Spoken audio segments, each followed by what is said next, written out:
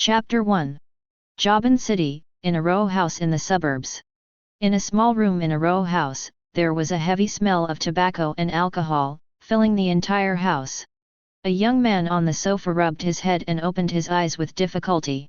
His eyes were full of confusion and confusion. Where is this?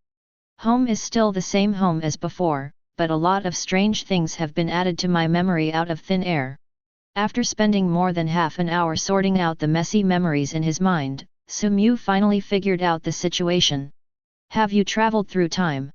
Sumyu felt a little bitter. He is still very satisfied with his life in Blue Star. I have a car, a house, and a harmonious family. Unexpectedly, I suddenly traveled to the world of Pokémon. In the process of sorting out memories, Sumyu also almost understood the general situation of the world. This is a world where strength is respected. Trainer is the most respected profession in the world. Trainers will constantly train their Pokémon through battles, while also investing heavily in breeder Pokémon. To a trainer, the strength of Pokémon means everything. The stronger the Pokémon is, the higher the trainer's status will be. This is also a cruel world. On the trainer's path, civilians start out behind wealthy families. Whether it is the selection of Earl Dervish Pokémon or the subsequent breeder, the rich will gradually distance themselves. Sumyu's situation is neither good nor bad. Although he is not a rich man, he is not from a poor family either. In the words of the previous life, their family is a standard well-off family. More than what is lacking is more than what is lacking. His Earl Dervish Pokémon has already been prepared for him at home. All he needs to do is take the time to go to Professor Oak's laboratory, collect the Earl Dervish Pokémon, and then he can start his journey as a trainer. Ding! Congratulations to the host. The system has been updated. Loading. 15%. 45%. 99%. System. Sumyu also breathed a sigh of relief after hearing the system prompt in her mind. The must-have golden finger for time travelers has finally arrived. The tailed beast fusion system has been successfully awakened. Host, please operate as soon as possible. Hey, it was detected that the host did not obtain the Earl Dervish Pokémon. Now start issuing Earl Dervish Pokémon. The Earl Dervish Pokémon Banjira has been released. It has been detected that Banjira and Shukaku have a 99% matching degree, and they are now merging. The fusion is completed. Congratulations to host Bangira for obtaining the Shukaku template. The continuous system prompts made Sumyu faint. Banjira? Shukaku? Shukaku template Banjira? Where the hell am I now? Isn't this the world of Pokémon? Sumyu hurried to the bathroom, came to the dressing table, and turned on the faucet. The cold water kept rinsing his head, making him calm down again. After regaining his composure, Sumyu took some time to figure out his golden finger. Just like the name of the system, Tailed Beast Fusion System. The function of the system is to fuse Pokémon and tailed beasts so that Pokémon can gain the power of the tailed beasts. Of course, not all Pokémon can be integrated with the tailed beast template.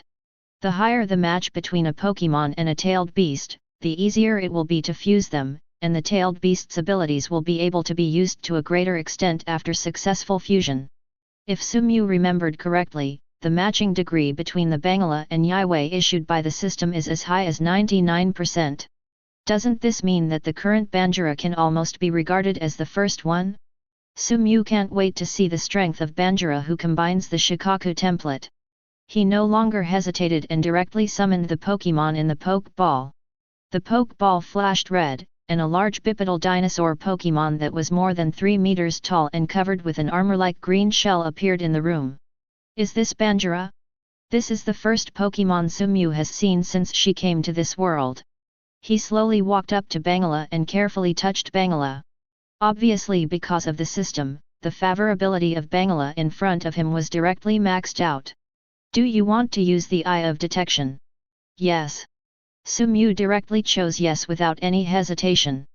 Pokémon, Banjira. Attribute, Rock plus Evil. Ability, Spreading Sand. Template, Shukaku. Matching degree, 99%. Strength, Elite Mid-Level.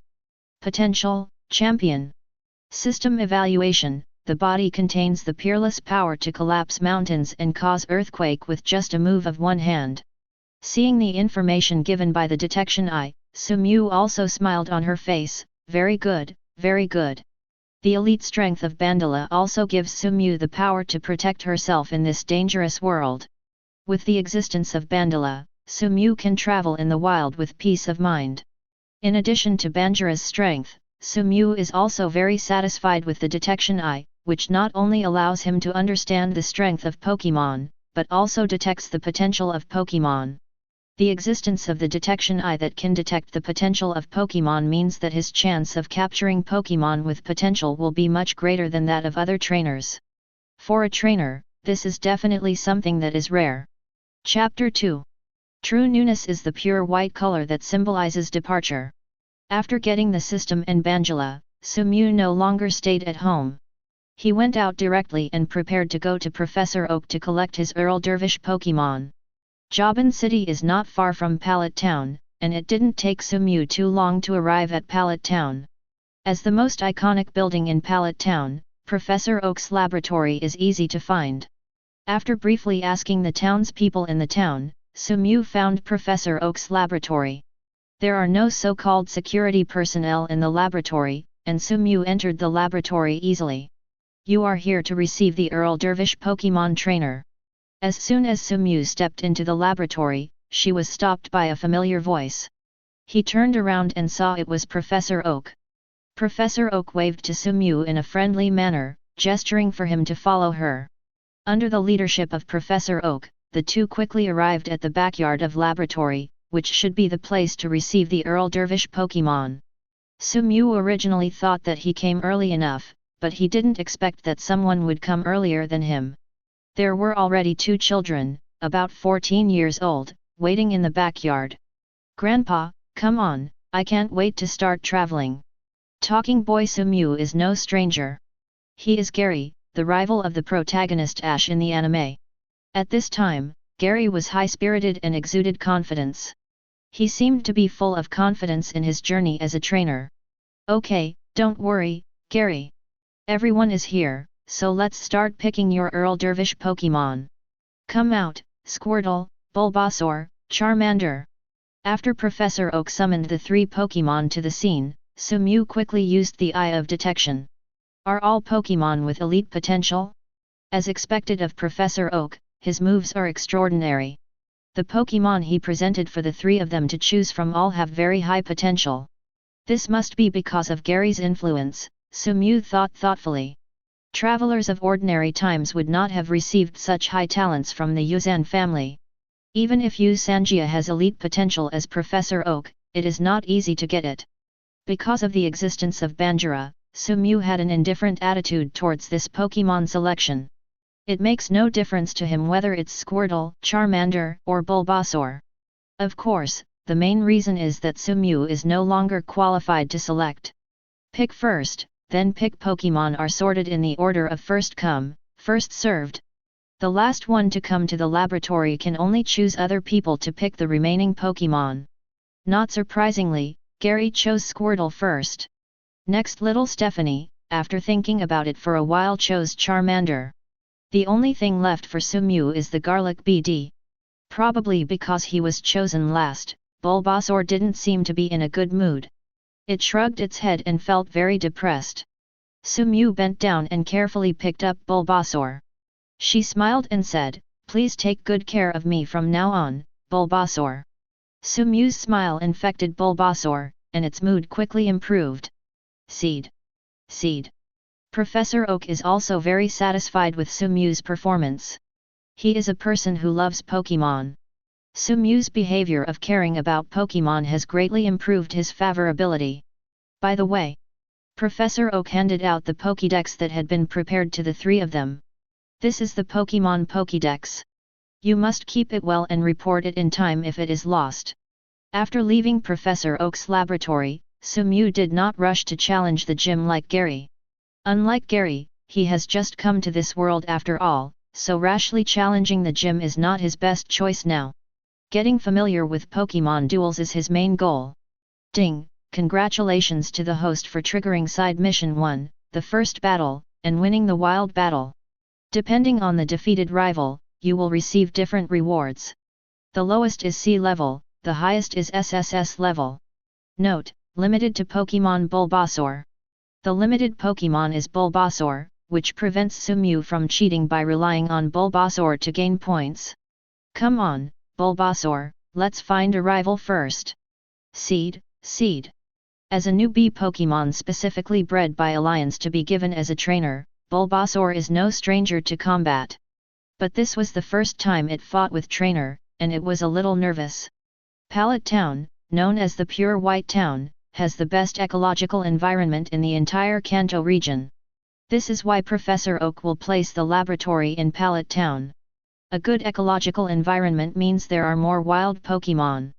Just over half an hour after leaving Oak Research Institute, Sumew had already seen many wild Pokémon in the town. Although there are many wild Pokémon, it is not easy to find a suitable rival for Bulbasaur. In order to get the highest task evaluation as much as possible, Sumew made many choices and finally found the right rival at dusk. By the stream, a tadpole-like Pokémon with a blue body and a white belly was playing happily in the water. Poliwag, that's it. Sumew did not directly attack in the dark. After all, things like sneak attacks are still looked down upon. Except for evil organizations like Team Rocket, few people would use sneak attacks in Pokémon battles. What's the best way to challenge Pokémon? That is to directly send an invitation to fight. Unless there are a few Pokémon that hate fighting, few Pokémon will refuse a challenge. Poliwag, let's have a battle with my Bulbasaur. Sumew was lucky. After he issued the challenge, Poliwag happily accepted the challenge. It looks like this Poliwag is interested in fighting. Hearing that the battle was going on, the Pokémon playing around also stopped. They turned their attention to Poliwag and Bulbasaur, and they all looked at the competition with smiles. Sure enough, no matter where, there is no shortage of people watching the fun. Pokémon, Poliwag. Attribute Water. Strength, Novice, Intermediate. Potential, Elite. Chapter 3. Pokémon, Bulbasaur. Attribute Grass plus Poison. Ability, Lush. When HP decreases, the power of grass types moves will increase. Strength, Novice, Intermediate. Potential, Elite. After obtaining Bulbasaur, the system also had a prompt sound for merging Tailed Beast templates, but because the fit with each Tailed Beast template was not very high, Sumew gave up after simple consideration. The number of Tailed Beast templates is limited. If there is no suitable Pokémon, Sumew will never waste the template. Seed. He still attaches great importance to the first battle with Bulbasaur after he was conquered. It has a serious look on its face, the vine whip at its seeds has been stretched out, and it is ready for battle. Then the game begins.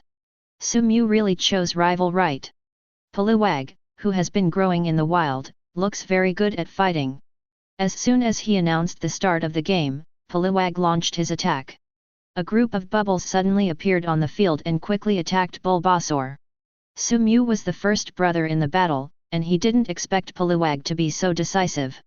Bubble moved very fast, and Bulbasaur, who was not agile in the first place, was overtaken by Poliwag and had no time to dodge. Fortunately, Bulbasaur still has an advantage in attribute. Even if the water bubble skill hits Bulbasaur, it will not cause too much damage to it, which also gives Sumew more fault tolerance. Attribute had the upper hand. In this case, Sumew waved his hand and issued an attack command. He decided to fight attack with attack. Bulbasaur Vine Whip Attack. Trust is the basis for cooperation between trainer and Pokémon. Facing the oncoming bubble attack, Bulbasaur was a little scared, but after hearing the instructions given by Sumew, Bulbasaur chose to execute them without hesitation. Ignoring the pain of the bubbles hitting its face, it quickly pulled out its Vine Whip and hit Poliwag in the distance. Bang! Vine Whip hit Poliwag accurately, leaving a red scar on its white belly. Vine Whip's whipping also stopped Poliwag's bubble attack, and it scurried around to avoid Vine Whip's attack. Bulbasaur Petal Dance. Sumew's Bulbasaur is very talented. In addition to mastering basic skills such as Tackle, Growl, Vine Whip, etc. that normal Bulbasaur can master, it also masters the genetic skill Petal Dance. This is what Sumew learned from her conversation with Bulbasaur. The first lesson for a trainer is to fully understand your own Pokémon. At this point, Sumew can barely be considered a qualified trainer. When Sumew's words fell, countless petals shot out from Bulbasaur's back, and for a moment, Petal Blizzard was so beautiful. The surrounding Pokémon watching the battle also exclaimed. But Petal Dance is not only beautiful, its lethality is also terrifying. Before Poliwag could react from the whipping of Vine Whip, he was already surrounded by flower petals. It is inevitable. The petals fell on Poliwag normally like sharp knives. Poliwag, which was already severely whipped by Vine Whip, was hit by Petal Dance in a short period of time. It really couldn't hold on any longer. Ding! Congratulations to the host, you won the first battle and received a B-level evaluation. Do you want to check the reward content, yes/no? Accompanied by the emotionless mechanical system prompts, 2 data panels appeared in Sumew's mind. It was not unexpected for Sumew to receive a B-level evaluation in the first battle. With Bulbasaur's strength, it was already very good to receive a B-level evaluation. Sumew was already very satisfied. Now it's time to claim your rewards. Confirm. Sumew moved her mind and began to confirm the reward content. Ding! Congratulations to the host for obtaining a B-level prop and a 10-fold experience card, 7 days. The experience gained by Pokémon in battle will be greatly increased. Looking at the rewards issued by the system, Sumew couldn't help but take a deep breath. With the 10 times experience card, 7 days, it means that Bulbasaur's strength can be improved by leaps and bounds in a short period of time. The most important thing is that this is just a B-level reward, and B-level rewards are already so rich. What are the rewards for the higher A-level, S-level, SS level, and SSS level? Sumew suddenly felt that her future was full of hope. After receiving the mission reward, Sumew did not leave directly. Thanks to Poliwag, he was able to obtain such rich rewards. After receiving the rewards, he just discarded the defeated Poliwag here. Such a thing was something Sumew couldn't do yet. He took out the potion that he had already prepared from his backpack and sprayed it on Poliwag's body. The effect of potion in the Pokémon world is incredible. As soon as potion was sprinkled on Poliwag's body, the scars on Poliwag's body began to heal visibly. In just a few minutes, Poliwag's injuries were healed. After the wound healed, Poliwag regained its energy and began to hum happily. Here's your reward. After treating Poliwag, Sumew gave him 2 more tree fruits that were very beneficial to Poliwag's growth, and then turned around and left. Goodbye, Poliwag, I hope you have evolved into a mosquito-repellent frog next time we meet. After waving goodbye, it was time for him to hit the road. Chapter 4. The weather in the Pokémon world changes all the time. Just a moment ago, it was a cloudless and beautiful weather. In the blink of an eye, there are dark clouds and a heavy rain is coming. It's really bad luck. I hope I can find shelter before the heavy rain comes. Sumew did not expect that his luck would be so bad, and he would encounter such extreme weather on his first day of travel. Boom boom boom. The muffled thunder roared in his ears, and a heavy rain was coming soon. Pikachu, Pikachu, are you okay?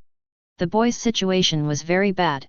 The Pikachu in his arms was seriously injured, and there was a group of Spearow chasing after him desperately. The boy looked like he was cornered. Seeing the Spearows chasing after him, Ash's eyes also showed despair. No, I can't let Pikachu die in vain with me. This was the only thought in the young man named Ash's mind at this time. He took out Pikachu's Pokeball and wanted to include Pikachu in the Pokeball. Pikachu. Something that Ash didn't expect happened. Not only did Pikachu not obey his instructions and enter the Pokeball, but he also slapped the Pokeball out of Ash's hand. Regardless of its physical injuries, it stood in front of Ash. The proud Pikachu is unwilling to escape alone like a coward, and has to face the ordeal with Ash. Pikachu. Ash was a little moved. Pikachu, who had always been unwilling to obey his orders, actually stood with him at the critical moment. In that case, let's fight together, Pikachu. Seeing the Spearows getting closer and closer to him, Ash's eyes no longer panicked and became determined. From time to time, Spearows would pass by, and the shouts of Spearows chasing their prey could be heard not far away. Sumyu's expression became serious. Spearows have always been a nightmare for rookie trainers. Every year during the travel season, many rookie trainers are killed by Spearows. Sumyu, who probably guessed what happened ahead, no longer hesitated and ran forward. Hope everything can come in time. Pikachu, I'm really sorry for not being able to protect you. Ash looked at Pikachu apologetically. Pika, Pika. Pikachu shook his head. He didn't think it was Ash's fault, it was him. It was too weak to put trainer in such a dangerous situation. Ash and Pikachu were exhausted. After defeating dozens of Spearows, they no longer had any strength left. The Spearows also understood that the humans in front of them and the yellow-skinned mouse that could only discharge had no strength, and they began to get excited and full of ferocity. They can't wait to tear their enemies to pieces. Spearow, the leader, took the lead and rushed forward. The moment he was about to focus on Ash and Pikachu, a cold voice sounded. Banjira, stop them! With the sound of the sound, the wind and clouds changed color, and the yellow sand suddenly emerged from the sky. There is almost no warning for the appearance of yellow sand. The sweeping yellow sand gathered into a protective shield, firmly protecting Ash and Pikachu. Faced with the sudden rise of yellow sand, the Spearow group were completely confused. Their proud fangs and claws are completely useless in front of Sandstorm. So strong! Ash's eyes, protected by Sandstorm, were filled with shock. The Spearows, who seemed incomprehensible in his eyes, were controlled so easily. Ash looked not far away. There, he saw a boy of about 18 years old standing there. What shocked Ash was that behind the boy stood a giant beast covered in armor. Where the giant beast stood, the wind and sand raged, and its majesty was inviolable. Stop talking about Ash. Even trainer Sumyu from Banjira was filled with shock at this moment. He didn't expect that Banjira, who was fused with Shukaku's template, would be so powerful.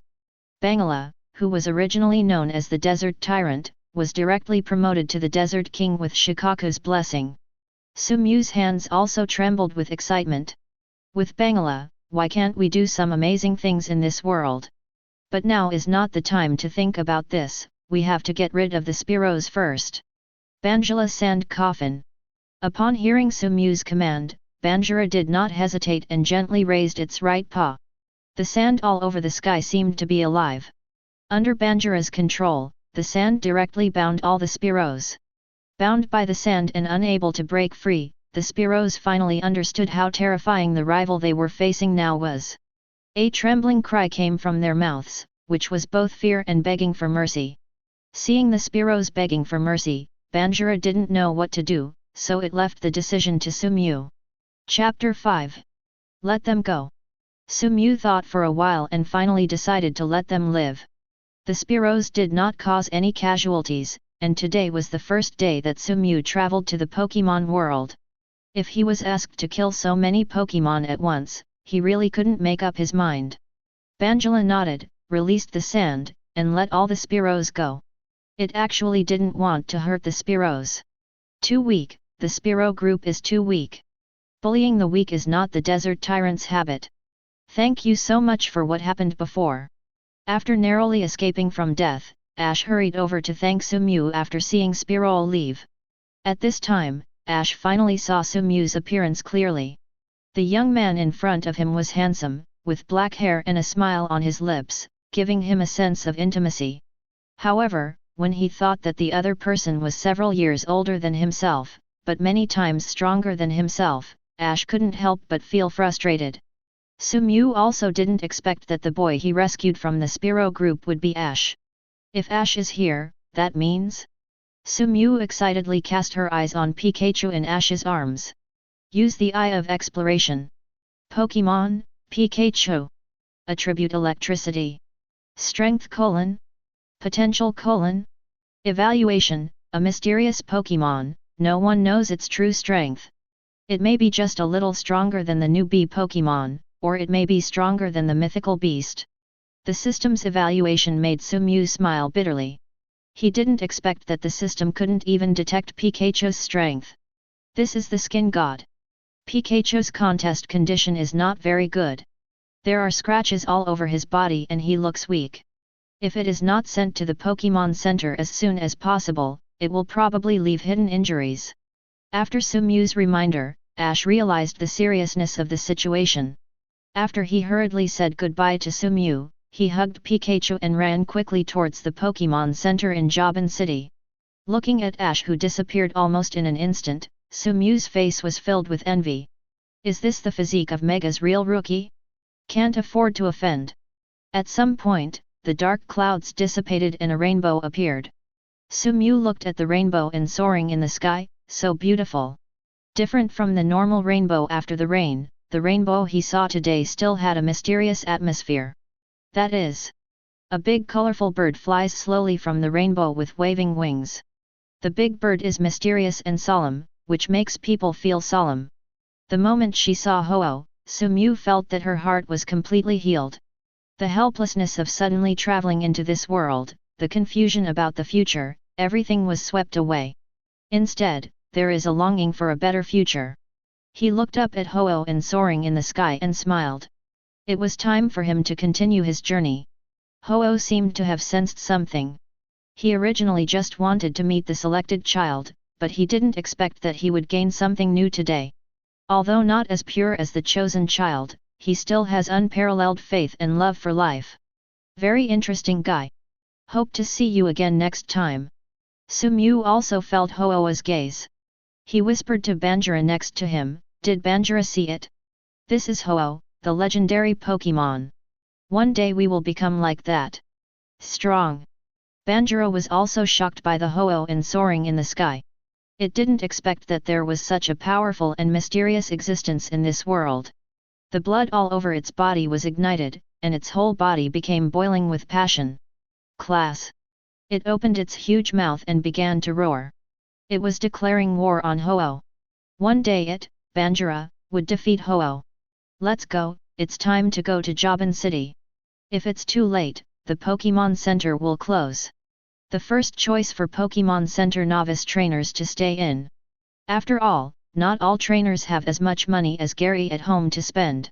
Although the family conditions of Sumew's family are good, they cannot afford to spend too much money.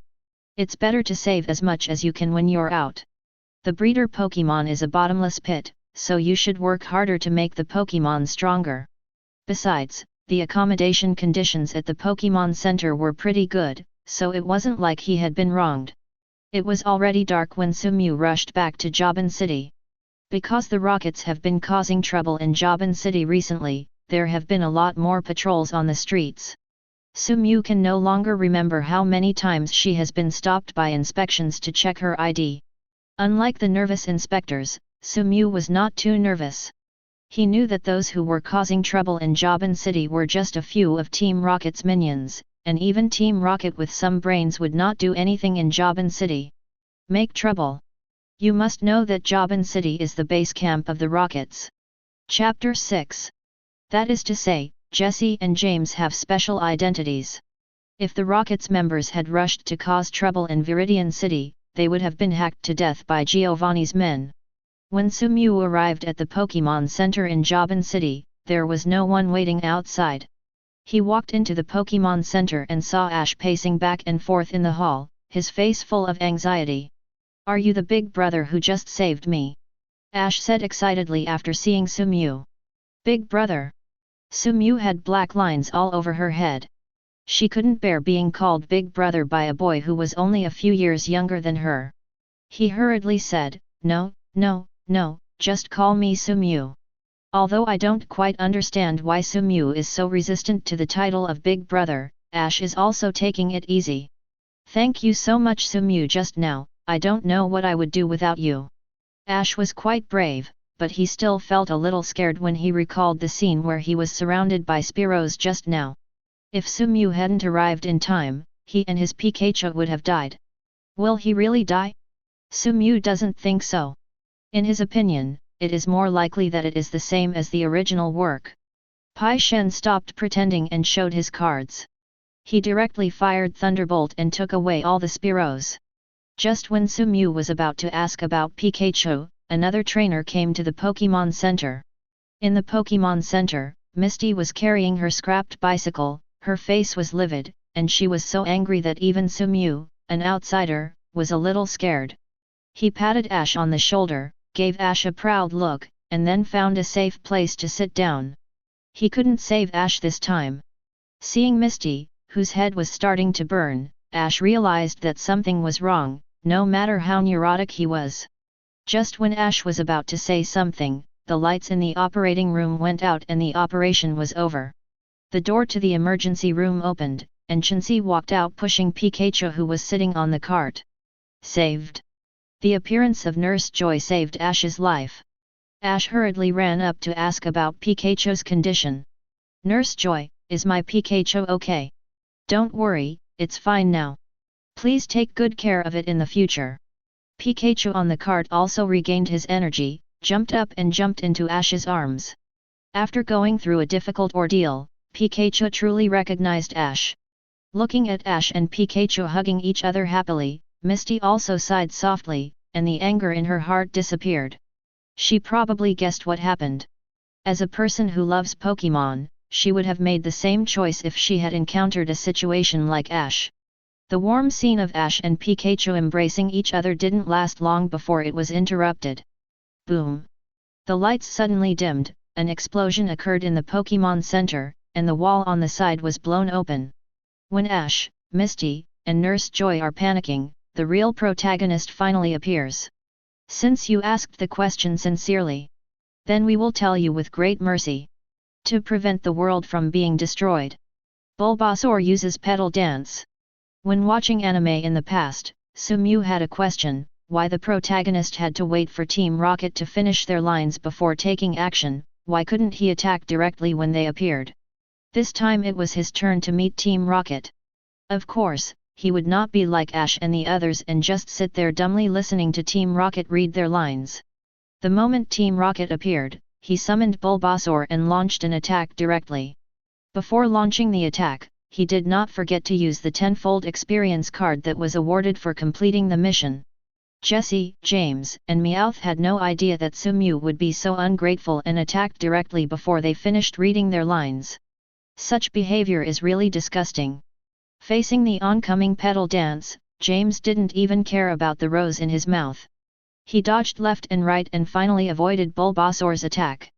James, who reacted quickly, managed to avoid petal dance, but Jessie and Meowth were not so lucky. They were beaten with petals so that no part of their bodies felt pain. Touching her face that was swollen by the petals, Jessie became angry. Come out, Ikans, kill them for me.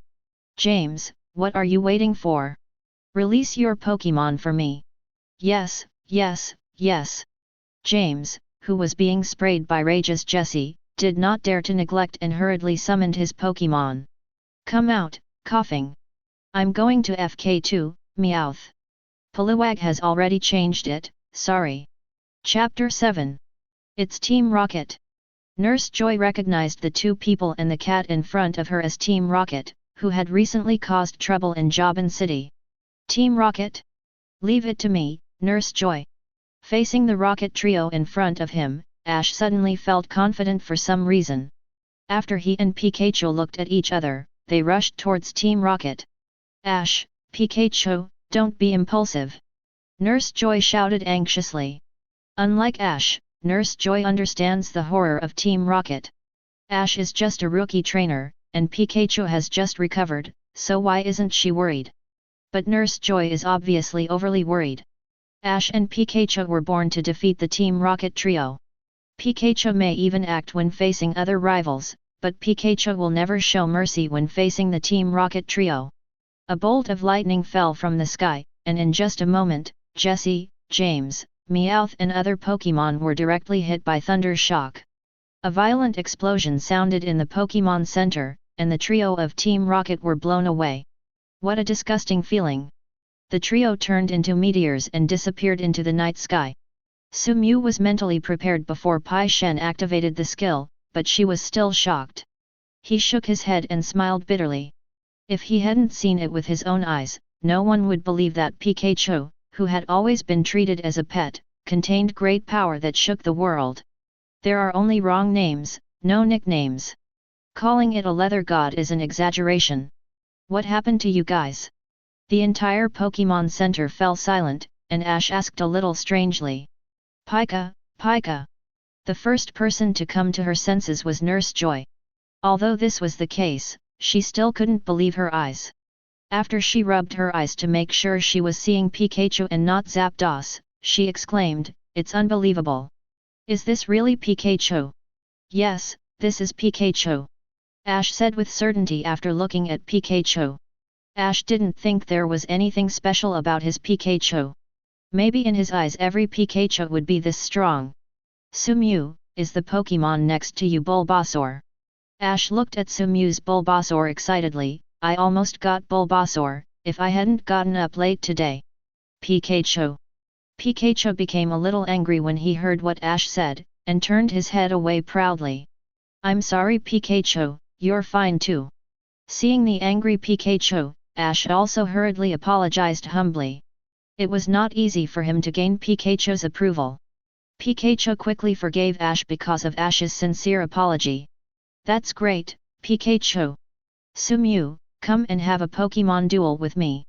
Ash, who had reconciled with Pikachu, suddenly regained his energy, and he seriously invited Sumew to fight. Sumew left such a deep impression on Ash when she faced Spearow. To Ash, who had just traveled, Sumew was the powerful trainer he dreamed of becoming.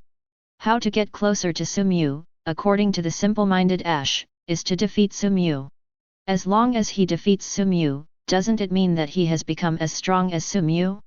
And since he hadn't had a formal Pokémon battle since his trip, his blood began to boil. "Idiot, what time is it now, and how can we fight in the Pokémon Center like this?" Misty said to Ash dissatisfied. The most important thing Misty didn't say was that Pikachu had just recovered, and the continuous fighting was a big burden on Pikachu.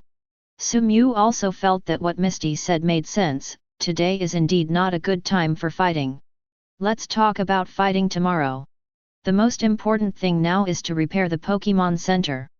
Because of the Team Rocket trio, the Pokémon Center became a mess. There is no one else to take care of things late at night, so we can only rely on them. Well, let's postpone our fight until tomorrow. After hearing what Sumew and Misty said, Ash said with full fighting spirit. Now it's time to get to work. The early morning sun shone into the room. Bulbasaur beside the bed has already woken up. It is standing on the balcony, absorbing the sunshine with a happy face. For grass-type Pokémon, the happiest thing every day is bathing in the sunshine in the morning. Sumew looked at the alarm clock. It was already 8 o'clock in the morning and it was time to get up. Nowadays, as a trainer, you must develop the habit of getting up early. Getting up at 8 o'clock is already very late. After getting up from the bed, Sumew felt as if her whole body was falling apart. It took until midnight to clean up last night. It was a hellish experience for Sumew, who had hardly done physical labor. Her arms are still sore. Brush your teeth and rinse your mouth, and a new day begins. Chapter 8. I drove Yan to the restaurant of the Pokémon Center. Because it was already very late, there were not many people in the restaurant. This way, Sumew. Ash and Misty looked like they had been waiting in the restaurant for a long time. Being busy for half the night yesterday didn't seem to have much impact on them. Before Sumew entered the restaurant, the two of them were still chatting energetically. The energetic Ash and Misty are in sharp contrast to the sleepy Sumew. What an enviable physique! After picking some simple food, Sumew solved the breakfast problem by 3 strokes, 5 strokes, and 2 divisions. The breakfast at the Pokémon Center tastes pretty good. It's not because Sumew doesn't want to savor the delicious breakfast that she eats so quickly. Some people really can't wait. Although he didn't speak, the fire in Ash's eyes never went out from the moment Sumew appeared. His fighting spirit was already burning. As a trainer, how can I make rival wait? To be honest, Sumew is also looking forward to playing against Ash and Pai Shen. If you want to fight, let me be the referee. Misty volunteered. The battle with Pikachu yesterday was still fresh in her memory, and she wanted to see what happened again. There are referees and the venue is not difficult to find. Not far from the cafeteria is the Pokémon Center's public battle arena. Everything is ready and the game officially begins. Then it's up to you, Pikachu. Ash, who only had one Pokémon in hand, chose Pikachu as the only Pokémon to fight. What surprised Sumew was that even though they had seen their own strength with their own eyes, Ash and Pikachu were still confident when facing themselves. Is this the case that the ignorant are fearless? Or is it the protagonist's courage to face difficulties? However, Sumew has no intention of sending Bangira to fight. If Bangira is sent, the battle will be meaningless. It was Ash's first official battle with other trainers, and it wasn't Sumew's. Sumew had no intention of taking advantage of Ash. The Pokémon he chose was Bulbasaur, which also came from Professor Oak's laboratory. Seed! Seed! Bulbasaur shouted with full fighting spirit as soon as he appeared on the stage. Not only is Pikachu Bulbasaur no stranger to him, but he is also very familiar with it. Bulbasaur's taunt made Pikachu start to take it seriously. Its face was shining with spark, ready to attack at any time. The battle has not yet begun, and the air is filled with the smell of gunpowder. Game start. Pikachu, use Thunderbolt. Ash's order has a strong personal color, advocating offense, and the best defense is offense. This is Ash. Bulbasaur Petal Dance. Sumew didn't panic at all when attacking, and it was in line with Sumew's wishes. Compared with the flexible Pikachu, speed is Bulbasaur's weakness. If he stays still and outputs Bulbasaur, he will make a lot of money. Thunderbolt hit Bulbasaur but did not cause much damage to Bulbasaur. Sumew guessed it right. Pai Shen was indeed strong when faced with the strong, and acted when faced with the weak. When fighting against Bulbasaur, who was of similar strength, Pai Shen could no longer replicate yesterday's miracle. At this time, its performance was similar to that of a normal Pikachu is no different. Misty is full of question marks now. She really can't figure out why Pai Shen's performance in the battle today was so stretched. He is completely different from yesterday. Compared to the thick-skinned Bulbasaur, Pikachu was not as durable. Under Petal Dance's attack, Pikachu was beaten back steadily. What should I do? After Pikachu fell into a disadvantage, Ash was a little at a loss. Rookie trainer is like this. The Tailwind game may still be able to direct the game in a decent manner, but it will be a bit difficult for them to make a comeback against the wind. Maybe Ash has endless potential, but right now he is just a rookie trainer, and he has no way to make a comeback due to the gap in strength. Bulbasaur's final Vine Whip attack. Rival was already panicking. If he couldn't seize the opportunity, Sumew might as well go home and hold the baby, and stop dreaming about trainer. Seed. Vine Whip extended from Bulbasaur's body and quickly rushed towards Pikachu. The speed of Vine Whip was completely beyond Pikachu's imagination. It was slapped hard by Vine Whip before it had time to dodge. With just one hit, Pikachu lost the ability to fight. How is that possible? Ash was dumbfounded. He didn't expect that the gap between Sumew and himself would be so big. When Sumew chose Bulbasaur, he originally thought he would have a chance to win. It turned out that he was overthinking. In this game, Pikachu was being beaten by Bulbasaur. He was utterly defeated. Chapter 9. The battle was over, and the victorious Bulbasaur shouted in excitement. The Exploring Eye. Pokémon, Bulbasaur. Attribute Grass plus Poison.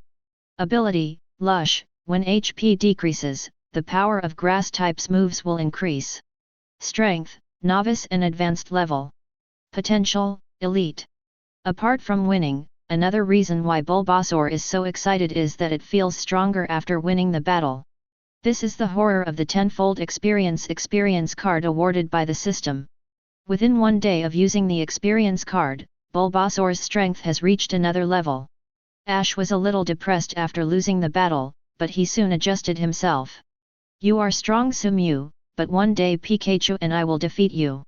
I'm waiting for that day to come. Sumew responded with a smile. Although he said so, Sumew didn't think that day would come.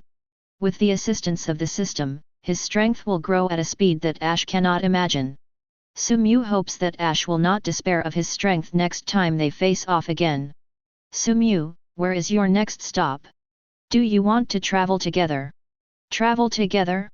Sumew thought about it carefully but still refused. He is a person who likes to be alone.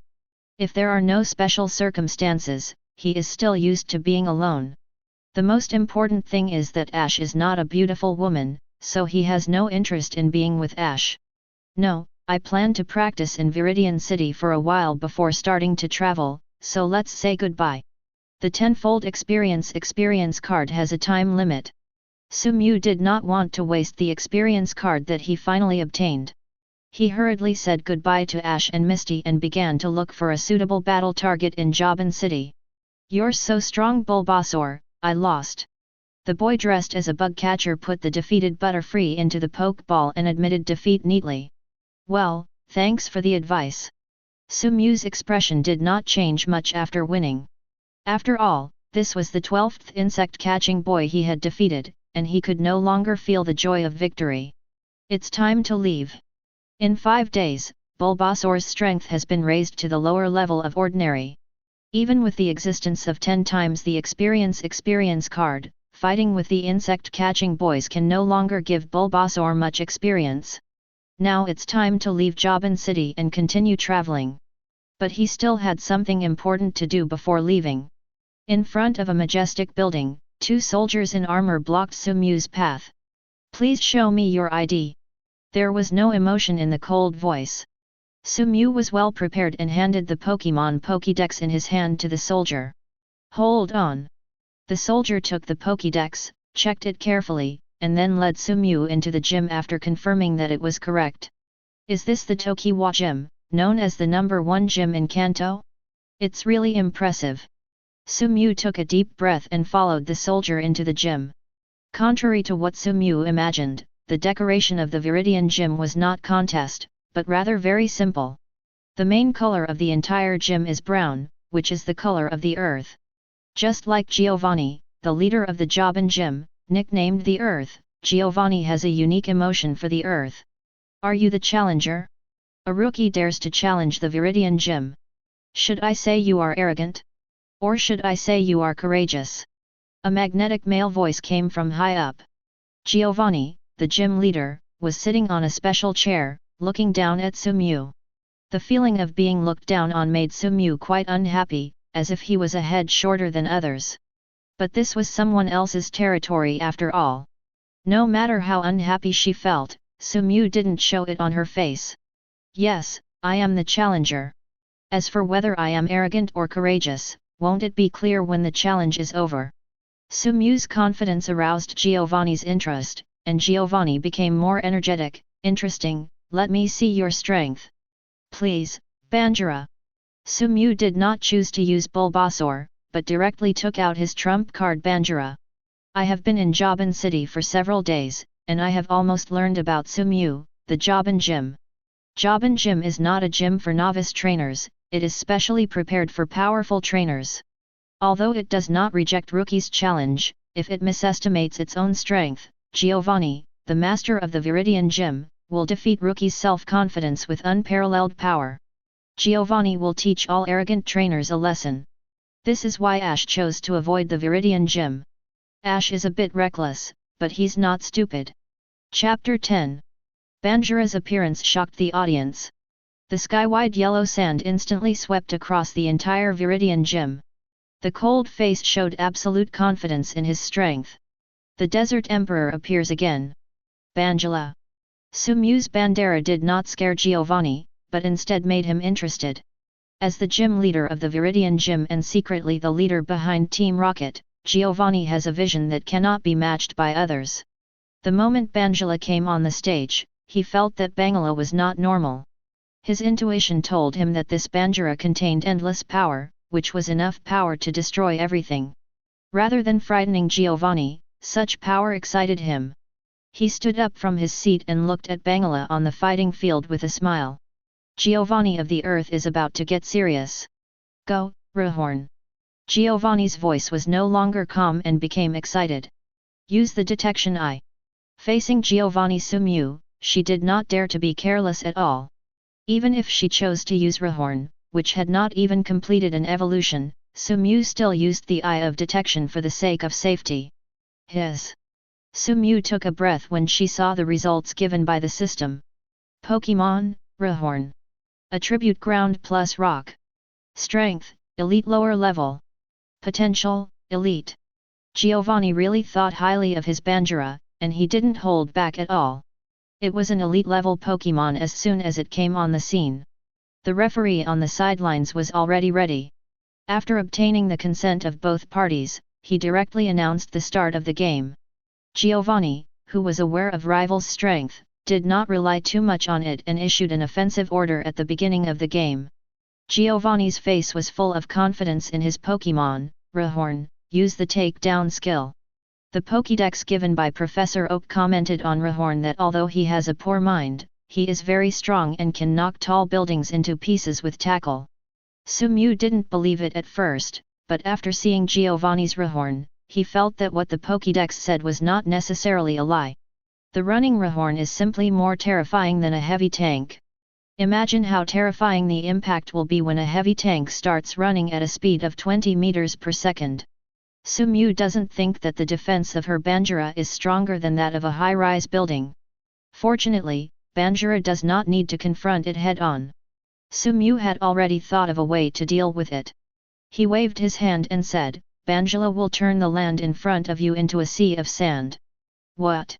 Giovanni couldn't believe his ears. Turning the earth into a sea of sand? Is this something Banjira can do? If Sumu could hear Giovanni's inner voice, Sumu would tell him that Banjira can't do it, but Shukaku can.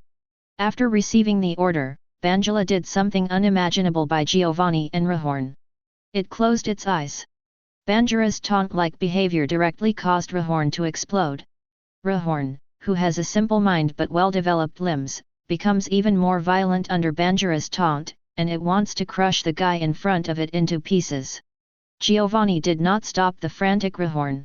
He was also curious about what medicine Sumu and Bangira were selling in their gourds.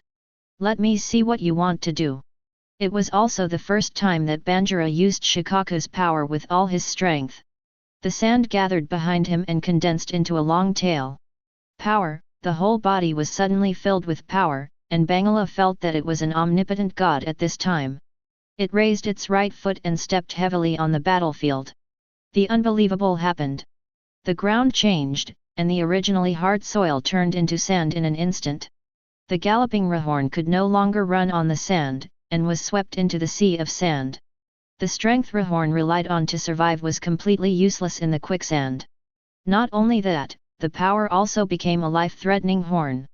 The harder Rhyhorn struggled, the deeper it sank into the quicksand. Within a few seconds, its entire body, except for its head, was wrapped in quicksand. Come back, Rhyhorn. There was no need to fight anymore. Giovanni could no longer see that Rhyhorn had any hope of winning. He decisively took back Rhyhorn and gave up continuing the game. The referee's reaction was very quick. Although he did not expect the host to lose, he still faithfully fulfilled his obligations. Rhyhorn lost the ability to fight, Banjira won, and the winner of this challenge is the challenger Sumu. Giovanni seemed to be in a good mood after losing the game. He looked at Banjira on the court with admiration, a very good Pokémon, a very novel breeder method. I am convinced that I lost this match. Thank you, Master Giovanni. Sumu, who won the game, did not win in front of Giovanni. He knew that Giovanni's strength was more than that. If it hadn't been the first time he met such a different kind of Banjira, he wouldn't have lost so miserably. Being able to bring Rhyhorn Breeder to the elite level is enough to prove how powerful Giovanni is. Chapter 11. Sir Giovanni, are you going to invite this young man to join Team Rocket? Looking at Sumu's leaving figure, Giovanni shook his head. No, I can feel that his ideas are different from ours. There is no need to force it. Let everyone in the organization keep a low profile during this period and don't let Alliance catch their eye.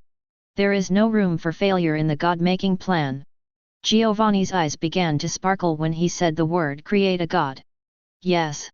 Sir. Hello, pay the bill. After obtaining the Earth badge from Vermilion Gym, Sumu went to the largest department store in Vermilion City and started shopping for travel necessities. Tents, space backpacks, maps, compasses, Pokeballs needed to capture Pokémon, exercise props needed to exercise Pokémon, food needed to prepare for travel. The price of all the scattered things together is staggering. The total is 125,800 yuan. Should I pay in cash or by card? Although she was prepared, Sumu frowned when she heard the price. Too expensive. In order to allow Sumu to travel smoothly, his family also prepared a travel fund for Sumu, which was about 5 to 6 million yuan. Sumu originally thought that the money would be able to be used for a period of time, but now it seems that it maybe can't hold on for long. What he is buying now are only some basic items, and he has not yet purchased some advanced props that can assist the growth of Pokémon. Trainer is probably the most expensive profession in the world, bar none. Swipe your card. Sumu sighed. He had to find a way to make some money, otherwise he and his Pokémon would not even be able to eat in a long time. Swipe your card. These 3 words are like the sound of nature to the ears of the shopping guide. She likes happy customers the most. Okay, I'll pack it up for you right away. Probably because she bought enough props, the shopping guide's voice became gentle. After obtaining the Earth Batch, Sumu's next stop was the Nibi Gym in Nibi City. Nibi Gym is one of the most suitable gyms for novice trainers to challenge. Sumu's Bulbasaur also has an attribute advantage when fighting against Nibi Gym. Overall, Nibi Gym is the most suitable gym for him. Ding! Congratulations to the host for triggering side mission 2, the Gym Challenge. Winning the Gym Challenge, you will receive different rewards based on your performance in the game. The lowest level is C, the highest is SSS level. Note: Banjira cannot be used. Sumu, who received the second task, had reason to suspect that the system was discriminating against Banjira. When challenging the Viridian Gym, perhaps because it was clear that Sumu would definitely use Banjira, the system did not issue a new mission. However, when Sumu chose to challenge the weak Nibi Gym, the system couldn't wait to issue it. The task also restricts the use of Banjira. Isn't this discrimination? Shivering and cold, when can Bangira stand up? Is this Viridian Forest? Jaban Forest is located between Jaban City and Nibi City. If you want to go from Jaban City to Nibi City, Jaban Forest is the only way. The trees in Jaban Forest are densely packed, forming a natural maze. Many people have gotten lost in it. The leafy trees make it difficult for light to pass through, and the entire forest seems a bit dim. With Banjira's protection, Sumu doesn't have to worry about safety issues. He just needs to be careful not to get lost. Sumu does not plan to go directly to Nibi City. He plans to make some extra money in Viridian Forest. There are a lot of treasures hidden in the Viridian Forest. Every day, countless trainers who dream of getting rich overnight go deep into the Viridian Forest. Except for a few lucky ones, most people will return disappointed. In fact, you might be lucky to be able to leave. You must know that more unlucky people have stayed here forever because they misjudged their own strength. Sumu is very self-aware. He will not daydream about getting rich overnight. His goal is very clear, which is to make some extra money. People must learn to be content, and only then can they be happy. Good luck! The Viridian Forest is called a natural treasure house for no reason. Sumu did not go deep into the forest and found many precious medicines just by walking around the outside. He carefully pulled out the herbs on the ground and placed them in his backpack. Seed. Any new discoveries? Bulbasaur. There is a reason why many civilian trainers choose grass-type Pokémon as Earl Dervish Pokémon. In addition to grass-type Pokémon being easy to maintain, most grass-type Pokémon can make some extra money for trainers. It is also thanks to the existence of Bulbasaur that Sumu can easily find precious herbs hidden in the weeds. Labor is the happiest, and labor is the happiest. In order to make money, Sumu directly transformed into a hard-working herb gatherer and started his herb collection journey in the Viridian Forest. P.S. The classification of strength is Novice, Ordinary, Elite, Gym, Elite, Champion, God. Some readers said in the comment area that Banjira has only the potential to be a champion after merging Shukaku. It is unscientific. The author actually said it like this. I want to advance from champion to god requires not only potential but also opportunity, so champion potential is already the pinnacle of this book. Then there will not be too many god-level Pokémon in this book, except for first-level gods. Very few other Pokémon reach god-level strength. Chapter 12. Young man, your Bulbasaur breeder is very good. An uncle who was fishing leisurely with a fishing rod by the stream said meaningfully. The trainer who spoke was a ranger in Viridian Forest and seemed to like fishing. Sumew had seen him fishing by the stream more than once in the past few days. What the hell, you're too complimentary. Sumew, as a trainer, felt very good when she heard someone praising her Pokémon. However, as a trainer, you still have too few Pokémon on hand. How can one Pokémon cope with all kinds of rivals? I think you should replenish the team. The uncle continued. Replenish your team and conquer Pokémon? Sumew became alert. Fishing uncle? Also recommend supplementing your own Pokémon? He's not the guy who sells Magikarp everywhere in the Pokémon world, right? Uncle, I don't have any money. Sumew is not James, and he will not be fooled by others about buying Magikarp from Salation. No money. Sumew's words made the uncle full of questions. He didn't quite understand what Sumew meant. Aren't you going to sell Pokémon to me? How is it possible? Sumew's words made the fishing uncle jump directly. I am a forest ranger, how could I do such a thing? Worried that Sumew would continue to think wildly, the uncle directly stated his intention, I want you to tame a Scyther. Scyther. Sumew was a little confused. Scyther is a very cherished Pokémon. As long as he makes a sound and there is Scyther here, there should be many trainers rushing to capture it. Why should such a good thing happen in his turn? You can't just open a back door for this fishing uncle because he thinks he's handsome. Knowing that Sumew was still doubtful, the uncle didn't bother to explain, follow me, you'll know later. With Bangira here, Sumew was not afraid of the uncle playing tricks behind his back. He was also a little curious about what kind of medicine the other party was selling in his gourd. Under the leadership of the uncle, Sumew followed him to a wooden house in the forest, which should be the uncle's home. Xiao Huang, come out quickly. Xiao Huang? As the uncle called, a girl with yellow hair wearing a straw hat and jeans walked out of the house.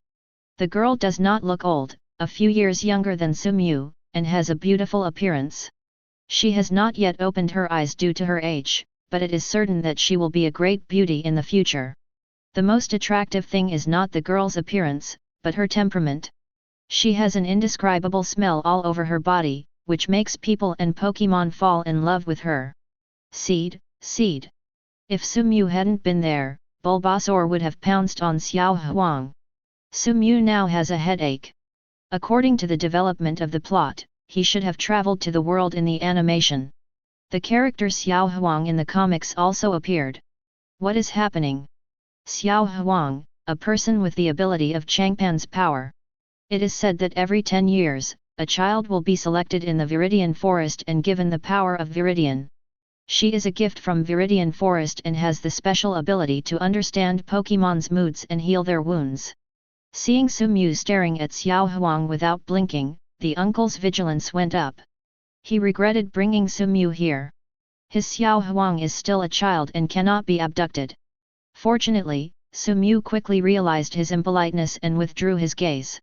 Seeing Sumew return to normal, the uncle was slightly relieved. It's time to get down to business. Xiao Huang, take us to that Scyther. Uncle, are you talking about Midori? Okay. But Midori has been in a bad mood these past few days. After saying this, Xiao Huang's mood also dropped.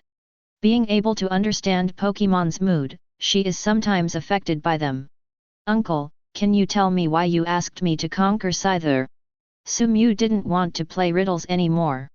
He wanted to know what the fishing uncle wanted to do. Hey! The uncle sighed and said slowly, Midori is the Scyther I want you to conquer. As for why I want you to conquer it, you will know when you see it. Okay, still didn't say anything. Under the leadership of Xiao Huang, several people successfully crossed the jungle and arrived at Scyther's habitat. Sumew also finally met Scyther, whom the uncle wanted him to conquer. Sumyu refused first. The first time she saw Scyther, Sumyu wanted to refuse. This Scyther is not very old, but Sumyu can feel that its potential is poor even without the eye of detection.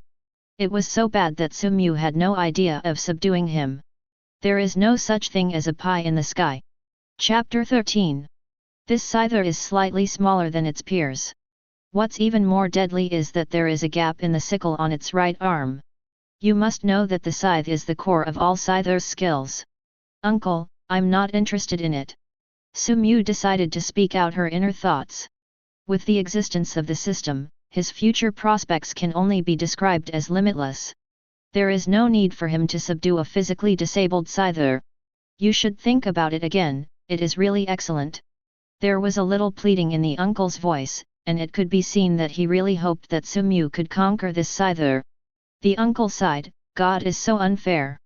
It became so strong, but God gave it a mutilated body. This is so effed up. The fishing uncle squatted down and covered his face. It could be seen that he was in a bad mood. Uncle, you can't force it. If we force ourselves to be together, no one will be happy.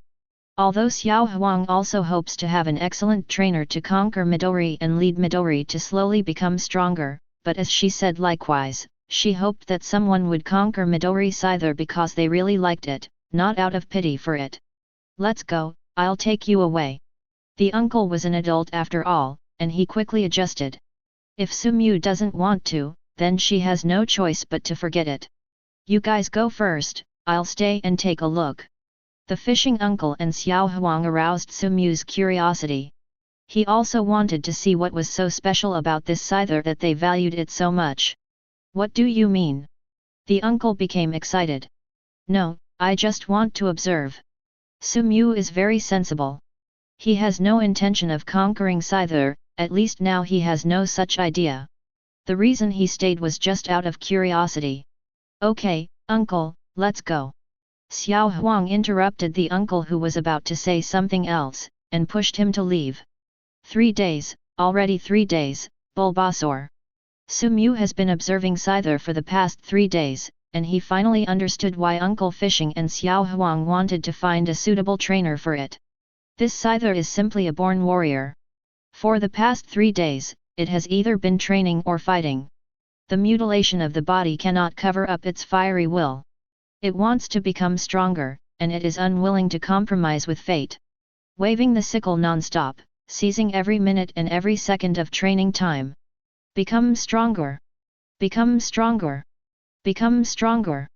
It's not surprising that Uncle and Xiao Huang want to find a suitable trainer for it. Scyther's spirit seems to ignite a fire in everyone's heart. I don't complain about the unfairness of fate, I just want to change my fate through my own efforts. This is no better than Burrito. System, can it fuse tailed beasts? System checking. The matching degree of the two-tailed Mata Brigade is 20%, the matching degree of the three-tailed Isofu is 15%, the matching degree of the four-tailed Monkey King is 10%, the matching degree of the five-tailed King Mew is 8%, the matching degree of Vulpix Rhinoceros is 5%, the matching degree of the seven-tailed Chongming is 70%, and the matching degree of the eight-tailed. The match between Niugui and Ninetails 9 Llamas is 0. Nanao Shijiki? Legend has it that the Nanao Jime is a tailed beast formed from one of the 9 parts of the car of the 6-path sage Atsutsuki Hagoro Romo from the body of the 10 tails. It is a beetle with 6 wings and a tail. 70% matching degree, do you want to take a gamble? If it fails, Nanao Shijiki's template will disappear forever. Is it worth it?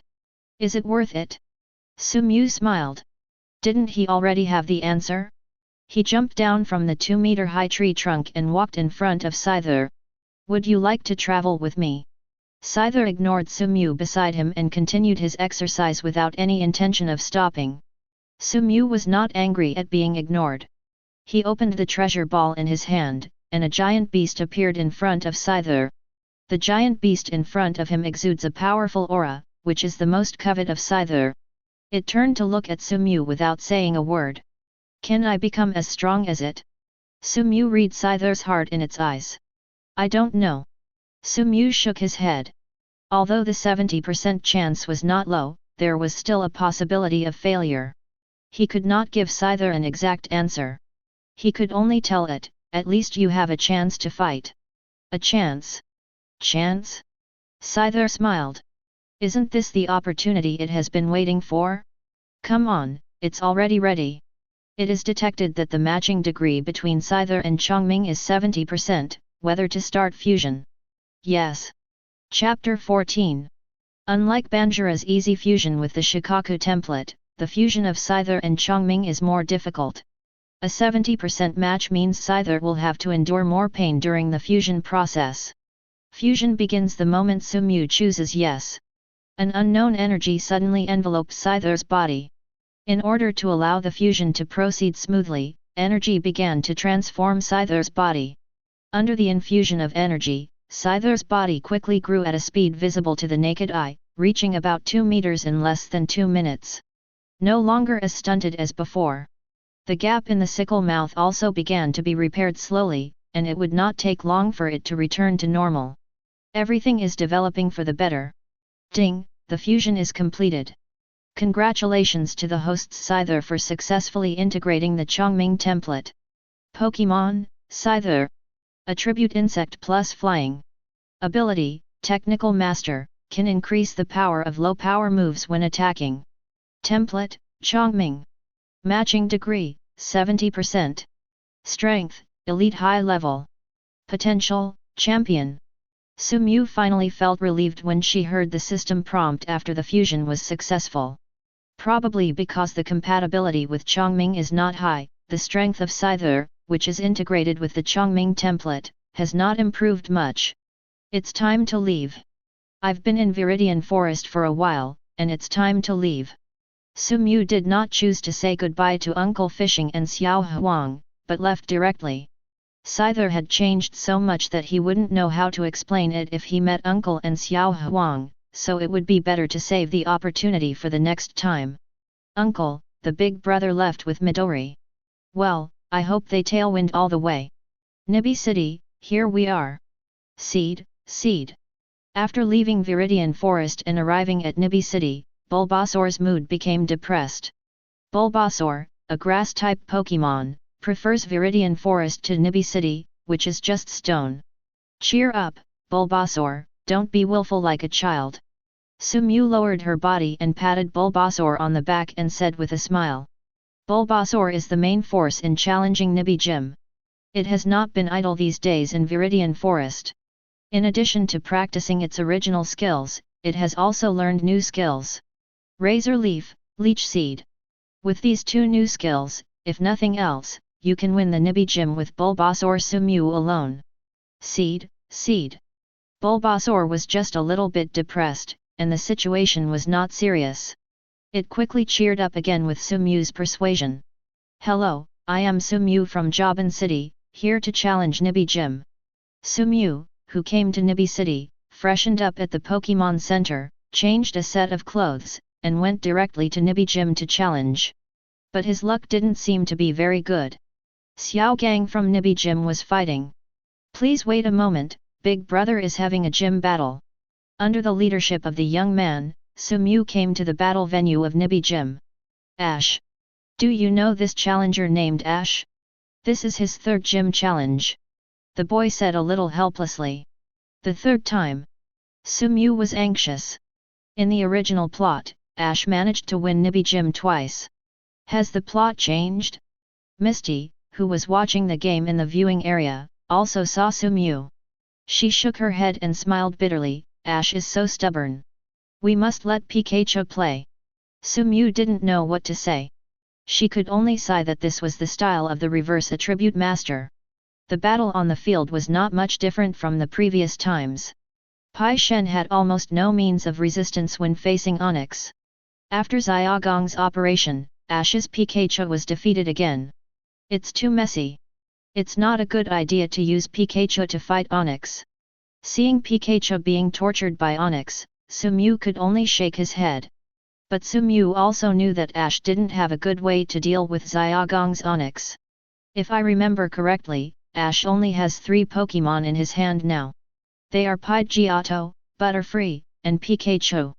In fact, these three Pokémon are not suitable for use against Onix. Ash's choice to use Pikachu is actually a helpless choice. Pikachu. Another failure did not discourage Ash. He stepped forward and hugged Pikachu, who had lost the ability to fight, his eyes as firm as ever. I will come again, Xiao Gang. Hey! Xiao Gang sighed. It is undeniable that the bond between you and your Pokémon is very deep, but if you want to defeat me, this ability alone is not enough. Xiao Gang was able to save some face for Ash by not directly saying that he lacked command ability. Chapter 15. I hope your performance will not disappoint me. Xiao Gang glanced at Sumu and said confidently. After a few days of torturing Ash, a novice, Xiao Gang became a little distracted. He is one of the best gym leaders in Kanto. He could form a rookie team with the Cerulean Gym in Cerulean City.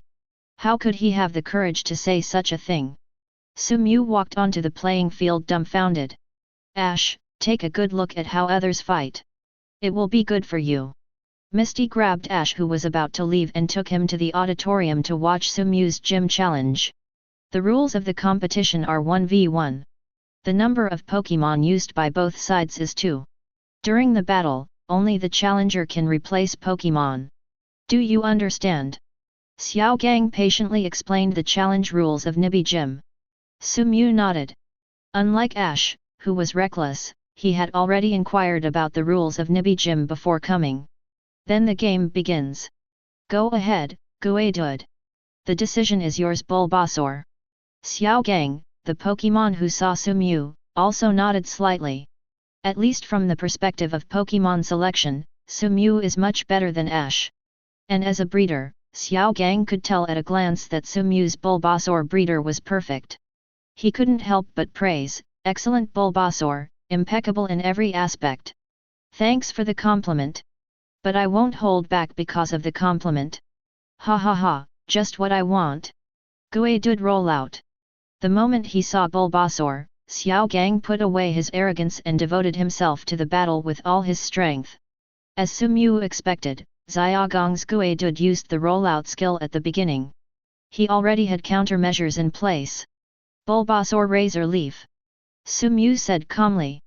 The biggest flaw of the rollout skill is that it is very slow when first used. Sumu's command perfectly captures this flaw. Guadud curled up, but before it could speed up, countless blades struck at it like sharp knives. Guadud, who was caught off guard, couldn't help but let out a wail of pain. After all, it is a Pokémon that Xiao Gang carefully bred, and Razor Leaf alone cannot make it lose its fighting ability. Bulbasaur, use the Vine Whip skill. Before Guadud recovered from the pain, Sumu hurriedly issued another attack command. Emerald green Vine Whip grew from Bulbasaur's body and hit Guadud hard. At this time, Guadud's heart could only be described as aggrieved. Without any long-range attack methods, it was simply a living target when facing Bulbasaur, without any power to fight back. Under the command of Sumu, Bulbasaur did not give it any chance to get close. This kind of battle where it could only be beaten but not fight back was really frustrating. Guadud loses the ability to fight and Bulbasaur wins. Seeing Guadud, who had lost his fighting ability, Xiao Gang also frowned. He did not expect that Sumu would be so difficult to deal with. Judging from the Bulbasaur used by Sumu, he should also be a novice trainer who just started traveling recently. Xiao Gang glanced at Ash in the audience and was filled with emotion. He was also a novice trainer and the gap was really too big. Ash in the audience had no idea what was going on in Xiaogang's mind. His attention was completely attracted by the battle on the field. Ash was greatly shocked by Sumu's commanding ability in the battle. He never thought that trainer could be so helpful in the battle. Misty also said at the right time, Ash's fighting with blood alone is not enough, fighting wisdom is the most important. Yeah, I get it, Misty. Do you really understand? Misty was a little unsure. The battle on the field continues. The fight continues, go ahead, Onix. Coming. Onix, who was as tall as a normal mountain, appeared on the battlefield. As soon as he entered the arena, Onix roared, roar. Onix's roar did not scare Bulbasaur. Although his size was only a few tenths of Onix's, Bulbasaur was not afraid and yelled at Onix. "That's it, Bulbasaur, no matter what kind of rival you face, you can't be afraid." Sumew was also quite satisfied with Bulbasaur's toughness. Razor Leaf. The scimitar-like blades appeared in the field again, and under the control of Bulbasaur, all the blades slashed towards Onix. Onix uses the rock throw skill. Xiao Gang didn't care about the Razor Leaf in the sky, but chose to let Onix launch the attack. Xiao Gang made the most appropriate decision. Onix is so big that it is almost impossible to completely avoid Bulbasaur's Razor Leaf. In this case, it is better to ignore it and attack Bulbasaur directly. Chapter 16. Onix rolled up a piece of rock with his tail and threw it at Bulbasaur. Facing the giant rock, Bulbasaur wielded the Vine Whip and kept beating it, successfully shattering the rock before the rock could successfully hit. "So strong!" Ash muttered to himself after seeing this scene. Onix Encore Rock Throw Attack. Razor Leaf did not cause much damage to Onix. Onix's big body is not in vain, and its ability to resist blows is quite strong. Onix rolled up the boulder again and was about to attack. Onix suddenly trembled. It turns out that Onix's body was covered with leech seed at some point. When Onix wanted to launch an attack, leech seed grew rapidly on Onix's body. Mixed leech seed with Razor Leaf. Xiao Gang took a deep look at Sumew. Only this reason can explain why Onix has leech seed on his body. The leech seed on Onix grew faster and faster, and soon its entire body was wrapped in vines. Bulbasaur, Petal Dance. Seeing that his plan was successful and Onix was entangled by leech seed, Sumew immediately issued a new attack order. The leech seed on his body kept absorbing the energy in his body, and the petals in the sky kept hitting his body. Under the double attack from inside and outside, even his iron body couldn't bear it. Onix began to wail in pain. Voice. The outcome has been decided. Did you see that, Ash? Pokémon Duel is not only a battle between Pokémon on the field, but also a game between trainers off the field. It is useless to attack recklessly. After the game, Misty also began to persuade Ash. Misty and people are different. Ash said seriously, "I will never be able to fight like Sumew, but I believe I will be able to become an excellent trainer." After patiently watching the whole game, Ash figured it out. It was impossible for him to plan every step of the battle like Sumew. This was not his style. He has his own fighting style, and he believes that with his efforts, he and his Pokémon will one day succeed. That's right, Ash. Sumew also heard the conversation between Ash and Misty, and he felt that Ash was right. Everyone has their own fighting style. If he is not reckless and does not fight against attribute, can this kind of Ash still be called Ash? Come on, Ash. I believe you will become an excellent trainer. Yeah. Ash nodded vigorously. Sumew's affirmation rekindled Ash's confidence. He said to Pikachu, who came from smelling salts, special training, Pikachu, we need special training. We will definitely be able to defeat Xiao Gang. Pikachu. Ding, congratulations to the host for completing the second gymnasium challenge of the side mission, and the level is being assessed. Based on the host's performance in the battle, the rating is S. Start distributing the mission reward Miracle Seed.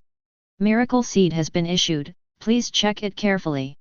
Miracle Seed, the seed that breeds life. After carrying it, the power of grass types moves will increase.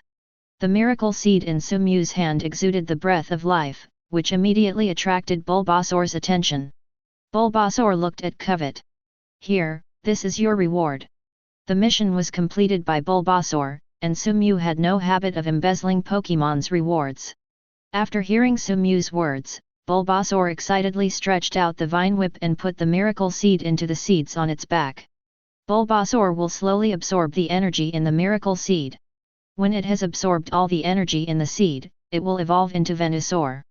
Hello, may I ask how much these herbs can be sold for? Because there are no places to collect herbal medicines around Nibi City. Solation, there are not many shops that collect herbal medicines in Nibi City. It took Sumew a long time to finally find one. The store owner was an older man. After hearing what Sumew said, he put on his reading glasses and motioned to Sumew to take out the herbs and show him. After a while, the whole table was covered with herbs. The old man was an expert in identifying herbal medicines. He roughly calculated the price of the herbal medicines after just a few glances. 30,000 yuan. Sumyu nodded with satisfaction after hearing the quotation, which was much higher than he expected. It seems that the other party did not lower the price because of his young age. With all the money and goods cleared, it's time to go back to the Pokémon Center and have a good rest. In total, a week has passed since entering Viridian Forest. Sumyu has not had a good rest this week. This time she finally arrived in Nibi City and had to take a good rest. Chapter 17. Mt Moon is a mountain in the northern part of the Kanto region, located between Nibi City and Cerulean City. It is famous for its wild Clefairy and frequent meteor falls. Meteorite that falls here turns into a moonstone, and fossils can also be excavated here. Because Mt Moon is difficult to climb, in order to facilitate the passage of trainers, Alliance specially dug a tunnel between Nibi City and Cerulean City.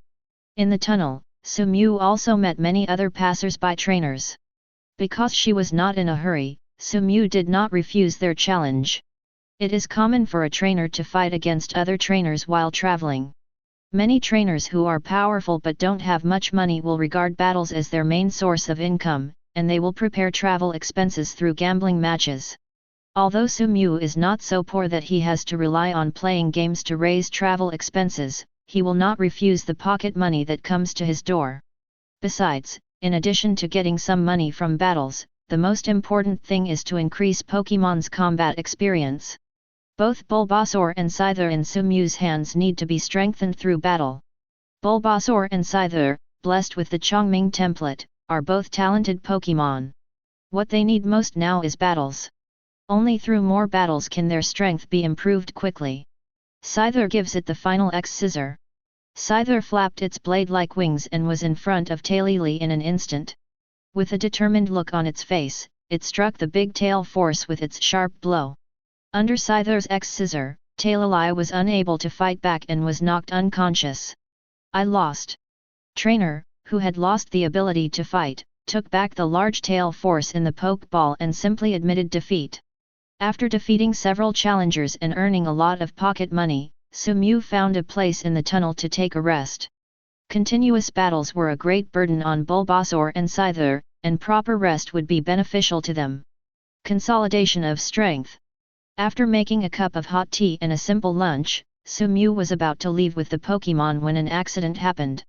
A chubby Pokémon with a pink body and a star-shaped body rushed to Sumyu's side. Clefairy? The Pokémon Sumyu in front of me is no stranger, it is Mt Moon's special rare Pokémon Clefairy. Sumyu was a little surprised. Although there are not many Clefairy in Mt Moon, few Clefairy take the initiative to appear in front of passers-by because they are naturally timid.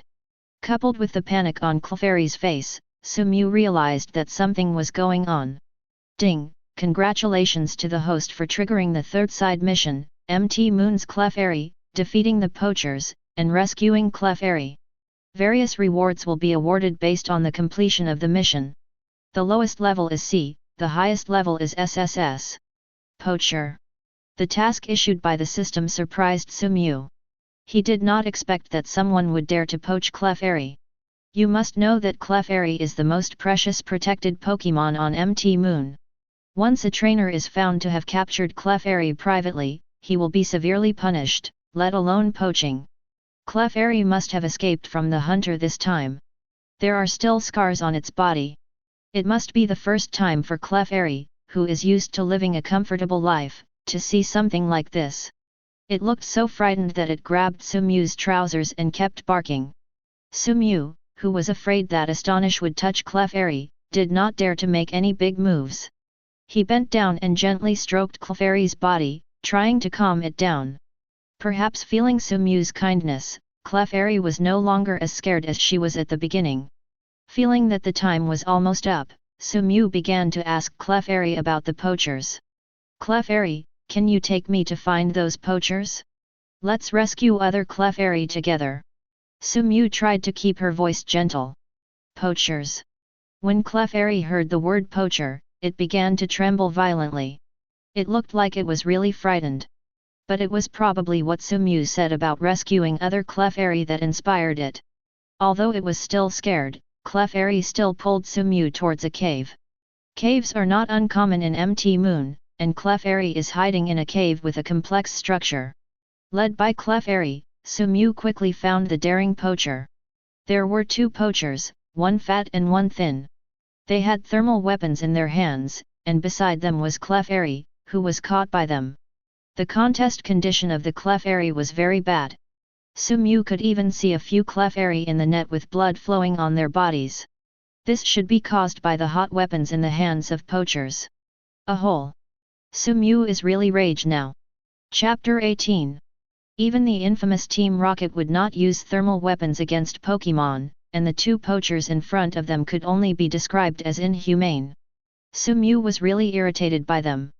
He looked at the two people in front of him with cold eyes, as if he were looking at two dead people. However, the two poachers did not realize that catastrophe was coming. On the contrary, they felt that they were lucky. When the thin poacher saw Sumu, he grinned widely and said, "Ha ha ha, brother, we've made a lot of money, here comes a kid who doesn't know how to live or die. She's dressed like a human being, so she probably needs a lot of oil and water." After speaking, the thin man licked his dry lips.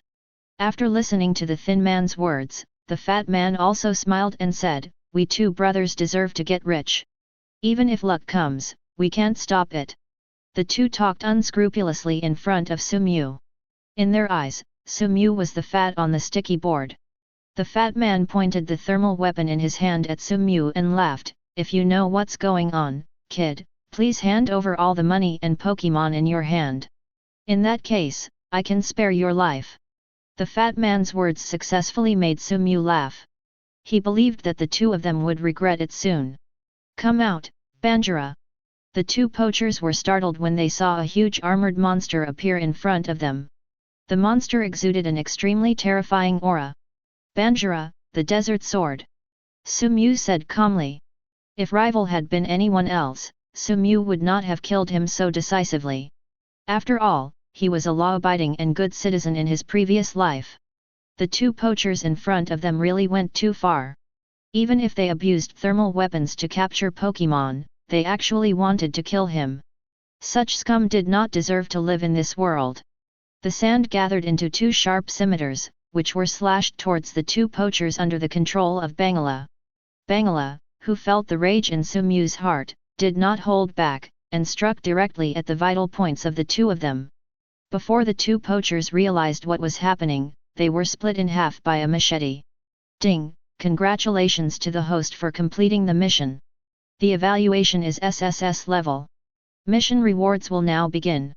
Perhaps because Sumu decisively used Banjira to deal with the two poachers, the system directly gave an SSS level evaluation, which was an unexpected surprise. Congratulations to the host for receiving the SSS level reward. Spiritual power. Psychic power, passive skill, the host can communicate with Pokémon during battle. Spiritual power? It seems to be a special ability similar to the power of Wave Guide. To understand it literally, spiritual power can help him connect with Pokémon when they are fighting together. This is considered a bug-like skill in actual combat. If you can connect with the Pokémon during the battle, then a look can let the Pokémon understand the next order. Being able to command Pokémon with your eyes instead of giving commands verbally is very useful in battle. Thinking about it, others need to use commands to command Pokémon, but Sumu only needs to use his eyes, so he will be faster than Rival. In a critical battle, a few tenths of a second is enough to affect the outcome of a battle. So after gaining spiritual power, Sumu nodded with satisfaction. When Sumu came to the captured Clefairy, the Clefairy in the net trembled. They had seen two ferocious poachers die in Sumu's hands, so how could they not be afraid? If Sumu knew what the Clefairies were thinking, he would probably vomit blood. He worked so hard to save them and even killed the poachers for them, but they actually looked at him like this. Fortunately, Sumu doesn't know the Clefairies' inner thoughts. He opened the cell where the Clefairies were imprisoned and said softly, "Don't be afraid, you are safe." Leather. The originally nervous Clefairy calmed down after hearing Sumu's words, and emerged from the prison one by one. Hey, is this Nurse Joy from Nibby City? The Clefairies on MT Moon need your help. Help people to the end and send Buddha to the west.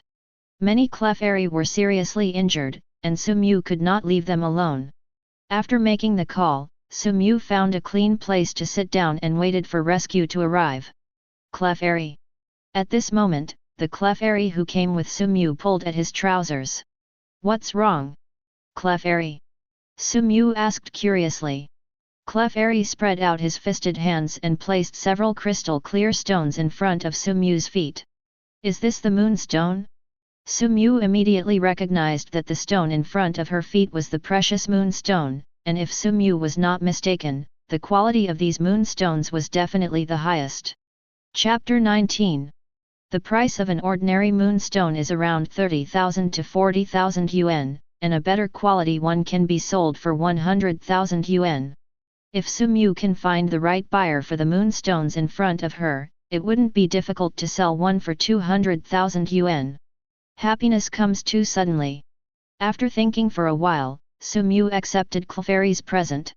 The moonstone may be considered precious in Sumu's eyes, but it is nothing here in Clefairy. If Sumu remembers correctly, the Clefairy even own a small mountain-like moonstone. The few moonstones in front of Clefairy were just water in Clefairy's eyes. Sumu still underestimated how precious the Clefairies were. Less than an hour after he called the Pokémon Center to inform them, the rescue team had already arrived.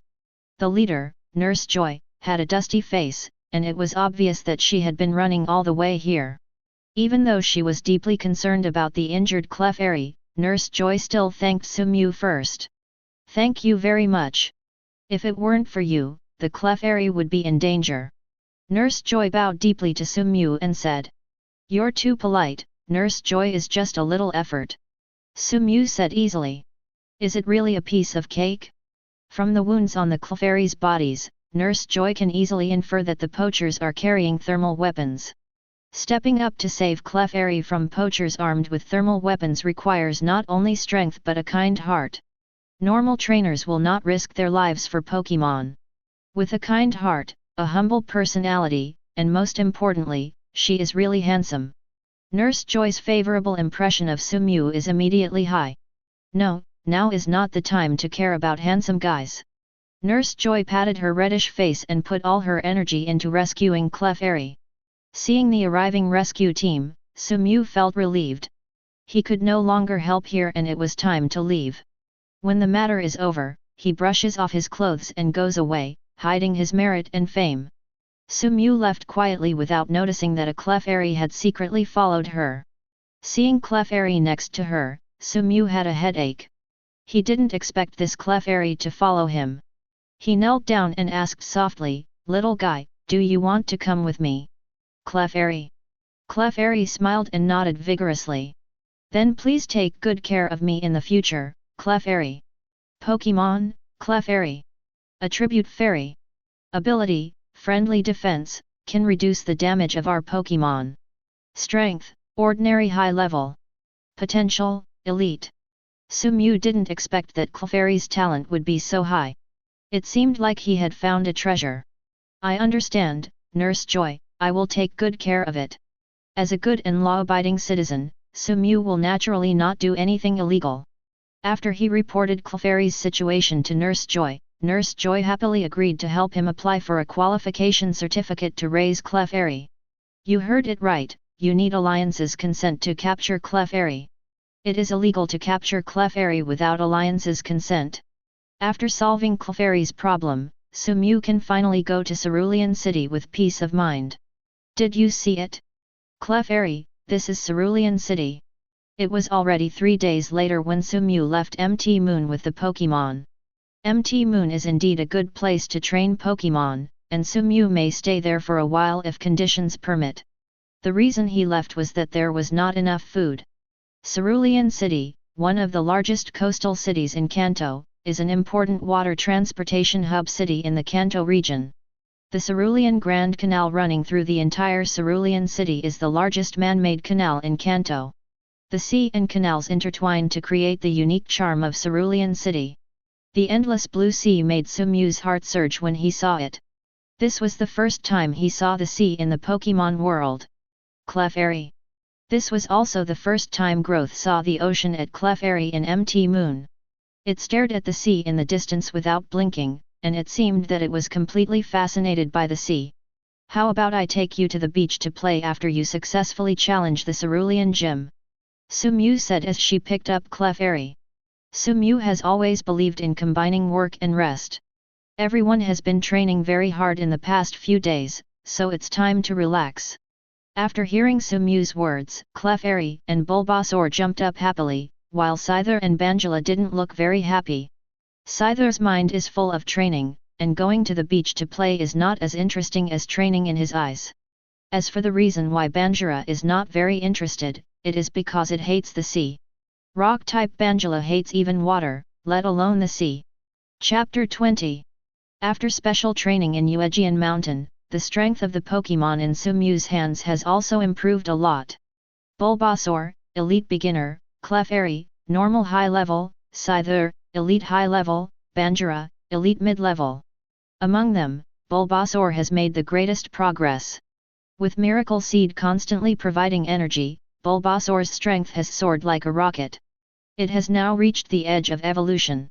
As long as there is an opportunity, the skill can evolve into Ivysaur. Once it completes its evolution, its strength will make a huge leap forward. Excuse me, Nurse Joy. Taking the inspected Pokémon from Nurse Joy's hand, Sumew smiled and thanked her. You're welcome, this is what we should do. Nurse Joy responded with a smile. After the repairs are completed, the Pokémon have also adjusted the contest condition, and now it is time to challenge the Cerulean Gym. Please go to the player waiting area and wait. Gym trainer is not in the gym now. After speaking, the usher at the gym brought Sumew to the player waiting area. Sumew came at the wrong time. The three trainer Cerulean sisters from the Cerulean Gym went to perform synchronized swimming and were not in the gym. Speaking of which, the Cerulean Gym can be considered an oddity among the many gyms in Kanto. The three Cerulean sisters don't like running gyms. They prefer synchronized swimming to the profession of gym leader. Synchronized swimming performers are more of their main attraction than gym leaders. Therefore, trainers often encounter situations like Sumew, who excitedly comes to challenge the gym but is told that the gym leader is not in the gym. Hey, I have no choice but to wait. Sumew found a seat in the player waiting area and began to wait for the return of the three Cerulean sisters. I don't know how long I waited, but a clear female voice finally appeared in the gym. Sumew turned around excitedly and disappointed him. The person coming was not the three Cerulean sisters who had finished the performance, but Misty. Are you here to challenge the gym? Sumew. Misty also noticed Sumew in the waiting area and asked. That's right. Sumew said helplessly, I've been waiting for a long time, and the gym leader hasn't come back yet. Sumew also probably understands that the reputation of the Cerulean Gym is so bad. Even if the gym leader is weak, he still doesn't wear it in the gym every day. Such a gym would only have a good reputation. Misty was a little embarrassed to hear Sumew's complaints. After all, those unreliable gym trainers were her sisters. Hey! Misty sighed and said, Sumew, come with me. Unlike Ash, Sumew knew Misty's true identity very well. Hearing what Misty said, Sumew probably guessed what would happen. He followed Misty and led him to the Cerulean Gym battle venue. After entering the battle arena, Sumew's face became solemn. The Cerulean Gym's battle arena is the water battle arena. There are only a few floating boards floating above the huge pool. This is a battle arena specially prepared for water-type Pokémon. It is indeed not a big trouble for Sumew who has not conquered water-type Pokémon yet. Misty entered the battle arena and called the referee. After introducing her identity to Sumew, she said, Sumew, if you don't mind, I will challenge you in the gym. No problem. How could Sumew mind if he could start the gym challenge as soon as possible? The rules of the competition are 1 versus 1. Is it okay that only 2 Pokémon can be used by both parties? Misty, standing in the gym leader's position, asked Sumew. No problem. After getting Sumew's consent, Misty directly summoned her Pokémon. She threw the Pokeball high, and with a bang, a starfish-shaped Pokémon appeared in the pool. Pokémon, Staryu. Attribute Water. Strength, Ordinary High Level. Potential, Gym Level. Staryu? It doesn't look easy to deal with. After Sumyu thought for a while, he sent Clefairy on the field. Clefairy. She was a little surprised to see Sumyu conquering the rare Clefairy Misty. She also met Clefairy on MT Moon, but because she was not qualified to capture Clefairy, she did not choose to capture it. She did not expect that Sumyu actually Clefairy captured. Misty is a little curious about what makes Sumyu qualified to conquer Clefairy, but now is not the time to care about that. The most important thing now is to deal with the gym challenge at hand. Misty knows very well that Sumyu is very strong. The Pokémon of both trainers have been summoned, and the referee directly announced the start of the battle. Misty, who was well aware of Sumyu's strength, did not overestimate her and gave the attack command at the beginning of the game. Staryu uses the water gun skill. Chapter 21. Staryu in the pool received the order and directly aimed a water gun attack at Clefairy on the floating board. Facing the oncoming water gun, Sumyu didn't panic. He had already thought about the response when Clefairy came on the field. The size of the floating slope is not very large, so it is not easy to avoid the water gun by relying on the flexibility of the body. However, Sumyu did not think of relying on conventional means to avoid it. He snapped his fingers and said, Clefairy uses the shrinking skill. Clefairy curled up, shrinking in size. The water gun skill originally aimed at Clefairy's head suddenly lost its target after Clefairy shrunk, and hit the edge of the pool over Clefairy. What? Misty was also shocked. She didn't expect that Sumyu would shrink down to avoid Staryu's water gun skill. After coming back to her senses, Misty looked at Sumyu with admiration in her eyes. Sumyu can be said to be the most outstanding rookie trainer she has encountered so far in her travels. Ash, who is also a rookie, can't compare with Sumyu at all. Clefairy uses Sweet Kiss. Sumyu successfully avoided the water gun. Sumyu was not too excited. He understood that the game had only officially begun now. The Clefairy subdued by Sumyu is a little special. Compared with physical skills and special skills, transformation skills are its specialty. Now it's Clefairy's turn. Clefairy blew a kiss to Staryu. Following Clefairy's movement, a big heart flew out from Clefairy's side. Faced with the huge love coming from Clefairy, Staryu was a little overwhelmed. Under normal circumstances, skills like Sweet Kiss will be more effective on the opposite S**X, but if rival is Staryu, there is no need to worry about gender. Because Staryu is a rare androgynous Pokémon in the Pokémon world. By the time Misty realized something was wrong, it was too late. Staryu, who was hit by Sweet Kiss, fell into a chaotic contest condition. It began to use its skills crazily in the pool, and even kept hitting itself with its tentacles. This is probably the legendary contest condition of going crazy for love. It's time to end. Clefairy uses metronome. Sumyu said with a smile. Metronome. Misty was a little confused as to what Sumyu was thinking. Staryu has fallen into chaos. Clefairy can win by using attack skills. She really can't understand the meaning of Sumyu asking Clefairy to use metronome. As we all know, metronome is a very unstable skill. If you are unlucky, metronome will become some obscure skill, such as water splash. Misty, who was already desperate, regained hope of winning after hearing metronome. It turns out that Misty has too much on her mind. Clefairy's metronome not only did not become a skill of unknown meaning, but instead used Thunderbolt, an electric skill that is powerful against Staryu. Under Thunderbolt's blow, Staryu, whose contest condition was already very poor, immediately lost his ability to fight. Well done, Clefairy!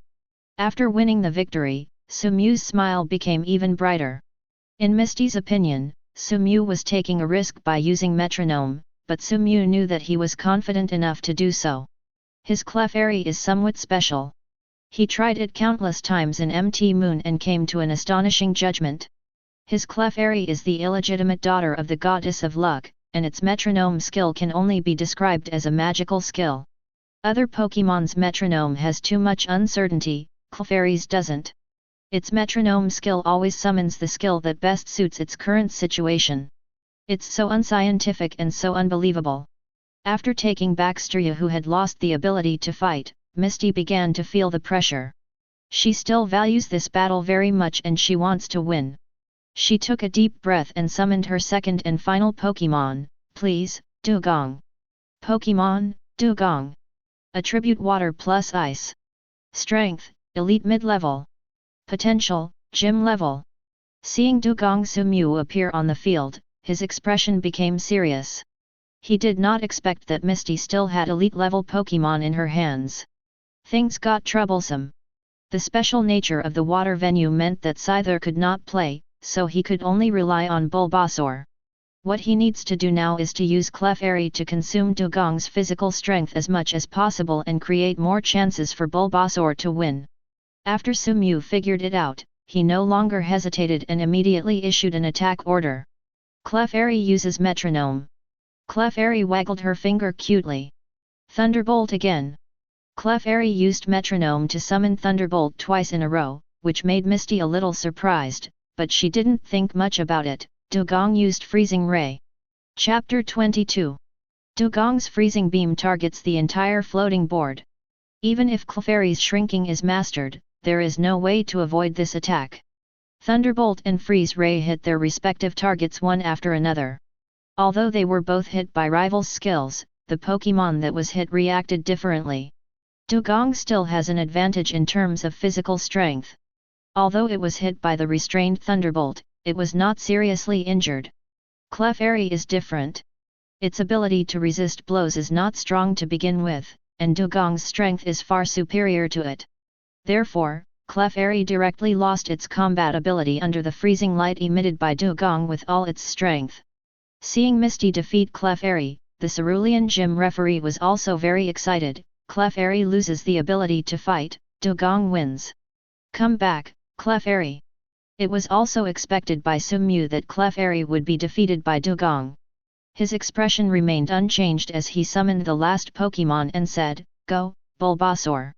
Seeing Bulbasaur Misty, who was sent to play by Sumu, she showed a true expression. She did not choose another Pokémon to play, but chose Dugong, a dual-type Ice and Water Pokémon. She also guessed that Sumu's last Pokémon would be Bulbasaur.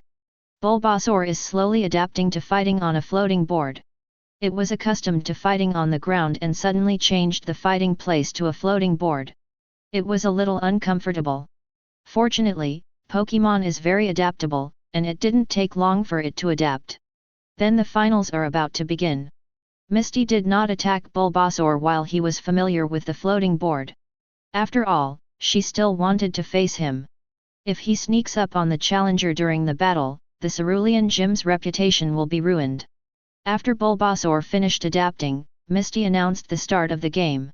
She shouted excitedly at the edge of the field, "Dugong Encore, the freezing light skill." Unlike Ash, a guy who only knows how to be reckless, Misty, who was trained as a gym leader since childhood, is very aware of attribute restraint. Finding the skills to restrain rival in battle is also the basic quality of an excellent trainer. Sumu rubbed his temples and felt a little headache. The water field was too restrictive for him and his Pokémon. It was not easy to win. Bulbasaur, use Razor Leaf. The water field is not suitable for evasion, so Sumu simply doesn't evade. He is going to fight rival directly to see who can't stand it first. Bulbasaur on the floating board had a determined look in its eyes. It ignored the freezing light that was about to hit itself and began to use the Razor Leaf skill non-stop.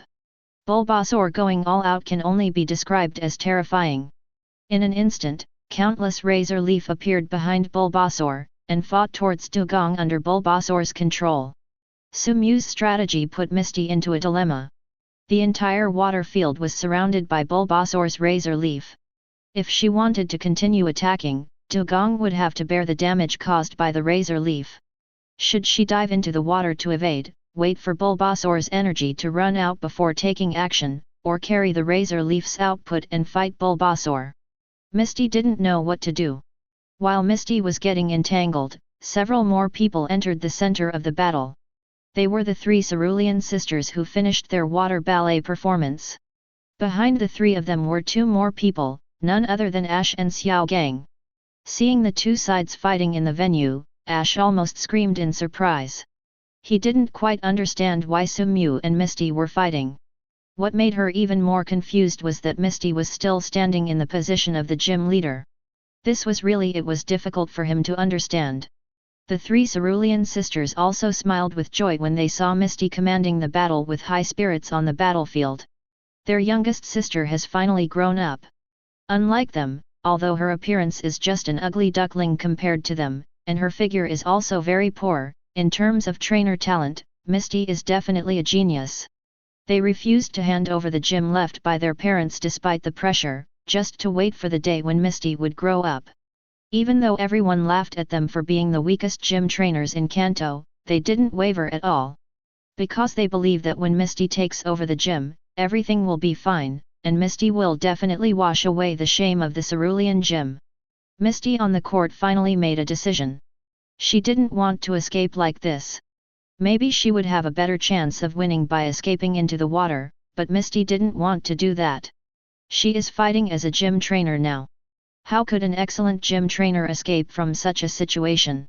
Hard steel on the front. She wants to tell Sumu who is the master of this place. Chapter 23. Having made her decision, Misty no longer hesitated and shouted with great momentum, "Dugong, don't dodge, use all your strength to freeze the ray." Misty's orders surprised everyone in the audience, especially Ash.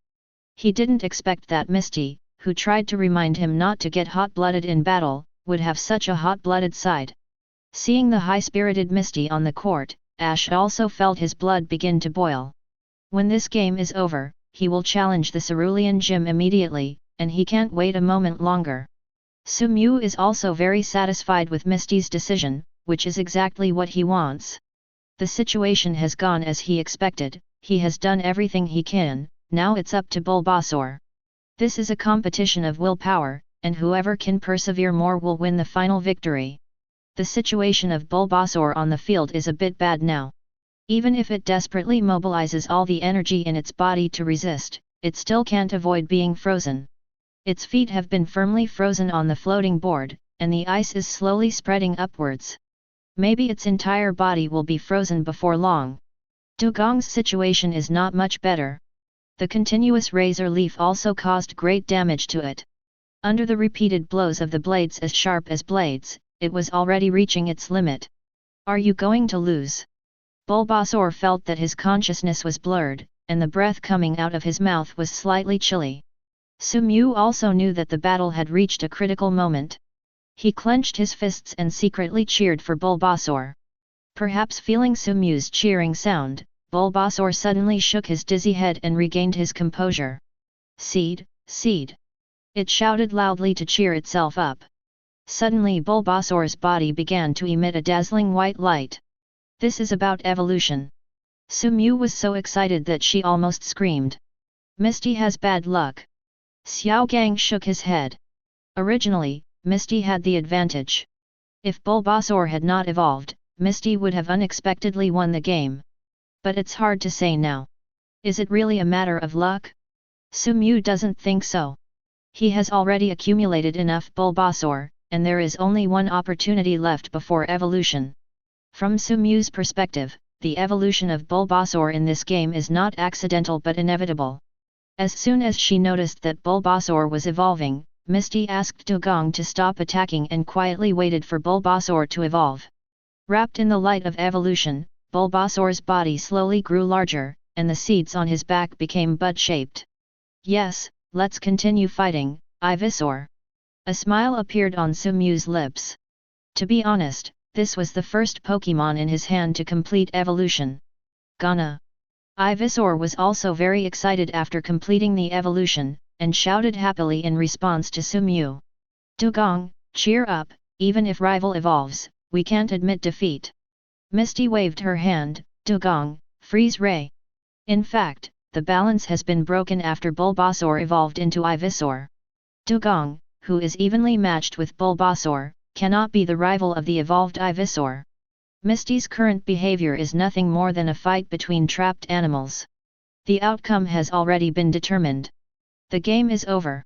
Looking at Dugong Misty, who had lost the ability to fight in the middle of the pool, she also smiled slightly. You have worked very hard, Dugong. Dugong has already performed very well in this game. The failure is not the reason for it, and Misty will naturally not blame it. After taking Dugong back to the Pokeball, Misty also comforted Dugong. Congratulations, Sumew, accept this Cascade badge. With that, Misty handed the prepared badge into Sumew's hands. Looking at the Cascade badge, which was still a little cool, Sumew's smile became even brighter. Damn it, Sumew didn't expect to be better than me first again, but I will catch up soon, and I will get the second badge like you soon. Seeing that Sumew got the badge, Ash was a little envious, but more importantly he refused to admit defeat. Second badge. Sumew wanted to correct Ash's mistake. He opened the badge box and showed the badge in the badge box in front of everyone. He smiled and said, "No, this is my third badge." Seeing the first Earth badge in the Sumew badge box, the whole audience suddenly fell silent. Everyone didn't know what to say. They are not ignorant people, they are very aware of the gold content of Earth badge. It seems that Sumew's strength is much more terrifying than they imagined. While others were still surprised, Ash probably understood what was going on. Was it the Banjira that saved him and Pikachu from the Spearow group? Chapter 24. This is probably the most famous Pokémon food store nearby. Sumew, who obtained the Cerulean Gym badge, did not go back to the Pokémon Center to rest. Instead, she found a Pokémon food store and prepared to buy suitable food for the Pokémon on hand. After leaving the gym, Sumew walked around and took more than 2 hours to reach the target location. Different from the small shop that Sumew imagined, this Pokémon food store is comparable in size to a department store. The shelves are filled with a variety of packaged Pokémon foods, and every few shelves there is a person responsible for explaining and selling. Personnel. This Pokémon food store is so big that it took Sumew a long time to find Pokémon food with the Ivysaur label. As the most famous grass Pokémon in the Kanto region, Ivysaur still has a very high status in the Kanto region, which can also be seen from the price of its food. Looking at Ivysaur's exclusive food, which was at least 20% more expensive than ordinary grass-type Pokémon food, Sumew could only secretly complain that the owner of this store was an out-and-out profiteer. When Sumew was thinking about what kind of food to buy, a girl with a bright smile came up to her next to the shelf. "Do I need to buy Pokémon food for Ivysaur?" When the sound reached his ears, Sumew stopped what he was doing and turned to look at the girl. Which food is more suitable for Ivysaur? Sumew was worried about which Pokémon food to buy, so she decisively asked the girl to help recommend it. The girl did not start making recommendations directly, but first introduced the price of each food to Sumew. The cheapest food on the shelf costs several hundred yuan, while the more expensive ones cost thousands. The most expensive can of Pokémon food on the shelf even costs 20,000 yuan. After hearing the girl's introduction, Sumew was also a little stunned. A can of Pokémon food costs 20,000, which normal people, except for trainers who have mines at home, can never afford. Sumew estimated that most of the Pokémon food on the shelves is 2 kilograms per can. According to Sumew's experience, 1 can of video can normally be consumed for 7 to 10 days. Sumew roughly calculated that if she insisted on feeding Ivysaur the most expensive food, her annual consumption would be around 70 W. Sumew also sighed deeply in her heart. Pokémon trainer is indeed not a profession that normal people can do. If they don't have a lot of money, they really can't afford to keep the Pokémon in their hands. The thoughts in her mind flashed away, and Sumew focused her attention on the shelves in front of her again. "Do you have any good recommendations?" Sumew asked the girl again. After confirming that Sumew was interested in purchasing, the girl's smile became sweeter. She walked to the shelf and began to recommend Pokémon food that she thought was most suitable for Sumew. She pointed to a Pokémon food on the shelf priced at 1,200 yuan and recommended, "If you don't have a particular favorite brand, I recommend you choose this food." The price of the food recommended by the girl was moderate and within Sumew's affordability, but he was a little curious about the reason why the girl recommended this food. "What's the reason?" The girl seemed to be well prepared. She said confidently, because this is the sales champion of our store's Ivysaur shelf. And it is significantly ahead of the second place. The girl's words successfully moved Sumew, and he nodded slightly. The sales volume really speaks for itself. Trainers are not fools. If they can spend a lot of money to buy this food, it means that this food must have merit. The girl also felt Sumew's move, so she hit the rails while the iron was hot. If the customer still can't make up his mind, you can choose to try it. Our restaurant provides tasting service. Then let's try it first. To be on the safe side, Sumew chose to try the taste first. There are still individual differences between Pokémon, and the taste that suits other Pokémon may not suit Sumew. Okay, guest, please follow me. Under the leadership of the girl, the two came to the tasting area of the store. There was no one in the tasting area at this time, and the girl placed the prepared rectangular tray on the table. There are 8 characters on the tray, and a small amount of Pokémon food is placed in each grid. Sumew became more and more satisfied with the girl in front of her. Apparently, the girl not only took out the food she recommended, but also took out some other products. Now that the girl is ready, Sumew doesn't waste time. Throwing the poke ball, a red light suddenly appeared, and Ivysaur appeared at Sumew's feet. Sumew pointed to the tray in front of her and said with a smile, "Go try it and tell me which one you like best." Gonna. Gonna. The food was right in front of him, and Bulbasaur became excited. He stretched out the vine whip and stuffed the food in the tray into his mouth. After a while, Ivysaur, who was trying the food, screamed happily. Ivysaur was seen jumping up and down on the ground. It seemed that it had eaten enough food. Sumew asked with a smile, "Have you decided?" Ivysaur. Chapter 25. Sumew also spent a lot of money at this Pokémon food store this time. In addition to Ivysaur, he also prepared suitable food for other Pokémon on the recommendation of the girl. Looking at the wallet that shriveled up in an instant, Sumew also smiled helplessly. He had to find a place to sell the moonstones Clefairy gave him as soon as possible, otherwise he would go bankrupt. Under Misty's introduction, Sumew found a store that purchased evolutionary stones. Except for the moonstone with the best quality, which Sumew kept, he sold the other pieces to the store. Misty is still very popular in Cerulean City. For Misty's sake, the store not only did not lower the price, but also gave Sumew a purchase price that satisfied Sumew. After selling the moonstone, Sumew's wallet finally bulged again. With money, Sumew took the Pokémon to play at the beach for 2 days before embarking on the journey again. Next stop is Vermilion City. "Way, long time no see, Sumew, do you want to have a Pokémon duel with me?" Sumew, who was driving along the highway, was stopped by a young man driving a sports car with a beautiful woman. So coincidental? Looking at the familiar hedgehog hairstyle of the boy in the sports car, Sumew recognized the boy in front of her at a glance. "Long time no see, Gary." Calculating carefully, it has been more than a month since Professor Oak's laboratory. They have indeed not seen each other for a while. "That's right, it's been more than a month. Forget it, let's not talk about this anymore, let's have a Pokémon duel with me." Gary looked at Sumew with fighting spirit and said. As a trainer who also started from Professor Oak's laboratory, Gary is still very curious about Sumew's current strength. "No problem, come on. If their eyes meet, they will fight. As a trainer, how can you refuse the challenge?" Hearing that a battle was about to begin, several female companions in Gary's car also got out of the car, brought the props they had prepared and started to build momentum for Gary. Gary is so good. Gary is awesome." Surrounded by all the girls, Gary took advantage of it by flipping his hair and giving him a cool look. Sumew didn't know what to say. Is this the life of rich people? Rather than saying that Gary is traveling, it is more appropriate to describe him as traveling. With the beauty in the car as his companion, Sumew was a little doubtful whether Gary had properly trained his Pokémon. But this is not what he should care about. What he should care about is whether he can win the battle. "Come out, my sweetheart." Gary was as confident as ever in his own strength.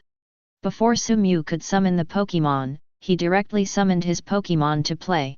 Wartortle. Sumew thought thoughtfully. He did not expect that Gary's Squirtle had also completed evolution. Sure enough, even if he has a systematic existence, he cannot underestimate others. Pokémon, Wartortle. Attribute Water. Strength, Elite Beginner. Potential, Elite. After detecting Wartortle's strength, Sumew felt relieved. Although Wartortle's strength is good, it is still a little worse than his Ivysaur. After evolution, its Ivysaur has now reached the elite mid-level strength. Although the battle between Pokémon cannot only be based on paper strength, Sumew does not think she will lose when attribute and paper strength are both dominant. Then it was decided on Ivysaur. Something surprising happened. Just when Sumew was about to summon the Ivysaur in her hand, the Scyther on her waist came out on her own initiative. Scyther took the initiative to challenge. Although it was not in the plan, Sumew quickly agreed to Scyther's initiative to fight. Then it's up to you, Scyther. Today's Scyther looks very excited, it is rubbing its sharp double blades, and its eyes are shining with golden light. Gary looked a little surprised.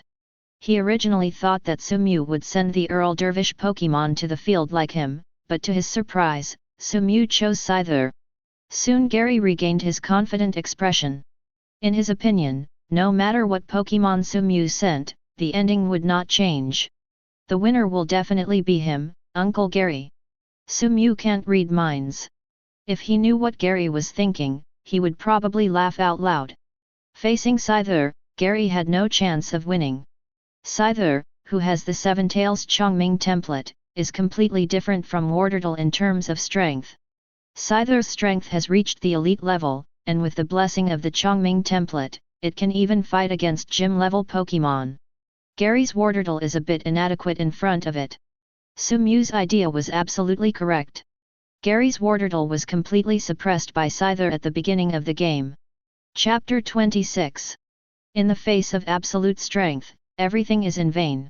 Gary tried various methods, but none of them worked very well. Scyther's sharp scythe slashed at Wartortle's body, and at the same time, it also cut off Gary's confidence. Looking at Wartortle in desperate situation on the field, Gary was confused. He has always regarded himself as a genius. Trainer does not pay attention to other people. It was not until today that he realized that he was just a frog sitting in a well and looking at the sky. Give it the final blow, Scyther x Scissor. Sumew said calmly without changing her expression. Scyther clasped his arms together, emerald green energy flowing between his arms. Feeling that the time was almost up, Jump Kick Mantis slashed towards Wartortle. The scythe struck Wartortle hard, and when the scythe collided with Wartortle, fire burst out. Under repeated heavy blows, Wartortle could no longer hold on. It lay motionless on the ground and lost its ability to fight. Gary took the Wartortle, who had lost his fighting ability, back into his Pokeball without saying a word, and turned around and left without even saying hello. This proud man of heaven suffered a huge blow in today's battle. Seeing Gary, who seemed to have lost his soul, Sumew did not step forward to comfort him. It is common for trainers to be defeated in battles. Gary has been on such a smooth journey.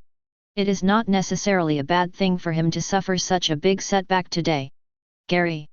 When Gary and his female companions saw the distraught Gary, they hurriedly gathered around him and comforted him with distressed feelings. I'm fine. In order not to worry them, Gary forced a smile. Is it really okay? Only Gary knows this. After the battle, Sumew did not stay too long and continued on the road to Vermilion City.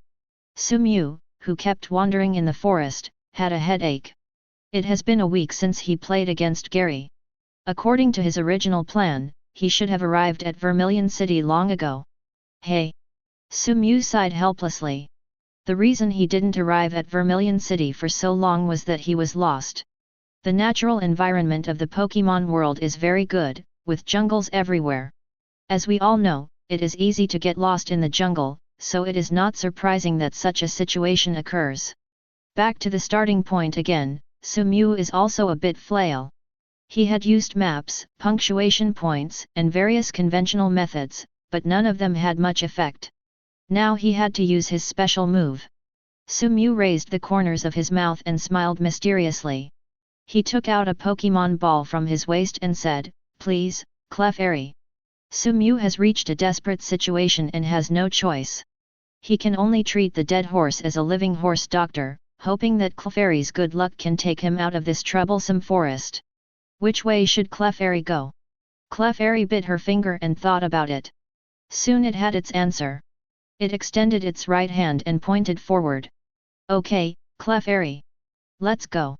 I have to say that Clefairy, the illegitimate daughter of the goddess of luck, is quite capable. After walking in the direction indicated by Clefairy for more than half an hour, Sumu finally walked out of the forest that had trapped him for most of the day. Sumu was also very satisfied with Clefairy's performance.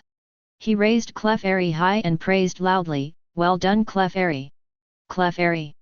Clefairy was in a good mood after being praised by trainer, and gave Sumu a sweet smile. "We're out of the forest now, and we have to hurry up." Sumu looked up at soaring in the sky. It was already very late and the sky was slowly getting dark. He had to rush to the nearby Pokémon Center to stay overnight before darkness fell. Ouch!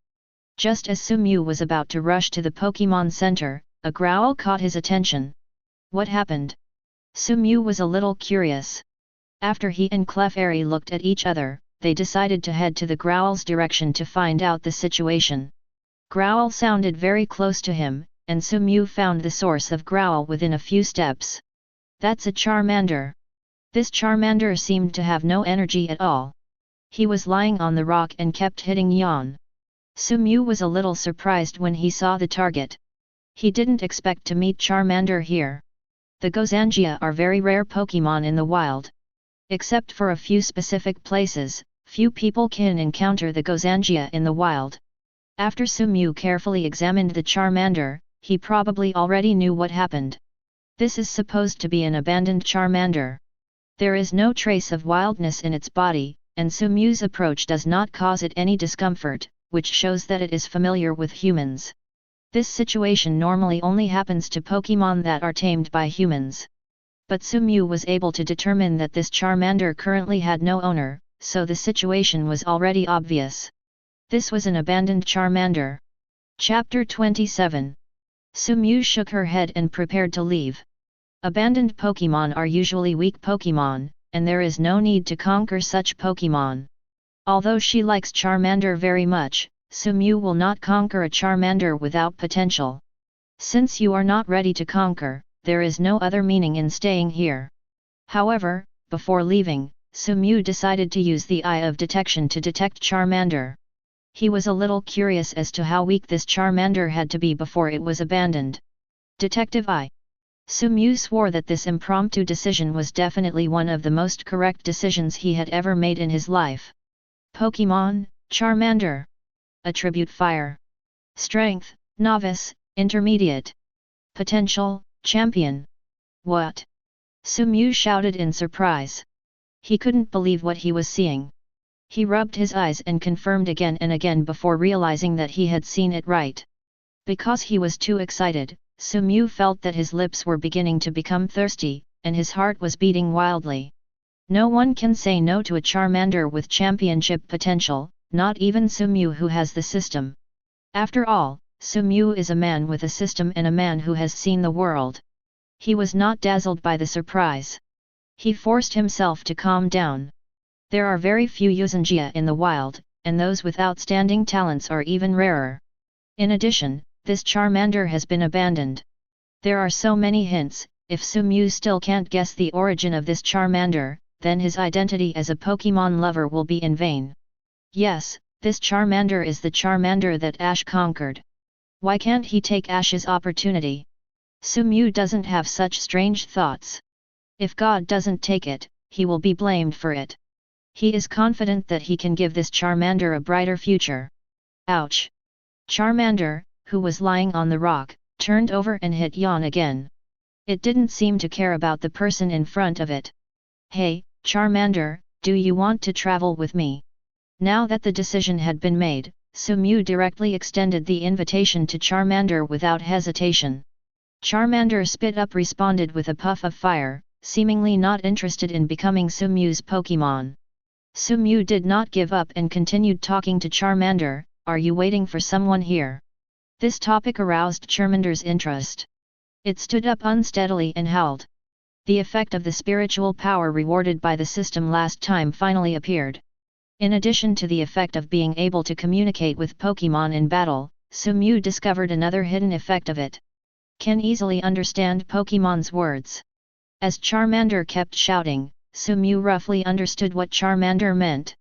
It doesn't want to be someone else's Pokémon, it has a trainer, and its trainer is a boy with a tie, and its trainer keeps it here waiting for him, so it doesn't go away with the others. After hearing Charmander's words, Sumew felt sour in her heart and didn't know what to say. Sumew, who is familiar with the plot, knew that Charmander's owner would not come to pick it up and it was abandoned.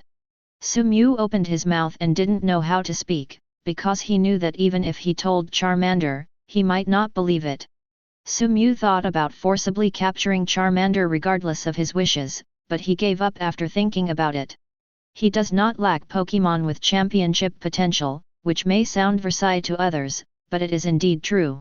So there was no need for him to take the Charmander by force.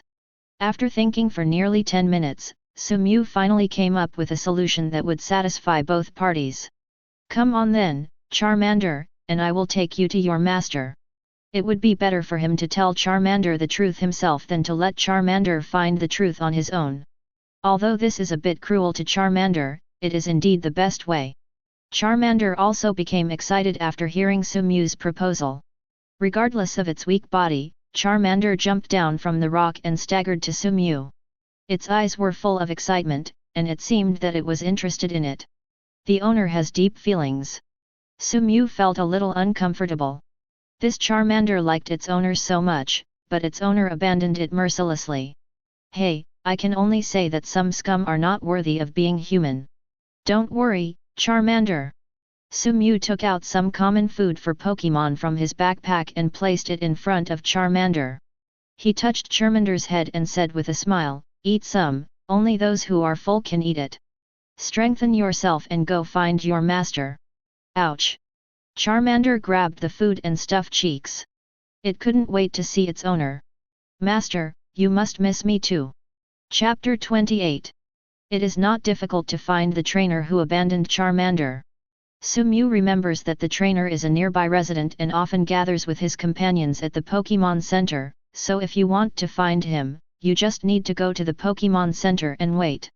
The Pokémon Center is not far away.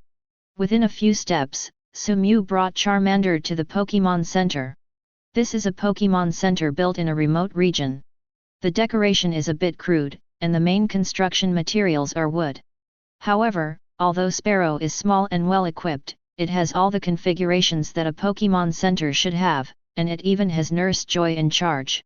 Charmander became more and more excited when he came to the Pokémon Center. It was no stranger to this Pokémon Center. Its owner often brought it here before. Okay, don't get too excited.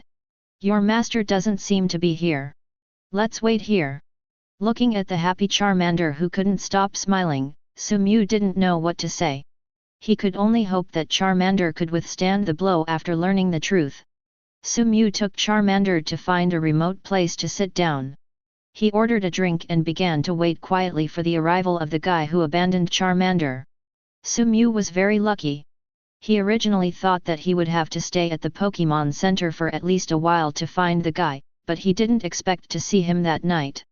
It was a young man with dyed blue hair, wearing black sunglasses, who entered the Pokémon Center surrounded by a group of young men who looked like young and dangerous boys. Charmander suddenly became excited when he saw the boy. He jumped out of his seat and wanted to run towards the boy. Wait a minute, Charmander. Sumew stopped Charmander. He looked at Charmander seriously and said, Charmander, don't you want to know why he hasn't come to pick you up? If you want to know, just wait here for a while. Yes, why hasn't the owner come to pick me up? Sumew's question brought up the biggest doubt in Charmander's mind. Charmander is not stupid, it just doesn't want to think in that direction. All the original excitement dissipated, and Charmander seemed to have lost all energy. It sat back down again, with its head lowered. No one knew what it was thinking. It's that simple. The blue-haired boy piled a bunch of Pokeballs on the table and said proudly. From the fact that the blue-haired boy can afford to raise so many Pokémon and once owned a Charmander, we can guess that his family background must be very good. His family conditions are good, which is why he can gather a bunch of losers around him. Awesome! Brother Damien! Thanks to Brother Damien for being able to conquer so many Pokémon. But Brother Damien, you don't have a Charmander, do you? Charmander? It looks like the real drama is coming. Sumew and Charmander pricked up their ears to hear what the trainer named Damien would say. Damien looked disdainful when he heard the word Charmander. He snorted and said, "Of course, but my Charmander is too weak to defeat Poliwag. It's really bad enough. What happened to the Charmander?" Several of Damien's henchmen asked curiously. Damien spread his hands and said with a smile, "I threw it into the mountains. It was stupid enough. I lost it several times and it came back. Finally, I told it to wait for me here and I will come back. It didn't change. Ha ha ha ha ha. The stupid tail whip sent me away." After saying that, Damien smiled proudly. Ouch! Charmander heard Damien's words clearly. In fact, it already had the answer in its heart, but it just didn't want to believe it. Charmander lowered his head and his whole body lost energy. Sumew couldn't stand it anymore. "What are you doing, Charmander? Being abandoned is not a big deal. No one can live without losing others. Cheer up. You have to prove to it that abandoning you is the worst decision it has ever made in its life." Sumew's scolding made Charmander smelling salts come over. It raised its head and looked at the concern in Sumew's eyes and made a decision. "Ouch! You want me to conquer you, help you become stronger, and then find Damien retaliate? Ouch! That's right. Sumew was not wrong about Pokémon. This Charmander had a strong self-esteem. Being abandoned by others could not defeat it, but instead aroused its fighting spirit.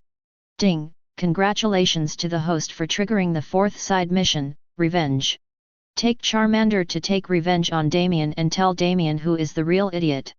Depending on the performance of the battle, the rewards will be different. The lowest is C level, the highest is SSS level. Note: limited to Pokémon Charmander. Chapter 29. Don't stop and continue. Sumew said coldly to the exhausted Charmander who was sweating profusely. Charmander's basic skills were so bad that Sumew couldn't stand it anymore. The guy named Damien is really a talent. He was able to train Charmander with such outstanding qualifications to what he is today. Sumew no longer knows what to say. Compared to the normal Charmander, this Charmander's physical strength is a big problem.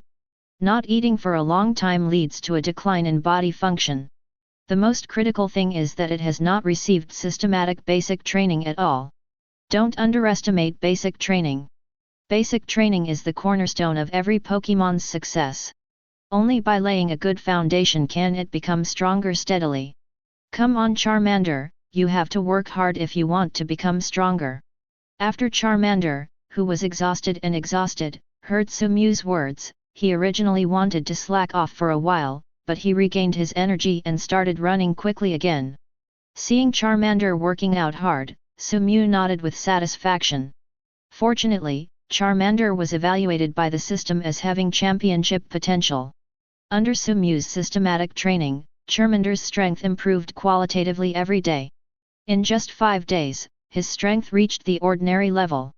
While Charmander was busy training these 2 days, Sumew was not idle either.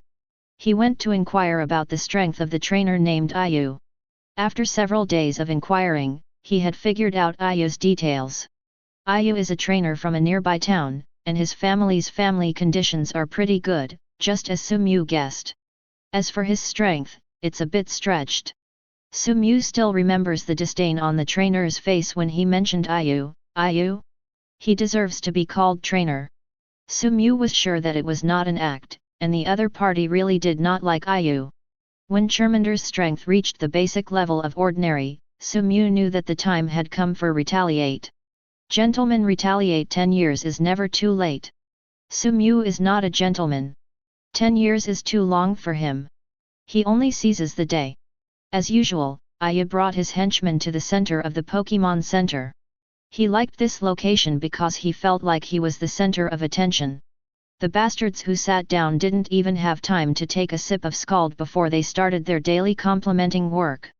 They know their position very well, and the only reason why they are chosen by Aya without any other merits is because they are good at flattering. Aya was also quite satisfied with the performance of his companions. He looked around and laughed proudly.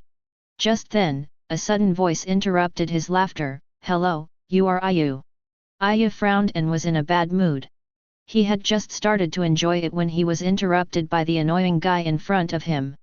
It was strange that he was in a good mood. Aya glanced at his men, who immediately understood. A boy dressed as a killer stood up, glanced at Sumu with contempt and said, "Boy, are you looking for death? How dare you be so insignificant? You can call me Ayu. Do you understand if I call you brother Ayu?" Sumu also didn't expect that these guys who were not even trainers actually treated her like a green onion and even asked him to call her brother. It seemed that Sumu needed to let them know why the flowers were so red. Sumu ignored Ayu's men, looked at Ayu and said coldly, "I'm here to fight you. If you don't have the guts, just beg for mercy and admit defeat." "Ahole, didn't you hear what I just said?" Probably in order to show his loyalty in front of Ayu, the Shamit boy shouted fiercely at Sumu. "Awang, stand down." Ayu stopped Shamit, who was about to rush forward and take action. He stood up from his position and glanced at Sumu contemptuously. "Since you want to die, I will help you." The sudden conflict cheered up everyone in the Pokémon Center. The days of travel were really difficult, and they would naturally not refuse if they finally had fun. Fighting is not allowed in the Pokémon Center. Nurse Joy also noticed the conflict. She rushed over and said to everyone, "Rage. Don't worry, Nurse Joy, we won't do anything at the Pokémon Center." Sumu said to Joy with a smile. Sumu's mind is not broken yet, but he is very aware of the consequences of doing something in the Pokémon Center. If you fight in the Pokémon Center despite Joy's objection, you will easily be blacklisted by the Joy family, which is an unbearable blow for every trainer. Chapter 30. Ayu has never thought about doing anything at the Pokémon Center. Although his family has a little money, it is nothing compared to the Joy family. He couldn't bear the consequences of offending Joy. "Come with me, let's go to the battleground behind the house. Sumu has already chosen the battle venue." "Haha, it's just what I wanted," Ayu said fiercely. In addition to Sumu, Ayu, and Ayu's henchmen, most of the people in the Pokémon Center also followed them to the battle arena behind the house. It seemed that they were very interested in the excitement. Seeing the impenetrable battlefield surrounded by water, Ayu felt happy. He is a layman who likes to show off in front of outsiders, which is why he spends money to hire so many losers to follow him. When he thinks that he will soon be in front of everyone, he can't restrain his excitement. He flipped his hair with his right hand, showing a confident expression. Seeing Ayu's proud look, Sumu wanted to laugh for some reason. Could it be that he has been flattered for so long that he has really forgotten who he is and actually thinks he is a powerful trainer? It's really funny. He has no time to waste on such a guy, so he should resolve the battle as soon as possible. "Let me be the referee of this game." Nurse Joy. Sumu didn't expect that Nurse Joy also came out and volunteered to be the referee. Sure enough, it is everyone's nature to watch the excitement. The referee is there too, and now everything is ready, all that's left is to beat rival. "Hey!" Before the game started, Sumu looked at Ayu coldly and said, "Do you know why I want to find you? Why are you looking for me?" Ayu laughed loudly, "Aren't you just jealous that I am better than you and richer than you?" Sumu laughed, shook her head and didn't know what to say. This was the first time Sumu had seen such an arrogant guy. He didn't want to talk to this arrogant man anymore and directly summoned Charmander to the field. A flash of red light appeared, and Charmander appeared on the battlefield. The appearance of Charmander also caused the audience to exclaim. As the third royal family of the Kanto region, Charmander has a very noble status in the eyes of normal trainer. Ouch! Charmander, who appeared on the scene, glanced at Ayu with a complicated expression, and quickly regained his composure. After seeing Charmander on the stage, Aya finally understood what happened. He held his belly and burst into laughter. I thought, what Pokémon would you use? It's actually this Charmander that I don't want. Ha ha ha ha, your vision is really unique. You even conquered the trash that I don't want. You are pick-up rags. Facing Ayu's ridicule, Sumew gave Ayu a caring look. Being able to release Charmander, who has the potential to be a champion, Ayu can be considered a talent. After all, normal people don't have such courage. If such a guy is not mentally retarded, then there are probably no mentally retarded people in the world. TCH. Seeing that his words did not break Sumew's defense, Ayu was a little dissatisfied. Just wait, you will soon know why I abandoned it. Sumew said that Ayu was mentally retarded and was not wronging him at all. Who in the right mind would tell the public about abandoning Pokémon? Didn't he find that the people around him looked at him differently? Nurse Joy, in particular, looked at Ayu with disgust in her eyes. The thing that loves Pokémon Joy hates most is trainers like Ayu who abandon their own Pokémon. Are you done talking nonsense? Hurry up and summon your Pokémon. Nurse Joy, who served as the referee, said angrily to Ayu. Ayu didn't feel Joy's disgust yet. He gave Nurse Joy a smile that he thought was cool, and then slowly threw the poke ball. Go ahead, Rathicate. Sumew fell silent when she saw the fat Rathicate summoned by Ayu who could barely walk. He finally understood why the trainer showed such disdain after hearing Ayu's name. He is right, there is no way to be too disdainful towards a guy like Ayu.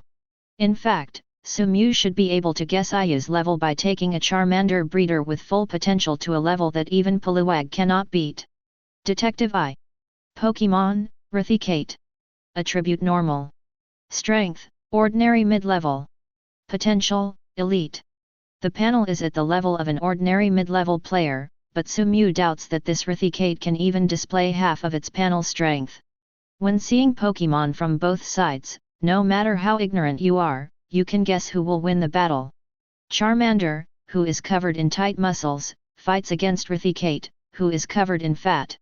Except for Ayu and his thugs, no one else would think that Ayu would win. Chapter 31. The abandoned Pokémon found a new owner and came to take revenge.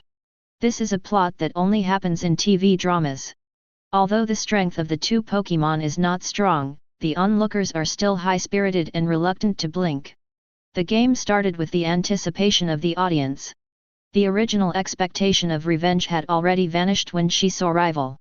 If it weren't for Charmander's wish to complete the counterattack, Sumew wouldn't even have the intention to take action. A rival like Ayu is not worthy of Sumew's efforts. He can just crush him with force. Charmander uses Flamethrower. Unlike Sumew, Charmander still attaches great importance to this battle. It has a strong self-esteem and will not allow itself to leave in vain. It wants Ayu to understand that abandoning it is the worst decision he has made in his life. Rage becomes the source of Charmander's power, and the flames on its tail suddenly burst out, which is the Fierce ability. The Fierce ability, which was originally only triggered when physical strength dropped to a certain level, was actually triggered at the beginning. This was simply a miracle. The knowledgeable trainers have already begun to scream on the sidelines. What's going on? Is this Fierce Fire? Why is Fierce ability triggered before physical exertion? I heard that if some fire Pokémon's talent is high enough, they can activate the contest condition at any time. I guess this Charmander's talent must be very strong. The audience's talk also reached Ayu's ears, and he wanted to laugh a little. Sure enough, they are a bunch of inexperienced guys with great talent. This is just a Charmander that even Poliwag can't deal with. He was going to tell everyone today that what he did was not wrong at all. Rathicate, Hyper Fang, kill that Charmander. Normally, Ayu would always use Rathicate to fight against his subordinates. In order to escape Ayu's favor, all his subordinates would knowingly let go of themselves in the battle. Perhaps this gave Ayu and Rathicate the illusion that they really thought they were fighting. Invincible victory. Faced with Charmander's flamethrower skill launched with full force, Rathicate did not dodge, it rushed straight into the flames. It will pass through the flames and give Charmander a fatal blow. An embarrassing scene happened. Rathicate, who misjudged the strength of the enemy and ourselves, sensed something was wrong the moment he rushed into the flamethrower. What the hell? Shouldn't this flame be dispersed by it at once just like in normal battles? Raticate, whose head is only the size of a walnut, can't figure out why. But it didn't need to think too much. The flames had completely covered Raticate's body. Under the continuous burning of the flames, Raticate's hair was on fire. Sumew could even smell the scent of meat in the air.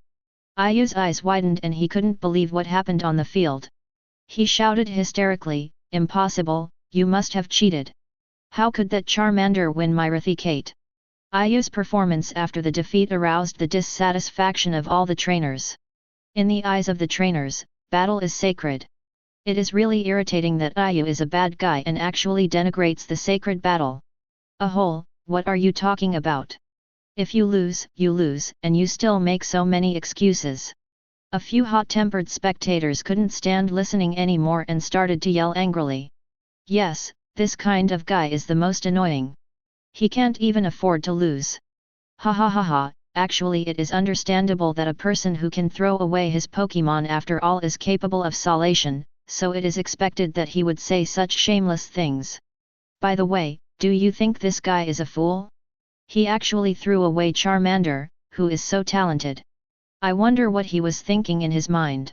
Don't guess what you are thinking with your brain, you can't even guess. Ayu's words immediately aroused public outrage, and the onlookers loudly criticized him. Hateful. No matter how thick-skinned Ayu was, he couldn't bear being reviled by so many people. He wanted to escape from here. But he was a little unwilling to leave like this in despair. Through this game, he has clearly understood that the Charmander he abandoned is not only not weak, but actually very good. Looking at Sumew, who was celebrating the victory with Charmander on the sidelines, Ayu showed spite and jealousy. That Charmander was originally his, and it was he and Charmander who were supposed to win the celebrate victory. It was Sumew, the BD, who stole his Charmander and the victory that belonged to him. He wants everything back that belongs to him. It's really hard for people to understand people with weird brains. Ayu puts all the blame on others. He never thought that he abandoned Charmander and ended up in this situation. He is the one who wants to do something right. The people who pay for it all. Ayu didn't care about this. He ignored the seriously injured Raticate and came to Charmander's side. He looked at Charmander with what he thought was the gentlest expression, and said softly, "I'm sorry, Charmander, it was my fault. Come home with me." Chapter 32. Damien's actions made Sumew feel disgusted. He must be a clown. Sumew had no intention of stepping forward to stop him. He had confidence in Charmander. He believed that Charmander would make the right choice. Seeing that familiar face, waiting for gentle words, Charmander was not happy at all. It has already seen the true nature of the guy in front of it. Looking at the burned Raticate, you can tell that he doesn't love his Pokémon at all. Charmander looked at Damien with disgust. It spit up a flame from its mouth at Ayu's feet. Otherwise, if he took another step closer to him, its attitude would have been clear. Rejected, Damien could no longer restrain his true nature and completely broke his guard. "What the hell, I asked you to come back because I care about you. Do you really think of yourself as a green onion?" Damien, whose guard was broken, spit out Lotus directly at Charmander. Boom! Sumew on the side couldn't listen anymore and raised her fist and hit Damien hard on the face. Damien obviously didn't expect that Sumew would dare to do something to him. He was so pampered that he had never experienced such pain. He rolled on the ground holding the hit cheek, and let out a scream like a slaughtering pig. "Ah! BD! I'm going to kill you! What are you doing? Come and help me! Damien raised so many bastards just for this day. My subordinates looked at me, and I looked at you, and finally decided to help Damien. As the old saying goes, you should use money to eliminate disasters for others. Boy, don't blame us. If you want to blame it on you for offending brother Damien. Come out, Rattata! Come out, Arbok! Please, Poliwag!" Pokémon were summoned to the battlefield one by them. Damien felt different after having a helper. He climbed up from the ground, looked at Sumu and Charmander fiercely and said fiercely, "Soon you will know the consequences of offending us. What do you want to do? Stop it!" Looking at the behavior of Damien and his men, Nurse Joy shouted angrily. She did not expect that Damien and his men were so bold as to dare to attack in front of her. At this time, Damien had already lost his mind and could no longer care about the consequences. His men were hesitant, but under Damien's urging they had no choice but to go ahead. Seeing Damien and his group who were about to attack Sumu aggressively, the timid audience members left and ran away, while the brave ones did not dare to help. A strong dragon doesn't overwhelm local cowards, so it's okay to just say a few words, but if they really want to offend Damien, a local coward, for someone they don't know, they won't be so stupid. Everyone is still very realistic. A hole. Stop it! Nurse Joy rushed in front of Sumu, her arms like a hen protecting her calf to protect Sumu behind her. She started to joy. She couldn't stand to see someone in front of her perform evil deeds. Damien had a headache. No matter how courageous he was, he didn't dare to attack Joy. He could only taunt, "Do you only hide behind women? If you are a man, come out and fight with us. What a duel with us!" Damn, Damien was able to speak out. But since he wants to die, Sumu will help them. Sumu pulled Nurse Joy behind him. He looked at the worried Nurse Joy and smiled, "Don't worry, Nurse Joy, I can handle it." Nurse Joy, who still wanted to say something, swallowed everything she wanted to say after seeing Sumu's confident eyes, and replaced it with, "Be careful. The farce should end here. In the Pokémon world, the number of people has no effect in the face of absolute strength. Today Sumu will tell Damien how big the gap between the two is. Come out, Scyther. Come out, Ivysaur." Seeing that Sumu summoned 2 more Pokémon, Damien and his men were also surprised. Damien hurriedly shouted, "Come on, come on! Scyther, Ivysaur, crush them!" Scyther and Ivysaur, who were connected to Sumu, felt the rage in Sumu's heart. They didn't hold back and were sure to kill them as soon as they struck. Scyther is like a ghost in the middle of the night, shuttling among Pokémon. Every time it attacks, a Pokémon will surely fall. Ivysaur used the Razor Leaf skill, and the emerald green scimitars in the sky directly defeated Rival's inner defense. Seeing the Pokémon being defeated one after another, Damien and his men were frightened. They didn't even dare to think about taking back the Pokémon that had lost their fighting ability, and they rolled away and ran away. Sumu originally wanted to let Scyther and Ivysaur catch them back, but Nurse Joy stopped him. "Leave the rest to me. It is a serious crime to use Pokémon wantonly to attack people. I will never let them go," Nurse Joy said through gritted teeth. Sumu felt some sympathy for those who escaped. Their fate would not be much better. Chapter 33. Ding! Congratulations to the host for completing side mission 4, Revenge. Computing and evaluating. Ding! Congratulations Sumu, you received an S-level evaluation. Do you want to check the reward content, yes/no? After driving away Damien and his men, Sumu was finally able to take time to check the rewards for completing the mission. The S-level evaluation is a little better than Sumu expected. Confirm. Sumu thought about it and confirmed the reward content. Ding! Congratulations to the host for obtaining the S-level item Charcoal. Charcoal, fuel for burning. After carrying it, the power of fire types moves will increase. A very good prop. With Charcoal, the power of Charmander's fire type skill has been enhanced. Coupled with the increase in fire ability, Sumu is looking forward to Charmander's next battle. Ivysaur, feel the sunshine well, try to absorb it, and concentrate the power of the sunshine on the seeds. Sumu has recently been trying to let Ivysaur learn the Sun Flame skill. The Sun Flame skill can also be regarded as the ultimate move of Grass-type Pokémon. Learning Sun Flame will greatly improve Ivysaur's strength. While Ivysaur was training hard, the other Pokémon were not idle either. Charmander kept doing push UPS on the beach. After several days of contact, Charmander also knew that he was the weakest in Sumu's team. This made Charmander, who was sensitive and proud in his heart, very uncomfortable. In order to improve its strength as soon as possible, it has focused all its attention on training recently. Sumew is also very satisfied with Charmander's performance. He has outstanding talent and trains hard enough. It's hard to find such a Pokémon even with a lantern, but he didn't expect it to be conquered by him. This is all thanks to Damien, a fool. Thinking of this, Sumew laughed happily. Except for Ivysaur and Charmander, the other Pokémon don't have slack off and are training hard nearby.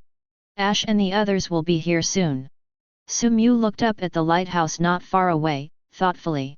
The place where Sumew is now is called Troy Strait. Maybe some people are unfamiliar with the name White Strait, but its other name will be familiar to everyone, Bill's Lighthouse. The lighthouse that Sumew saw was the temporary laboratory of Professor Bill, the creator of the current Pokémon exchange system. Although Sumew knew that Bill was in the lighthouse, he had no intention of going up to visit. Sumew's main purpose of staying in the White Strait was to see the legendary giant Dragonite. He had searched nearby in the past few days and found no trace of the giant Dragonite. In order to ensure that he could see the huge Dragonite, Sumew did not dare to destroy the plot with Solation, so he decided to wait here for Ash's arrival. Sumew is very interested in the giant Dragonite, not to conquer it. He mainly wants to see if the giant Dragonite has reached the God state. This is very important to Sumew and the Pokémon in his hand. If the giant Dragonite can become a god, that means Sumew's Pokémon can too. Talk about CAO arrives. Sumew was just wondering when Ash would arrive, but the next second she saw several familiar figures. Pikachu! Pikachu, what's wrong with you? Ash asked curiously when he saw Pikachu suddenly excited. Pika, Pika, Pika. Pikachu said, pointing to the Pokémon on the beach in the distance. While Ash was still trying to understand what Pikachu meant, Xiaogang already understood what was happening. That's Sumew's Pokémon. Sumew's Ivysaur left a deep impression on Xiaogang, and Xiaogang recognized it at a glance. Charmander, Scyther, and is that just Banjira?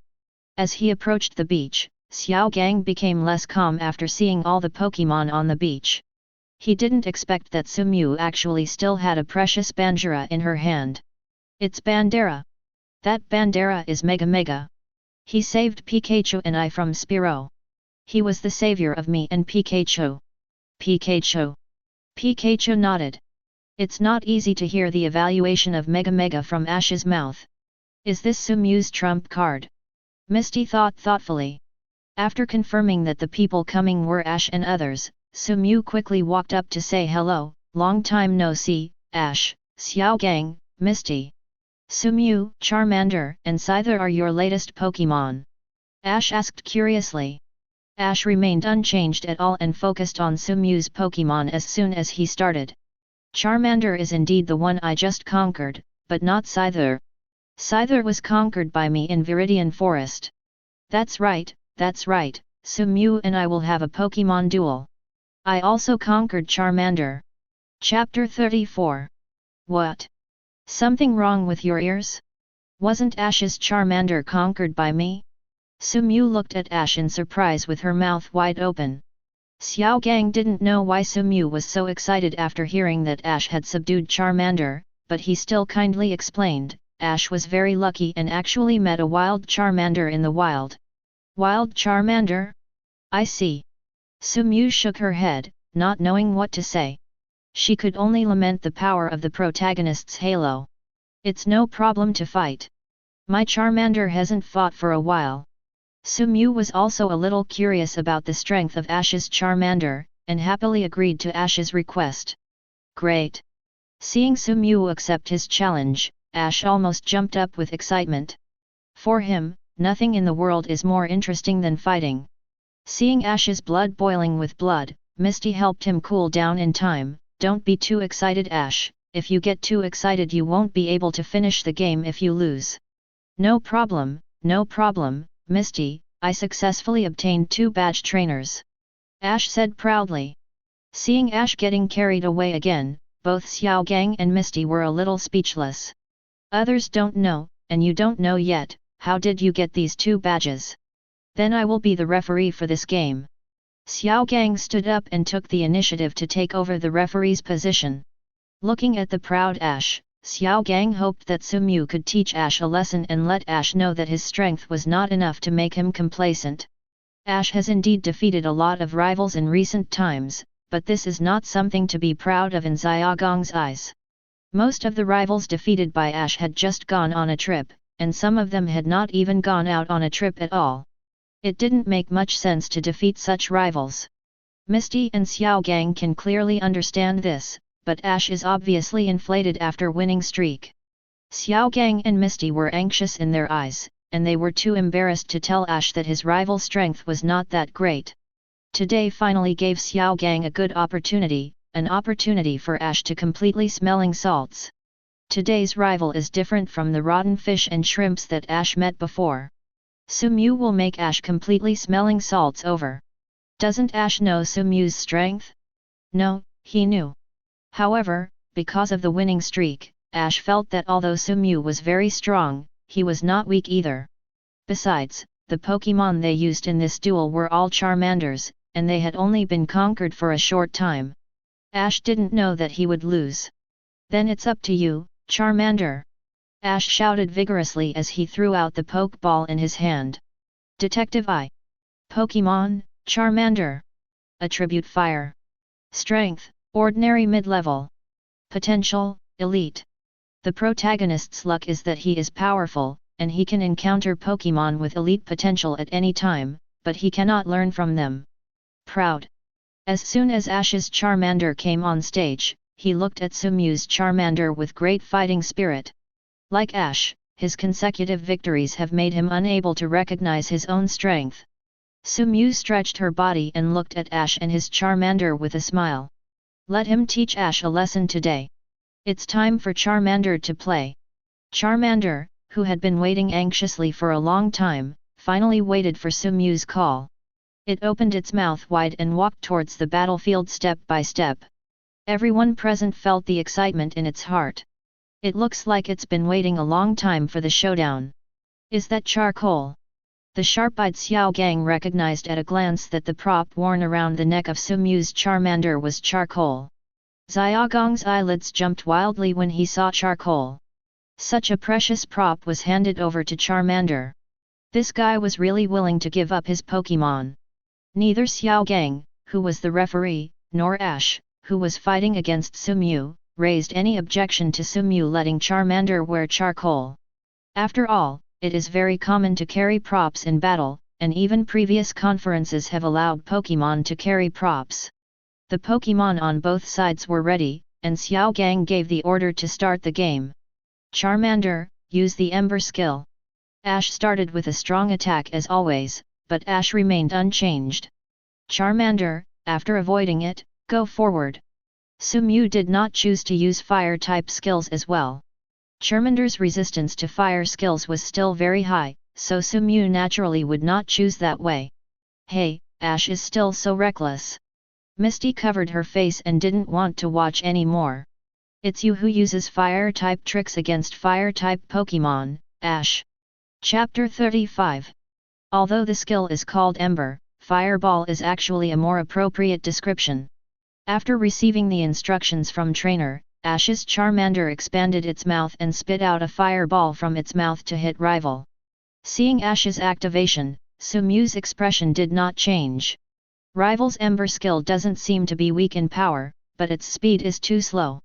It would be impossible to hit his Charmander with such a slow-moving fireball.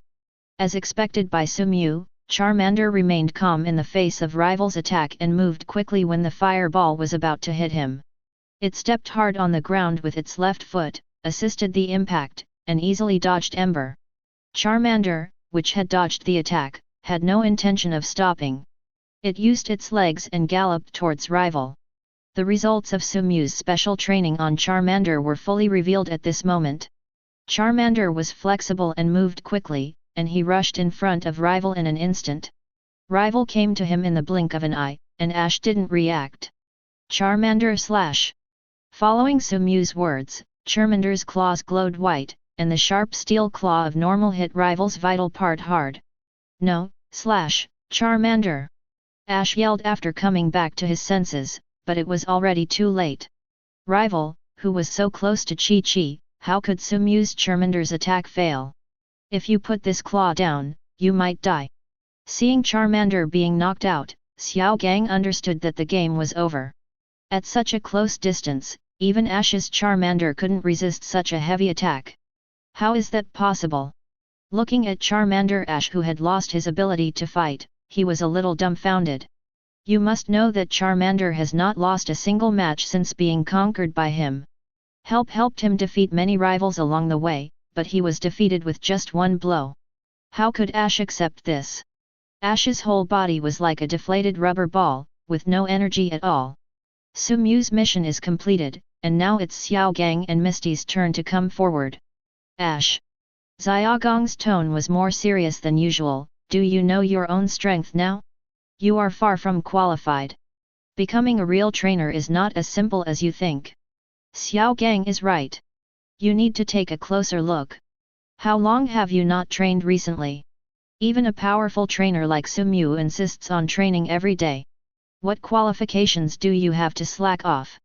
Uncharacteristically, Xiao Gang and Misty did not step forward to encourage Ash after the failure, but severely criticized him.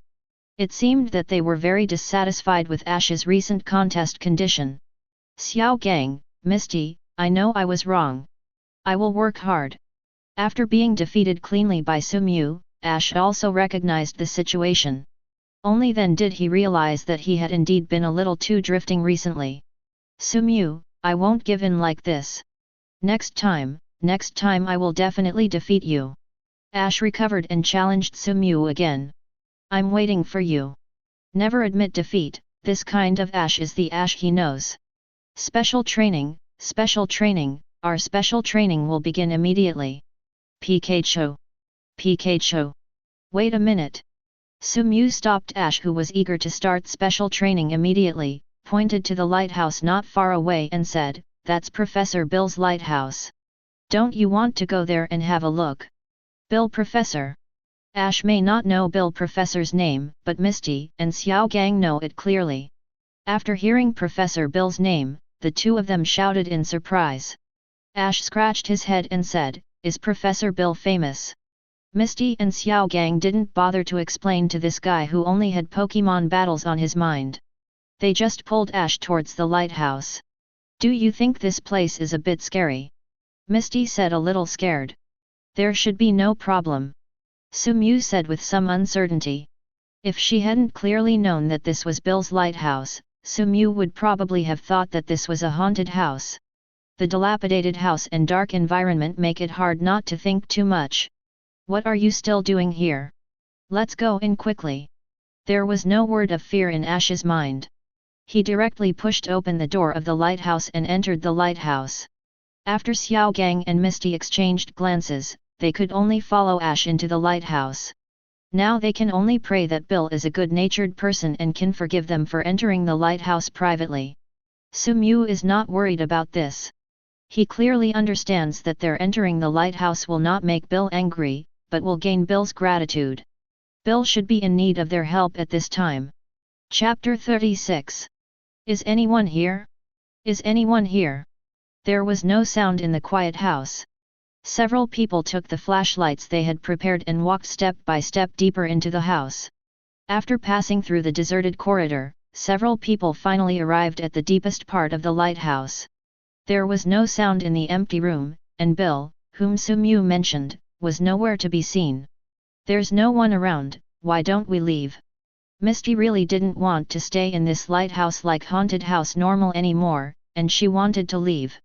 However, as soon as Misty finished saying she wanted to leave, there was a sudden thumping sound in the room. Did you hear any strange noises? Misty said softly. I heard Misty, it was a thumping sound. Unlike Misty, Ash had no fear at all, and Mega was really fearless. What he was curious about now was where the sound came from. In fact, he noticed the moment the sound came out that it came from deep inside the room. Following the sound, I turned my head and saw that it was Kabuto lying on the chair. Xiao Gang and Ash also noticed Sumyu's movements, and they turned and looked in Sumyu's direction. Is that Kabuto? Xiaogang said a little unsure. What kind of Pokémon is Kabuto? Ash asked curiously. He had never heard of a Pokémon like Kabuto. Misty can answer this question without Xiaogang taking action. Misty, who aspires to become a water-type Pokémon master, is very familiar with Kabuto, who has a water type. The Pokémon was hidden under the sea 300 million years ago and had shining eyes on its back. This is Kabuto. But it's strange. Isn't Kabuto extinct? Misty said doubtfully. Sorry, I'm not Kabuto. Something extraordinary happened. Kabuto, who everyone was talking about, stood up and started talking. Did you hear it? The Pokémon spoke. Although I had already seen Team Rocket's Meowth, who could speak human language, I was still a little excited to see the talking Pokémon Ash again. Didn't you hear what I said, Ash? He is not a Pokémon. Sumew walked towards Kabuto. If my guess is correct, you are Professor Bill. In the kitchen of Lighthouse, Bill devoured the food prepared by Xiaogang himself, and while eating, he did not forget to praise Xiaogang's cooking skills. Professor Bill, you are so stupid. You actually trapped yourself inside a puppet. Ash complained without saving any face for Bill. Swallow swallowed the last bite of the bowl and drank another large glass of drink. Bill finally came to life. He didn't seem to care about Ash's words and laughed loudly. I didn't expect Kabuto's hands to be so short that he couldn't press the button. By the way, Bill, why did you want to enter Kabuto's doll? Ash asked strangely. Misty, Xiaogang, and Sumew also pricked up their ears. What Ash asked was also what they were confused about. Bill, a famous professor, couldn't possibly get involved in dolls just because he likes cosplay. Because I want to feel Pokémon's heart. Bill said seriously. Heart. Yes, even though Kabuto is extinct, they are Pokémon that have lived in this world for hundreds of millions of years, so I want to experience how they feel while living in this world. Sumew thought thoughtfully. It seems that the technology to resurrect fossils is not yet mature, otherwise Bill, as professor, would not have said that Kabuto was extinct. Can you feel Kabuto's mood if you stay inside the doll? Ash asked with a frown. Bill smiled brightly, his smile warming the whole room. I think it should be okay. Dang dang dang. It was 12 o'clock at midnight, and the wall clock hanging in the kitchen made a clanging sound. Bill suddenly became excited when he heard the noise, and stood up from his position with a swish. Come with me.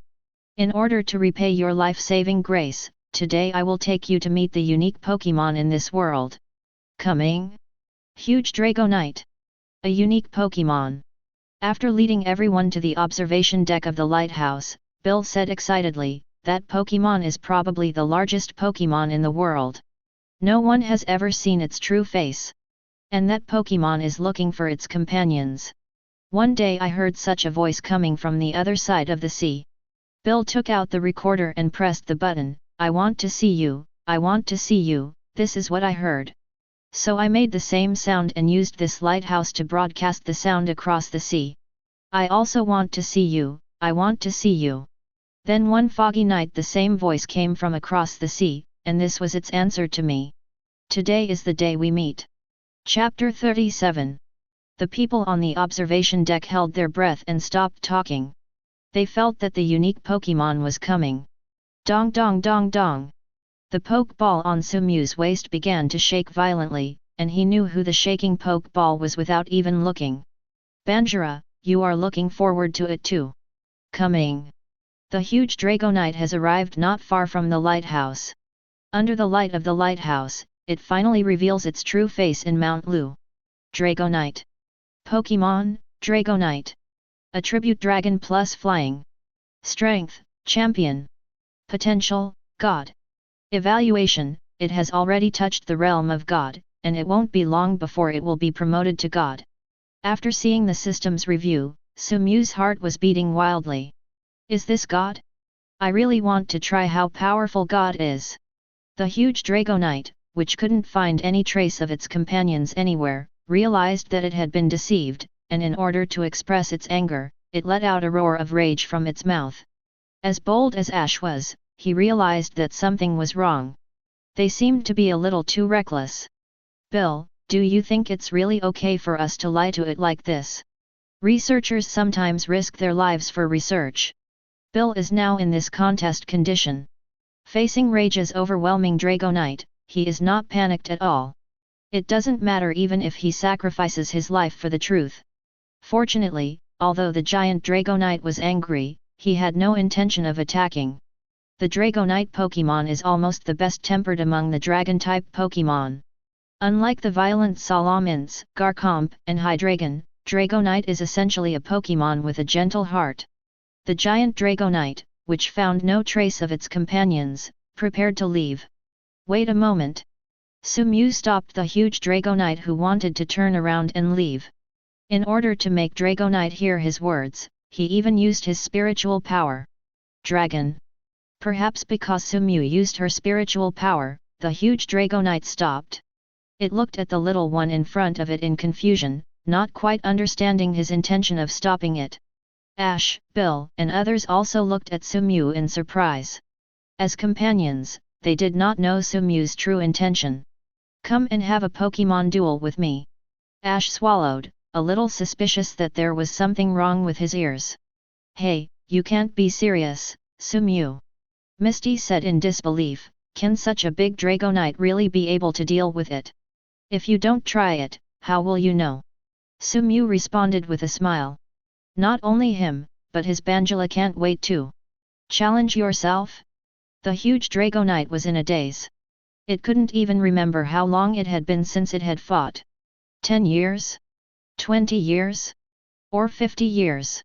Seeing Sumew, who was full of fighting spirit and whose whole body seemed to be on fire, the giant Dragonite smiled.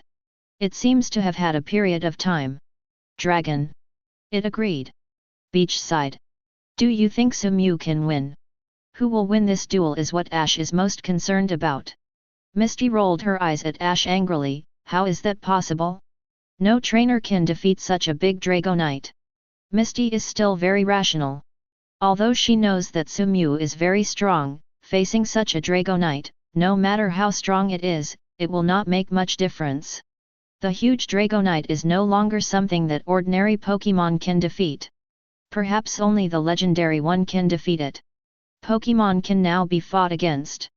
Just watch quietly, we will know the result soon.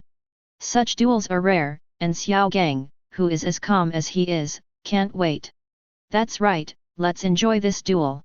You can't wait, Banjira. Sumew said softly while holding Banjira's poke ball. After hearing Sumew's words, Banjira couldn't control his excitement anymore, and it came out directly from Pokémon. Sumew's Banjira is considered tall and powerful among the Banjira tribe. With its 3-meter-tall body and green armor, it can stand up to most Pokémon. But this time rival is obviously not within the scope of most.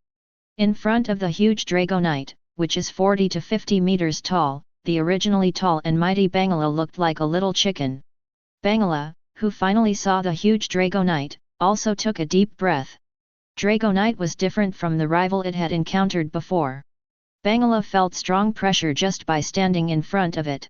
That is a dimension-reducing blow from the superior to the inferior. Ho ho ho ho! Bangira didn't like this feeling, and it roared loudly, trying to eliminate the fear in its heart. With a roar, Bangira launched an attack. Chapter 38. The originally calm beach suddenly blew up with strong winds, and the entire beach was instantly enveloped by the sandstorm. Sandstorm, Banjira. Banjira has been waiting for this moment for a long time.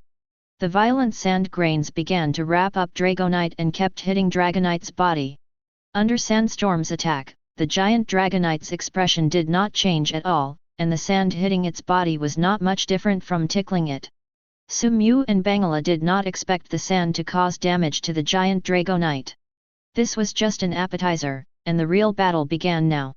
Banjira raised its arms, and the sand on the entire beach became crazy. The sand for several kilometers around began to fly rapidly in the direction of Banjira. Not good. Seeing that the sand around their feet was decreasing rapidly, Ash and others did not dare to stay where they were. Under the leadership of Xiao Gang, everyone ran wildly until they ran out of Bangira's control range of the sand. Stopped. Hey, Xiao Gang, is this something Banjira can do? Ash asked blankly, looking at the miracle in front of him. It's impossible. How could Banjira be so powerful? Misty's voice seemed to be trembling, and she was a little frightened by the apocalyptic scene in front of her. Is that a tail? Bill asked a little unsure because it was too far away. Xiaogang looked up and saw a huge tail appearing behind Bangira. It seemed that it was this tail that provided Bangira with endless energy. This should be the source of Sumyu's confidence. After extracting several kilometers of sand, Banjira made it into a scimitar that was tens of meters long. Under the illumination of the moonlight, the scimitar gleamed, flowing with terrifying murderous aura. Dragonite also became excited. It sensed powerful energy on the scimitar. This energy also frightened it, but Dragonite did not choose to stop it. It had enough confidence in its own strength. The wind and sand slowly stopped, and the scimitar has been condensed. Go, Banjira, and let God feel your presence. Class. It's moving, the scimitar is moving. So fast.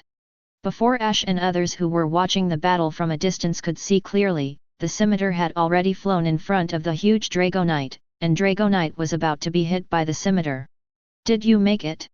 The scimitar's speed is indeed fast enough, but the giant Dragonite's response is even faster. The energy was instantly condensed in Dragonite's mouth. From condensing energy to launching skills, it doesn't even take a second. The violent destructive death light hit the scimitar directly, stopping the scimitar from moving forward. In the face of the destructive death light, the scimitar could no longer take a step closer, and its center was directly shattered by the hyper beam. It's over. The desert sword hit by the hyper beam began to break, and the sand changed again. Even if he tried his best and couldn't hurt Dragonite, Banjira finally recognized the gap between it and Dragonite. It was not discouraged, but felt full of strength. One day we will become stronger than it, Banjira. Class. Yes, Banjira believes that this day will not be too far away. Dragon. Dragonite also let out a happy roar growl. Although it didn't find a companion this time, it didn't get nothing. At least it met a good rival. It's time to go back. Dragonite waved goodbye to Banjira, and headed towards the depths of the sea, slowly disappearing into the sea level. Hey, Ash, do you really want to challenge Sumyu? Misty said after watching the entire duel. After understanding Sumyu's true strength, she was ready to persuade Ash to give up the idea of challenging Sumyu. The two had already it is no longer a level trainer. Ash did not answer immediately. He clenched his fists and was silent for a long time before speaking. I understand that I am far from Sumyu's rival, but I will not give up. Challenging the strong and defeating the strong is the way to go. A true trainer. Sumyu is very powerful. Not only does it not scare me, but it will stimulate my fighting spirit. One day I will surpass him, and you must know that my goal is the unique Pokémon Master. That's right, Ash. Xiaogang also agreed very much with what Ash said. Trainer is a profession that challenges and exceeds limits. Once you start to be afraid, everything is over. Only a truly fearless trainer can reach the final point. Ash's current strength may still be weak, but Xiaogang believes that with a strong heart, he will one day become a powerful trainer. He never doubted this. Chapter 39.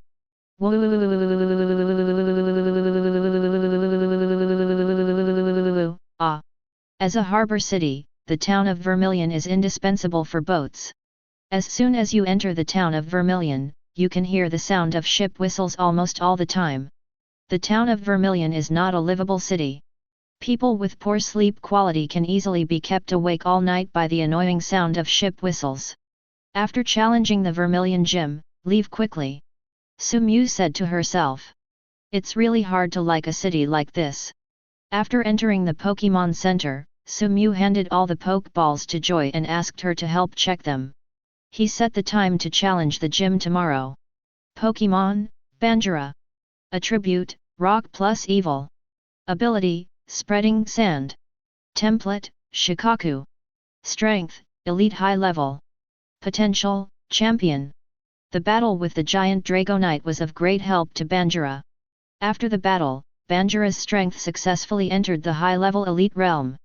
This is also an unexpected surprise for Sumyu. After being successfully promoted to the elite level, it means that Bangira is only one step away from the championship. Nurse Joy, please save my Rattata. The boy's cry interrupted Sumyu's thinking. The boy, only about 10 years old, was holding a badly injured Rattata in his arms. The little boy must have never encountered a situation where a Pokémon was so seriously injured.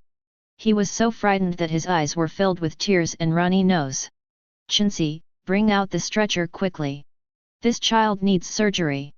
Looking at the seriously injured Rattata, Nurse Joy felt distressed and dissatisfied. What's sad is that Rattata was so seriously injured and must be in a lot of pain.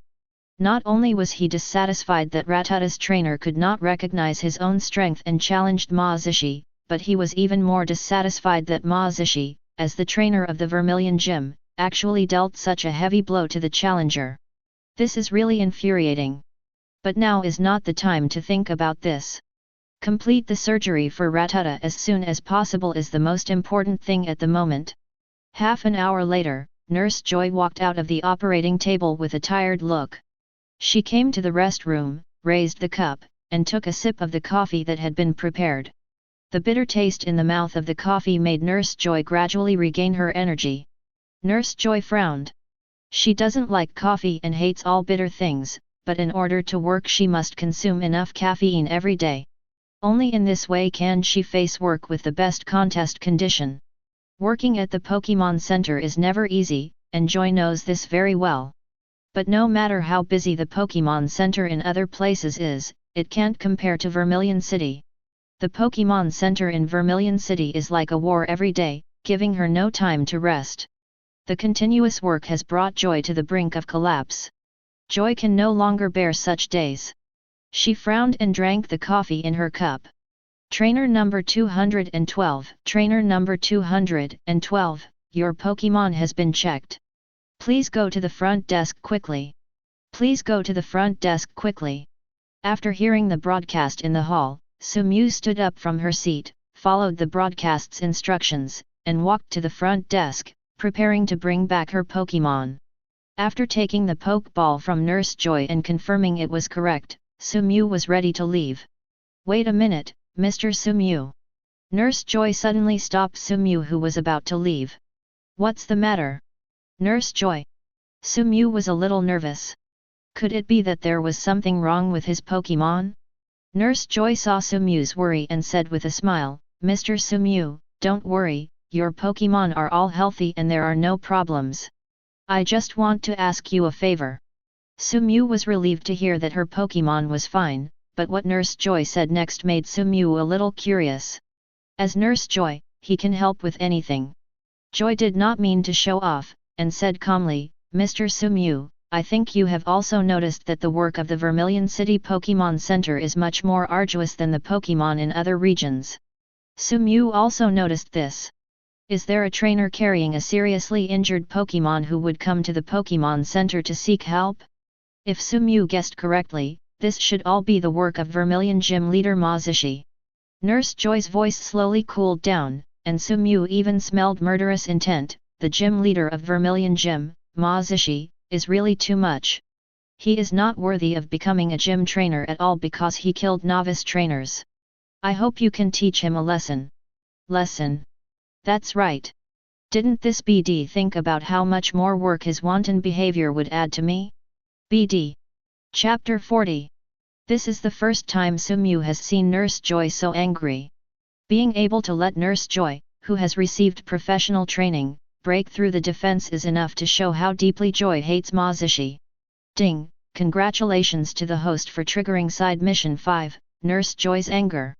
Nurse Joy can no longer stand Ma Zishi's misbehavior. She hopes you can teach Ma Zishi a lesson. Depending on the performance of the battle, the rewards will be different. The lowest level C, the highest level SSS. Do you accept it? Sumyu was ready to accept Nurse Joy's employment, but he was a little curious as to why Nurse Joy thought he could defeat Ma Zishi. You must know that Ma Zishi is not a simple character. He informed Nurse Joy of his doubts. Joy smiled slightly and said, for a trainer that can be approved by Mr. Giovanni, defeating Ma Zishi won't be a big problem, right? So it turned out to be the case, Sumu suddenly realized. Vermilion Gym is more like a gathering place for delinquents than a gym. As soon as Sumu stepped into the Vermilion Gym, a group of colorfully dressed young men gathered around and taunted, "Another boy comes to challenge the gym.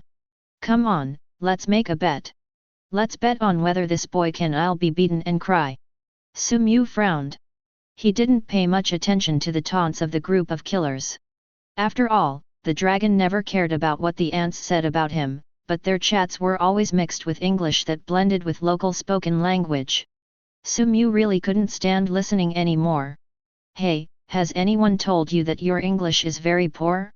If you don't know it, don't learn how to speak English. Do you understand? What did you say, UBD?" The Shamate boys were immediately off guard by Sumu's words. The leader grabbed the nearby baseball bat and rushed towards Sumu. "Don't stop me yet." Mazishi, who was hiding in the dark, saw that his younger brother's defense was broken by just a few words, so he could only come out to clean up the mess. Despite the appearance of Chief Maji, he is actually a very measured person. Accidentally injuring the challenger's Pokémon during a battle is not a big deal. Even if others have objections to him, there is nothing he can do about it. But it's different to be violent with challengers in the gym. Even if he has a great background, no one can protect him. "Back off." Mazishi glanced at his men with a gloomy expression. They were quite afraid of their gym owner Mazishi, a group of young men who killed Matt. After noticing that Mazishi was in a bad mood, he immediately lowered his head and said, "I'm sorry, gym owner. Follow me, challenger." Mazishi did not punish his subordinates, not even verbal scolding. Sumu sneered and followed Mazishi towards the battlefield. He was originally thinking about whether to kill Mazishi, but now he didn't need to think too much. There was no way to deal with someone like Mazishi too hard. "Boy, just wait, you will know what despair means soon." After Mazishi left, the young boys who had not received any punishment looked at Sumu proudly. "Despair? Yes, someone will soon know what despair is." Vermilion Gym Battle Arena. Sumu's face didn't look very good. The closer he got to the battle site, the stronger the smell of blood became. There are still blood stains on the field that have not been cleaned up. Most of these blood stains should be left by the challenger's Pokémon. Sumu was even more disgusted with Mazishi. Mazishi guessed what Sumu was thinking from his expression. He smiled ferociously, "Boy, soon you will know the consequences of offending our Vermilion Gym." "Really? I think you will know the consequences of offending me soon." Taunt Sumu, who faced Mazishi, was not polite at all and taunted him back. "Haha, I hope your mouth will still be so tough after the battle begins."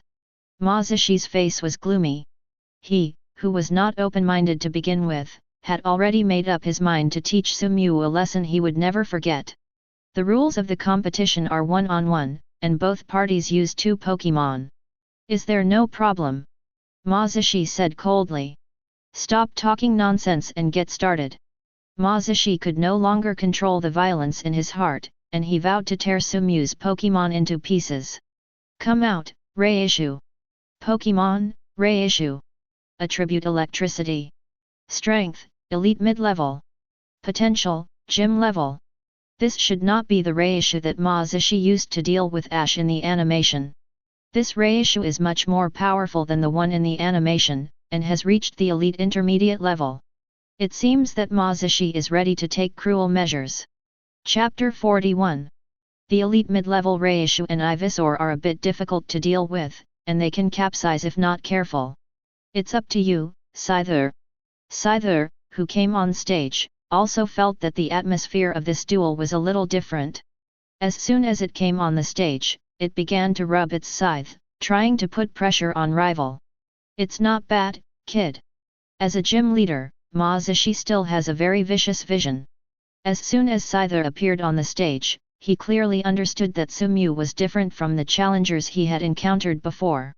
He put away his contempt and his expression became serious. Mazishi didn't want to be slapped in the face even if he let out the big words. He had to take this game seriously. Reishu uses thunder attack. Mazishi told Sumu through his actions how shameless a person can be. As a gym trainer, he directly launched a sneak attack without receiving the referee's instruction to announce the start of the game. This was extremely shameless. Sumew was completely angered by Mazishi. Except for his strength, Mazishi is not worthy of the title of gym trainer in any aspect. He is more suitable to be a street gangster rather than a gym trainer. Seeing the rage on Sumew's face, Mazishi was even happier. He liked the way rival hated Flail but couldn't do anything about him. Sumew's strength was indeed good, but Mazishi believed that there would be no difference in the outcome. He will gain ultimate strength. Reishu has finished stockpile, and the thunderbolts are fired from its side towards the surroundings of the battlefield. This is an indiscriminate attack that can cover the entire battlefield. Mazishi does not believe that Scyther can avoid it. If Sumew knew what Mazishi was thinking now, he would definitely laugh out loud. Avoid it, he never thought of avoiding it. Scyther, Fury Cutter. Facing Reishu's attack, Scyther did not dodge. It raised its sharp double blades and rushed towards Reishu quickly. As for the thunder that attacked it, it was all chopped up by its sickle. With every step Scyther takes, the energy of the continuous cutting becomes stronger. When it completely smashes the thunder along the way, its momentum has reached its peak. Reishu's feet began to tremble non-stop, and it began to be afraid. If it hadn't known about Mazishi's terror, it would have surrendered. After weighing the pros and cons, Reishu decided to give it a try. Scyther is indeed terrifying, but its trainer is 10,000 times more terrifying than Scyther. It is timid before it fights, and it cannot imagine the fate that awaits it. Reishu forces the stockpile in an attempt to defeat Scyther before Scyther's attack hits it. However, everything is just a conscious delusion. Without the hindrance of thunder, Scyther's movement speed instantly increased. In the blink of an eye, Scyther was in front of Reishu. At this time, Reishu was still condensing energy, and it was a little overwhelmed when it saw Scyther so close. What? Get out of the way, Reishu! Mazishi didn't expect the speed to be so fast. He didn't even see clearly how Scyther came to Reishu. It's over. Give it the final cut, Scyther. Sumew said coldly. Emerald energy enveloped Scyther's twin blades. The scythe was swung at Reishu, and there was even a sound of breaking through the air. The blow was so fast that Reishu didn't have any time to react. The moment the sickle touched Reishu, Reishu flew out like a cannonball and did not stop until he was smashed into the wall. Sumew and Scyther finally held back. If they hadn't, Reishu would have suffered more than just some superficial injuries. The reason why Sumew chose to stay is simple. He was entrusted by Nurse Joy to teach Mazishi a lesson.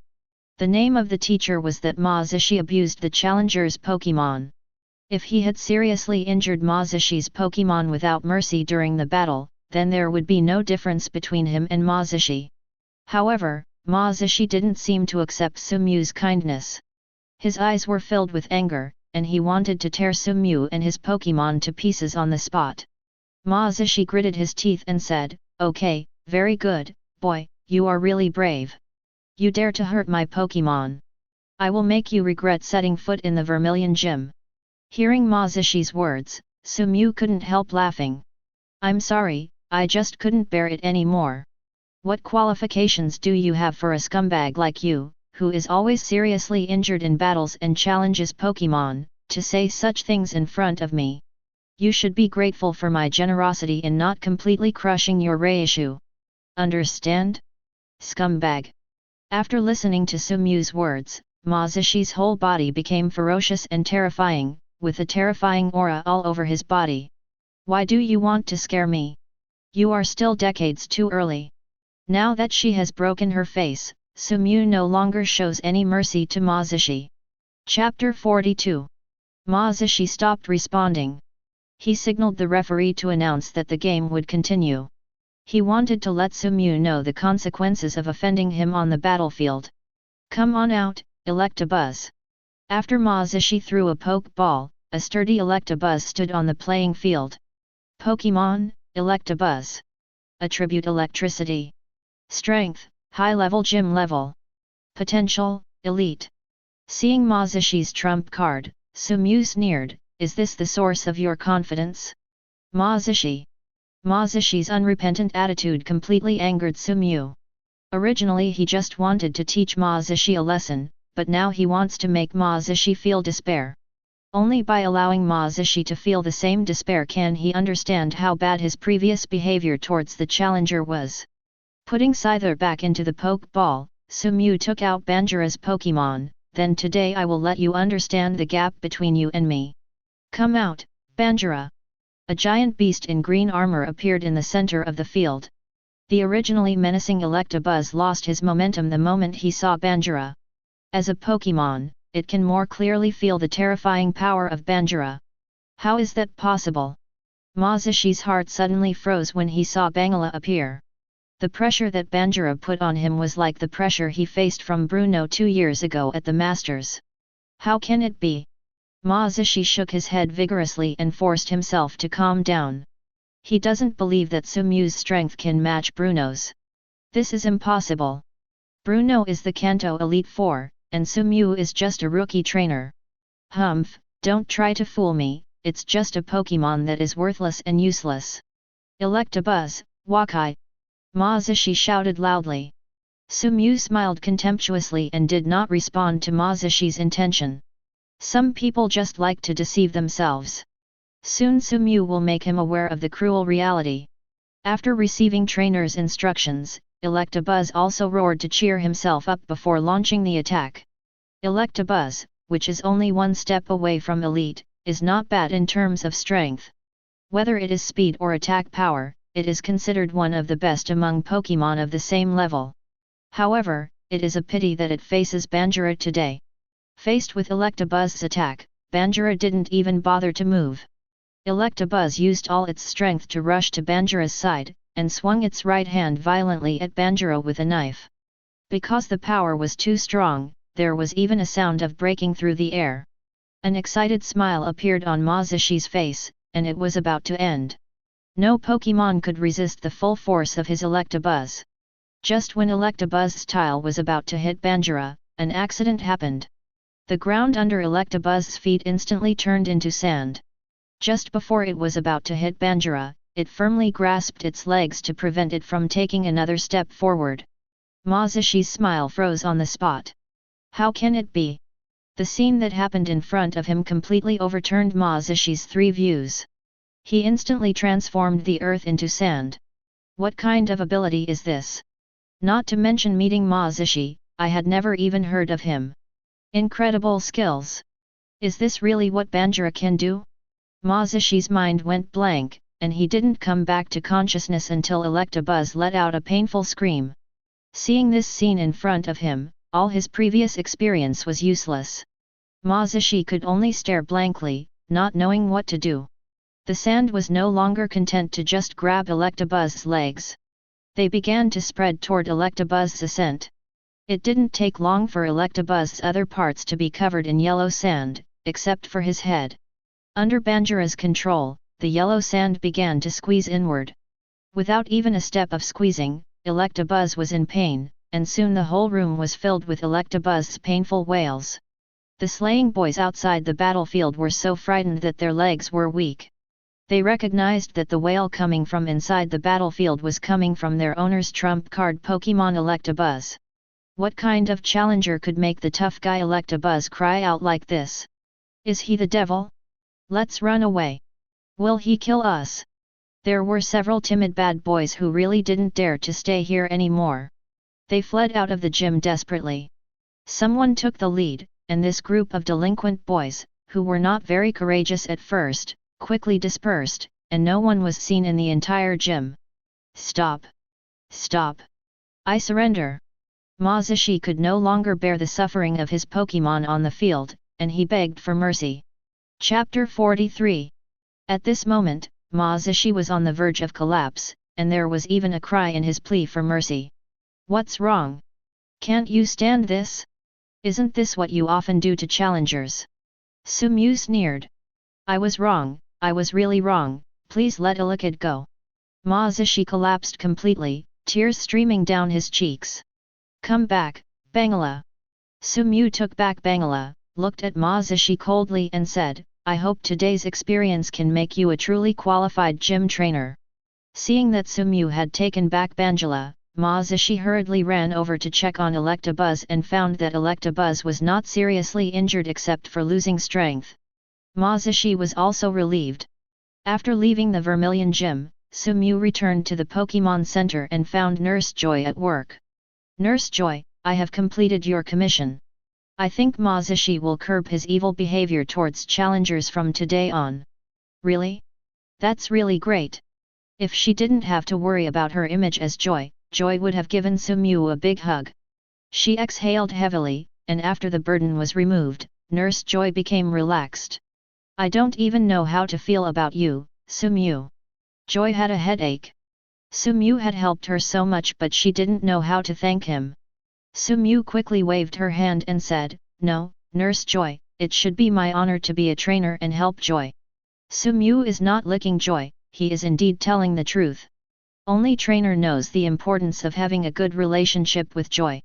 You must know that the person a trainer interacts with most in his life is probably Joy. Maintaining a close relationship with Joy has many hidden benefits for a trainer. Therefore, even if there is no system-issued task for Joy's commission this time, Sumu is still preparing for the next step. Nurse Joy, I'm a little tired, so I'll go back to the room first. Well, have a good rest, Sumu. The reason why Sumu went back to the room was certainly not because he was tired, it was just an excuse. The main reason why he couldn't wait to go back to the room was because he had to go back to receive the mission reward. Ding! Congratulations to the host for completing side mission 5, Nurse Joy's Wrath. The mission level is being evaluated. Ding! Because Nurse Joy is quite satisfied with the speed at which you completed the task, the rating has been improved, and the overall rating is SSS. SSS level is the highest mission rating, and the highest mission rating means the richest mission rewards. Sumu is looking forward to this reward. Congratulations to the host for completing the task perfectly. I will be rewarded with a Pokémon Flash Gengar. Do you accept it? Mission reward. Yes. A Pokeball appeared in Sumu's hand, and through the ability of the detection eye, Sumu also learned about Gengar's strength. Pokémon, Gengar, Flash. Attribute, Ghost plus Poison. Ability, Curse Body, when attacked, rivals' moves sometimes become disable contest condition. Strength, Elite Beginner level. Potential, Champion. Sumu also didn't expect that after completing Nurse Joy's commission, the system would give him such a luxurious reward. This wave will definitely be worth it. Gengar, with elite strength, immediately increased the thickness of the Sumu team's lineup. What's more important is that this Gengar belongs to Flash. If Sumu remembers correctly, after Flash Gengar Mega evolves, he will become a handsome white ghost. White ghost, who doesn't want to have a white ghost of their own? After all, whether you are strong or not is temporary, and whether you are handsome or not is a lifelong matter. Early the next morning, Nurse Joy knocked on the door of Sumu's room. Don't get me wrong, there is no adultery between Sumu and Nurse Joy. Nurse Joy came specially to thank him and gave him a present by the way. Nurse Joy looks much better today, and the original thick black circles have also been reduced a lot. Sumu, this is the S.S ticket for the Saint Annuo that I specially prepared for you. Nurse Joy smiled and handed the S.S ticket to Sumu's hand. Sumu's expression was a little strange. He knew very well that the Saint Anne's would be attacked by the rockets this time. In the past, the SS ticket of the Saint Anne's was definitely a valuable present, but now it is a hot potato. Sumu thought about it for a while and finally accepted it. No one stipulates that after taking the S.S ticket, you have to get on the ship. He just doesn't get on the ship when the time comes. By the way, Nurse Joy remembered something important again. She handed Sumu another book and said with a smile, I heard that there will be a competition on the St. And this time, and the winner will have a beautiful as for prizes. Sumu, you can see if there is any prize you like. The types of prizes are in this book. Chapter 44. After turning to the first page of the book, the whole room fell silent, leaving only the sound of Sumu's rapid breathing. Sumu knew that the Santo Annuo was a luxury fairy, but Sumu never expected it to be so luxurious. The moment she saw the reward, Sumu forgot all about Team Rocket and the danger. He went to fix the Saint Anne, and Jesus couldn't stop it, he said so. Misty, Xiaogang, hurry up, I want to challenge Vermilion Gym as soon as possible. Ash seemed to be in a good mood. He was walking at the front of the team and kept urging Misty and Xiaogang. Misty and Xiaogang looked at each other, a little helpless. They were not as blindly confident as Ash. The gym leader of Vermilion Gym, Ma Zishi, is different from the two of them. He will never give in to the gym challengers. They are a little worried that Ash will encounter setbacks. After the battle with Sumu, Ash also grew up a lot.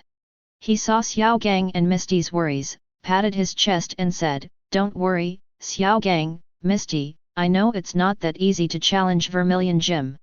Success, I'm ready to fight hard." Xiaogang and Misty didn't expect Ash to say such words. It seemed that Ash had really grown up. The two of them smiled happily. "It's good that you understand, but it's getting very late. It's probably too late to challenge the gym today.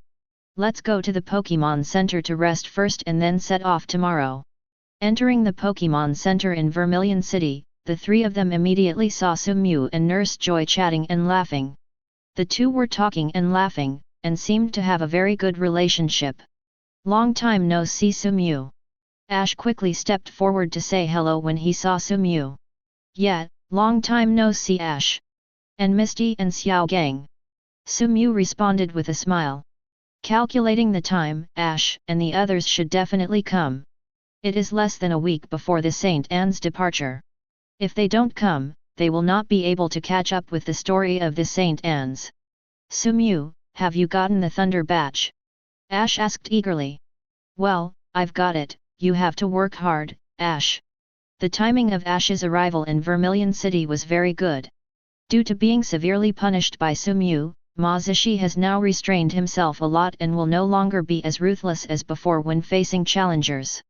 Sumu, this can be regarded as virtually helping the challengers to reduce the difficulty of the Vermilion Gym challenge. Because recently there have been few cases where trainer was severely damaged by Ma Zishi's Pokémon when challenging the Vermilion Gym. Nurse Joy's workload has also dropped. This is why she has time to chat with Sumu. If she had done it according to her previous the amount of work, let alone chatting, she even had to squeeze in time to drink water.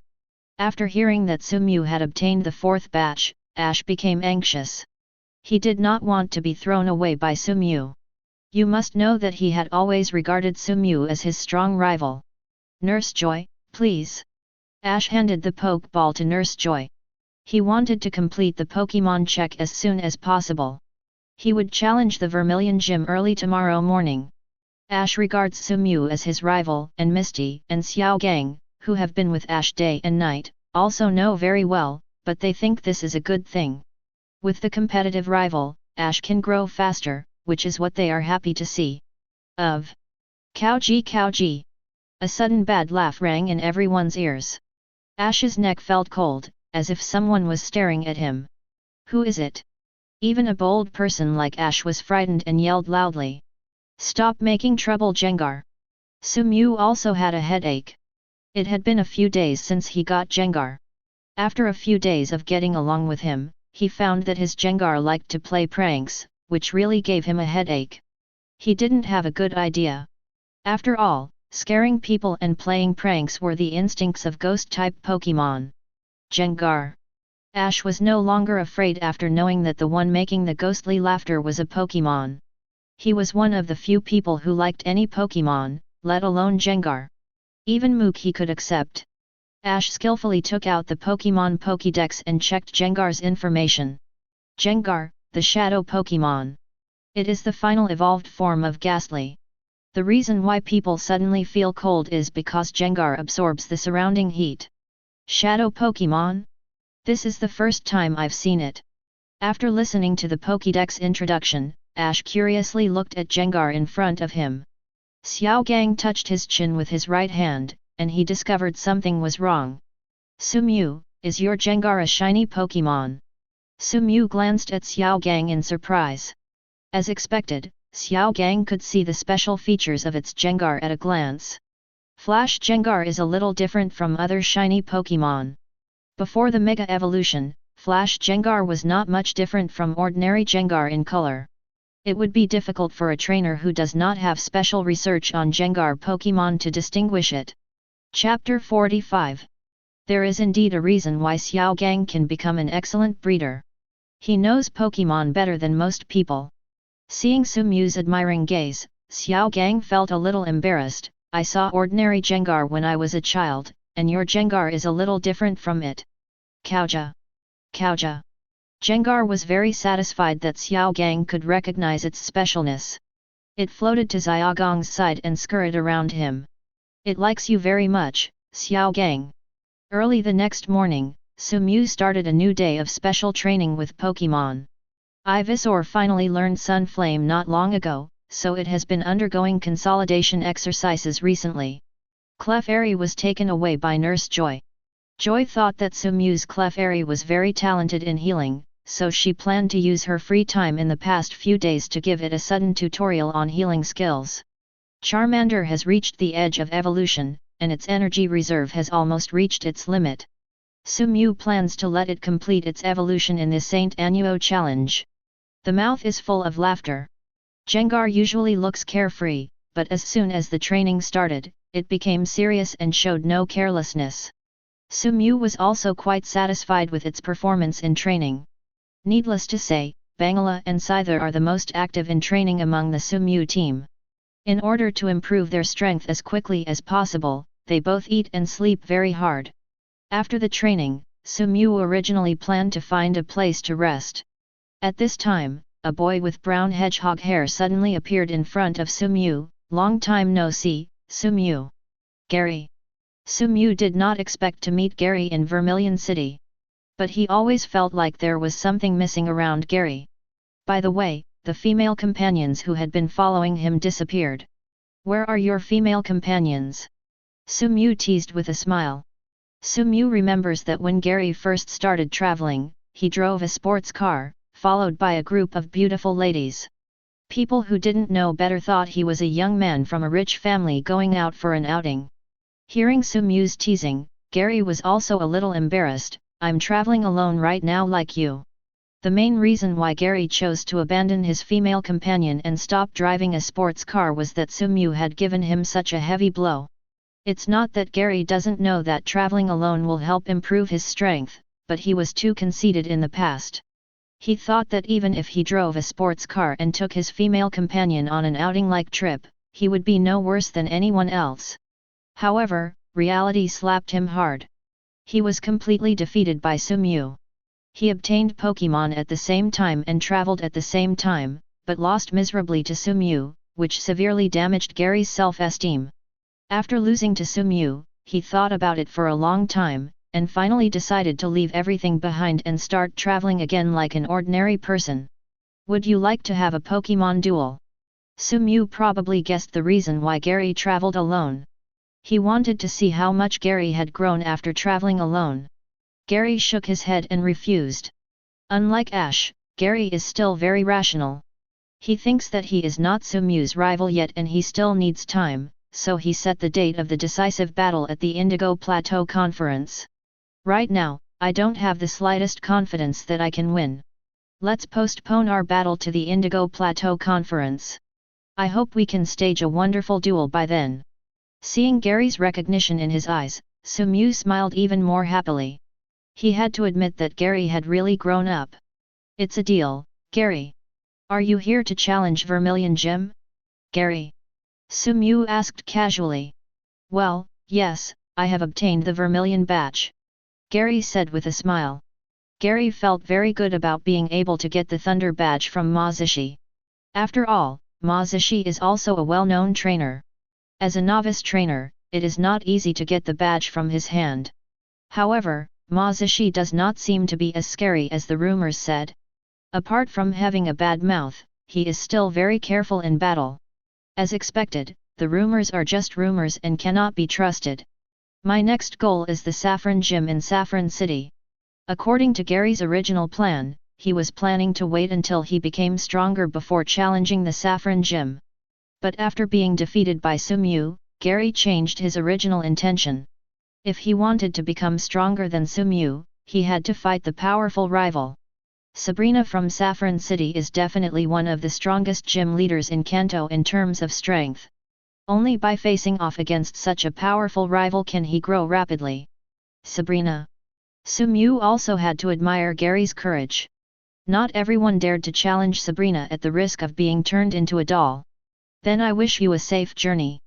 Goodbye, Indigo Plateau Conference, Su. Chapter 46. Ash, don't be discouraged. Train hard and you will be able to succeed next time. When Su came back from training, she saw Misty and Xiaogang comforting the dejected Ash. Pikachu was no longer as energetic as before and sat beside Ash blankly. It can be seen from the expressions of Ash and Pikachu that their trip to the Vermilion Gym did not go smoothly. Ash bit his lip and said softly, Xiaogang, Misty, do you think Mazishi is right? My Pikachu will never be able to defeat his Raichu if it doesn't evolve. The plot still happened. Although Mazishi did not severely damage Ash's Pikachu, he was not merciful at all in his words. He belittled Ash and his Pikachu as useless, and told Ash that if he didn't let Pikachu complete its evolution, he would never be able to defeat it. His Raichu. Ash was confused. He had always been the weaker side in this duel. No matter how hard he tried, he could not find a chance to come back. Did he really want to defeat Pikachu only by evolving him, as Mazishi said? Pikachu, do you want to evolve? Xiaogang and Misty frowned but did not speak. In their hearts, they disapproved of Ash letting Pikachu evolve. They knew that Ash's Pikachu contained unimaginable energy in his body, and evolution was not necessarily a good thing for Pikachu. But they can't say much about this kind of thing, after all, Pikachu is Ash's Pokémon. Pikachu. Pikachu glanced at Ash fiercely and shook his head vigorously.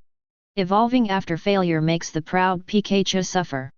It doesn't want to evolve at all. It wants to use its strength to tell Mazishi that even if it doesn't evolve, it will defeat Raichu. Ash also didn't expect Pikachu's reaction to be so big. You know, Pikachu hasn't lost his temper with him for a long time since he accepted him. Ash was a little at a loss. This was when he saw Sumu returning to the Pokémon Center. He quickly walked up to Sumu and asked, Sumu, do you want me to let Pikachu evolve? It seems that Ash has not given up the idea of letting Pikachu evolve.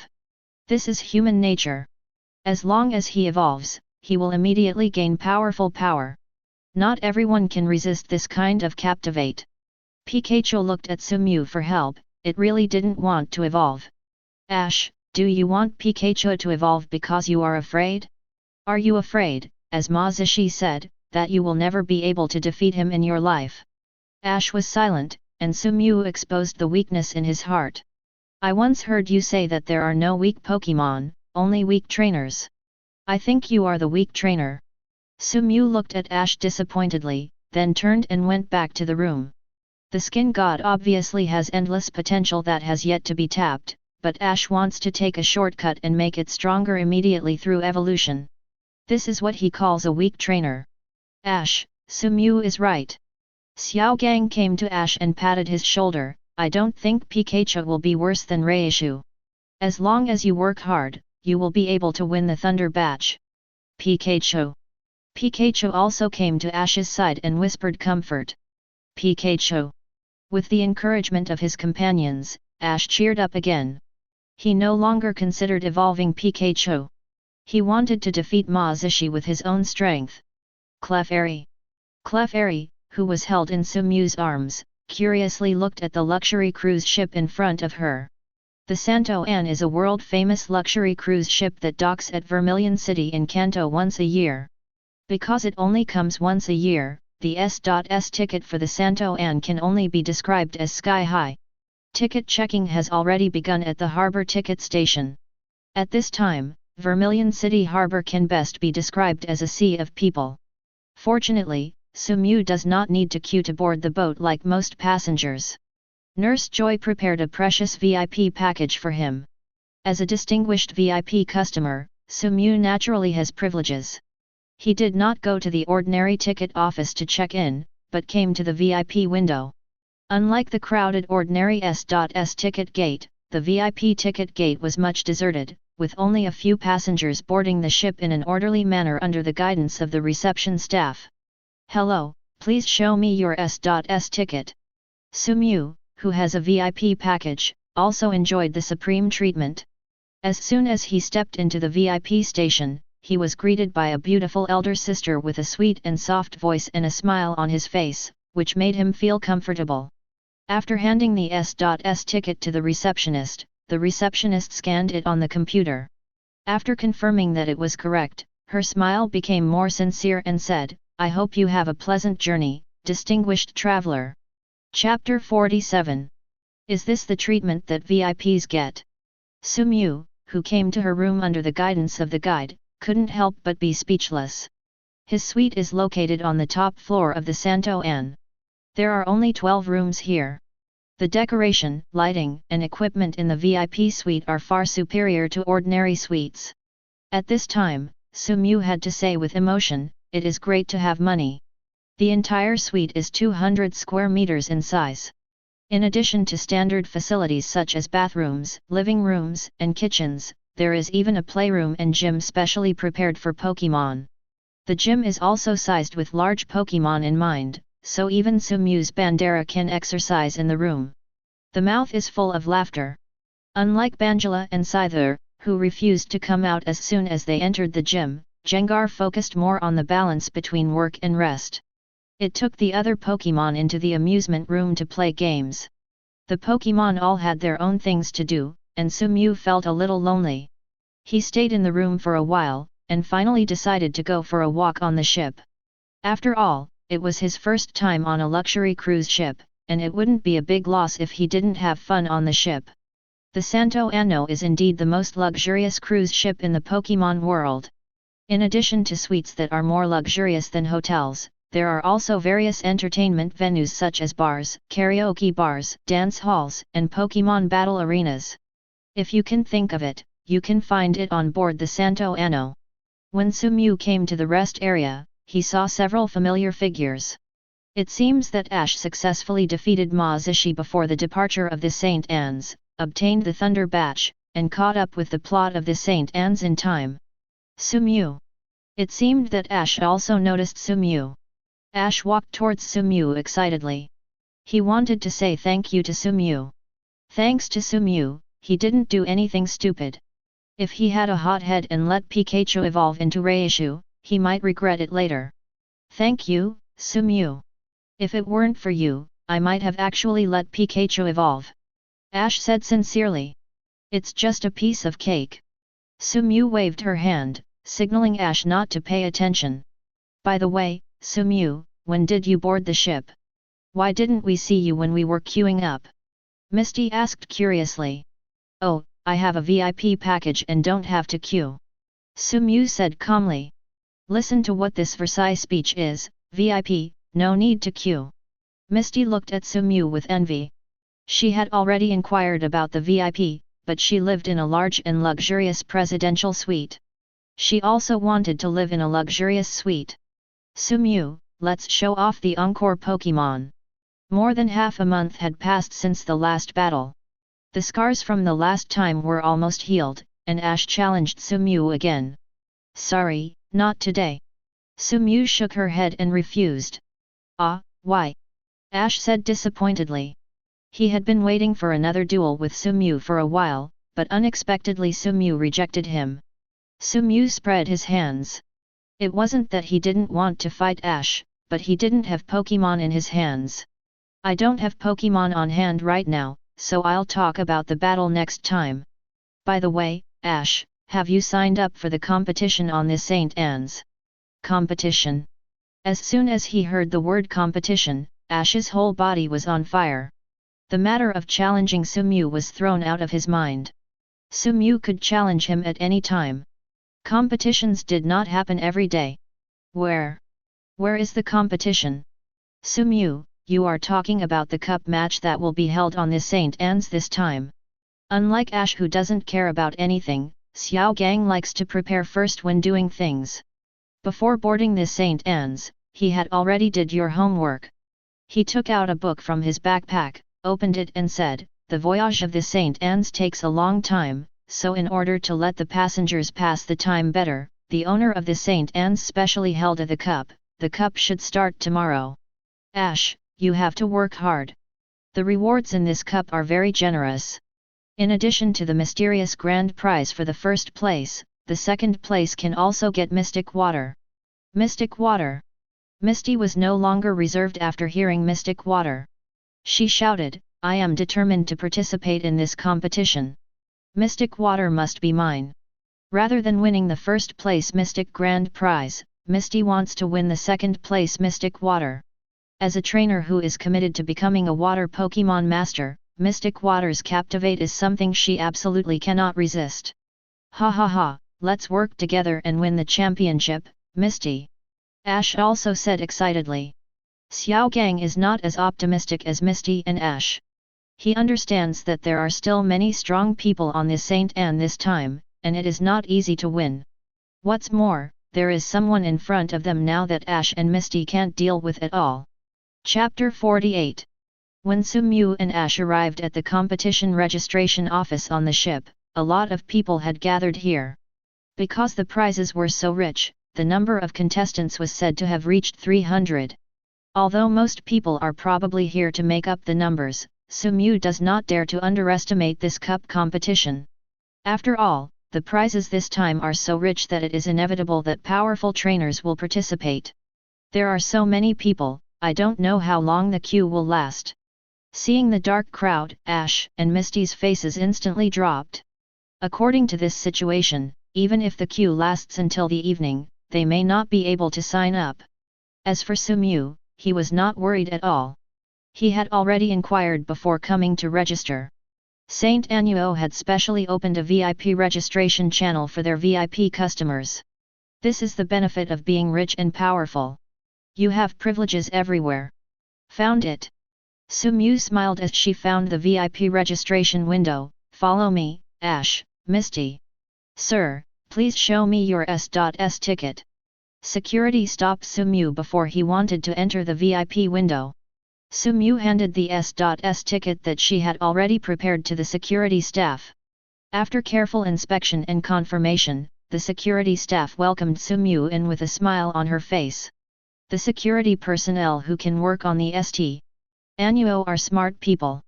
He saw that among the people who wanted to sign up, only Sumew was a VIP customer. Although it was stipulated that only customers with VIP S.S tickets could enter the VIP window, but it did not prevent Ash and Misty from entering the VIP window to register. Guests who can own VIP S.S tickets are either rich or noble. There is no need for him to offend them for such a trivial matter as signing up. Besides, even if the matter gets serious, the management staff may not necessarily be on his side. After all, rules are strict, and people they are alive. The most important thing for these staff who specialize in serving VIPs is to try their best to meet the needs of customers. Hello, do you need to sign up to participate in this San Annuo Cup? The receptionist at the window was a young lady with a good appearance and temperament. If there hadn't been a railing blocking the way forward, Xiao Gang would have rushed forward to woo her. Xiao Gang, please pay attention to me and don't embarrass me. Misty also noticed something wrong with Xiao Gang. She glared at Xiao Gang with a murderous look. She didn't want to be embarrassed in a place like this. Don't worry, Misty, I can control myself. Looking at Misty's right hand that was about to move, Xiao Gang touched his ear in fear. Everyone handed the prepared identification certificates to the receptionist at the registration office. The receptionist took the information and completed the registration task within a few minutes. Please keep your documents. The lady at work served with a smile throughout the process. It seemed that the work on this Saint Anno was not that easy. After the registration was over, Sumew stopped wandering around the ship. He said goodbye to Ash and others and returned to the room. It was getting late and he had to go back and study carefully which Pokémon should be put on the field tomorrow. Sumew currently has 6 Pokémon in her hand: Banjira, Elite High Level, Gengar, Elite Beginner, Scyther, Gym Mid-Level, Ivysaur, Elite Mid-Level, Clefairy, Elite Early Level, Charmander, Ordinary High Level. The game on this Saint Anno is a one-on-one battle mode, and the trainers of both sides can only use one Pokémon. Therefore, to be on the safe side, Sumew needs to send out powerful Pokémon when attacking first to avoid falling into the gutter. Capsize. This Pokémon would ideally be Gengar. Because the game was held on a cruise ship, extremely destructive large area skills like Earthquake were not allowed to be used, so Sumew did not plan to let Banjira play this time. It should be almost like this tactic. If you attack first, send Gengar to protect the base. If you attack later, you can choose the appropriate Pokémon to play based on rival's strength. Sumew hopes to encounter a suitable rival in the first few rounds of battle so that Charmander can take the field. Charmander is about to evolve. It would be great if the evolution can be completed in this game. The game is held on the dedicated battlefield on the Santo Año. The game will not start for more than an hour, and most of the contestants have already arrived at the game venue. The competition venue is divided into 3 floors. The first floor is for players to compete, and the second and third floors are for other passengers to watch. Sumew even saw a private room on the third floor, which is specially prepared for VIP customers. If Sumew does not participate in the competition, she can also enjoy such services. Sumew originally thought that she arrived early enough, but she didn't expect that she was still a little behind compared to Ash and the others. Judging from their appearance, they have been here for a while. Chapter 49. Charmander Ember. There were still many fake contestants, and some people who were not even trainers also came to participate in this competition. Rival, whom Sumew met in the first round, was a rich lady, and the Pokémon she used was Eevee. The cute and petite Eevee and Pikachu are probably the most popular Pokémon among the rich. However, Eevee and Pikachu are not Pokémon suitable for combat. With a few exceptions, most Eevee and Pikachu have poor combat effectiveness. Sumew's rival this time is not an exception, but the vast majority. Her Eevee was completely raised as a pet and had no fighting ability at all. Sumew really didn't understand why she brought such an Eevee to participate in the competition. Was it for abuse? The fireball spitted out by Charmander frightened Eevee stupidly. It stood there stupidly, motionless no matter how trainer called. Boom! Eevee loses the ability to fight and Charmander wins. Seeing Eevee lying on the ground with his hair all burnt and his eyes closed, the referee directly announced the result of the game. Eevee. Seeing that Eevee had lost his ability to fight, the rich girl hurriedly picked up Eevee. After looking at Eevee distressedly, she raised her head and said to Sumew in a rage, "Why should you scare such a heavy hand? My Eevee is all burned." Rival's words made Sumew just want to laugh. He was the other person's parent and had no obligation to pamper her. You should blame yourself, not me. If you hadn't had a hot idea and asked Eevee to participate in the competition, nothing would have happened. It's really not worth it for me to rush for your Eevee, but I met you so irresponsible trainer, that's why it gets hurt. You. After saying that, Sumew didn't even bother to look at her again, turned around and left. During lunch, Ash seemed a little distracted and seemed to be thinking about something. What happened, Ash? Sumew asked curiously after swallowing the good steak in her mouth. In the first round, Ash should have passed smoothly. Sumew, do you think I should trade Pokémon with others? Ash asked. Swapping Pokémon? Sumew probably knew what happened. As expected, Ash met a middle-aged gentleman using Raticate in the first round. Ash successfully defeated rival's Raticate with Butterfree. Ash was moved by his gentlemanly words after the game, so Ash was debating whether to trade Butterfree for the gentlemanly Raticate. After listening to Ash's words, Sumew was speechless. He really didn't understand what was going on in Ash's head. Normal people exchange Pokémon for 2 reasons. One is that the Pokémon on the other side is rarer and more valuable than their own, and they like the other's Pokémon very much. Ash has nothing to do with these 2 things. Sumew doesn't understand what he has to worry about. Although Butterfree is not a rare Pokémon, it is well known that Ash's products must be high quality. His Butterfree's talent is still very good. What's the point of exchanging it for an ordinary Raticate? Unless he is out of his mind. Otherwise no one would do such a thing. You like that Raticate? Ash shook his head, Don't like it.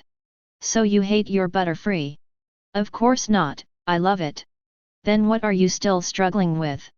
Using the Pokémon you like, the first Pokémon you caught, to exchange it for one you don't like, and even Raticate, who was defeated by Butterfree, would not make such a choice as a normal person. Sumew said with some hatred that iron cannot become steel. Ash is just too naive and easily deceived by others, which can be seen from his tendency to give precious Pokémon to others. Sumew is right, Ash. Xiao Gang also agreed with Sumew. I also don't like you exchanging Butterfree for Raticate. Butterfree would be too pitiful and it would think it was abandoned. With the persuasion of Sumew and Xiao Gang, Ash also realized that he had done something stupid. He immediately summoned his Butterfree to apologize to it. I'm sorry, Butterfree, I shouldn't have used you in exchange for other Pokémon.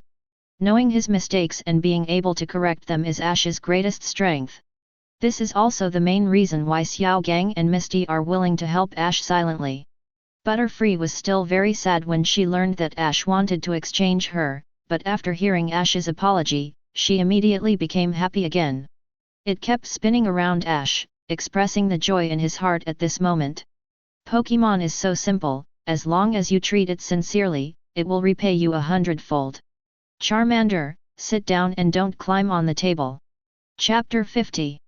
Charmander stopped what he was doing on the dining table, and suddenly his whole body emitted a dazzling white light. Is this going to evolve? Sumew did not expect such an accident to happen. He originally wanted to let Charmander complete his evolution through battle, but he did not expect that Charmander completed his evolution at the dinner table. Come down quickly, Charmander. No, it should be Charmeleon now. Sumew said with a smile. After hearing Sumew's order, Charmeleon did not get down from the table obediently, but continued to eat the food on the table. The smile on Sumew's face suddenly froze, and his expression became ugly. Ash, Xiao Gang, and Misty at the same table also realized that something was wrong. They didn't dare to say a word and watched silently. Seeing Charmeleon Sumew frowning as he ignored his instructions, he did not expect that Ash's situation would happen to him. After evolving, he suddenly gained great power, making Charmeleon a little confused about himself. Sumew smiled, but his smile looked chilling. I say it one last time, get down from the table obediently, Charmeleon. Sumew's cold voice made Ash and others a little afraid. This was the first time they had seen Sumew so angry. Charmeleon finally understood, and turned to look at Sumew. The moment it saw Sumew's eyes, Charmeleon's heart trembled, and it wanted to say something. Sumew didn't give him a chance. Gengar. Kauji Kauji. Gengar, who had been hiding around, appeared behind Sumew. The revealed Gengar looked at Charmeleon curiously. It was a little confused. Even it and Banjira were obediently listening to Sumew's words. Who gave Charmeleon the courage to challenge Sumew? The mouth is full of laughter. The mouth is full of laughter.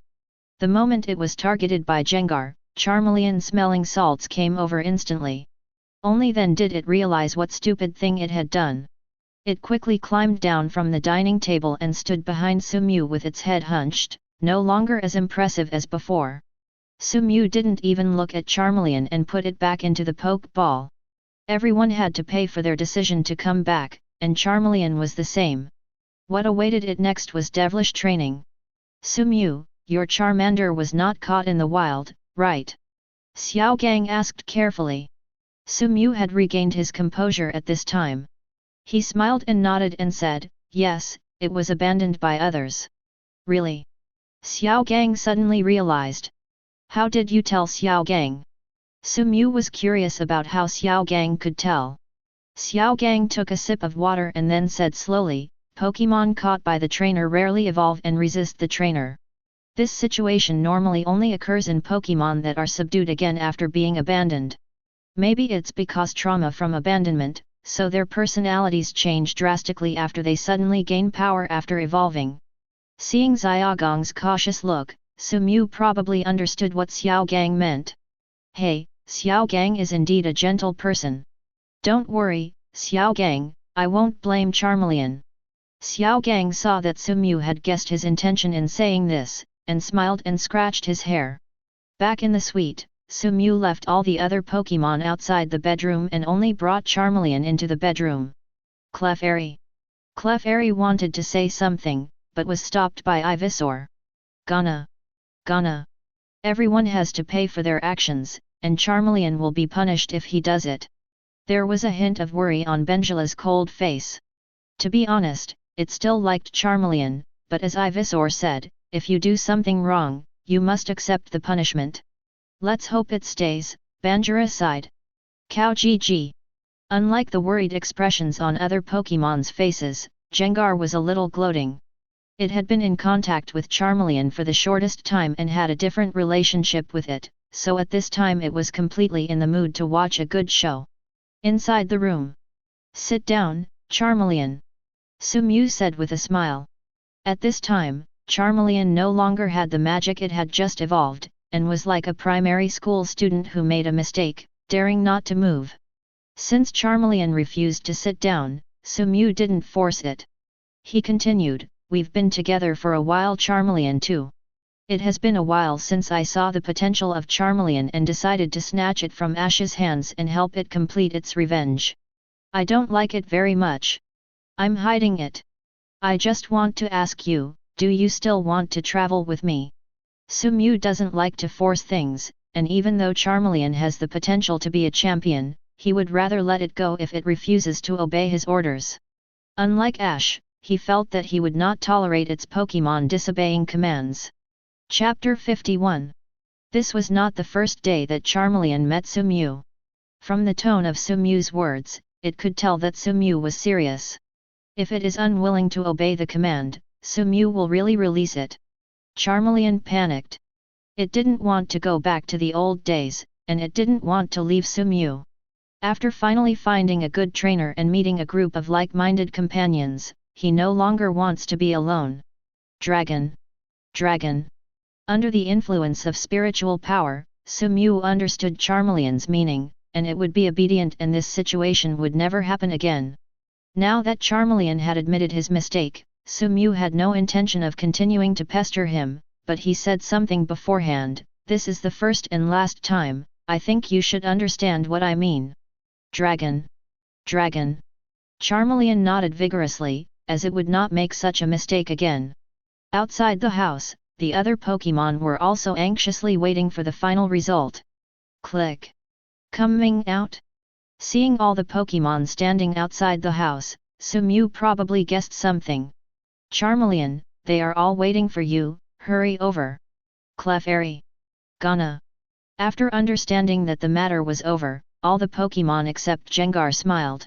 Only Gengar had a face, apparently not satisfied with the result. Charmeleon Fire Fang.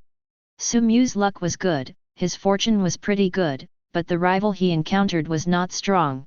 Seeing the energetic Charmeleon on the battlefield, Xiao Gang finally felt relieved. Sumew is indeed a trainer who loves Pokémon just like Ash. Well done, Charmeleon. Seeing Charmeleon win rival cleanly, Sumew did not hesitate to praise him. After the game, Xiao Gang handed the drink he had prepared to Sumew and said with a smile, "You have won 3 games in a row and you have entered the top 32. According to your current contest condition, it is not a problem to win the championship in one go." Sumew smiled slightly, he didn't think it would be that easy. The weak contestants have almost been eliminated. Those who can enter the top 32 are not ordinary people. If you are not careful, you may overturn. Sumew didn't risk meeting the Rockets to come to the Santo Antoine to get a top 32 player. He had to be careful in the next game. Sumew's caution was not wrong. In the 32-16 game, Sumew met the strong rival. His rival performed mediocrely in the first few rounds and did not show much ability. Who knew that in the duel with Sumew, a Pokémon with gym-level strength was directly taken out? Fortunately, Sumew was careful enough and did not choose to play Charmeleon when he drew first strike, but chose Gengar. Otherwise, his trip to the Santo Anno would have ended here. Pokémon, Nidoking. Attribute Poison plus Ground. Strength, beginner level of the gym. Potential, gym level. Please, Gengar. The mouth is full of laughter. The opponent's luck is really bad. If he hadn't met Sumew, it wouldn't be a big problem to enter the top 4 with his strength. Now he can only stop at the top 32. Gengar, Shadow Ball. Elite level Pokémon and Gym level Pokémon are already Pokémon from 2 different worlds. After receiving Sumew's order, Gengar smiled evilly, and 2 black shadow balls instantly appeared in its palm. Nidoking's trainer didn't look very good. He originally thought that his Nidoking would have a chance of winning, but when he felt the energy emanating from Gengar, his heart immediately cooled down. He sighed heavily, knowing that he had little chance of winning, but he did not give up. Who knows the final result if he doesn't try? Nidoking Venoshock. Unlike the normal trainer, this trainer focuses on breeder's talent in the Nidoking poison type. Its Nidoking's forehead is red with a huge purple horn, which makes people feel fearful. Special venom instantly spurted out from Nidoking's horn and splashed onto Sumew's Gengar. Seeing the venom rushing towards Gengar, Gengar seemed to be frightened and allowed the venom to hit its body. Successful. Rival had already given up hope. After seeing Nidoking's venom completely hit Gengar, he began to feel hopeful. Rival was not that strong, so he might be able to win. But the truth is cruel. Gengar did not choose to dodge, but directly received Rival's attack, just to make the opponent feel from heaven to hell. Now that the other person is almost in heaven, it's time for it to pull him back to hell. The mouth is full of laughter. Gengar disappeared from the spot, and when he reappeared, he was already behind Nidoking, and the shadow balls in his hands had already been condensed. Gengar slapped Nidoking hard on the face. Collapse. Powerful energy exploded on Nidoking's face, directly destroying Nidoking's consciousness. The smile that just appeared on Nidoking's trainer's face froze instantly. The mouth is full of laughter. Gengar laughed heartily, that's what he wanted to see. Chapter 52. In the following games, Sumew never met the powerful rival again, and passed all the way to the finals. I didn't expect to meet you in the finals, Misty. Sumew did not expect that her final rival would be Misty. Misty also risked her life for Mystic Water, even using the Pokémon her parents left her, which was a fast-swimming frog with mid-level strength in the gym. The middle-level fast-swimming frogs in the gym were considered to be one of the strongest in this competition. Although there were some twists and turns, they finally entered the finals. After entering the finals, Misty's anger was relieved. Entering the finals meant that Misty's goal had been achieved. She wants to be the runner-up more than the champion.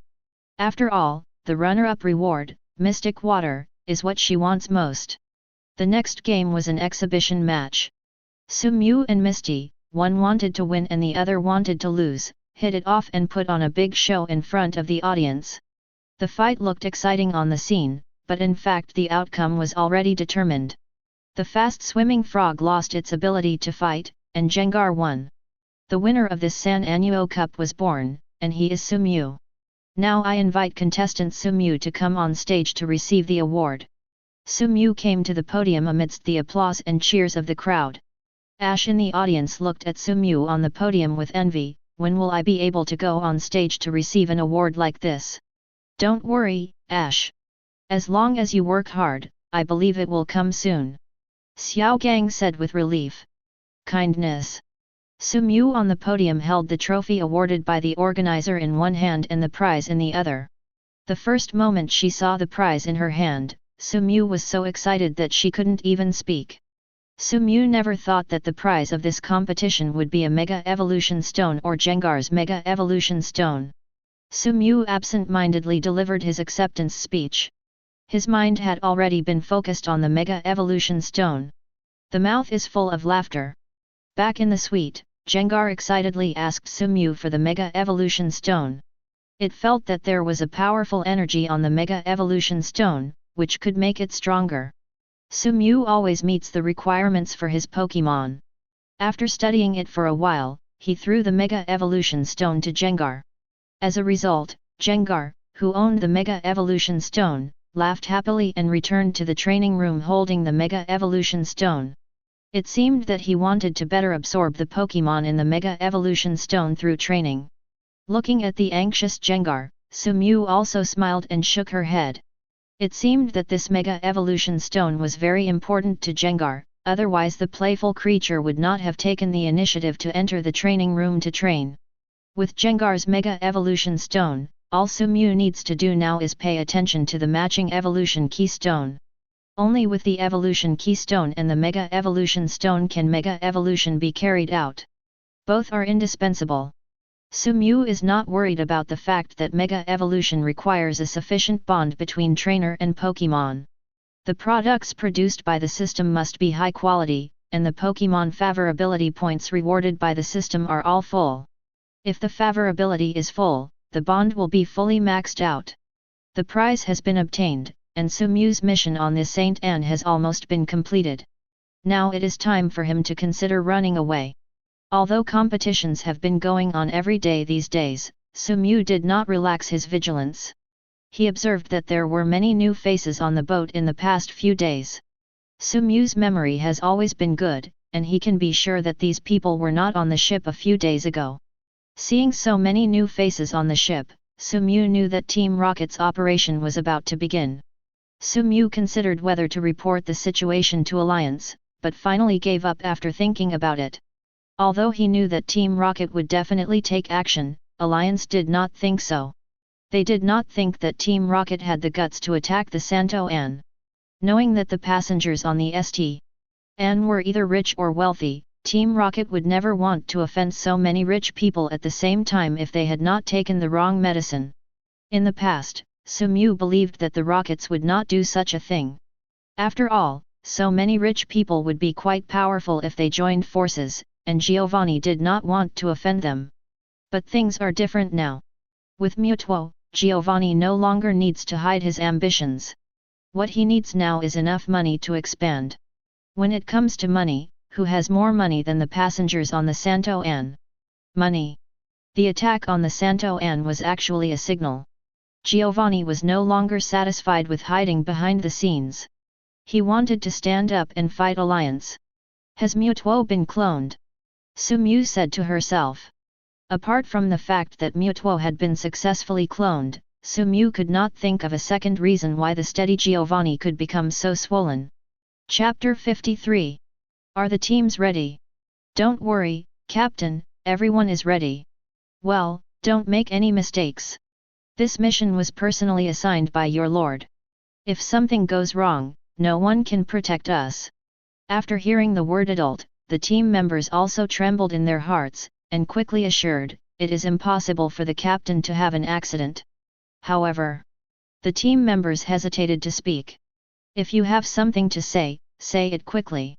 If you have something to say it quickly. The captain said dissatisfiedly.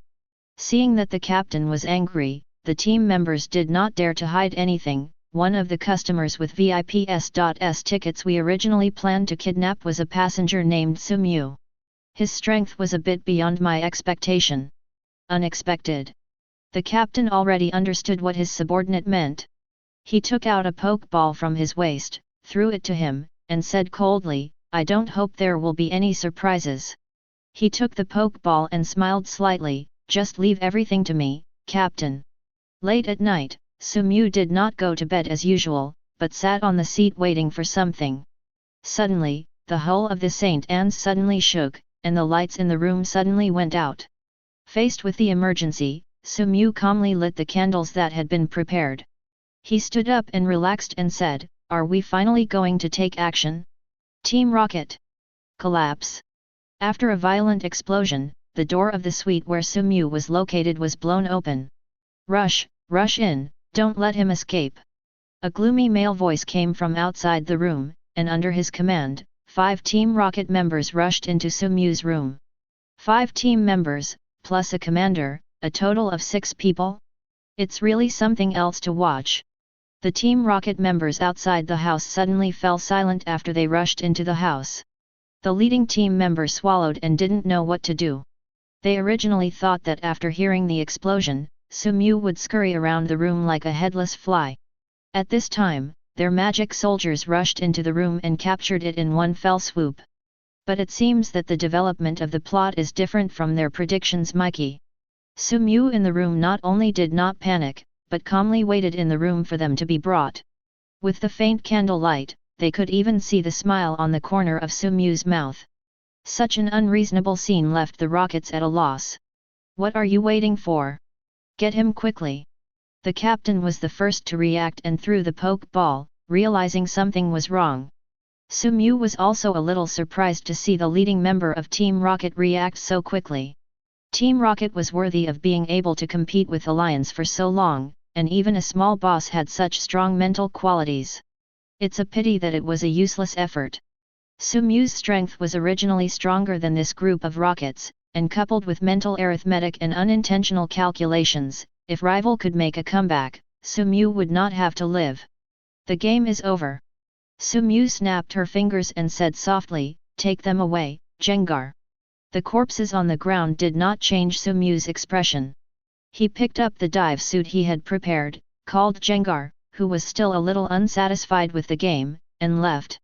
The entire San Annuo has been turned into a mess, and fighting is happening everywhere. Sumyu originally wanted to go find Ash and others, but the commotion on the entire ship forced him to abandon his planned plan. Forget it, Ash and the others have the aura of being the protagonist anyway, so they shouldn't run into too much trouble. He should take care of himself. You know, he killed an elite team of Team Rocket in one go. According to Team Rocket's habit of retribution, I guess he will suffer more in the future. Let's talk about the next thing later. It's time to escape from the San Annuo. Sumyu didn't think about saving everyone on the ship. He was not that noble, and he didn't have that much ability. The battle with Team Rocket is different from the normal trainer battle. If you are not careful, you will lose your life. Sumyu cannot risk his life for a group of strangers.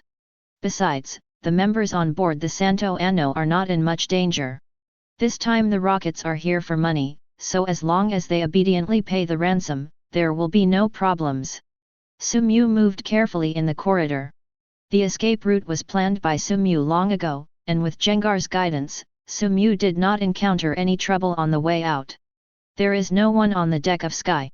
It seems that most of the passengers have been controlled by Team Rocket. Looking out from the deck, one can see many ships parked around the Santo Anno. If Sumyu guessed correctly, these ships should belong to the Rockets. It is impossible for so many Rockets to appear on the Santo Anno for no reason. The only possibility is that some of the Rockets got on the ship first, and the other part should have just boarded the Santo Anno. These ships were left behind by them. Sumyu stopped thinking about it, put on her dive suit, jumped into the sea, and swam towards the ship not far away. Chapter 54. There were densely packed ships around the Santo Anno. Judging from the number of ships, it was not difficult to tell that Team Rocket had bad intentions this time. But this has nothing to do with Sumyu, he has already escaped from the Saint Anne. Team Rocket seemed to be full of confidence in this operation. They abandoned the ship Solation on the sea without sending anyone to guard it. Sumyu is now cheaper. Sumyu chose a motorboat that could be driven by one person and had navigation on it, and left alone. There were constant explosions on the Saint Annuo behind him, and the battle had reached a fever pitch, but these had nothing to do with Sumyu. On this trip to the Saint Anne, his goal was successfully achieved. Charmander successfully evolved into Charmeleon, and the mysterious grand prize of the Saint Anne Cup was also collected. He made a lot of money this time. Ramperchi, a beautiful coastal city, is located in the center of the Pokémon Park and Umaki Pier. It is also one of the most famous tourist destinations in the Kanto region. Beach beauties, the eternal theme of seaside cities. Lying on a beach chair, wearing black sunglasses, beautiful women with graceful figures and sexy clothes walked by from time to time.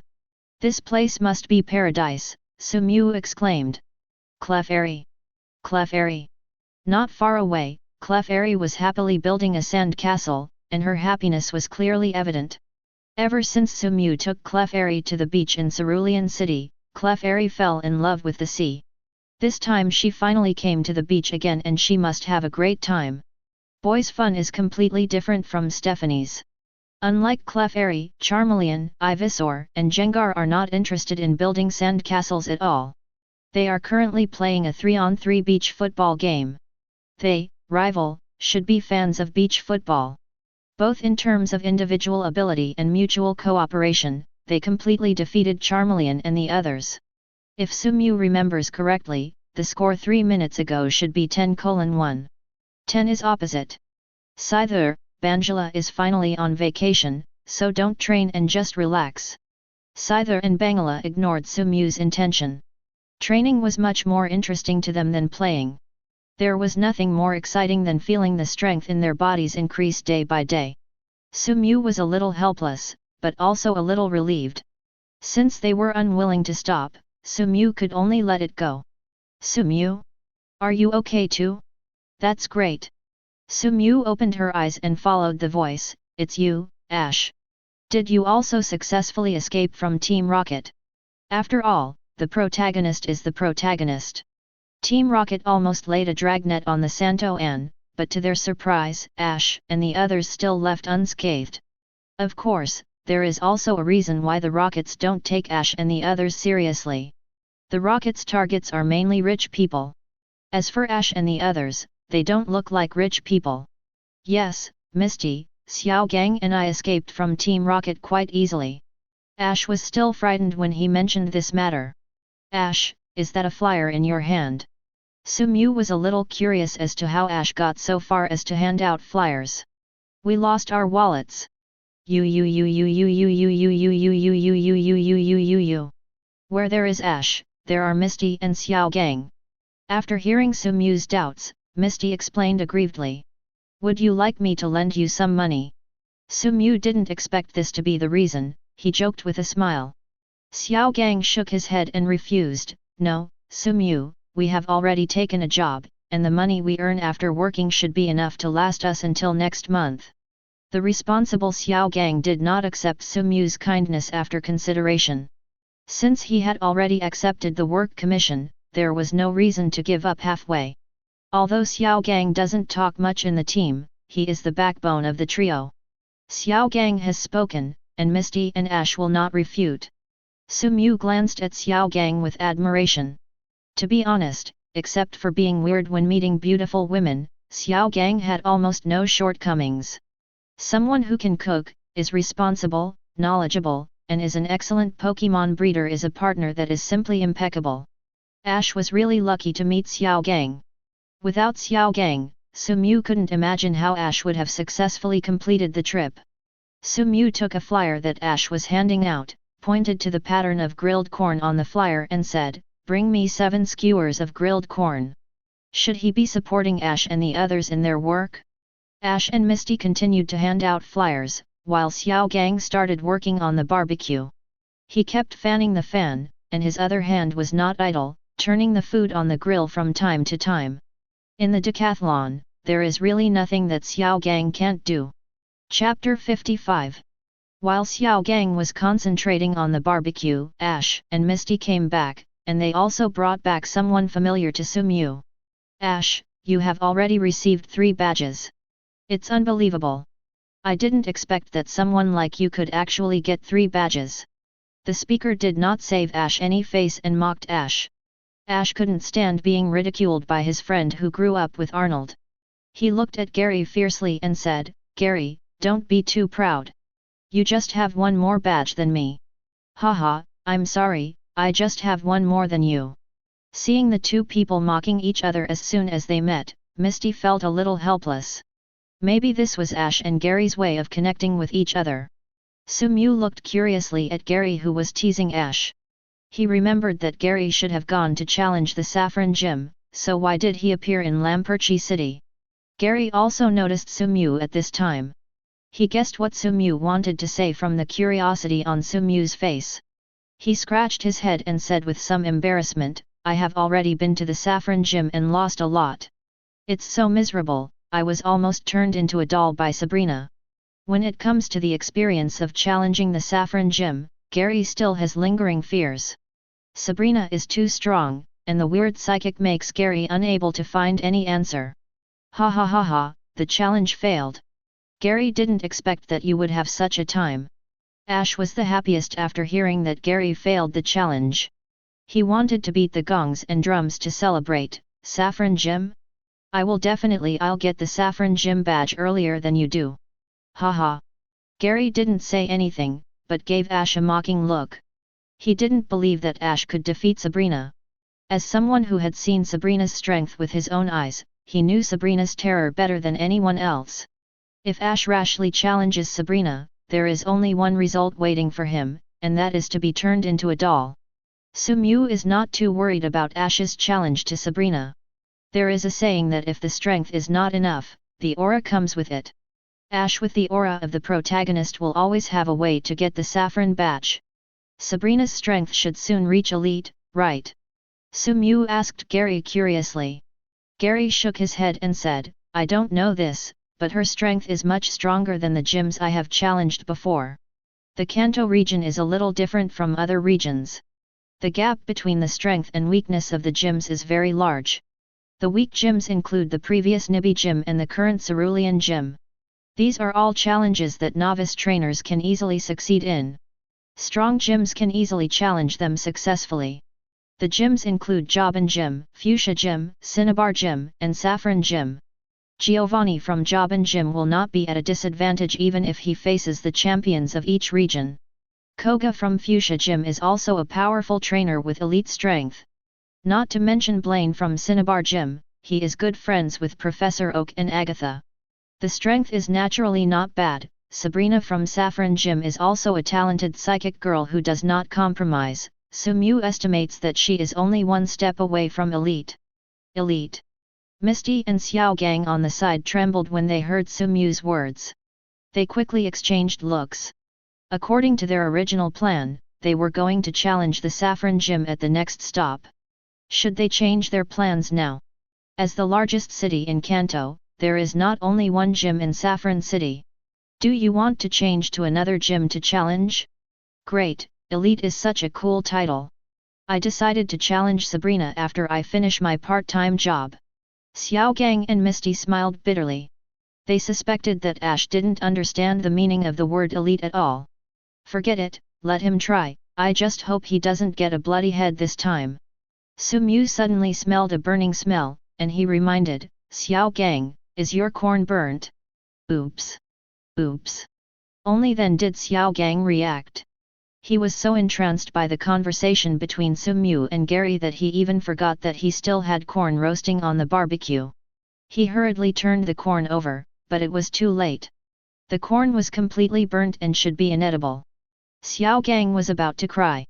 The corn that had been roasted for so long was discarded. The cost of roasting the rotten corn would probably be deducted from their wages. This made the situation even worse for a family that was not already wealthy. It smells so good. Holding the freshly cooked corn in hand, Sumew quickly took a bite to taste the taste. So hot, so hot, so hot. Because she ate so quickly, Sumew's tongue was almost burned. How does it taste, Sumew? Xiao Gang asked with concern. Sumew didn't speak. His actions had already answered Xiaogang's question. Regardless of the heat, Sumew chewed the corn cob in her hand, showing a happy look from time to time. Chapter 56. Ash. While everyone was enjoying Xiaogang's craftsmanship, a mature woman about 30 years old suddenly rushed over and hugged Ash in her arms. Delia, Ash's mother? Sumew immediately recognized that the mature woman in front of her was Ash's mother, Delia. I have to say that Ash's mother took good care of herself. Even though her son was already so big, her figure was still so hot. What are you thinking about? Sumew realized that she was thinking wrongly and quickly put the strange thoughts out of her mind. Delia was Ash's mother. No friend's wife should be bullied, let alone a friend's mother. But Delia has a really good figure. Ash, Gary, long time no see. Have you captured any precious Pokémon? The appearance of Professor Oak finally pulled Sumew out of her crooked thoughts. You're here too, Sumew. Professor Oak didn't expect that Sumew was also here. What a coincidence. All our trainers from Pallet Town have arrived today. All here.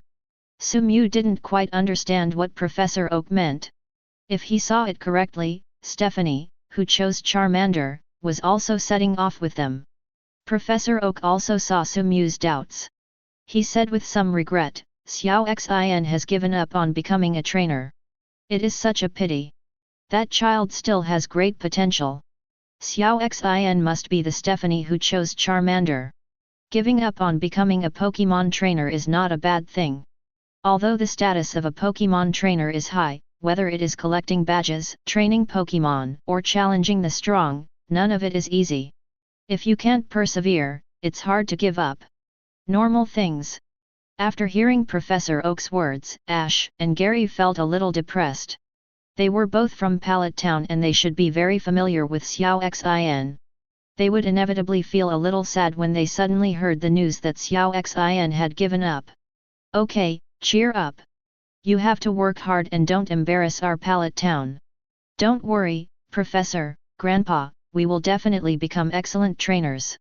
Gary and Ash all laughed when they heard the same voice. Sure enough, the two rivals had a good understanding. After meeting Professor Oak and Delia, Sumew was still a little curious. After all, many Pokémon fans in the past life teased Professor Oak and Delia for having an affair. It is normal for Sumew to be curious. Sumew observed for a long time and confirmed that the ridicule made by netizens was probably nonsense. The two of them had a very ordinary neighbor relationship. Professor Oak cares more about Ash than Delia. As soon as he sees Ash, Professor Oak asks if Ash's trip is going well. He also helps check the health of Ash's Pokémon, especially Pikachu. Professor Oak checks the inside and outside several times before giving up. The fact is obvious. It is not because of Delia that Professor Oak has a special regard for Ash. On the contrary, it is because of Ash that Professor Oak takes care of Delia on weekdays. Friendly friends, this is the best adjective Sumew can think of.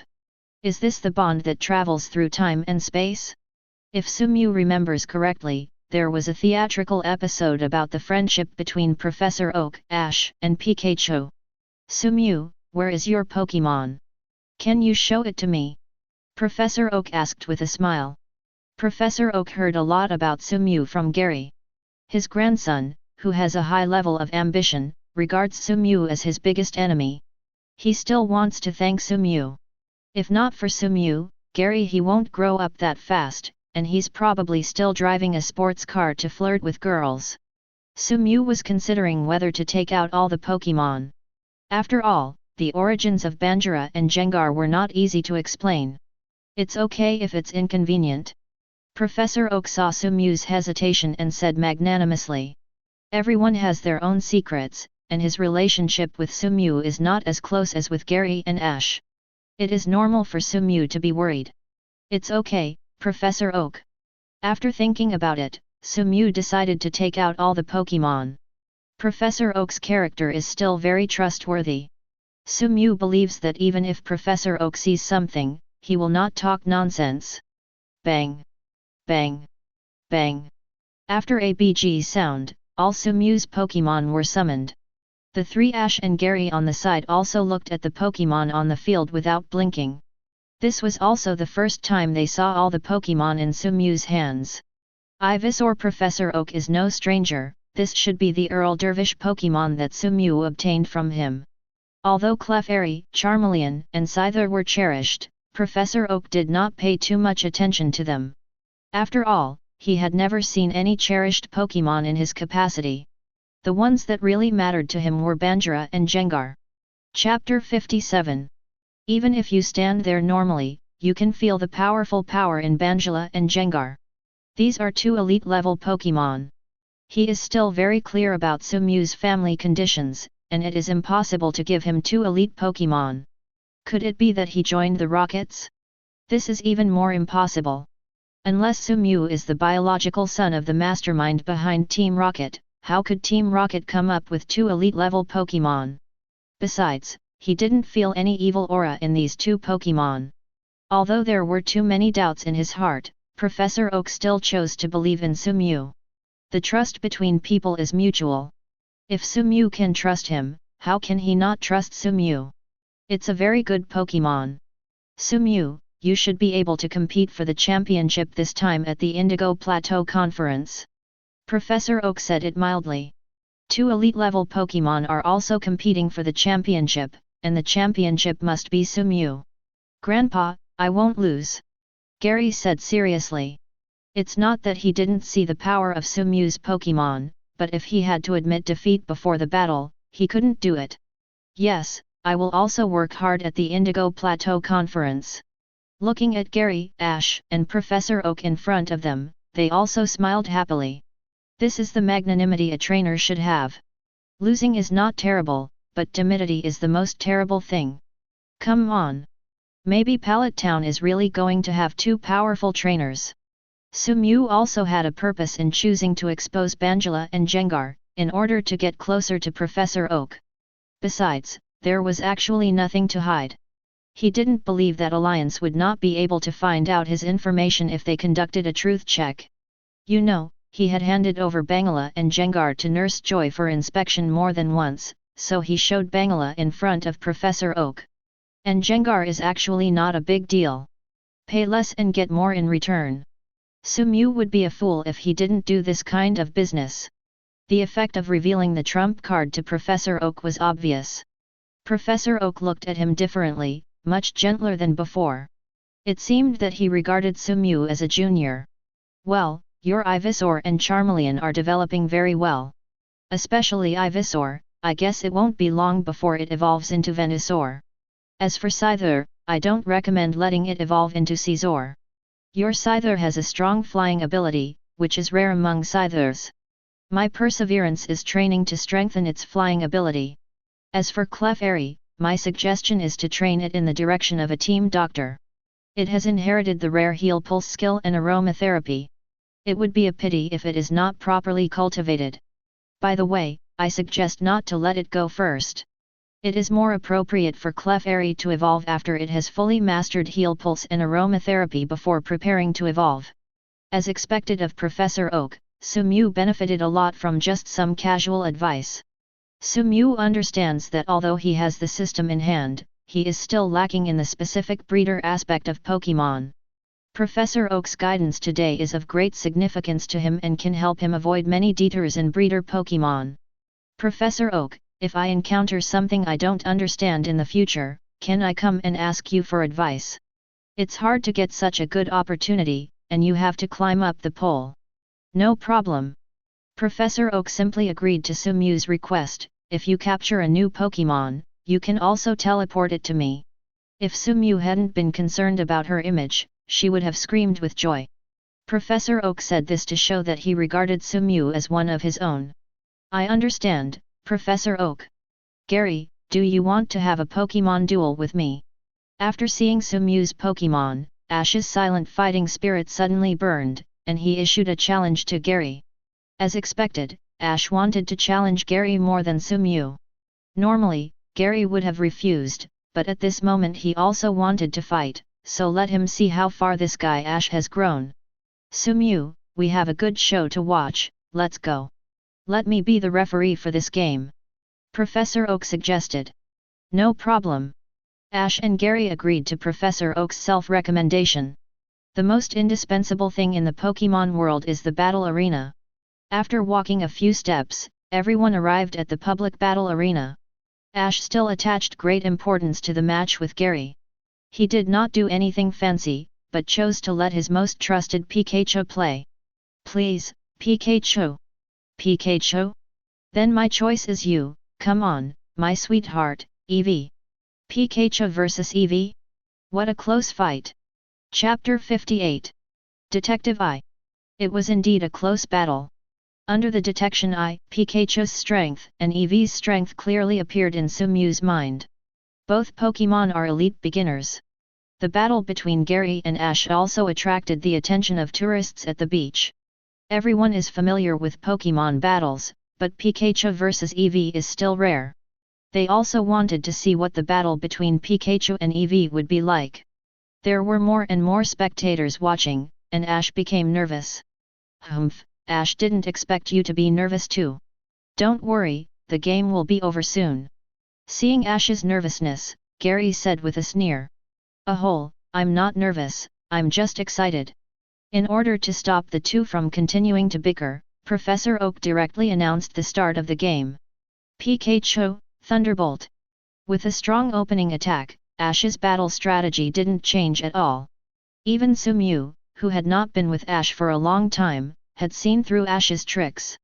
How could Gary, who had grown up with Ash, fall for it? He had EV used the dig skill right from the start. Compared to Gary, Ash is still too young. Thunderbolt, who attacked with all his strength, didn't even touch Eevee's hair, and lost Eevee's vision. The balance of victory began to tip towards Gary. Pikachu, watch out for ground. Ash has really grown a lot compared to when he first started traveling. Even if the situation is unfavorable, he still calmly directs the battle calmly. Trainer's contest condition will affect the Pokémon on the field. Under Ash's influence, Pikachu also calmed down. It kept shaking its ears and searching for Eevee's location. Behind you. At the critical moment, Pikachu found Eevee's location and narrowly avoided Eevee's dig attack. Seeing Ash successfully avoid Eevee's dig under Pikachu's command, Gary was also a little surprised. He didn't expect Ash, who he thought was a fool, to progress so quickly. He put away the contempt in his heart and concentrated on the game. This was a game he had to win. He kept saying he wanted to challenge Sumew, but if he couldn't beat Ash, then he would really become a joke. When Gary started to get serious, the battle on the field also became dangerous.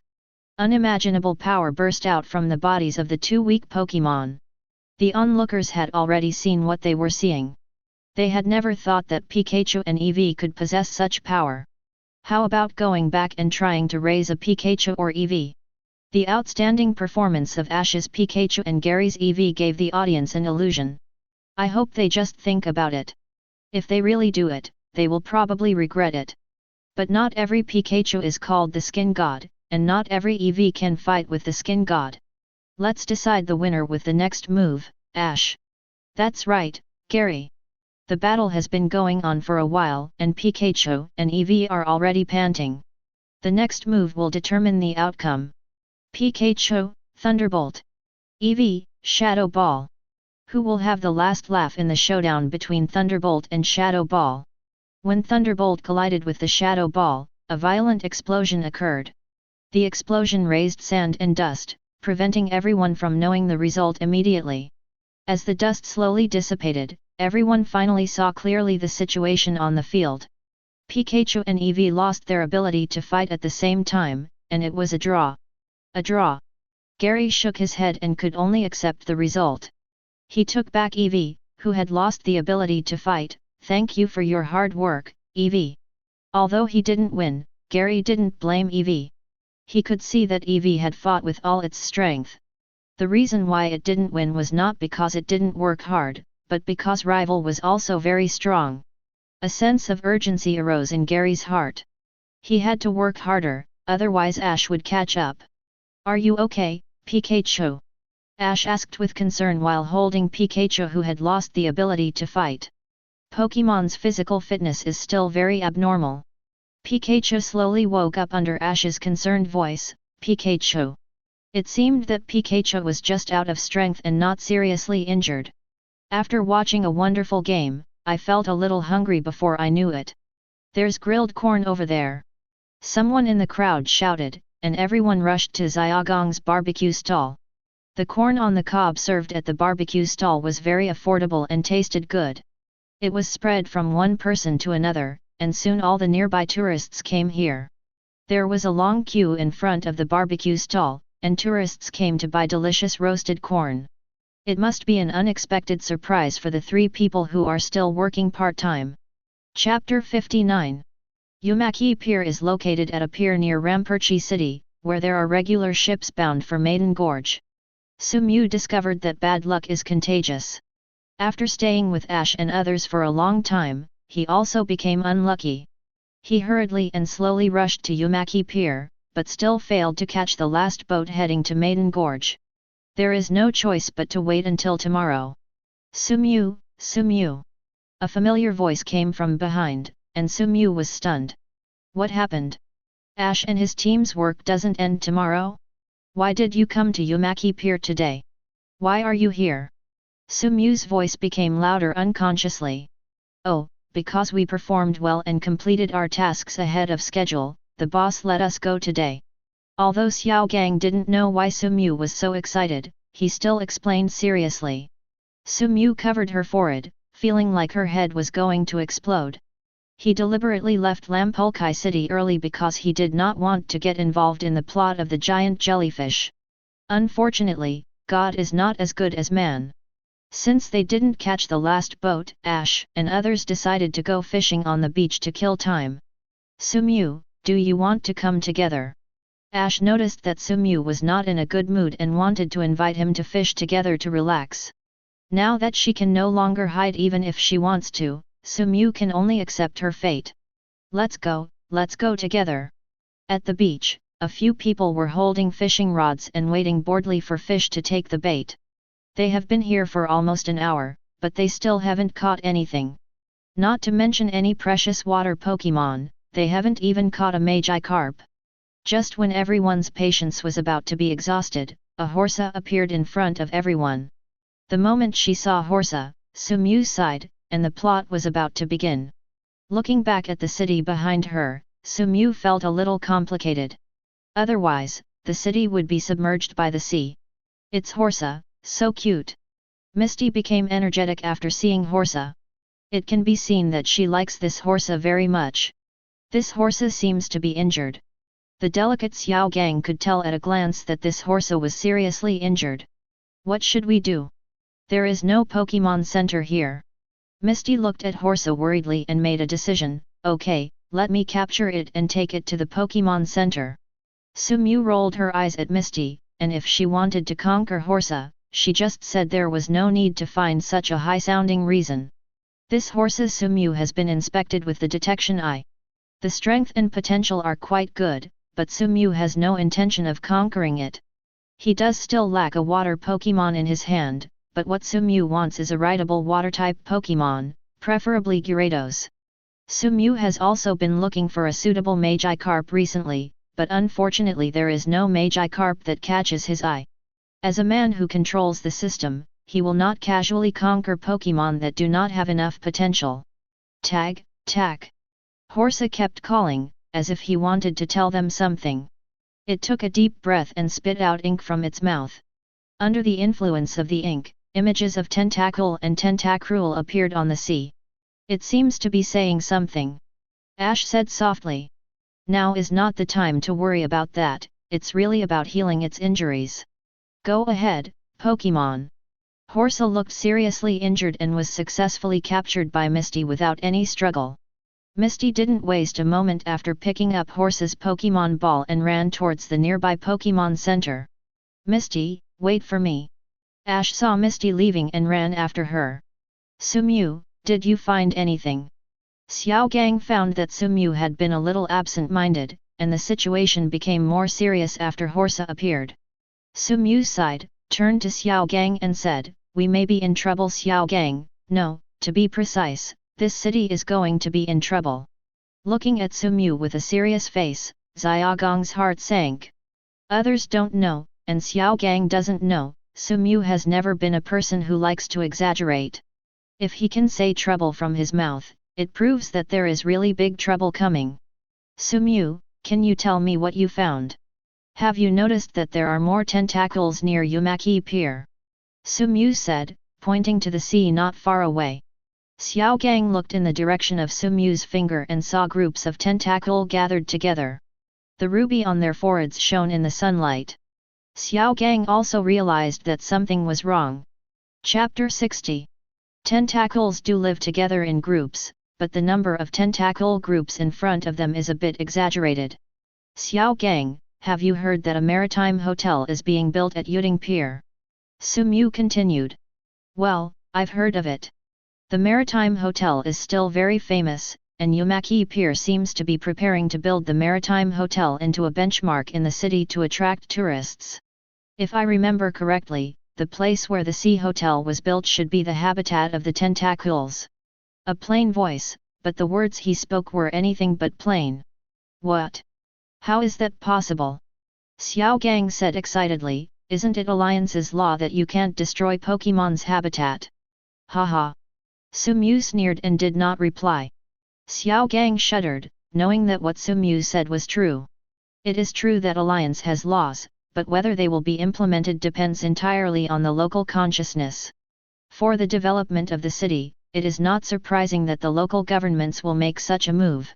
Sumu, do you mean that Tentacruel and Tentacruel gathered together to attack the sea restaurant and take back their habitat? Who knows, after all, homeless people can do anything.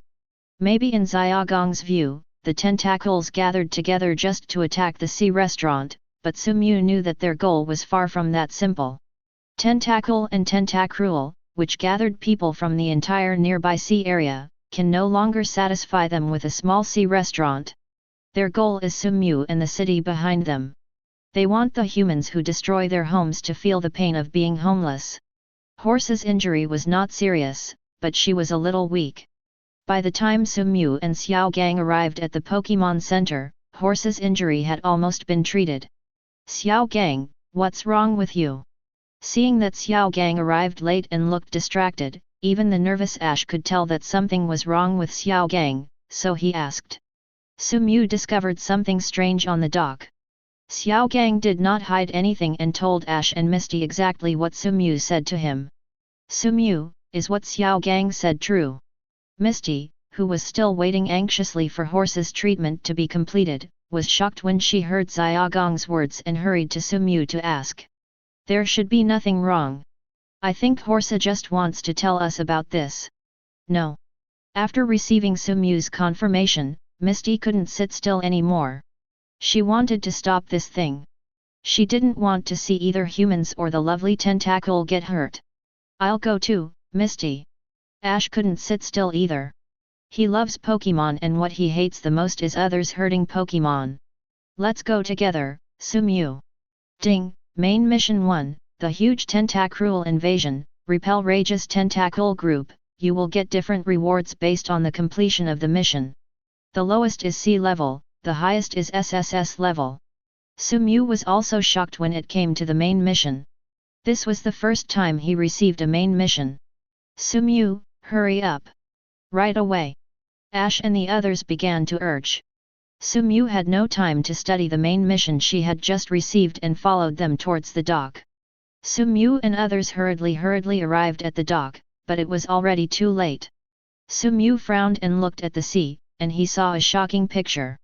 1, 2, 10, dozens, hundreds, thousands, countless tentacles and tentacruels spread all over the sea.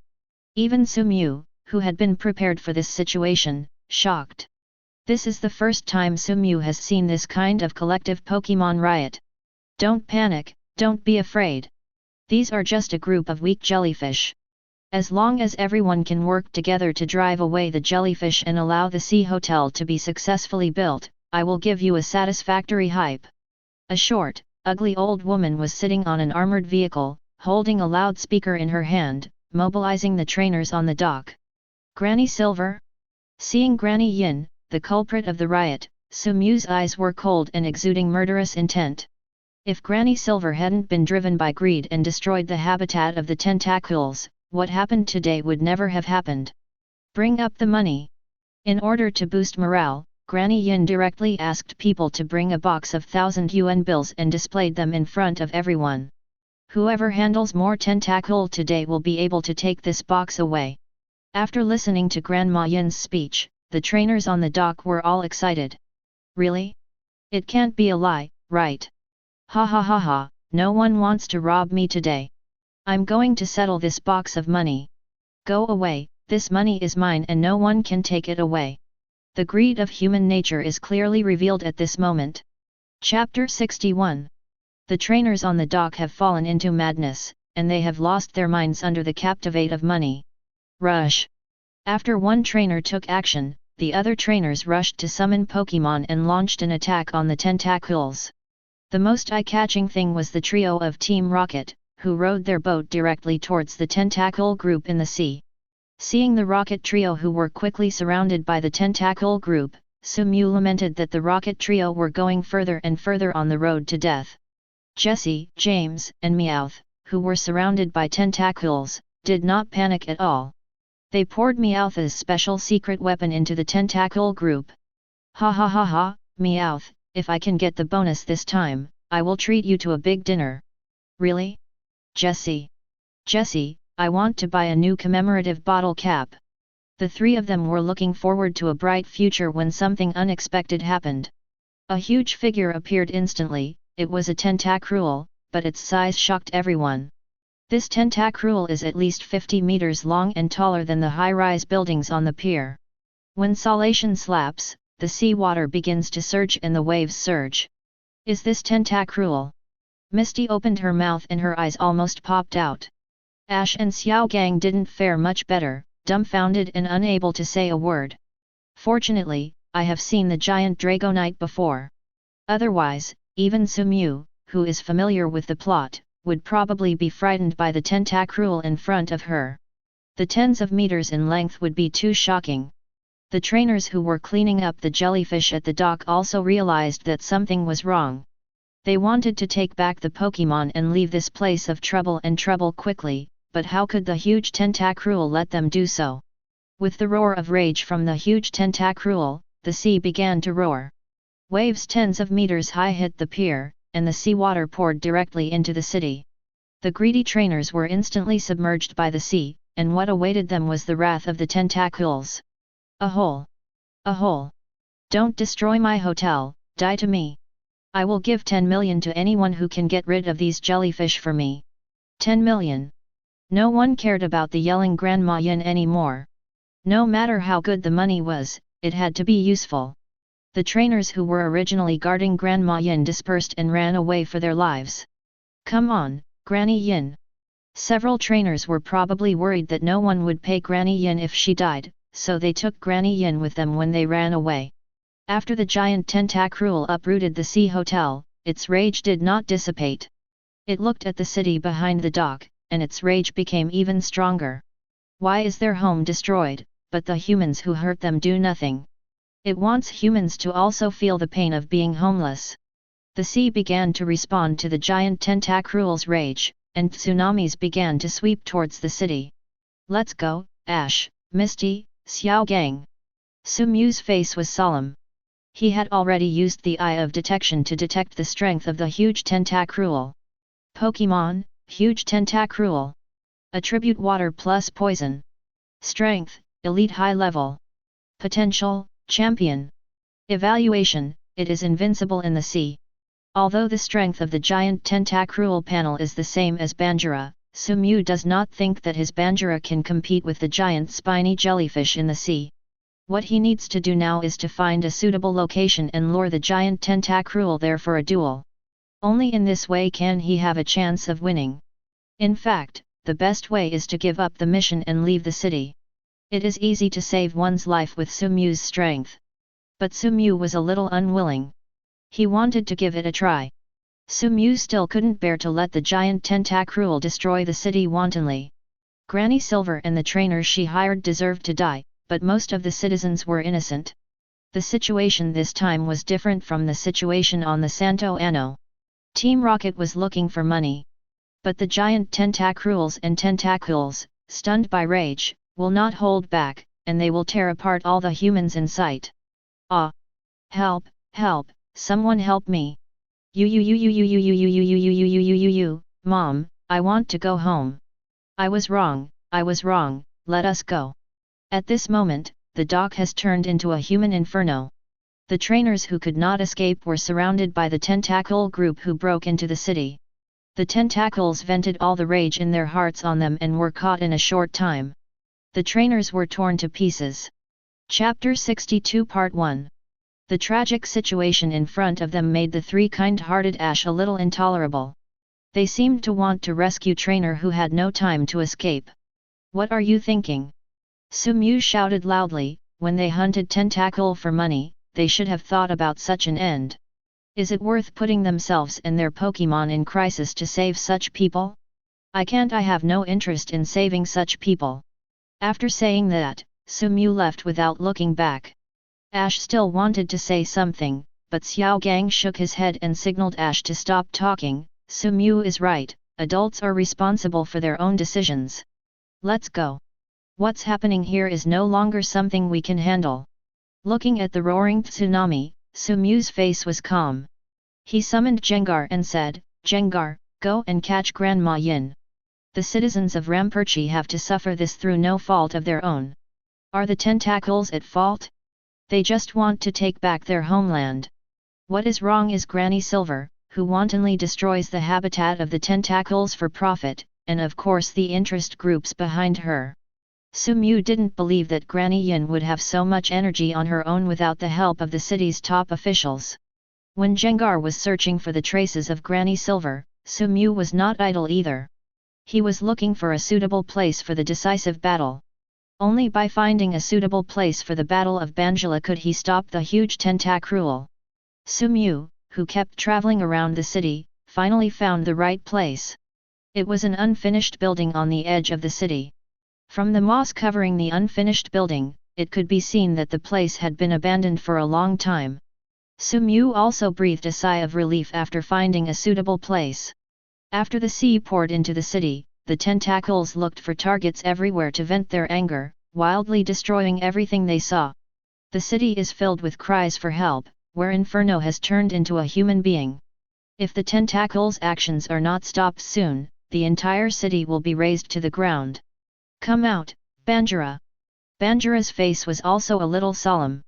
It had already roughly understood what happened in the Poke Ball, and it also knew about the rival it was about to face. This battle put more pressure on it than the battle with the giant Dragonite. Of course, this is not because the giant Tentacruel is stronger than the giant Dragonite, but because the battle with the giant Dragonite is just a competition. Bangira knows that even if he cannot defeat him, he will not lose his life. This time is different. If he loses, he may die. Are you scared? Bangira. Sumu said with a smile. Fear? After hearing Sumu's words, Bangira raised the corners of her mouth and smiled coldly. She was so excited. Banjira aims at the giant Tentacruel to destroy the Death Ray. Tentacruel's huge body does bring it great power, but it also has its own drawbacks. Its large body makes it difficult to dodge attacks, but this is not a problem in the eyes of the giant Tentacruel. Its strong defense makes it capable of resisting most Pokémon attacks. Normal Pokémon skills are similar to Tickle when hit on it. But it's obviously not a normal Pokémon. The intense energy was compressed at one point and launched towards the giant Tentacruel, hitting the giant Tentacruel hard. Roar! Pain, unprecedented pain, made the giant Tentacruel go crazy. It rushed towards Bangira with its tentacles, and it wanted to crush the little one who dared to ant it. Ash, look at the giant Tentacruel leaving. Misty said excitedly, pointing to the giant Tentacruel leaving the city. Is that a jellyfish? Ash's eyes were like a telescope, and he actually saw Sumu and Bangira from such a distance. Misty, Xiaogang, let's go rescue people quickly.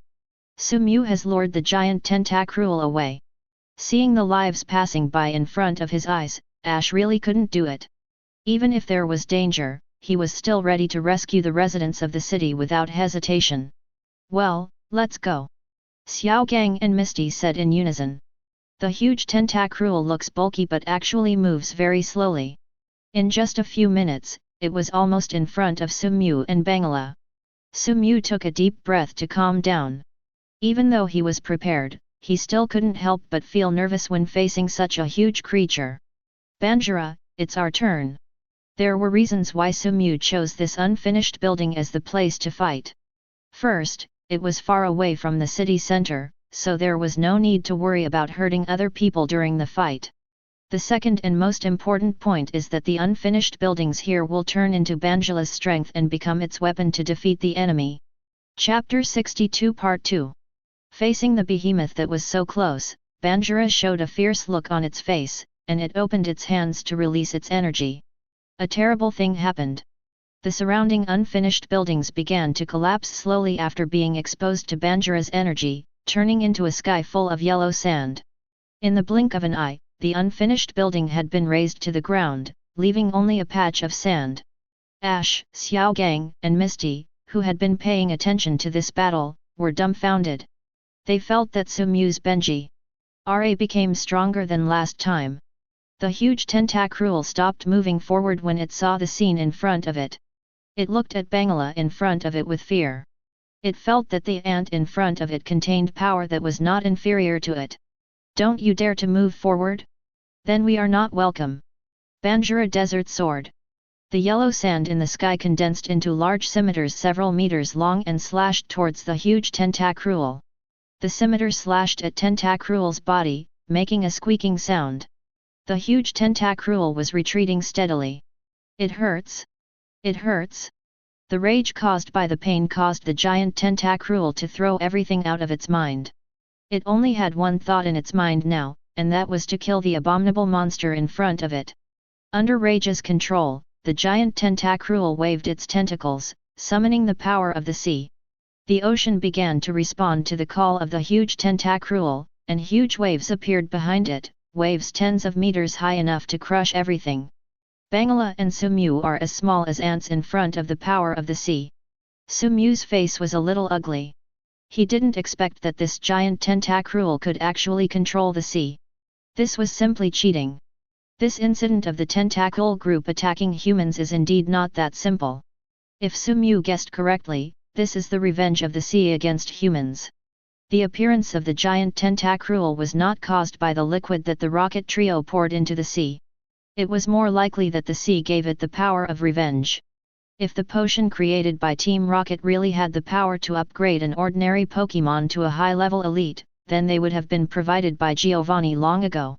Sumu and Bangira are not fighting the giant tentacruel now, they are fighting the wool of the sea. The huge waves roared towards Sumu and Bangira, threatening to crush them into pieces. Are you just waiting to die? No. No way. Banjira, Sea of Sand. He and Bangira are not here to die, they are here to defeat rival. No matter who their rival is, they will definitely win this time. The sand made from unfinished buildings finally came into use. The sand made from dozens of high-rise buildings gathered together, forming a sea of sand behind Banjira. This is a confrontation between the sea and the sand. Who can really have the last laugh? What happened there? The questioner's voice was trembling. The battle between the giant tentacruel and Banjira attracted the attention of the entire city. It is actually difficult for such a massive battle not to attract people's attention. The sea and the sea of sand collided in the air, and the two energies began to compete, with neither one willing to admit defeat. Anyone who sees this scene will never forget it, what a terrifying power it is. Using human power to fight against the power of the sea, Banjira not only did not retreat, but also moved forward step by step. With every step it took forward, the heartbeat of the giant jellyfish accelerated by 1 point, and the sand sea overwhelmed the sea. Step by step forward, the power of the sand gradually gained the upper hand, and the huge tentacruel was frightened. It is different from Bangira. It has great power, but does not have the will to match the power. It is afraid of Bangira's pressing step by step. In the ultimate showdown, once you become afraid of rival, everything is over. The sand completely shattered the waves summoned by the huge tentacruel. This was not over yet. The sand that broke the waves quickly moved towards the huge tentacruel. Banjira's goal is clear, it wants to bind the giant tentacruel with sand. The huge tentacruel was too big, which caused a lot of trouble for Banjira. In order to make the plan go smoothly, Banjira had to turn some of the surrounding houses into sand. All the tentacles were tightly bound by the sand. Under the power of the sand, the huge tentacruel slowly lost even the struggle's strength, and the battle was about to end. The mouth is full of laughter. A black shadow appeared behind Sumu, and Gengar was back. It didn't come back alone, it also brought Granny Silver, the culprit of this disaster. Grandma Yin, who was caught by Gengar, was still not honest and continued to curse angrily. Suddenly Granny Silver saw the exhausted giant tentacruel in front of her, and she became excited. Boy, I will give you 10 million. As long as you kill the jellyfish in front of you, I will give you 10 million. Chapter 63. Did you win? You won. Long live.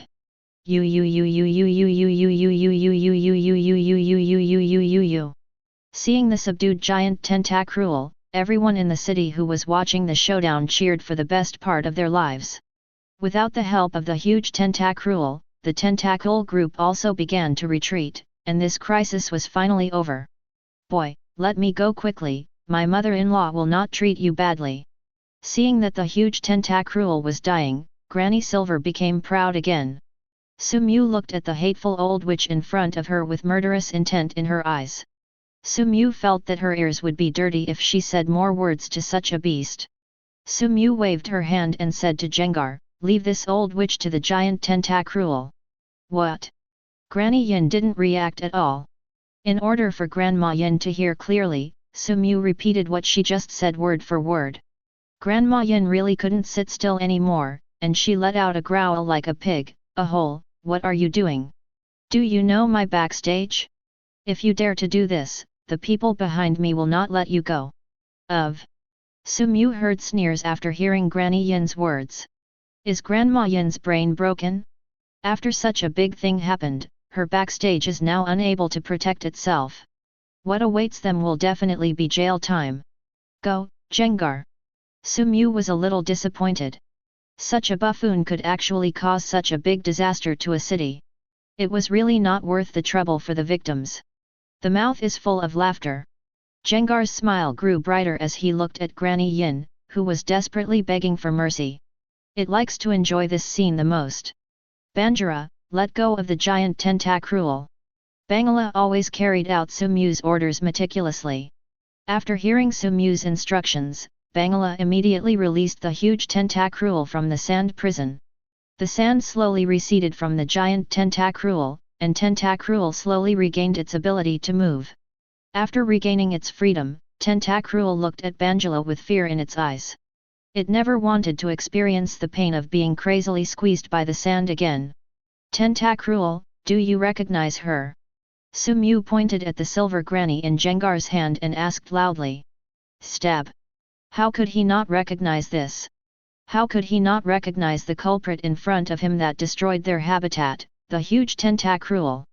Killing intent burst out from its eyes, and if it weren't for the fear of Banjira standing by, it might have already charged forward. Tentacruel, I know that you have no choice but to choose to attack the city. I am here to promise you that no one will invade your habitat in the future. Take your people and leave. By the way, don't forget your enemies. Su Mu snapped her fingers, and Gengar immediately understood. It laughed and threw Granny Silver towards the giant tentacruel. No! No! Granny Yin was so frightened that she urinated and cried for mercy. However, Su Mu just looked on coldly. After the giant tentacruel grabbed Granny Silver with its tentacles, he turned around and glanced at Su Mu, as if to remember Su Mu's appearance in his heart. PK! Under the shout of the giant tentacruel, the tentacles stopped attacking, and they all gathered towards the giant tentacruel. After all the tentacles in the city left, the giant tentacruel took them away. Stab! Thank you! Looking at the devastated city, Su Mu was silent. There was no winner in this disaster. That's just the way it is, Professor Oak. Damn it! Su Mu heard the sound of a glass being smashed on the phone. It was probably Professor Oak who smashed the water glass. I know, Su Mu, don't worry, no one can escape the punishment of the law. Professor Oak said with murderous intent. Excuse me, Professor. After hanging up the phone, Su Mu could finally feel relieved. As an adult, Su Mu certainly knows how complicated the adult world is. Although the situation is so serious this time, Alliance will definitely investigate it strictly, but there are still people with good hands and eyes who can help the relationship to escape sanctions. In order to prevent such a thing from happening, Su Mu approached Professor Oak. With Professor Oak's intervention, Su Mu believed that no one would dare to play any tricks anymore. Ding! Main Mission 1, the huge tentacruel invasion mission has been completed. The mission level is being evaluated. Successfully defeated the giant tentacruel, successfully protected the city, and the evaluation has been improved. The current evaluation is SSS level. It was another SSS level reward, and Su Mu began to look forward to what reward she would get this time. Ding! Reward props, the secret of sand. Do you want to receive the reward? Yes. Chapter 64. A yellow gem appeared in Su Mu's hand. Is this the secret of sand? This gemstone was obviously tailor-made for Bangira. Su Mu briefly looked through it and threw it to Bangira not far away. class. The moment I received the gem, I felt the energy contained in this simple gem. As long as all the energy in the gem is absorbed, maybe it can go a step further. Under the powerful Captivate, Banjira didn't care about being reserved, it directly swallowed the gem. The mysteries of sand melted at the entrance, turning into thousands of energies in Bangila's body. There was so much external energy in her body all of a sudden, and Bangila couldn't bear it. It said hello to Sumu and fell into a deep sleep. The energy contained in the gem was a bit beyond Banjira's expectations, so it would take some time to fully digest it, and it probably wouldn't wake up in a short time. The tentacles left, but the grief left to the city was just beginning. Many happy families were shattered in an instant, and the wealth they had worked hard for half a lifetime vanished in an instant. The sky was dark, as if even God was crying for this city. Sumu has no way to do this, or no one has any way. Only time can slowly heal the pain of this city. In the coffee shop, Sumu sipped her coffee and flipped through the latest city daily in her hand. The largest section in the daily newspaper was titled Searching for Unsung Heroes. Most of the contents of the daily newspaper are reporting on the disasters that occurred in the past few days. At the same time, the city daily also issued a reward, calling on citizens to inform the newspaper about the heroes. The newspaper will give generous rewards depending on the authenticity of the information. Seeing the generous reward, Sumu almost couldn't help herself from collecting the bounty. Sumu. 3 teenagers walked into the coffee shop and went straight to Sumu's table. These 3 teenagers were Ash, Misty, and Xiaogang. Sumu, thanks to you. Ash's words were full of admiration. Sumu single-handedly defeated the giant tentacruel and minimized the damage caused by this disaster. To be honest, the moment he saw Sumu defeat the giant tentacruel, Ash's heart was filled with excitement. If only I were that powerful, this was what he was thinking at that time. Sumu shook her head and said calmly, "It's not a big deal." Although his tone was calm, the smile on his face betrayed him. It was obvious that Sumu was quite proud of repelling the giant tentacruel and protecting the city. "By the way, Sumu, why don't you tell everyone that you did this?" Ash pointed at City Daily and asked curiously. Misty and Xiaogang on the side also pricked up their ears. They also wanted to know the answer to this question.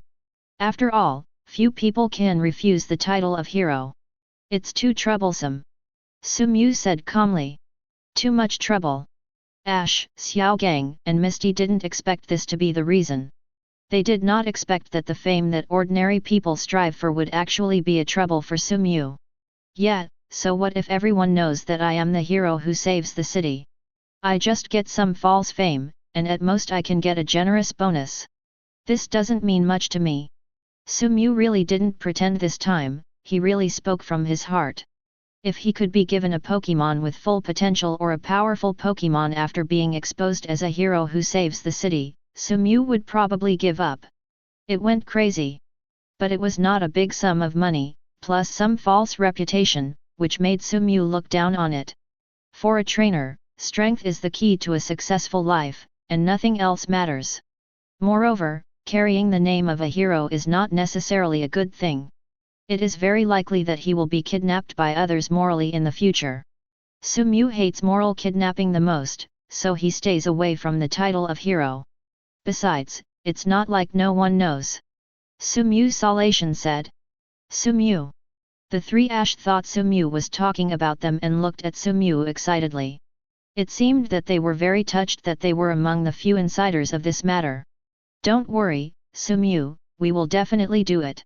Helping you keep this secret. The misunderstanding was so big that Sumu looked at the excited 3 people and didn't know what to say. He's talking about Professor Oak. Not them. Sumu is not stupid. He reported this matter to Professor Oak as soon as possible. This can not only improve Professor Oak's favor, but after Professor Oak reports this matter to Alliance, he can gain Alliance's attention. This is much more cost-effective than being a hero with a false reputation on the street. Chapter 65. Because Banjira was in a deep sleep, Sumu did not choose to go to Maiden Gorge with Ash and the other 3, but planned to wait for Banjira to wake up before setting off alone. While waiting for Banjira to wake up, Banjira did not waste time. He rented a training ground in the city to arrange special training for the Pokémon. In the training ground, Sumew was also very pleased to see the Pokémon training in full swing. Ivysaur has absorbed almost all the energy in the miracle seed it carried. It has reached the edge of evolution. It should not be long before it can evolve into Venusaur. Recently, the task assigned to it by Sumew is to learn the 3 powders. Stun Spore, Sleeping Powder, and Poison Powder are all Grass-type magic skills. Completely mastering the 3 powders will greatly improve Ivysaur's field control ability. Clefairy. Clefairy. Clefairy has recently become obsessed with treating people. Professor Oak is right. Sumew's Clefairy does have a strong healing talent. Even compared to the recognized Nanichensy, Clefairy's treatment level is not lagging behind. In addition, Clefairy seems he doesn't like fighting, so Sumew also consciously trained Clefairy to be a team doctor. Sumew doesn't have to worry too much about Clefairy's evolution. He still has the Moonstone that Clefairy gave him at that time. As long as Clefairy masters the treatment method, he can use the Moonstone to directly evolve it. Just Dragon. At this time, Charmeleon and Scyther were having a discussion on the training ground. Charmeleon and Scyther are the 2 most aggressive Pokémon in Sumew's hands besides Banjira. They have been exhausted recently without playing against each other for a long time. It's said to be a battle, but to be precise, Scyther is giving Charmeleon moves. During the battle, Scyther has always been on the defensive and will only take action when it is absolutely necessary. The knife-like wings behind Scyther assist constantly avoid Charmeleon's skills. This is also Sumew's training plan for Scyther. Sumew remembered what Professor Oak said last time. Recently, he has been training Scyther's flying ability. Kouji Kouji.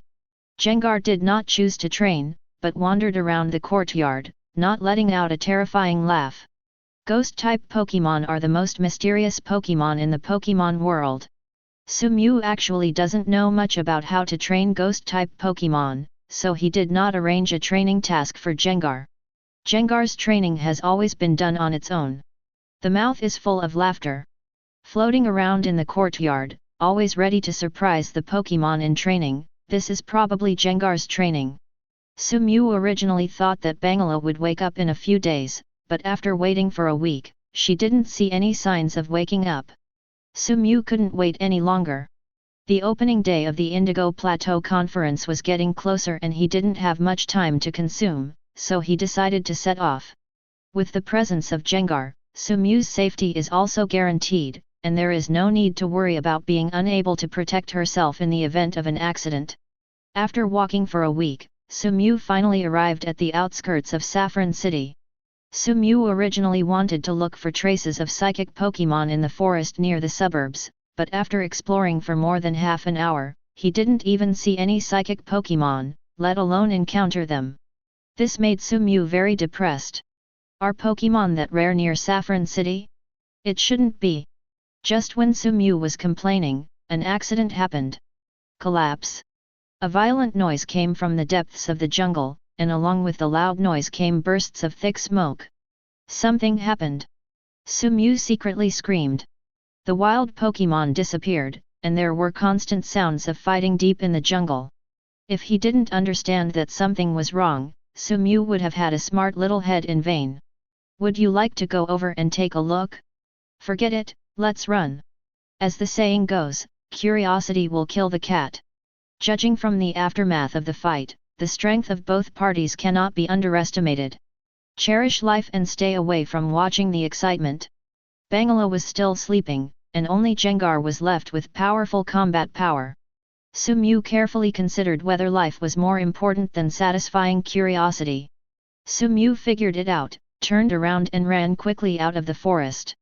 Sumew ran desperately out of the forest, but for some reason he always had a feeling that the sound of fighting behind him was getting closer and closer to him. This is unscientific.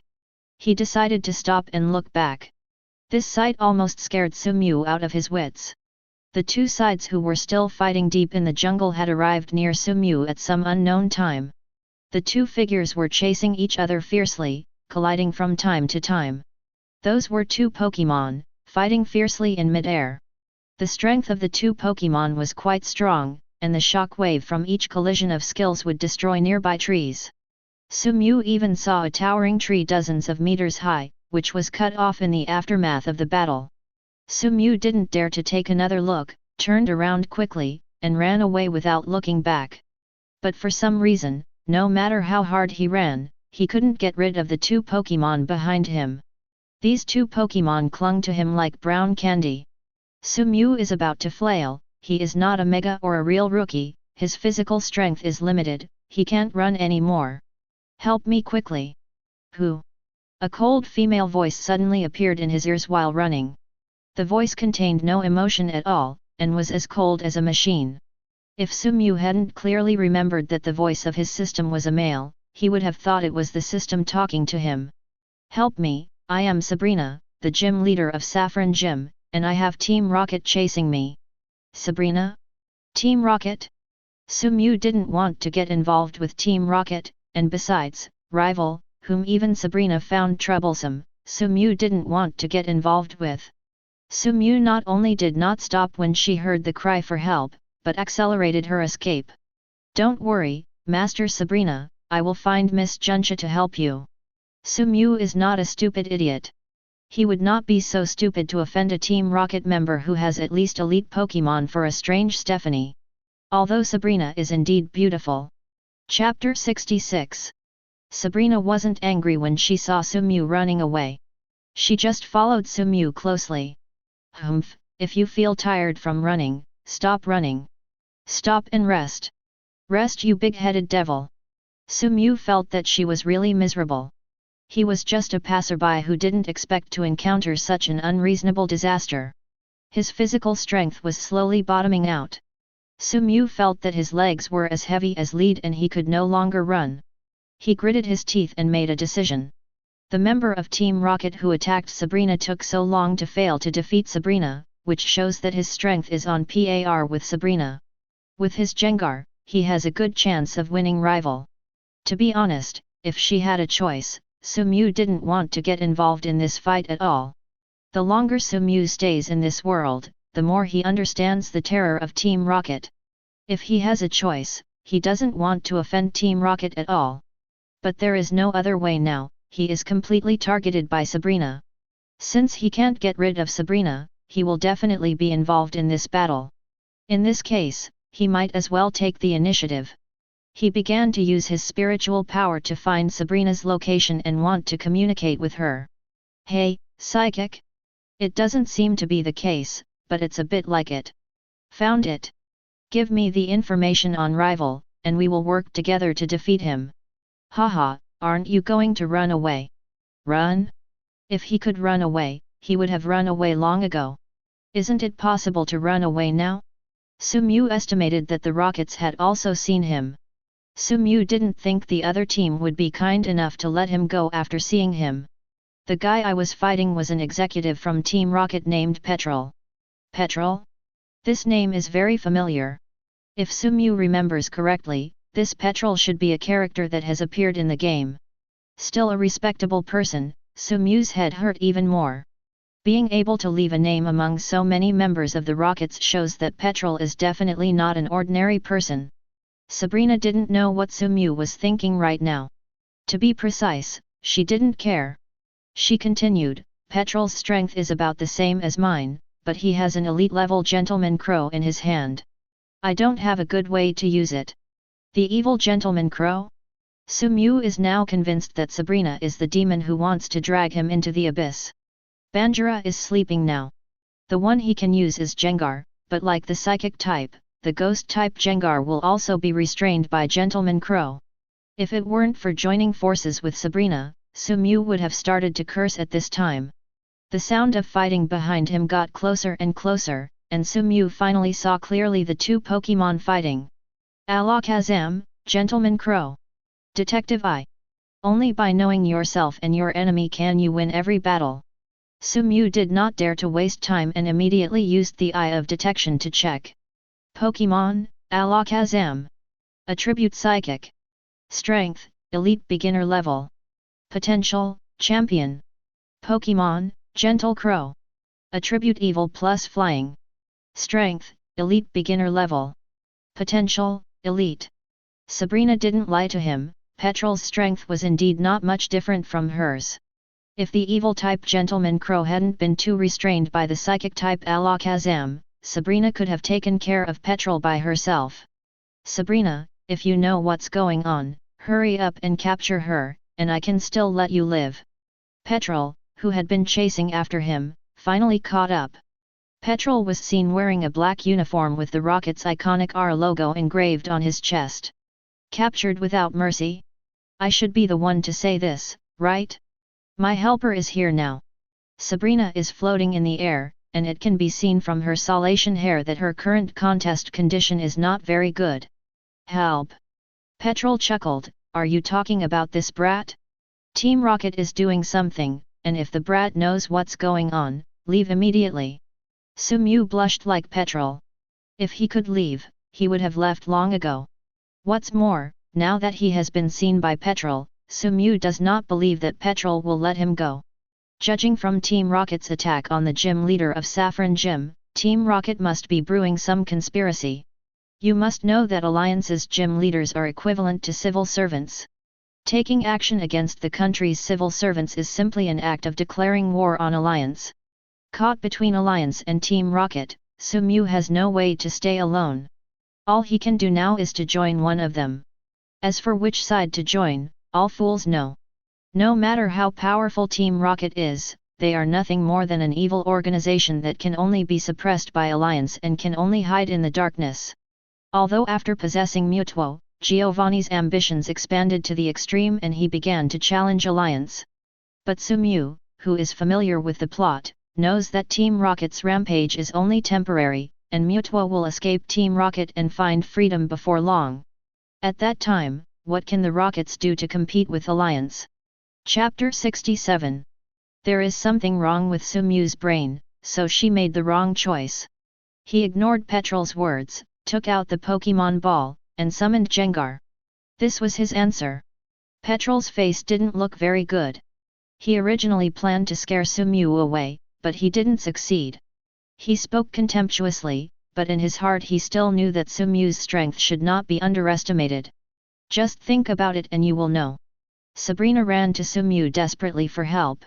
She must have done that because she knew Sumew's strength. Petrol was caught in a dilemma, and he finally forced Sabrina into a desperate situation. He was about to capture Sabrina, but unexpectedly, Chang Yaojin came out halfway. Petrol is weighing the pros and cons. The reason why he wants to capture Sabrina alive is not only to eliminate a strong enemy for the Rockets, but more importantly, Sabrina's psychic has an extraordinary effect on the Rockets.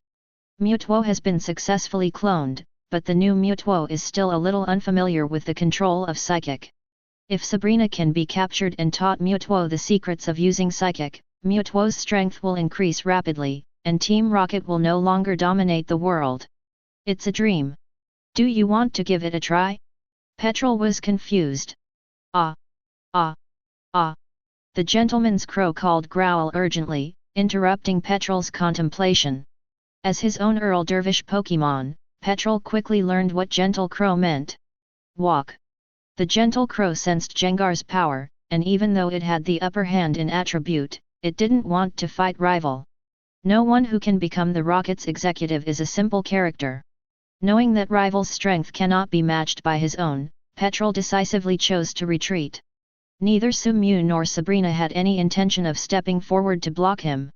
After all, rival is the Rocket's executive. Who knows if he has any trump cards?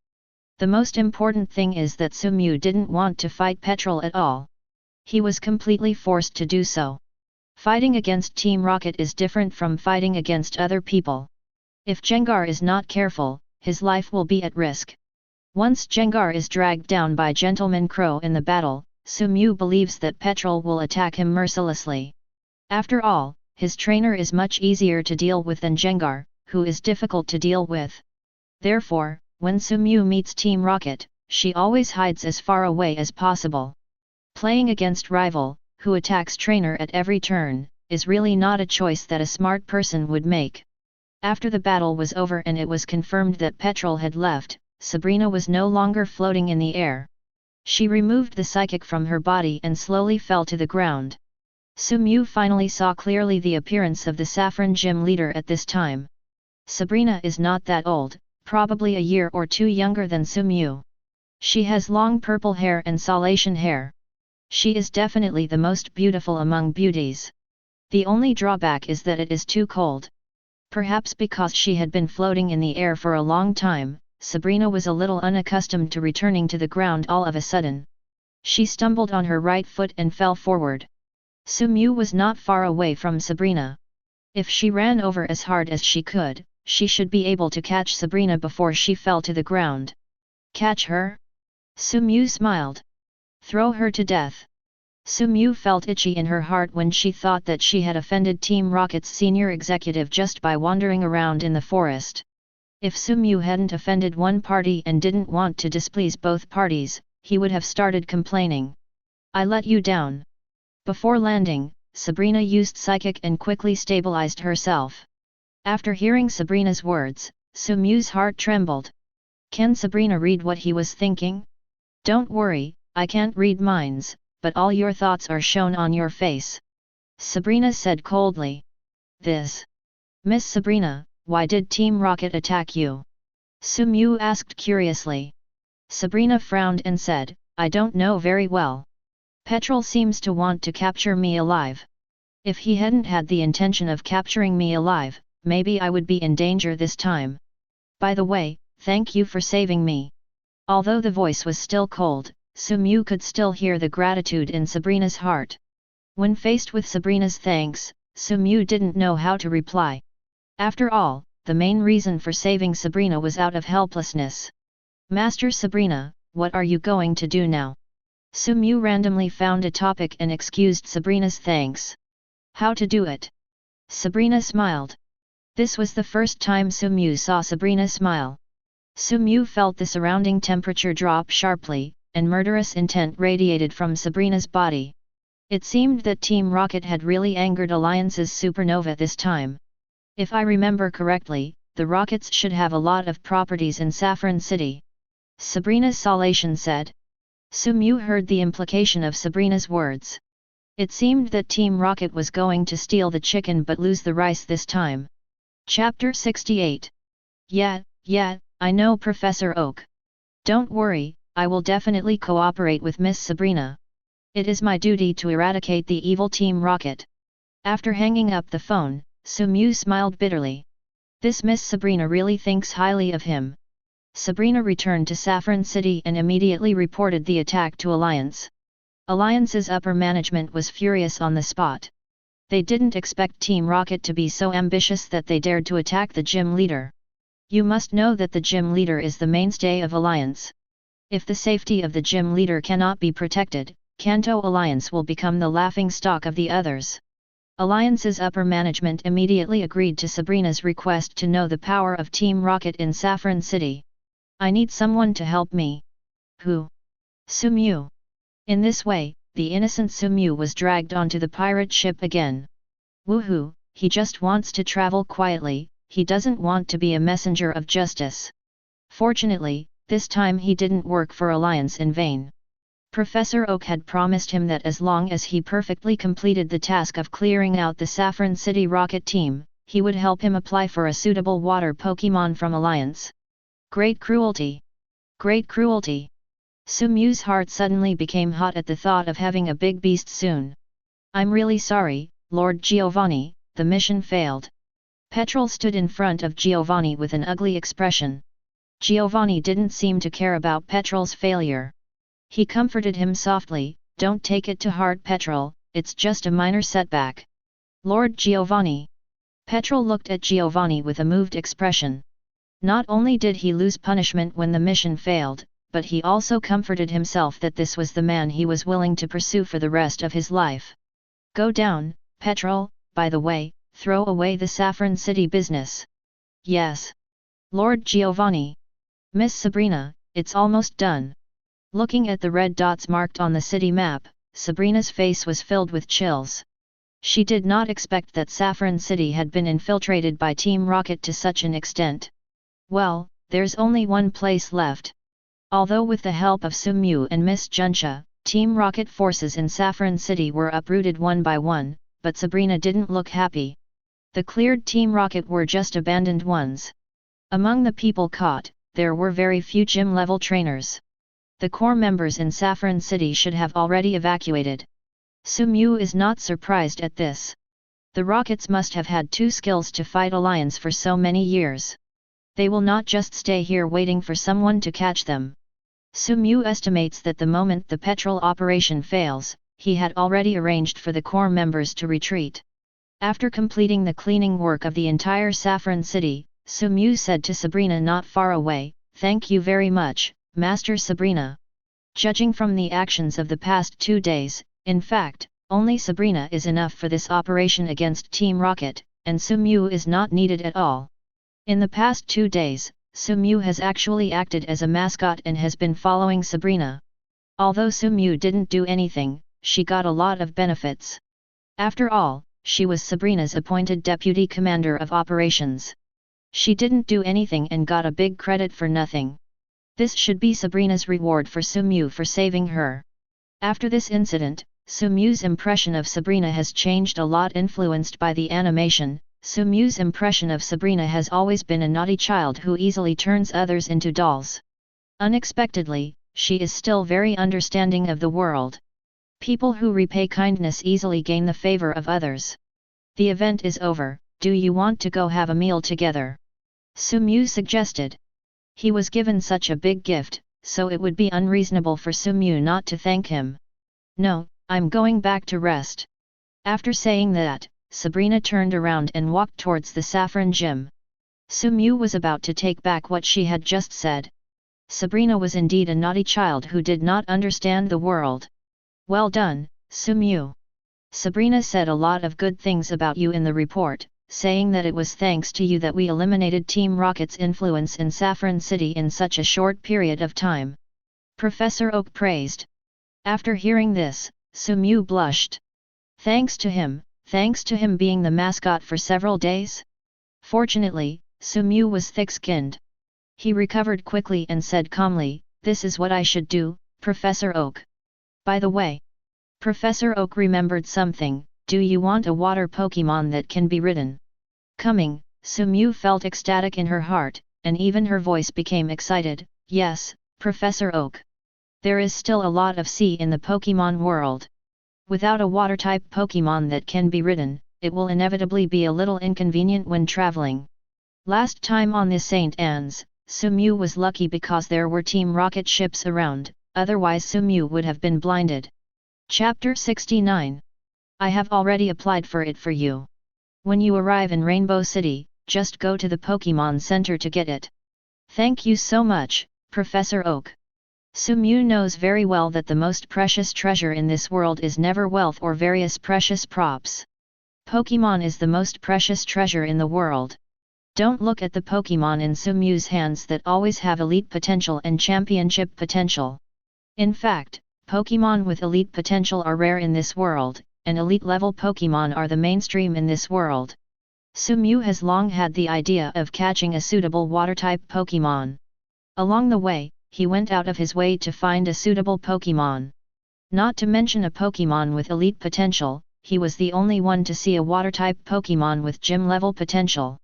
The one that arrived was the same horse that Misty had captured.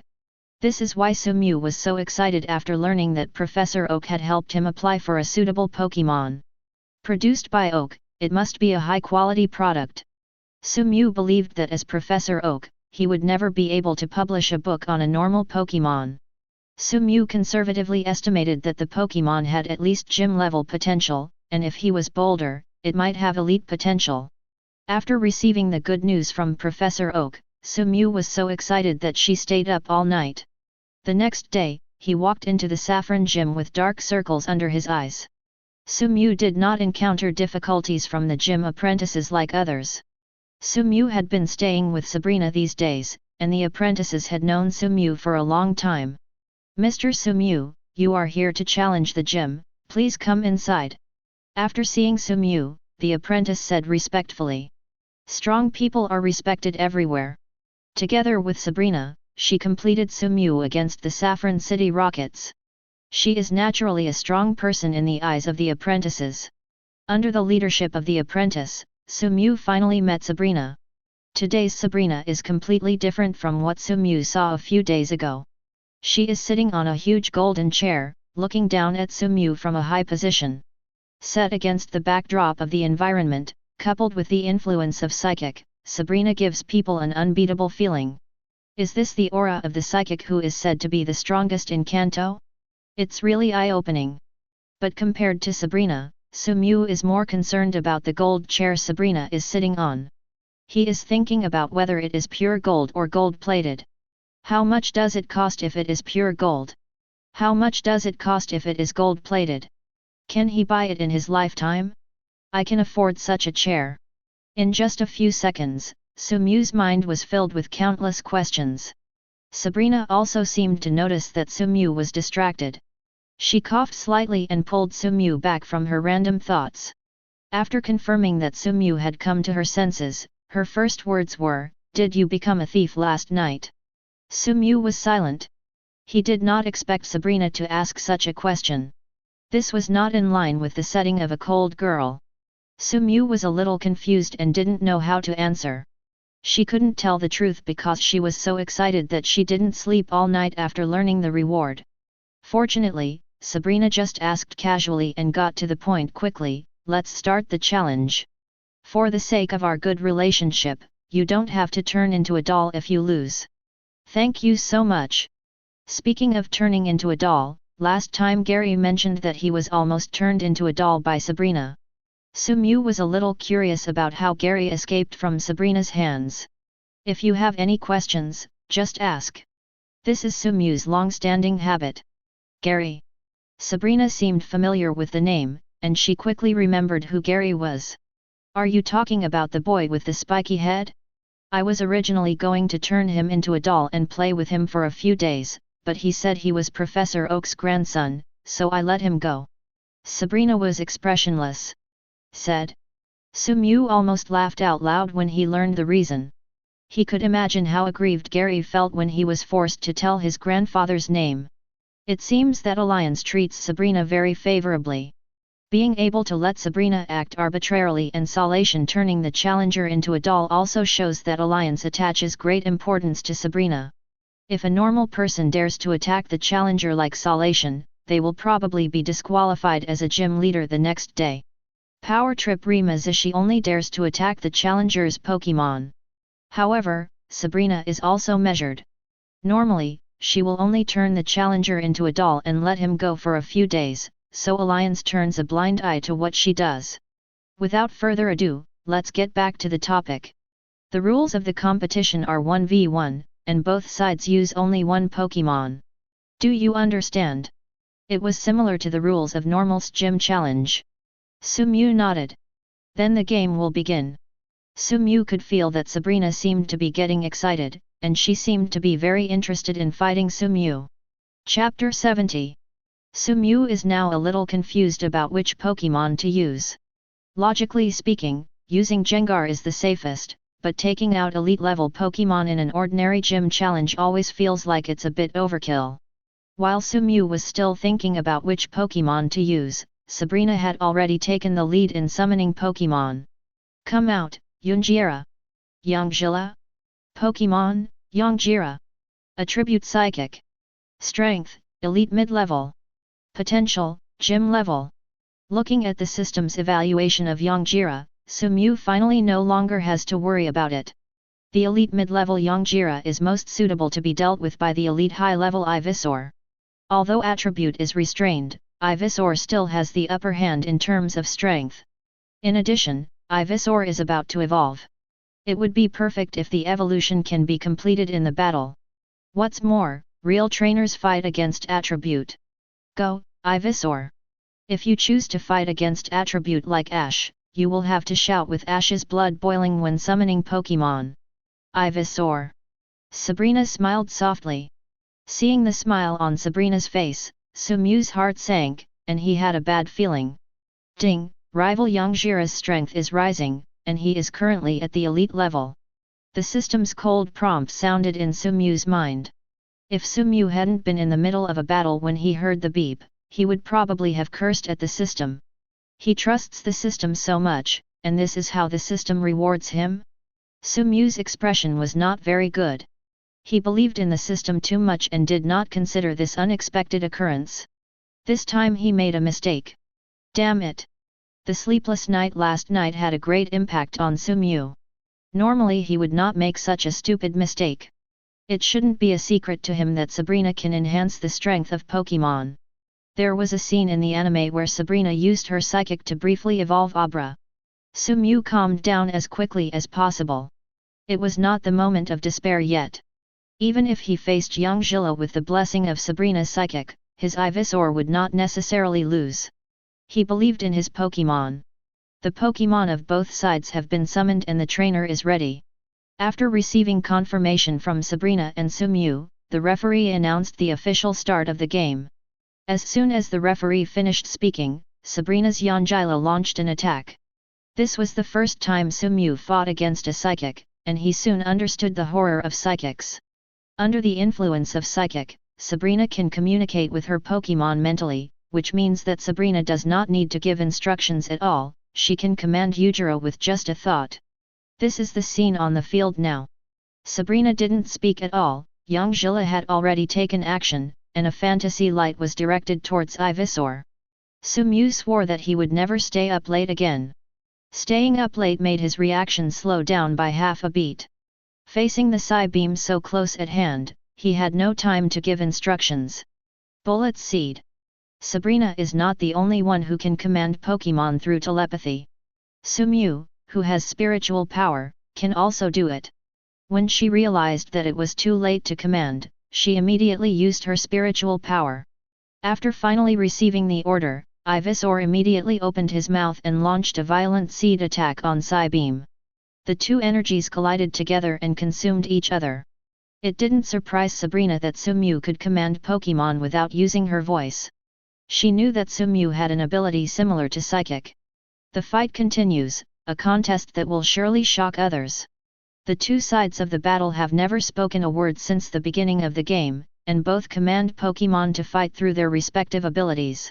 As time passed slowly, Sabrina's brows furrowed more and more tightly. She did not expect that Sumyu's Ivysaur's combat effectiveness would be so outstanding. Banjira has risen a level through her psychic strength, and as a psychic type, Banjira can also restrain Sumyu's Ivysaur, but in the battle, Banjira still does not take much advantage. On the contrary, as time passed, Banjira slowly declined. Endurance has never been the strong point of psychic Pokémon. Once the battle gets into a tug-of-war, the shortcomings of psychic Pokémon will be revealed. Banjira's breathing has become rapid, and it may not be long before its energy is exhausted. As for Ivysaur, the previous battle did not have much impact on it. Endurance recovery has always been the strength of grass-type Pokémon. In addition, Sumyu has been consciously cultivating Ivysaur's endurance, so Ivysaur still looks good at this time. The parasitic dragon looks like a lively tiger. Chapter 71. This can't go on like this. Sabrina also realized something was wrong. She gritted her teeth and made up her mind. The energy of psychic came out of her body and began to be introduced into Banjira's body. With the blessing of Sabrina's psychic, Banjira's aura increased rapidly at a speed visible to the naked eye. Ding! Rival Banjira's strength is rising, and his current strength gym is at the initial level. Sumyu finally couldn't help it anymore. Miss Sabrina, you are going a little too far.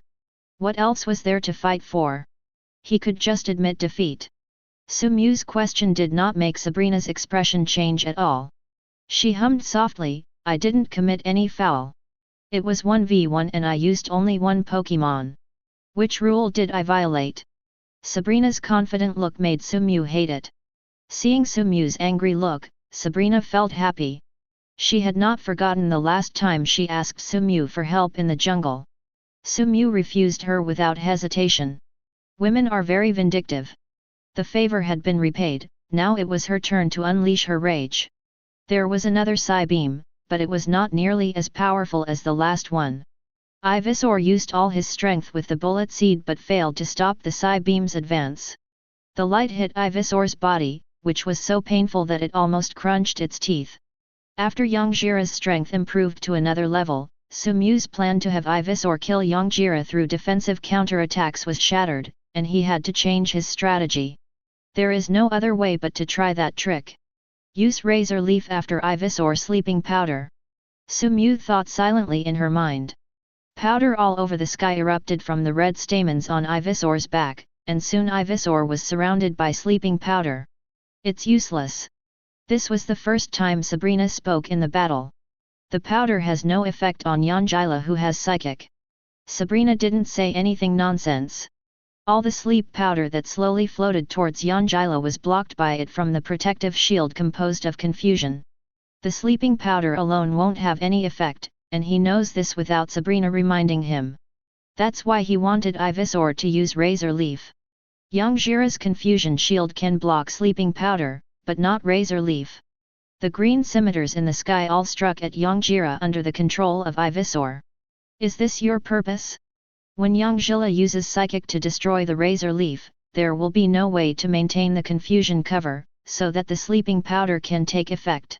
Sabrina analyzed calmly. Yes. Sumew simply admitted that this was a complete conspiracy. Even if Sabrina became Foresight, it would not matter. Humph. That's so naive. Just defeat Ivysaur before the effect of the sleeping powder takes effect. Ujira's maximum Psy Beam. Sabrina, who is regarded as the future of Kanto by the Kanto Alliance, is not that simple. Even if her psychic is removed, she is still an excellent trainer. After understanding Sumew's idea, she found a way to crack it in an instant. The powerful psychic burst out from Banjira's body, and all the razor leaves that attacked it were shattered by it. The terrifying Psy Beam assist hit Ivysaur with its spoon. Hey! Sumew sighed. There was no other way. The only thing he could do now was to pray that Ivysaur could persevere. However, persisting is not easy. The energy hitting Ivysaur continued to increase, and Ivysaur could no longer hold on.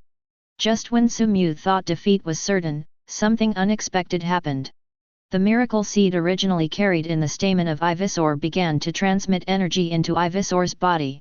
With the help of miracle seed, Ivysaur slowly persisted. Such an accident was something Sabrina didn't expect.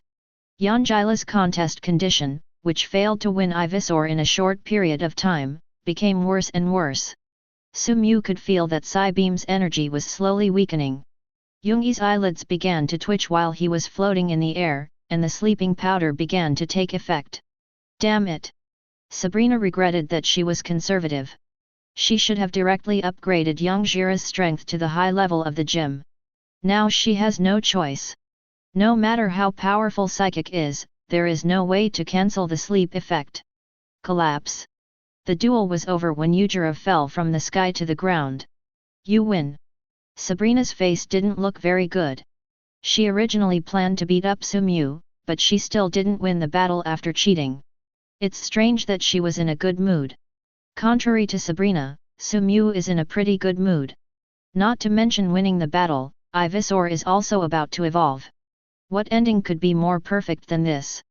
There should be no more. After Miracle Seed input the last bit of energy into Ivysaur's body, Ivysaur began to evolve. The white light illuminated the entire Saffron Gym, and Ivysaur grew larger and larger in the light. Please give me your advice in the future, Venusaur. Looking at the evolved Venusaur, Sumew said with a smile. Chapter 72. After getting the Saffron batch, Sumew didn't dare to stay in the Saffron Gym for a long time and left immediately. Judging from what Sabrina did in the battle, Sumew didn't know why Sabrina wanted to give him some color today. Sumew didn't think there was anything wrong with Sabrina. If she were in her shoes, she would probably do the same thing as Sabrina. Taking advantage and running away is Sumew's ability to live and work. Today he has earned enough and won't stay here to hinder Sabrina's eyes. Miss Sabrina, Mr. Sumew has left. The apprentice who took Sumew away came back and reported to Sabrina. Yes. Sabrina's expression remained unchanged and she nodded. Please step back first. Yes, Miss Sabrina. After the apprentice left, there was no one else in the entire training ground except Sabrina. Without outsiders present, Sabrina no longer concealed herself. She gritted her teeth and muttered to herself, "Sumew, just wait for me, it won't be over like that." Sneeze. Sumew sneezed loudly after leaving the Saffron Gym. "Who is missing me? Forget it, I don't want to think about these messy things anymore. I have to go to Rainbow City as soon as possible. Brutal, here I come." "Well done, Clefairy." After the gym challenge, Sumew did not choose to go back to the Pokémon Center to treat Venusaur but asked Clefairy to try to restore Venusaur's strength. Clefairy has almost mastered the healing skills, all that remains now is practice. Sumew plans to let Clefairy go to the Pokémon Center to intern for a period of time. If she wants to become a qualified team doctor, she won't be able to do it without enough practical experience. Because Nurse Joy from Help Vermilion City solved Mazishi's big problem, Sumew and Nurse Joy from Vermilion City have always maintained a good relationship. After learning about the accident on the St. the other party immediately asked about Sumew's safety. Nurse Joy was relieved when she learned that Sumew had left the St. early and nothing happened. After all, the St. and the SS. ticket number was given to Sumew by her. If Sumew did anything wrong on the St. her conscience would not go away. As she got closer to Nurse Joy, Sumew realized that Joy was not their name. Joy was just a title, and every person in charge of the Pokémon Center would be called Joy. As for their real names, only people with good relationships will know them. The name of Nurse Joy in Vermilion City is Xingmei. What is different from the animation is that Nurse Joy looks different. This is the conclusion Sumew came to after comparing the appearance of Nurse Joy from various places. After all, reality and animation are still different. It is impossible for people to look exactly the same, but every joy is so beautiful that it is true. Clefairy. After receiving Sumew's praise, Clefairy also showed a smile on his face. It seemed that he enjoyed treating people. Sumew. A familiar voice, a familiar trio. It seems that the three Ashes have also come to Saffron City. Long time no see, Ash, Misty and Xiaogang. It's been a little half a month since we parted ways at Umaki Pier. It's been a while since they've seen each other. During the conversation with Ash, Misty, and Xiaogang, Sumew learned that Ash released Butterfree as in the original plot. Sumew didn't know what to say. He admitted that Ash is indeed a person who loves Pokémon and will carefully cultivate Pokémon with full potential. This is not something everyone can do. Appreciation was appreciation, but he didn't agree with Ash's actions. If he had done so, he would have subdued the other Butterfree, which would give him the best of both worlds. Okay, don't be sad Ash, do you want to have a Pokémon duel with me? In order to help Ash get over the pain, Sumew decided to have a Pokémon duel with Ash. Pokémon duel. Ash was indeed the same person. As soon as Ash heard the Pokémon duel, the sadness in his heart was driven away, and his blood instantly became boiling. Come on! Sumew said with a smile. In addition to helping Ash get over the pain, the most important thing is that Sumew wants to test his newly evolved Venusaur. Battlefields can be found everywhere in this world. After walking a few steps forward, Sumew saw a public battleground. Ash, let me see your growth. Don't underestimate me Sumew, I am a trainer who has won 3 badges. Ash was always so confident, even when facing Sumew whose strength was far superior to his own, he was not afraid at all. Are there still 3 badges? I have already obtained 5. Ash handed him the opportunity to show off, and Sumew certainly wouldn't let it go. 5 pieces, Sumew, have you already obtained the Saffron badge? Xiaogang asked. That's right. To be honest, the Saffron badge should be the most thrilling badge I have ever received, and I was almost fooled by Sabrina. I'll get the Saffron badge too soon, right, Pikachu? Pikachu. Xiaogang and Misty are not as blindly optimistic as Ash. They have heard from Sumew and Gary before that Sabrina has a strength close to elite. Sumew actually wanted to tell them that Sabrina didn't have a strength close to that of an elite, but that she had already entered the elite realm. But even if Ash knew about it, he would probably challenge Sabrina without hesitation. Stop talking about this, let's duel. Come out, Venusaur. Has Ivysaur evolved into Venusaur? Misty stuck out her tongue, it's really a terrifying growth rate. Venusaur. Ash thought for a while and did not send Pikachu to play, but chose Bulbasaur. Go, Bulbasaur. Still as impressive as ever, Ash. Da-nei. Da-nei. Facing Venusaur Bulbasaur, which is several times larger than itself and still its final evolved form, it is not afraid at all. On the contrary, it looks full of fighting spirit. Speaking of which, Sumew was also a little envious of Ash. Every Pokémon that Ash collected had great potential, and all of them were warlike. You must know that there are many Pokémon in the Pokémon world that do not like to fight. The Clefairy in Sumew's hand is Clefairy. Although Clefairy does not refuse to fight, it does not have much interest in fighting. Ash is different. The Pokémon he has conquered all want to fight against each other every day. It can only be said that the halo of the protagonist shines on him. Chapter 73. Sumew and his Pokémon are not the only ones growing up, Ash and his Pokémon are also growing rapidly during their travels. Pokémon, Bulbasaur. Attribute Grass plus Poison. Strength, Elite Mid-Level. Potential, Elite. It's a Pokémon with elite potential. I can only say that it's very Ash. Sumew also did not expect that Ash Bulbasaur's strength has reached the elite intermediate level. Fortunately, Sumew's Ivysaur evolved into Venusaur, and his strength was upgraded to the elementary level of the gym. Otherwise, after experiencing a big battle, Bulbasaur faced Ash and said no matter who loses or wins. Bulbasaur, Bullet Seed. The familiar hot-blooded initiative came again. Da-nei. Da-nei. Bulbasaur also knew Ash's fighting style very well and was ready to attack.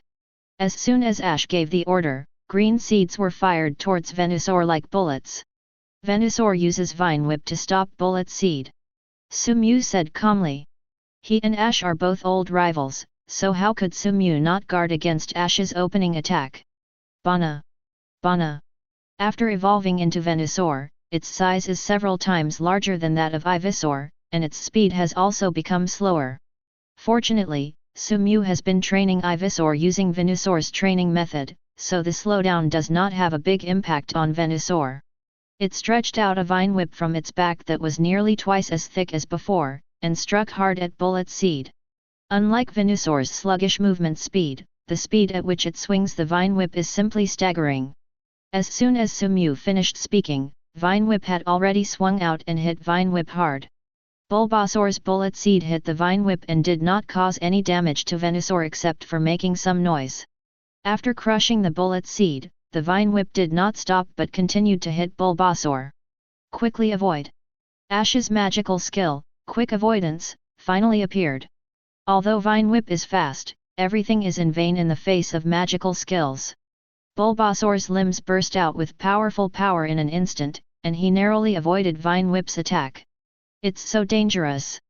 Misty and Xiaogang on the sidelines also trembled inwardly. If the attack just now had hit, Bulbasaur's small body would probably lie down directly. It has been a while since he traveled. Under the careful guidance of Misty and Xiaogang, Ash has also made great progress. He is no longer the reckless young man he was when he started traveling. He has learned to use his brain in battle. Bulbasaur is incomparable to Venusaur in terms of resistance to blows and attack power, but there is one thing that Bulbasaur has an absolute advantage over, and that is speed. Ash decided to use speed to defeat Venusaur. I have to say that in terms of speed, Ash's Bulbasaur is definitely an expert among experts.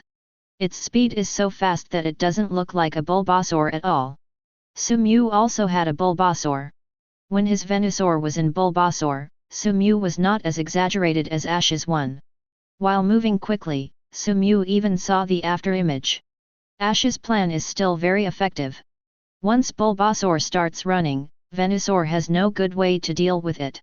If it were other Pokémon, Sumew could also let Venusaur use Sleep Powder to control the field, but unfortunately rival is Bulbasaur, and Sleep Powder has no effect on Ivysaur, which is also a Grass-type Pokémon. Good job, Ash. Seeing Ash gradually taking control of the situation, Misty couldn't help but cheer Ash up. As for Xiao Gang, he is not as blindly optimistic as Misty. Although Ash's Bulbasaur has the advantage in the current situation, in fact, it is Sumew's Venusaur who really controls the situation. Although Bulbasaur is fast, the physical strength consumed by agility is terrifying. Bulbasaur cannot always maintain a high frequency of fast movement. Pokémon Duel is not a running game, running fast is useless, only defeating rival is the most important thing. Bulbasaur did create a lot of opportunities by moving quickly, and many skills hit Venusaur, but the skills hitting Venusaur were no different from scraping. Venusaur didn't move at all. Ash also realized that this was not the way to go, but he couldn't think of any other good ideas. The skills Bulbasaur mastered basically couldn't cause much damage to Venusaur, and it was too difficult to win. Xiaogang's prediction was correct. Bulbasaur, who was physically exhausted, was getting slower and slower. The opportunity has come. Sumew is waiting for now. Venusaur Sunfire. If faced with a Pokémon with powerful destructive skills, Sumew would not dare to directly let Venusaur use Sun Flame. After all, Sun Flame is not an instant skill and needs to be condensed for a period of time before it can be activated. If rival's attack power is strong enough, it will be enough. Defeated Venusaur within the time it took for Venusaur to condense sunlight. Unfortunately, Ash's Bulbasaur does not have powerful attacks. Venusaur reduces the attack intensity of Sun Flame and increases the attack range. Anyway, with Bulbasaur's small body, it will definitely be destroyed if it hits, so Sumew's primary goal is to hit Bulbasaur. Venusaur's energy is concentrated during Bulbasaur's continuous scraping. Sunlight Flame Launch. Bulbasaur, whose physical strength was almost exhausted, no longer had the strength to dodge, and could only watch the sun's flames hit him. Da-nei. Bulbasaur loses the ability to fight, Venusaur wins, and the winner is Sumew. What a shame, Ash, why don't you consider letting Bulbasaur evolve? Misty suggested. Putting Bulbasaur back into the Pokémon Ball, Ash shook his head. No, Bulbasaur doesn't want to evolve, and I don't want to force it. Chapter 74. I don't recommend Ash to let Bulbasaur evolve either. Sumew said. Why? Misty was a little curious. After all, Sumew herself chose to let Bulbasaur evolve into Venusaur. After Sumew put Venusaur into the Poke Ball, she said, "Didn't you notice? Ash is not suitable for using bulky Pokémon." After Sumew said this, Xiaogang and Misty also discovered that the Pokémon in Ash's hands were all speed Pokémon. Whether it was Pikachu, Bulbasaur, Charmeleon, or Pidgeotto, they were all particularly flexible. Even Squirtle was much faster than the ordinary Squirtle. Launch a fierce attack at the beginning and use speed to find rivals' flaws. This is Ash's fighting style. Venusaur is not suitable for Ash. Sumew analyzed calmly. Sumew is not talking nonsense, everything he said is based on evidence. He still remembers that Ash conquered Snorlax. Even a Pokémon like Snorlax must be trained to be flexible. Ash must train Snorlax to be flexible. Fatty, he really succeeded. A counterexample is Ash's baby turtle. Sumew remembers that when Ash used it as a baby turtle, Ash's winning rate was very high. However, when the baby turtle evolved into Dotl and Torterra, the winning rate could only be described as appalling. This is because Ash is still using the battle method of baby turtle to command Dotl and Torterra, but the speed that he relied on for survival after evolution has disappeared. If he uses the same method to command again, he will lose more and win less. If Bulbasaur evolves into Venusaur, Sumew can conclude that it will definitely be useless, so it is better to keep Bulbasaur as it is. With Ash's protagonist aura, Bulbasaur will not be weaker than the ordinary Venusaur. It makes sense. Misty and Xiaogang thought about it carefully and found that what Sumew said did make sense. Ha ha ha, is that so? Why didn't I know? Ash scratched his head and said with a smile. Okay, Ash wishes you good luck in challenging the Saffron Gym. Goodbye now. Sumew waved her hand and waved goodbye to Ash and others. He was rushing to Rainbow City. Saffron City is not far from Rainbow City. In order to connect the two largest cities in the Kanto region, Alliance specially built a road. As long as you keep walking along this gym, you can reach Rainbow City in 3 days. In terms of prosperity, Kaehung City is slightly less prosperous than Saffron City. However, Kaehung City has a beautiful environment and is more suitable for settling. Every year, many rich people compete for the residence permit of Kaehung City. It is also for this reason that the housing prices in Kaehung City have always been at the highest level. It is so high that it is about to surpass Saffron City and become the king of housing prices in the Kanto region. On the way to Rainbow City, Sumyu also received many challenges from passers-by. Sumyu also accepted challenges from passers-by.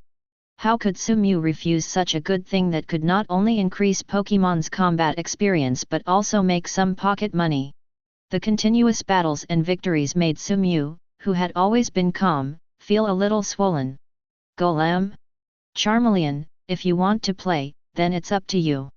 The disadvantage of attribute doesn't matter, let's see Uncle Sumyu win against attribute. Charmeleon's maximum flamethrower. Charmeleon loses the ability to fight, Golem wins. Your Charmeleon is really strong. I hope I can play against you again next time. The winner took 2,000 yuan bills from Sumyu's hand and said with a smile. Haha, there will be a chance. Sumyu responded with a smile. He never thought that one day he would be irritated by others. Golem's trainer collected the winning bet and left with excitement on his face. Hey, I shouldn't be careless. I thought I had become a counter-attribute battle master. After taking back Charmeleon, which had lost its fighting ability, Sumyu sighed.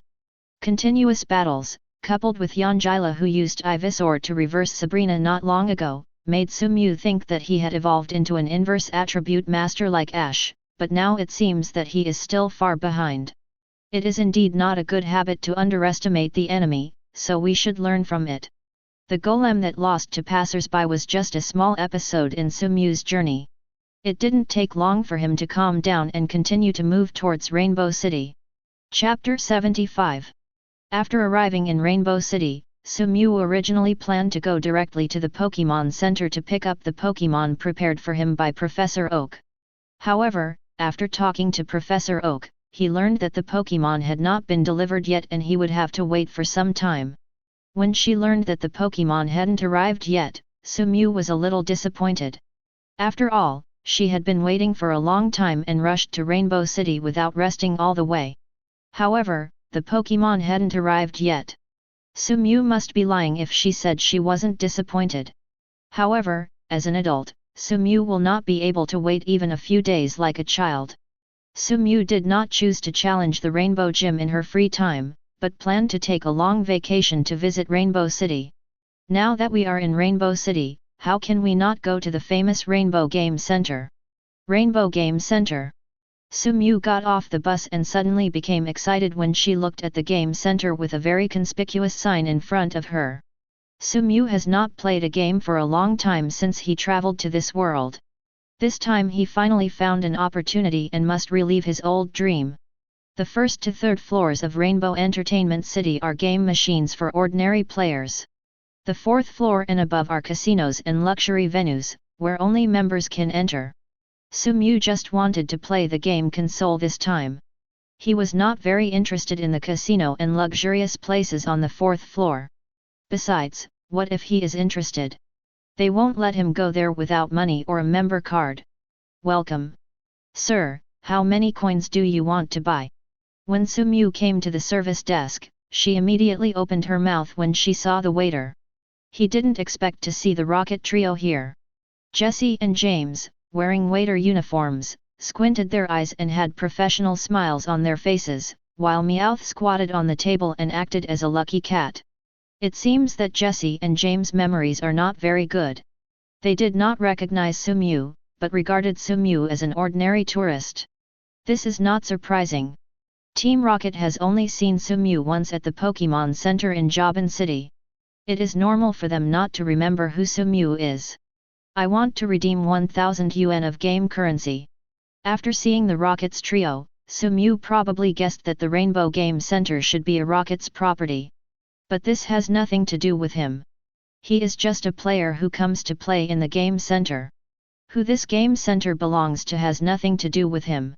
After taking the game coins handed over by James, Sumu left directly. He did not forget the purpose of coming to game center. He just saw a fighting game after entering game center, and now he can't wait to try it. Ichiban. Hey, Meowth, do you think that person just now looks familiar? James asked doubtfully. Really? Maybe he's a regular visitor to game center, Meow. Meowth, James, what are you doing? Come to work quickly, do you want to tire me out? Coming.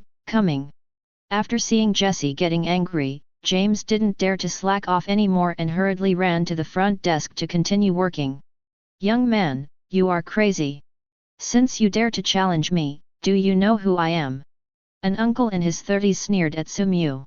The fighting game must be played by two people. Sumu Salation got the game currency and found a game console. Just as he was about to play fighting online, the uncle next to him started talking. Who are you? Everyone had spoken, and Sumu would be losing face if she didn't respond, so Sumu asked the question in a timely manner. The uncle must have been waiting for this moment for a long time. He suddenly stood up from his seat, put on a pose that he thought was cool and said, "People who know me call me Game Center's How. I'm Hitmonchan 97. The recognized king of this game. You have the courage to challenge me. How from Game Center? The name is very famous, and Sumu also became interested. You must know that he has also done some research on the fighting game. Oh, what a coincidence, I am quite confident in the fighting game, so let me show you the strength of your game center how. I hope you won't cry when I beat you." Ahau smiled confidently. 2 hours later. How is it possible? How is it possible? Let's play one last time, Ahau pulled Sumu to prevent him from leaving. Sumu was a little disappointed. She originally thought that Ahau had a few brushes, but she didn't expect that after playing for 2 hours, she couldn't win against him. Hey, life is really lonely like snow. Chapter 76. Sumu, holding a drink in her hand, sat at the square table and raised her hand from time to time to look at the watch in her hand. Not here yet. Sumu was a little anxious. He had already contacted Professor Oak. Professor Oak would send someone to deliver the Pokémon he wanted today. Finally coming. A mature woman in her 20s appeared at the door of the store. She also spotted Sumu on the seat and walked straight towards Sumu. Looking at the intellectual beauty walking towards him, Sumu couldn't believe what he was seeing. He didn't expect that the person sent by Professor Oak would actually be Lorelei, one of the Elite Four in Kanto. Professor Oak is too famous. You are Sumu. Lorelei came to the table and pulled out her chair and sat in front of Sumu. Hello, Miss Lorelei. Lorelei stood up quickly as she didn't dare to show off in front of the famous Kanto Elite Four. Don't be so restrained, sit down quickly, Lorelei said with a smile. Looking at Lorelei, who spoke softly in front of her, she could only lament that the rumors were indeed the most untrustworthy. Lorelei is so cold there, isn't she quite gentle? After a few simple conversations, Lorelei got to the point. Sumu, I heard that you want a rideable water Pokémon, right? Lorelei asked casually, fiddling with her drink. When the main show came, Sumu straightened her back and braced herself. Yes, that's right, Miss Lorelei. I heard you wanted Gyarados. Lorelei continued. Well, Miss Lorelei, I prefer Gyarados. In front of Lorelei, Sumu had no intention of hiding it, and made no secret of her love for Gyarados. After all, who can resist the brutal Captivate? No one. Gyarados is indeed a very good water-type Pokémon, and it can also be ridden in front of you. Lorelei paused and said, but unfortunately, there are no suitable Gyarados in Alliance recently. Don't have the right Gyarados? Lorelei's words almost broke Sumu's heart. The original excitement suddenly cooled down. Seeing Sumu's performance as if she were changing her face in a Sichuan opera, Lorelei couldn't help but laugh out loud. Ha ha ha, I won't tease you anymore, Gyarados does not exist, but do you want to take a ride? Lapras. Sumew suspected that there was something wrong with her ears. It's not that Sumew didn't consider Lapras when applying for water-type Pokémon, but unfortunately there was no sign of Lapras on the application list. Due to excessive hunting, Lapras has now become a Pokémon that must not be caught, commonly known as the beast that sits on the bottom of a cell. Just like Clefairy, if you don't have Alliance's permission to capture Lapras, you can just go with the package deal. Of course Lapras words are good, but isn't Alliance allowed to capture Lapras now? Sumew asked doubtfully. It's true that you can't catch Lapras in the wild, but it's different with private breeders. Lorelei explained patiently. Private breeder? Sumew, if you still don't know what Lorelei wants to express, then he shouldn't boast about having a smart little head every day. If he remembered correctly, Lorelei's Earl Dervish Pokémon was Lapras. Could it be that Lorelei was going to hand over her Lapras's offspring to him? Sumew suddenly became excited again. The strength and potential of Lapras that can become Lorelei trump card must be good, and the offspring it will give birth to will have at least elite level potential. It would be great if we could get descendants of Lorelei's Lapras. Sumew is indeed a very realistic person. Under the greater Captivate, the cruelty that he originally thought about has been thrown out of the sky. Lorelei stood up from her position, her graceful figure on full display. She was no longer as gentle as she was at the beginning, and her whole body began to exude a cold aura. Although there was still a smile on her face, it still gave people the slightest chill. You are right. I do have a Lapras with great potential, but whether I can get it depends on the answer sheet you hand over. Come with me. After saying that, Lorelei walked towards the outside of the house. Sumew was now full of questions. He followed Lorelei carefully, wanting to know Lorelei's intentions. Under the leadership of Lorelei, the two came to an idle battlefield.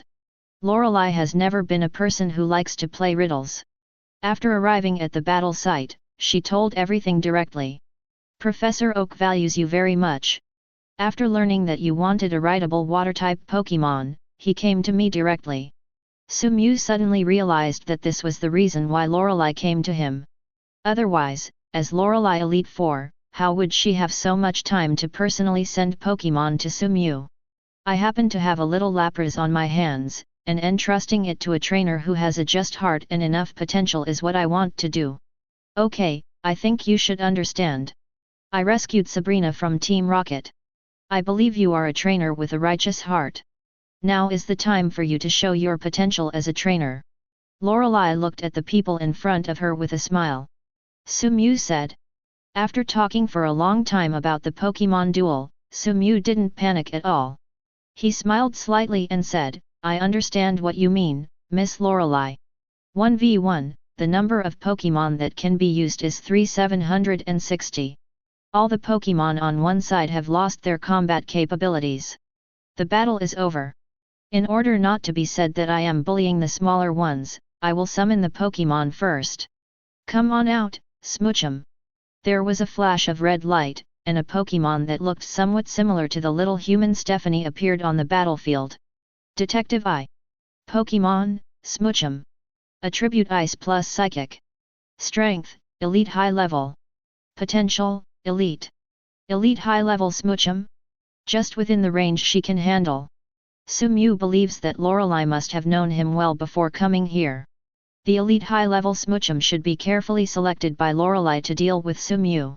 The three Pokémon should correspond to his Venusaur, Charmeleon, and Scyther. Clefairy, who is not very strong in combat, was not taken into consideration. This really took Sumew's sentiments into full consideration. Since Lorelei came here for his own breeder's three Pokémon, Sumew had no intention of using other Pokémon.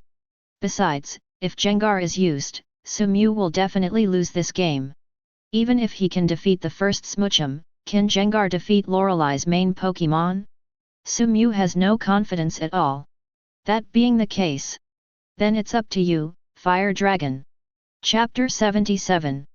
Although Charmeleon's strength is a little worse than Smoochum, the advantage in attributes is enough to make up for the slight gap in strength, so it is just right to use Charmeleon to fight Jinx.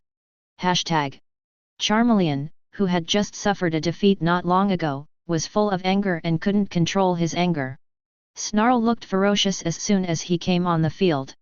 Charmeleon is very energetic, Lorelei said casually. Mo. Smoochum also nodded its little head, indicating that Lorelei was right. Charmeleon, who originally wanted to shock Rival as soon as he came on the field, seemed to have done so in vain. Neither Lorelei nor Smoochum were affected in the slightest by its roar. All right, Charmeleon, get ready to fight. Sumew reminded Charmeleon to put away his offbeat moves. Rival is Lorelei, and he still has to rely on his strength to win. Lorelei, who summoned the Pokémon first, should have attacked first, but Lorelei didn't seem to have the intention to attack first. She waved her hand to Sumew to attack first. Then you're welcome, Miss K. Sumew directly accepted Lorelei's kindness without even being polite. He really needed this first attack. The rival she faced was Lorelei, one of the Elite Four in Kanto. The strength of the Pokémon was not as good as Rival. If she was still robbed of the first attack, Sumew's chances of winning were really slim. Charmeleon Flamethrower. Without any intention of testing, Sumew will not waste the first attack opportunity he finally got, and he will make a killing move as soon as he makes a move. Charmeleon clearly sensed the powerful energy contained in Smoochum's petite body as soon as it came on the stage, so it established its momentum advantage by roaring as soon as it came on stage. Unexpectedly, it failed in the end. Charmeleon, who was aware of Rival's strength, did not hold back after receiving the order. It took a deep breath, the flames on its tail burned violently, and it directly activated the fierce fire contest condition. Fire! Lorelei was also a little surprised. She didn't expect that Sumew's Charmeleon could directly enter the fierce contest condition without any physical exertion. This really surprised her. Oh, interesting.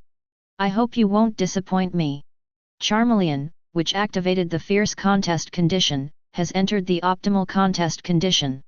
It feels full of strength all over its body, and it's time.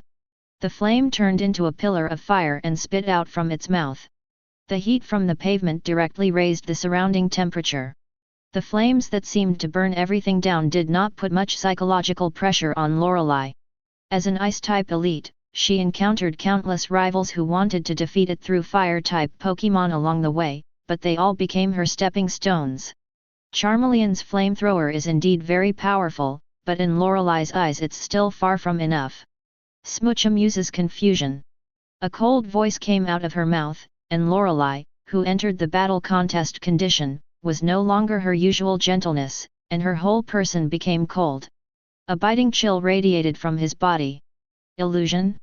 Being glanced at by Lorelei made her whole body tremble. But now is not the time to care, Flamethrower has already arrived in front of Smoochum. Facing the flames that were so close at hand, Smoochum didn't panic. It gently raised its hands, and a powerful psychic emanated from its body.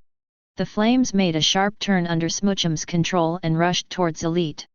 The first attack did not have any effect. Sumew was not too surprised. If Lorelei was so easy to defeat, he would be sitting in the Elite Four position now. Hey, is this the strength of Elite? Even Psychic, which is not good at it, can be used with style. Smoochum Powder Snow. The show was almost done, and now it was almost her turn to perform. Lorelei began to direct Smoochum to launch an attack. Powered by snow? There was no disturbance in Sumew's heart.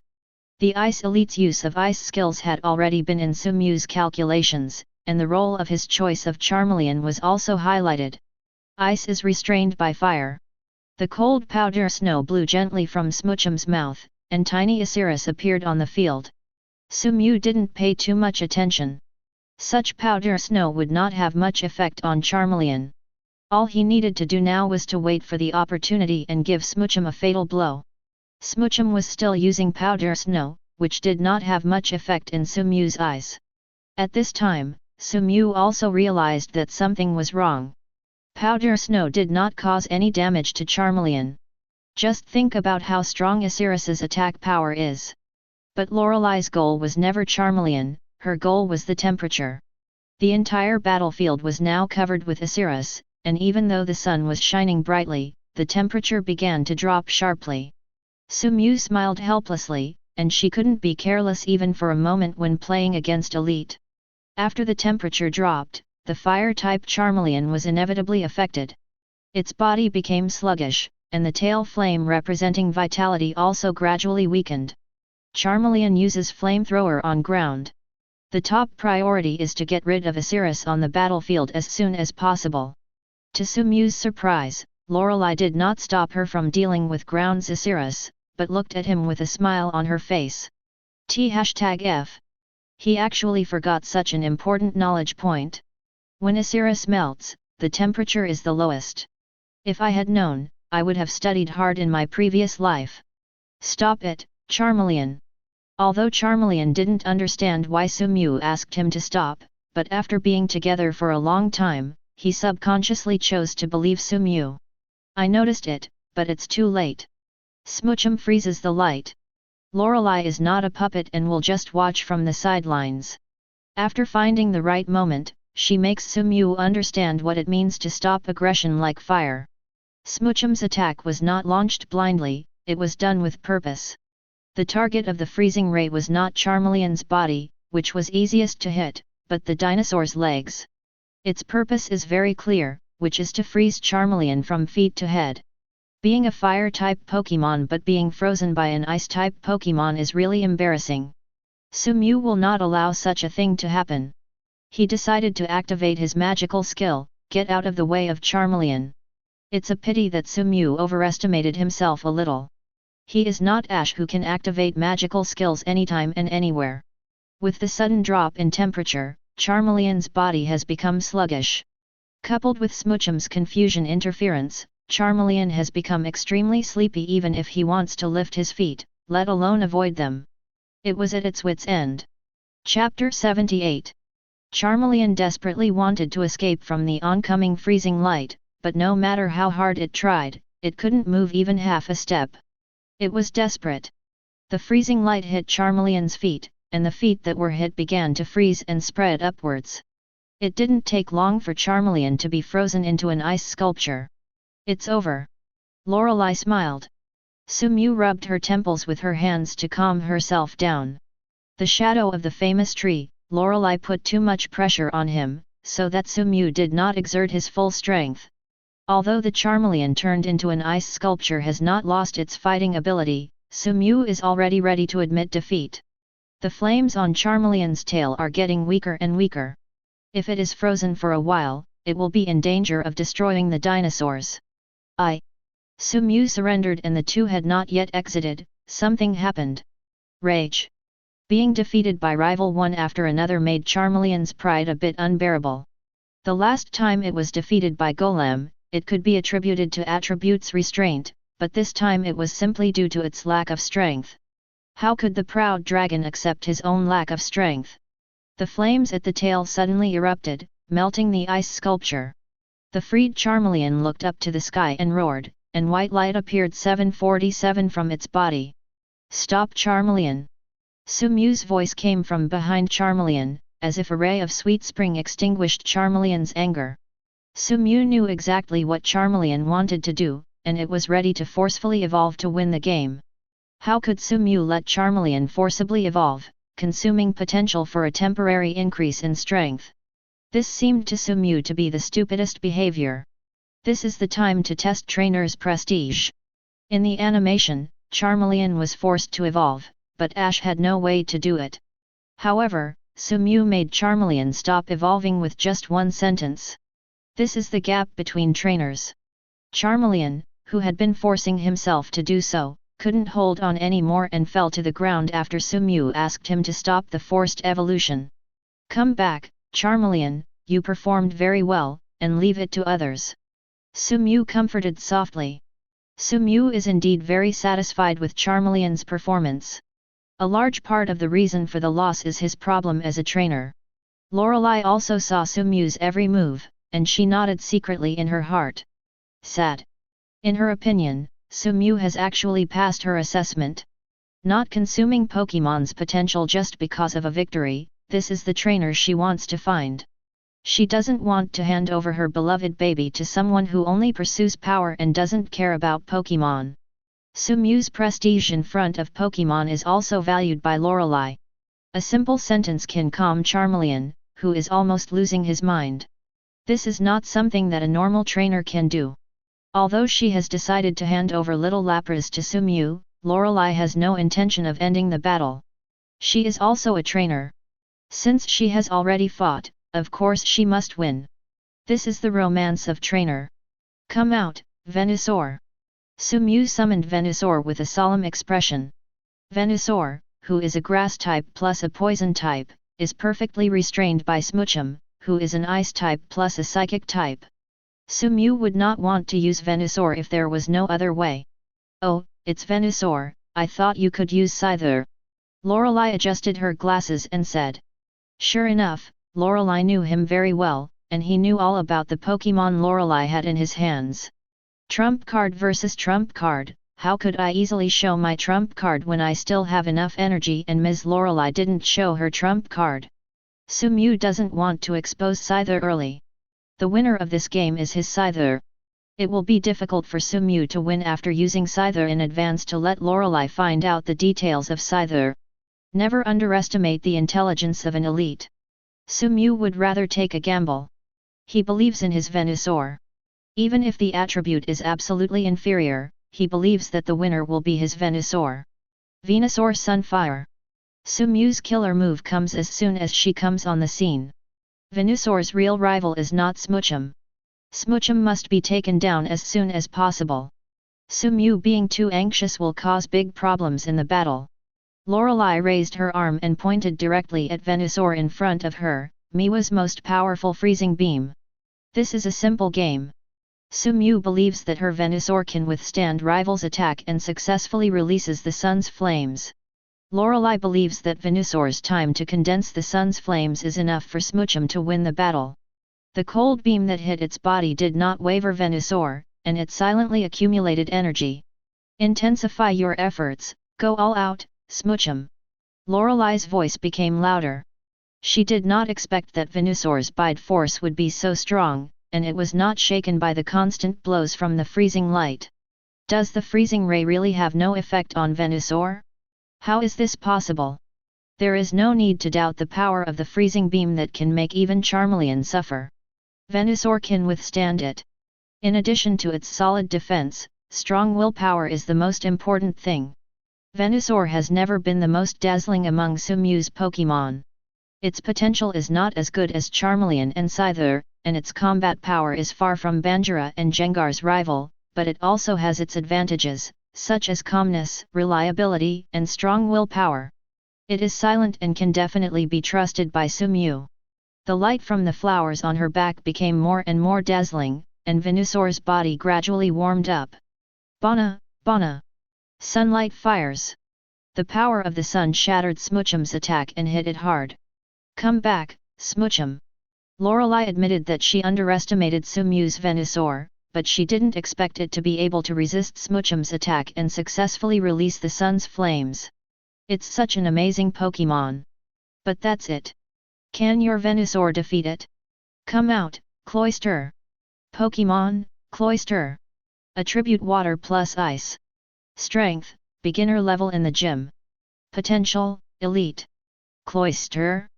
The combination of water type and ice type allows Venusaur to not suffer a big loss when facing Cloyster. The strength of the two Pokémon is also on par. Venusaur's only disadvantage is that it consumes too much energy when facing Smoochum. Please, Flower.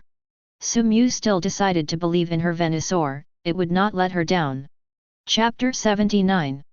Thank you for your hard work, Venusaur. Sumew put Venusaur into the Pokeball with a smile. Venusaur has done its best. Not only did he defeat the Miss Lip Girl but also lost the ability to fight with Cloyster at the same time. Venusaur gave Sumew a big surprise. If there were no accidents, he would be the winner of this duel. Defeating Lorelei is exciting just thinking about it. Come back, Cloyster! Lorelei shook her head helplessly, she didn't expect Venusaur to be so tenacious. Lorelei was a little surprised when Venusaur defeated two Pokémon in a row. Forget it, now is not the time to think about this, the game is not over yet. Go ahead, Delibird. Although some accidents happened, the outcome will not change, and she will still win, this is Lorelai's confidence. Delibird, a rare Pokémon. Except for Price's Delibird, which was used in the special episode, Sumew has never seen anyone else use Delibird. Detective I. Pokémon, Delibird. Attribute Ice plus Flying. Strength, high level in the gym. Potential, elite. After detecting the general situation of Delibird, Sumew showed a smile on his face. This was the first time he smiled in a battle. Lorelai held up the frame and felt something was wrong. Come out, Scyther. The game is over, and the fruits of victory will finally belong to him. As soon as Scyther, dual-wielding scythes and with a cold expression, appeared on the battlefield, Lorelai understood why Sumew was smiling so happily. She was hooked. According to the information given to her by Alliance, the strength of Sumew's Scyther should be at the high-level gym level, but the strength of the Scyther in front of her has obviously entered the realm of elite. Sumew hides it really deeply. Choose to use Venusaur to deal with the girl with crazy lips. Cloyster just doesn't want me to know Scyther's strength, just to trick me at the last moment. Sumew, you are really capable. Lorelai said coldly. Thank you, Miss Lorelai. Sumew kept smiling and said in a neither arrogant nor humble manner. Thanks to Venusaur, Sumew's plan, it came to fruition. If Venusaur had not taken down Cloyster and allowed Scyther to appear early, Sumew believed that the rival he faced in the end would definitely not be the Delibird in front of him. Gym level and elite level are no longer the same level. Delibird has no chance of winning when facing Scyther. Even if Delibird's trainer is Lorelai, the situation will not change. Lorelai is not a sore loser. Sumew was able to overcome the information gap and Venusaur's efforts to make her suffer a hidden loss. This is also Sumew's ability. Lorelai will not be embarrassed. But even though the outcome was doomed, Lorelai did not choose to give up. Being a trainer means doing something knowing what cannot be done. Delibird, present. Facing Scyther, Lorelai, who was far more powerful than Delibird, he no longer chose to be humble and directly let Delibird launch Sucker Punch. Xin. Even though there is a gap with Scyther in terms of hard power, Delibird does not seem to be greatly affected. After hearing Lorelai's order, Delibird dropped the mysterious present while flying and soaring in the sky. Looking at the strange flying Delibird, Sumew fell into deep thought. Even if she saw it with her own eyes, it was difficult to understand how a penguin could fly. Thanks to Scyther's strength, Sumew had time to think wildly during the battle. Scyther avoids. Sumew came to her senses and asked Scyther to avoid Delibird's present attack. The present box fell to the ground and exploded violently. But fortunately, Scyther's speed was fast enough. Even if Delibird kept throwing bombs downward, it still didn't hurt Scyther's fur. After using skills continuously for a long time, Delibird was a little bit too much. It stopped in the air, preparing to recover its strength and continue its bomb offensive. Now, Scyther quick attack. It seems that Lorelai does not know his Scyther thoroughly enough, otherwise he would not let Delibird's Salation stay in the air. As soon as Sumew finished speaking, the blade wings behind Scyther began to flap rapidly. Please give me flowers. With the flapping of its wings, Scyther flew up, and it struck the resting Delibird like a bolt of lightning. How is that possible? Lorelai suspected that there was something wrong with her eyes. She actually saw Scyther flying. You must know that although Scyther's name contains the word flying, flying has never been what Scyther is good at. Flying with assist wings for short distances can still do it, but when you want Scyther to soar in the air like a real flying Pokémon, it can't do it. Today Lorelai's eyes were opened. She saw a Pokémon that was better at flying than most bird Pokémon. If she hadn't seen it with her own eyes, Lorelai would never believe it. 0. Delibird, who was resting well, saw Scyther, who was still on the ground, suddenly in front of him in the blink of an eye, and was stunned for a moment. Collapse. Delibird crashed. Originally, she wanted to use Delibird's flying ability to deal with Scyther, but she didn't expect that such a thing would happen. All Lorelai could do was shake her head and smile bitterly. The strength is worse than others, the speed is slower than others, and even the flying skill that depends on survival is not comparable to others. It would be damned if Delibird could win. The battle went directly into garbage time. Come back, Delibird. Lorelei was a little unhappy. She originally planned to defeat Sumew, then give Sumew a few words of advice as a winner, and then entrust little Lapras to him, but she didn't expect to lose. This suddenly disrupted Lorelei's original plan. Looking at Lorelei, who was standing there deep in thought, Sumew suddenly became nervous. He was a little worried that Lorelei would get angry and decide to take back the Lapras originally intended to be given to him. Sumew was a little unfounded. As an elite, how could Lorelei not have this kind of wisdom? Lorelei was just thinking about the battle just now. Here, take good care of it. Lorelei's voice suddenly became gentle, and it could be seen that she liked this Lapras very much. Don't worry, Miss Lorelei, I will definitely take good care of it. Man. Chapter 80. You have to be careful, I'll be back at any time to check on its condition. Don't worry, Miss Lorelei. Sumew solemnly promised. After obtaining Lapras, the number of Pokémon in Sumew's hand has reached 7. The still sleeping Banjira, Gengar, Elite Intermediate, Scyther, Elite Beginner, Venusaur, Gym Beginner, Clefairy, Elite Advanced, Charmeleon, Elite Intermediate, and the little one who just got it Lapras. Alliance Normal recommends that the number of Pokémon carried by a trainer is 6. Note that this is only a suggestion and not a requirement after all, not every 10 trainers have Professor Oak to help raise Pokémon like Ash. Sumew thought about it for a while and decided to send Clefairy to nurse Joy Xingmei in Vermilion City to foster her for a period of time, which was his original plan. Sumew, the 550 who came to the Rainbow City Pokémon Center, dialed the number of the Vermilion City Pokémon Center. After the call was connected, Xingmei's sweet voice appeared in Sumew's ears. Hello, this is the Pokémon Center in Vermilion City. Do you need any help? Miss Xingmei, I am Sumew. Sumew introduced herself. Oh, it's Sumew, are you going to send Clefairy over? Xingmei had already guessed Sumew's intention of contacting her. Yes, Clefairy is going to trouble you. Sumew said politely. Although she had a good relationship with Xingmei, necessary gratitude still had to be expressed. It's okay. Besides, Clefairy can also help us a lot by coming to the Pokémon Center. Okay, I won't tell you more. I'm here to work. You sent Clefairy here to carry out the work. There is work coming, Xingmei simply explained after saying a few words to Sumew. She hung up the phone in a hurry. After contacting Xingmei, Sumew summoned Clefairy. He held Clefairy in his arms and gently stroked its head. Clefairy, please be obedient to Miss Xingmei. I will tell you after a while. I'll take you back. Clefairy. Clefairy nodded. It had no objection to going to Xingmei's place. It still liked Xingmei very much.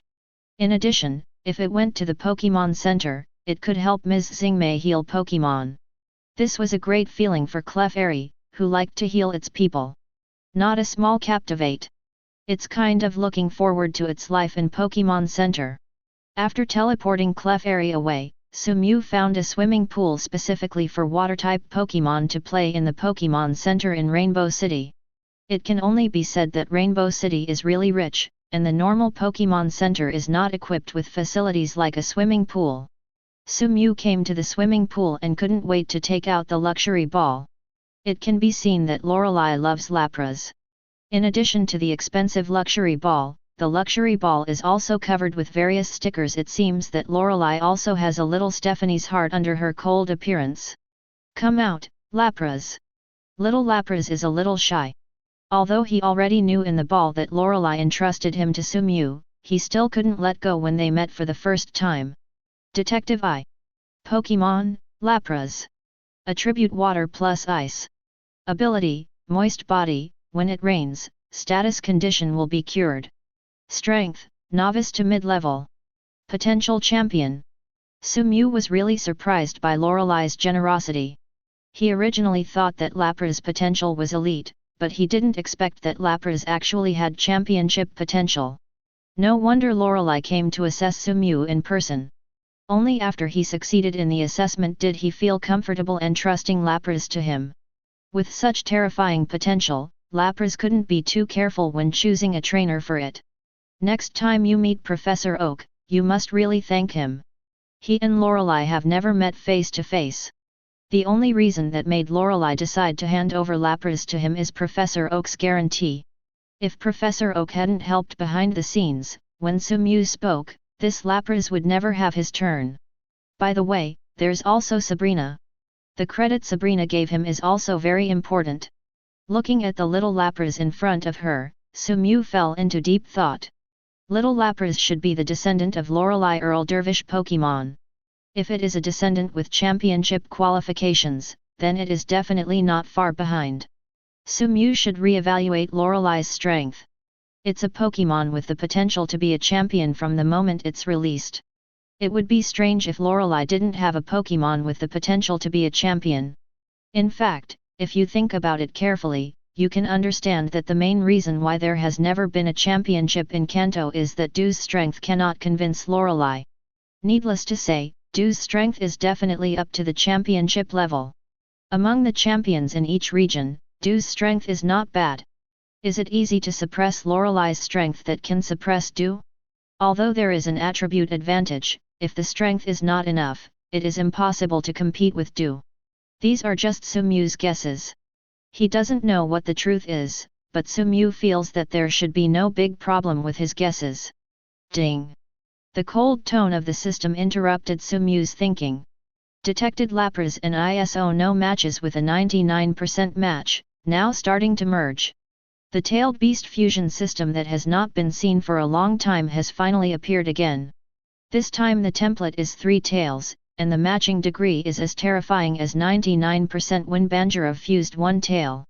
A 99% match means there is no risk at all when fusing templates.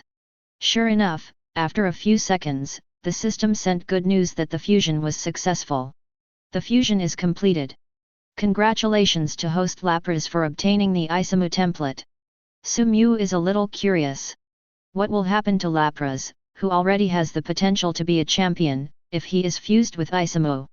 Will he directly become a god-level potential? Unlike Sumew's imagination, little Lapras's potential has not changed much except that his strength has jumped to the mid-level ordinary level after incorporating the Sandpiper template. The improvement in strength is actually not that big. Sumew guesses that the reason for the small improvement in strength is that little Lapras has not yet begun to develop. Transmitting too much power at once will have irreversible effects on its body, so it only uses its strength. Upgraded to normal level. Although the potential has not changed, there is an additional comment about little Lapras at the bottom of System 2.5. Evaluation: no one knows what its future will be like, maybe the Sea of Stars is its limit. Sumew probably understands that the qualifications for becoming a god are no longer the most critical. Champion potential should already be the limit of normal Pokémon. The huge Dragonite probably has the potential to become a god because it has entered the realm of gods. He was a little curious. Since potential is not the key to stepping into the throne of God, what is? But what Sumew should consider now, he is still far from that step. The battle between Venusaur and Cloyster was mentioned in one paragraph because the author felt that the battle between the two was not important. In addition, the author did not want to limit the number of words since it was already on the shelves, so I mentioned it in one paragraph. Chapter 81. Lapras, the template boy who had successfully fused with the Sandstorm, was a little confused. He didn't know what happened. He only knew that a powerful force suddenly appeared in his body. Probably, everyone is like this. Little Lapras stopped thinking about it and turned his attention back to Sumew. In order to get closer to little Lapras as soon as possible, Sumew also made a lot of preparations. He took out the delicious dried fish from the bag and walked towards Lapras in the pond with a smile. Eat eat. Looking at Sumew who was slowly approaching him, little Lapras was still a little scared, but the delicious dried fish attracted little Lapras' attention. When little Lapras was still debating whether to run away, Sumew had already arrived in front of it. Sumew held the dried fish in her hand and slowly stretched it towards Lapras, and said gently, "Eat it, please give me more advice in the future, Lapras." It is stated in the Pokédex that Lapras has a gentle heart that can understand human language. Little Lapras probably heard Sumew's sincerity. It was no longer afraid, slowly approached Sumew, stretched its head and swallowed the dried fish in Sumew's hand. 24. Eat. Perhaps the smell of dried fish was too wonderful. Lapras let out a happy growl, and looked up at Sumew, as if expecting something. Sumew still didn't understand what Lapras meant, so he hurriedly fed the remaining dried fish to Lapras one by one. During the feeding process, the relationship between Sumew and Lapras gradually became closer. When the dried fish was exhausted, Lapras no longer resists Sumew touching its little head. Xiaoyugan diplomacy was achieved perfectly. What is the most famous specialty of Kaiheng City? If you ask any pedestrian on the street this question, he will proudly tell you, perfume. Sumew had learned about the perfumes in the Pokémon world before coming to Rainbow City. Unlike the perfumes in her previous life which could only be used as decorations, the perfumes in the Pokémon world also had special effects. It is said that high-quality perfume can make Pokémon feel comfortable inside and even enhance the bond between Pokémon and trainer. When you finally come to Rainbow City, you must go to the perfume store to do some shopping. There are many perfume shops in Rainbow City. Sumew chose to go to the largest perfume shop in Rainbow City. This shop is supported by Rainbow Gym behind the scenes. The revenue from the store's perfume sales alone is an astronomical figure. The perfume business brings a lot of income to Rainbow Gym every year. It is normal for gyms to have side jobs in this world. For such a large gym, the daily expenses alone are a large amount of money. If we don't find some suitable side jobs, the life of a gym trainer will be inevitable. Will become scarce.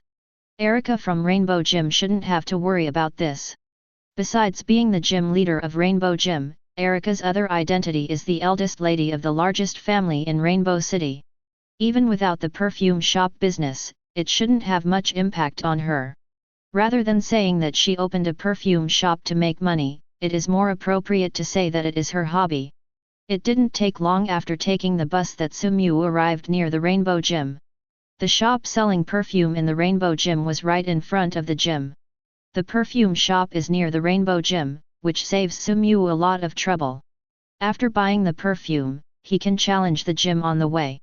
Sumew walked into the store as two beauties in Cheongsam said welcome to her. After scanning the store at Solation, Sumew found that there were not many trainers like him who specially selected perfumes for Pokémon. Most of them accompanied their female companions to purchase perfume for their female companions. Hello, do you need help? The Rainbow Gym flagship store can stand out among the numerous perfume stores. In addition to high-quality perfumes, the service is also quite considerate. The waiter in front of me is about the same age as Sumew, with a signature smile on his face. The waiters in the store must have been carefully selected, both in terms of body shape and appearance. Even a picky person like Sumew can't find any fault with them. I want to buy some perfume for my Pokémon, preferably one that can promote the relationship between Pokémon and trainer. Sumew told the waiter all her perfume requirements. He could feel the waiter's smile getting brighter after hearing his request. Sir, you are really discerning. Do you want to buy our Rainbow Gym's special perfume? Special perfume? Can it promote the relationship with Pokémon? This is Sumew's main purpose of buying perfume. Of course, our perfume contains special gloom nectar, which has a very good effect on strengthening the connection between trainer and Pokémon. The waiter did not exaggerate and informed Sumew of the function of the special perfume.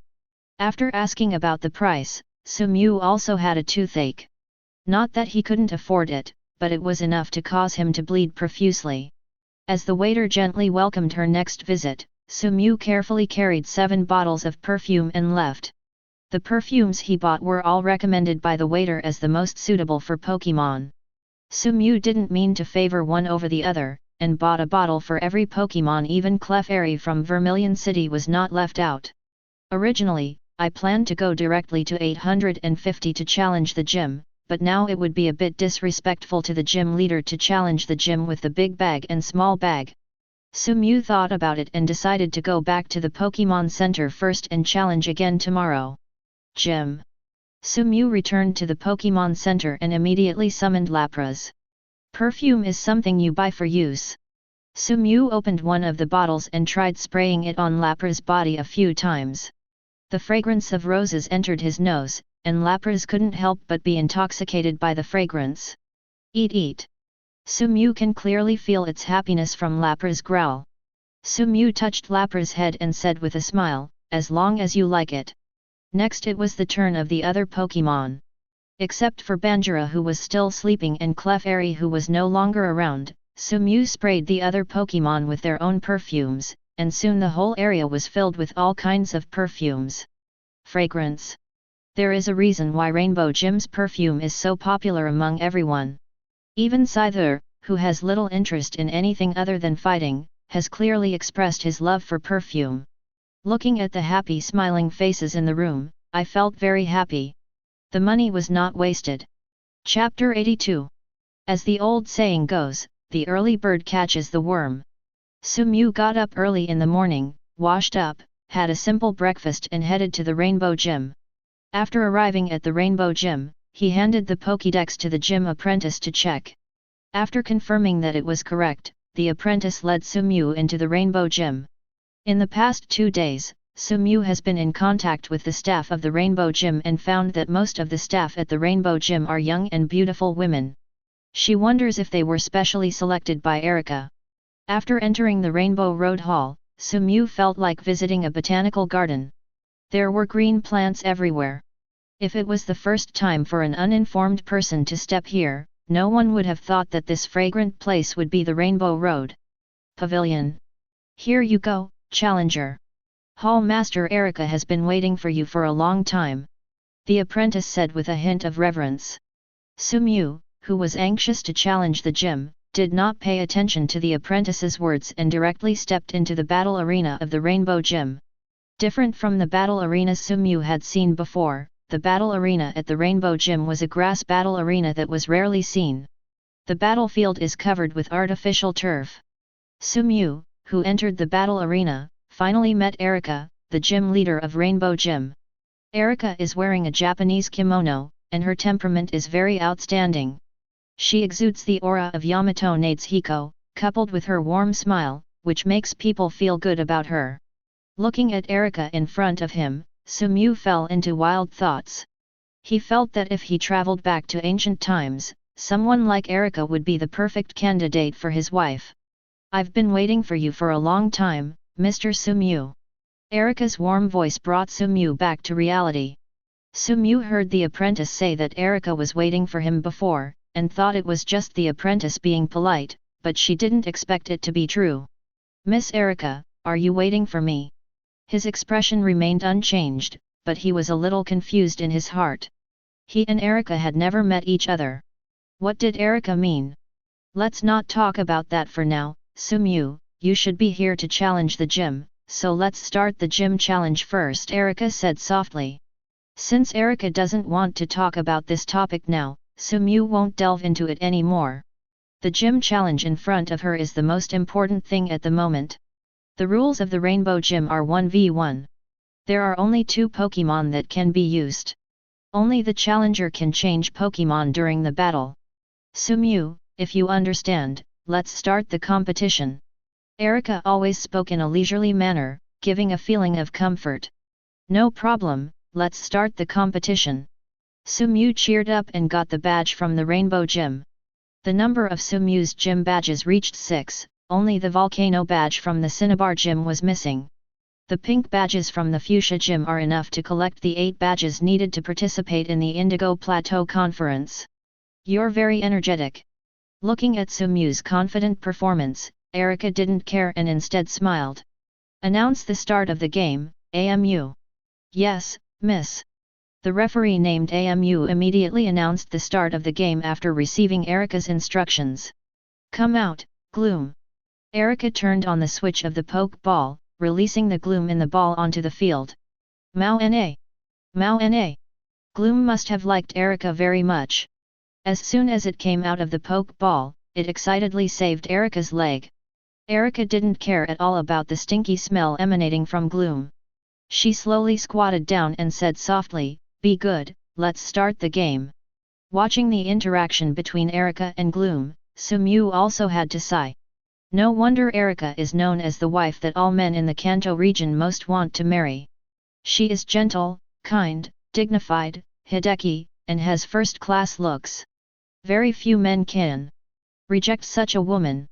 Sumew prides himself on being very passionate about Pokémon, but if he is asked to interact with Gloom regardless of the stench like Erika, Sumew thinks he can't do it. Of course, this may also be due to the fact that Gloom is not his Pokémon. Detective I. Pokémon, Gloom. Attribute Grass plus Poison. Strength, Elite High Level. Potential, Gym Level. Erika probably already knows that Sumew has obtained 5 badges, so the first Pokémon used is Gloom, which has reached the Elite High Level. It seems that Erika thinks highly of Sumew. Normal would put some pressure on trainer gym leaders like Sumew who have only been traveling for half a year. Erika not only has no intention of letting Sumew off, but also increases the difficulty of the challenge. Come out, Charmeleon. Sumew chose to use Charmeleon without much thought. Charmeleon has been quite frustrated recently, with repeated defeats. It's time for a victory. The Charmeleon that came on stage still made a familiar roar. It seemed that being abused twice in a row did not have much impact on it. It still looked confident. Charmeleon? A good choice. Erika nodded and said, but don't think attribute can easily defeat me if it is restrained. Erika's temperament suddenly changed. She was originally gentle and harmonious, but became fierce. It seemed that she had entered a combat condition. Gloom uses Toxic. Erika ordered calmly. Entering contest condition, Gloom's expression was no longer sluggish, his eyes became piercing, purple venom spit up from the stamens on his head, turned into a purple water column and sprayed towards Charmeleon. Charmeleon, flamethrower, burn Toxic to death.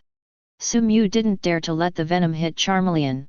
The horror of Gloom's venom was clear just by looking at it with the naked eye. The flames and venom collided in the air, making a loud popping sound. That's the sound the venom makes when it is dissolved. Ba! Ba! Ba! The venom that fell to the ground quickly dissolved the surrounding turf. After a while, all the grass soaked in the venom died. Sumew shuddered at this scene.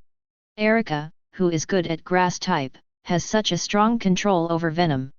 Poison type expert Koga's poison must be so strong. It gives me a headache to think that the next gym I should challenge is Fuchsia. Erika saw that Sumew was on a mission during the battle, and she said coldly, "You dare to think about other things during the battle, Sumew, are you a little too arrogant?" Gloom, use Grass Knot. Chapter 83. The weeds under Charmeleon's feet suddenly came to life, grew rapidly, and entangled Charmeleon's feet. After restraining Charmeleon's movement, Erika issued an attack order, Gloom, use Razor Leaf.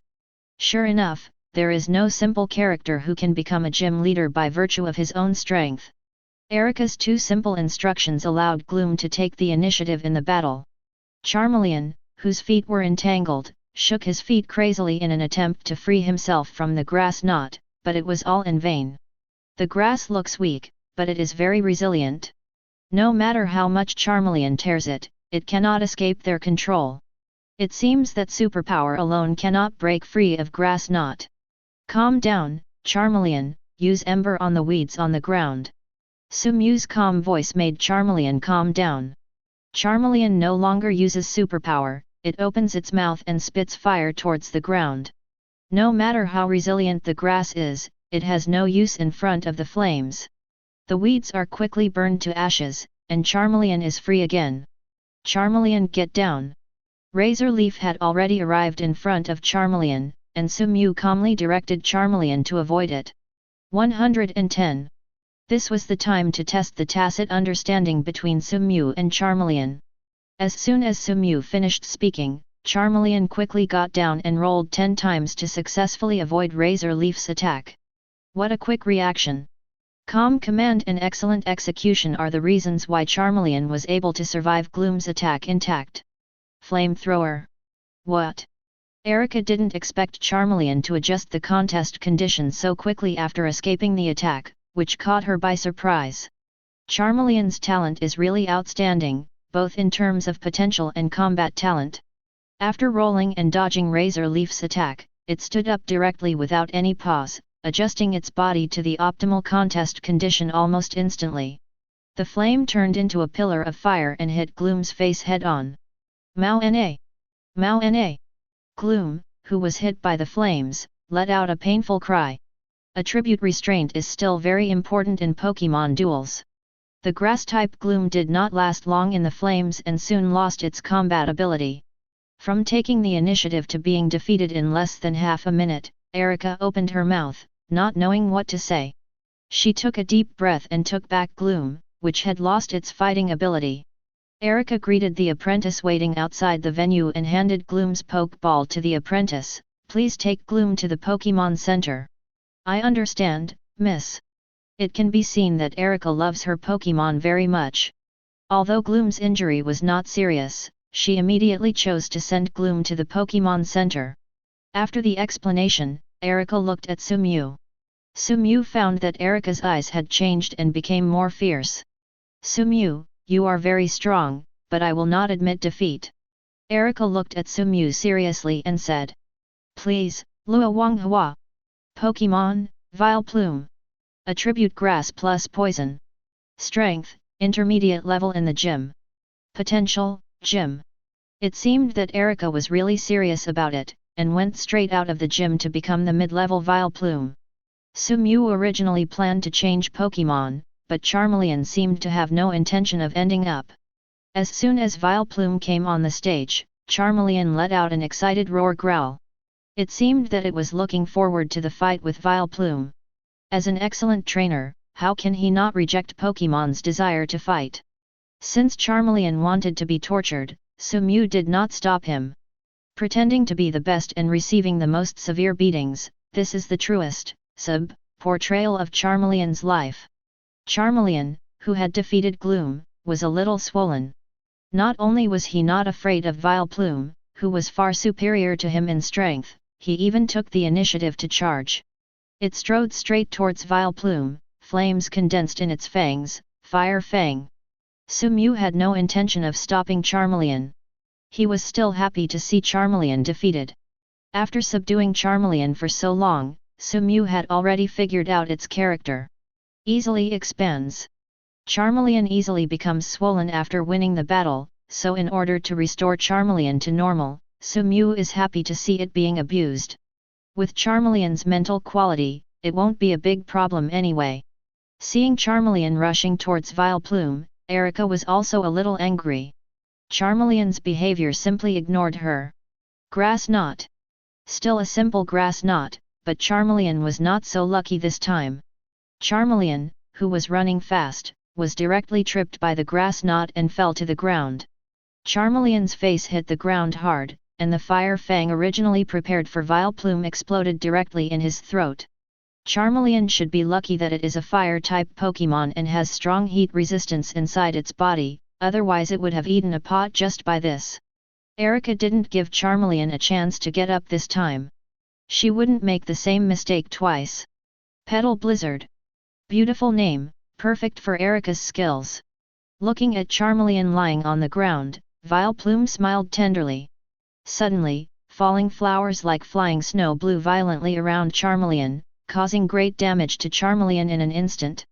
Charmeleon wanted to escape from the petals, but the grass knots on the soles of its feet firmly fixed it on the ground, so that it could only enjoy the slight caress of the falling flowers.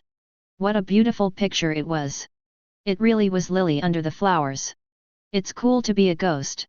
Sumew hadn't enjoyed enough of the petal blizzard scene. Charmeleon had lost his ability to fight. He took back the Pokeball after being beaten all over by Luo Ying. Sumew thought that this defeat should be enough to keep Charmeleon quiet for a while. Sumew didn't send Charmeleon to the Pokémon Center like Erika did.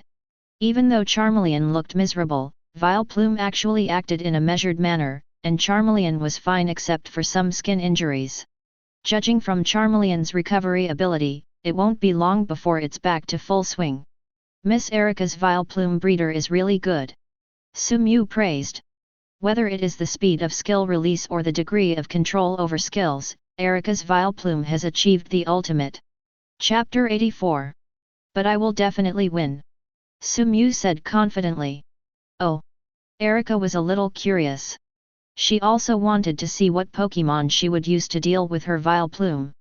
Sumew has always been in the habit of challenging gyms, and Normal will take out Pokémon that are evenly matched with the gym leader to challenge. Mazishi from Vermilion Gym is a special case. After all, he went there with the purpose of teaching Mazishi a lesson. When facing the mid-level Vileplume in the gym, Sumew should use Venusaur according to his original habit. The battle between Venusaur and Vileplume, who are both grass types, will definitely be quite exciting. No matter the outcome, Sumew believes that Venusaur can make plus progress in the battle. The purpose of gym challenges is not to obtain badges, the real purpose is to train your Pokémon. But it is a pity that Venusaur cannot play today. Venusaur was seriously injured in the battle with Lorelei. Nurse Joy's suggestion is that Venusaur needs to rest now and try not to engage in battles, especially high-intensity battles. So it's a pity that Sumew can only choose other Pokémon. Little Lapras was eliminated first, leaving only Scyther and Gengar. Then it's up to you, Scyther. Scyther appears on the battlefield exuding a terrifying fighting spirit. No matter what rival faces, Scyther, as a warrior, will go all out. This is its respect for rival. Ba Wong, Ba Wong. Vileplume, sensing Scyther's fighting intent, took a step back unconsciously. It seemed a little scared. Elite-level Pokémon. Erika didn't expect that Sumew would give him such a big surprise. Originally, she thought that Sumew only had a few gym-level Pokémon, but she didn't expect that there was an elite-level Scyther. In this case the plan should be started in advance. Vileplume Razor Leaf. Put aside the planning for now. The most important thing now is the battle in front of her. Let her see the strength of elite-level Scyther. Continuously cut Scyther. The sky full of Razor Leaf did not put any pressure on Sumew. He believed that it would not have any effect on Scyther. Swing the knife, keep swinging the knife. The Razor Leaf, who intended to cause harm to Scyther, was cut into pieces by Scyther's sharp scythe before he got too close. Under the influence of Lianqi, Scyther's momentum has reached a terrifying level. After the momentum has been accumulated, it is now Scyther's turn to fight back. Quick attack followed by a continuous cut. It was over. I didn't think that Vileplume could withstand Scyther's all-out slashing. Scyther turned into a flash, and when it reappeared, it was already behind Vileplume. So fast. Erika had no choice but to sigh at Scyther's speed. She could only watch Vileplume lose her fighting ability under Scyther's continuous cuts. Ba Wong, Ba Wong. Vileplume did not have any response to Scyther's stockpile blow, and simply lost his fighting ability. You have performed very well, Vileplume. Erika said gently to Vileplume who had lost his fighting ability, come back, Vileplume. The battle is over. This is the Rainbow Badge. You are strong enough to deserve this badge. Thank you. Sumew, who took the badge, did not leave immediately, but waited in place. He didn't forget what Erika said when he met Erika.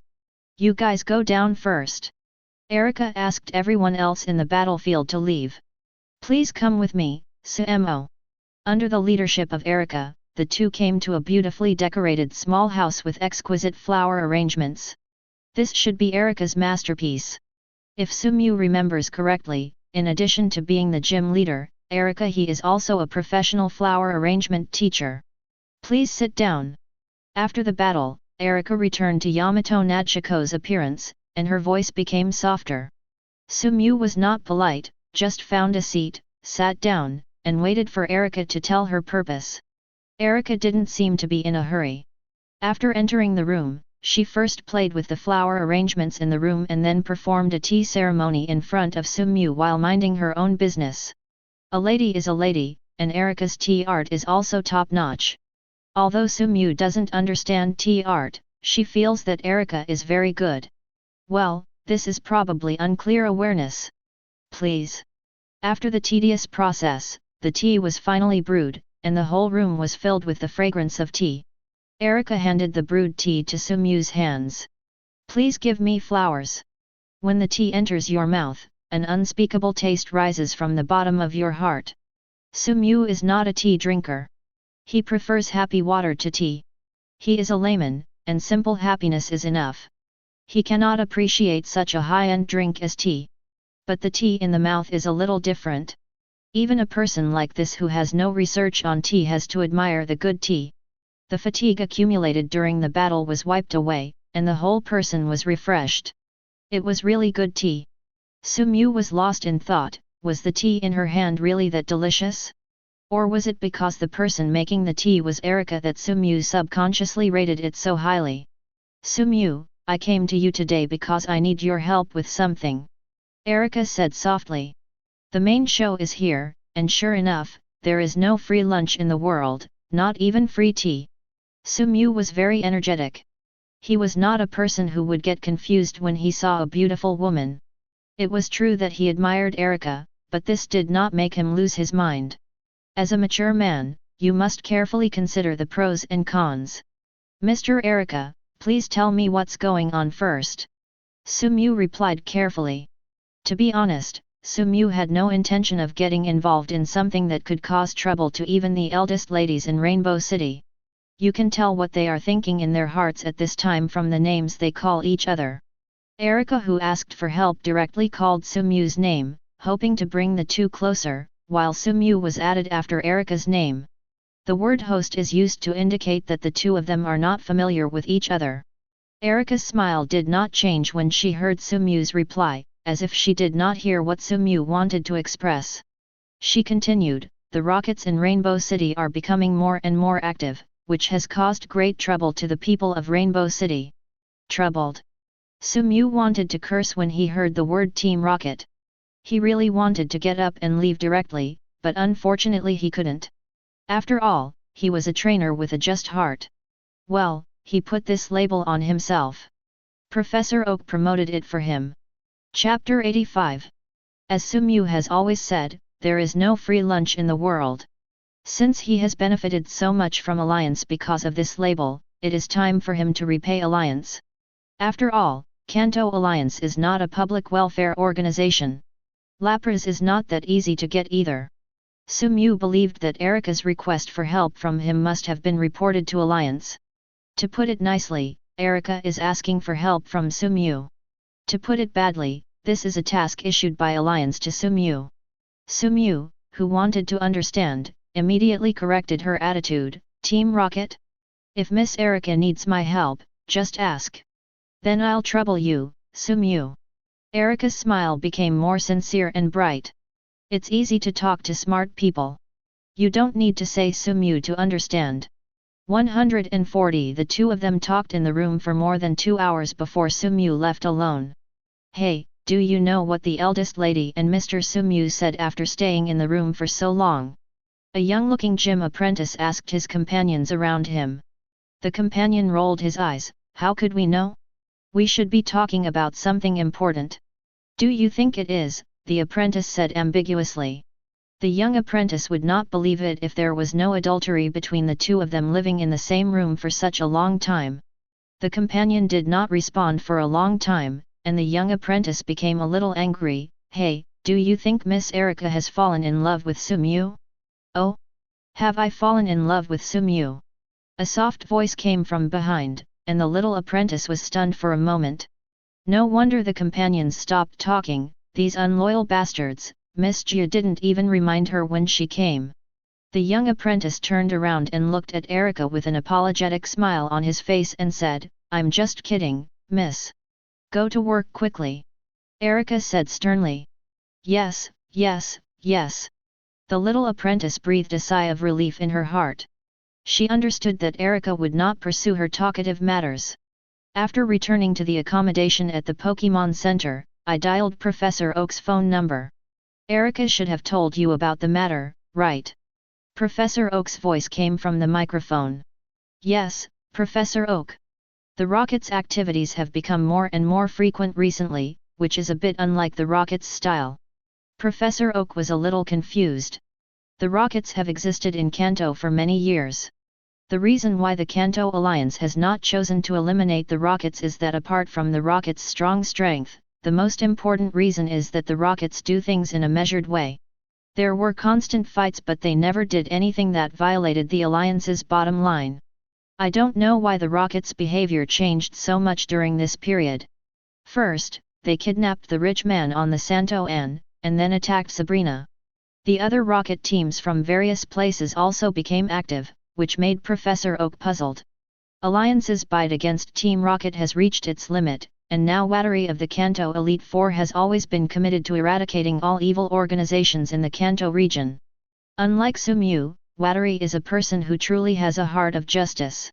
If Alliance does not make a decision, it is very likely that the youngest elite in Kanto will choose to resign from the Elite Four, which is unacceptable to Kanto Alliance. After communicating with Professor Oak on the phone, Sumyu hung up the phone after understanding the whole story. He opened the window, looked at the full moon outside the house, and fell into deep thought. The storm was about to come and the wind filled the building. "Hello, can you have a Pokémon battle with me?" The next morning, Sumyu, who was cultivating a relationship with Lapras by the pool, was stopped by a little Stephanie. Little Stephanie was probably in her early teens and looked extremely cute with a ponytail. "Do you want to fight with me?" Sumyu was a little curious. Ordinary 10-year-old children don't have Pokémon. The little Stephanie in front of her seems to be from a good family. "Yes, I want to challenge your Lapras."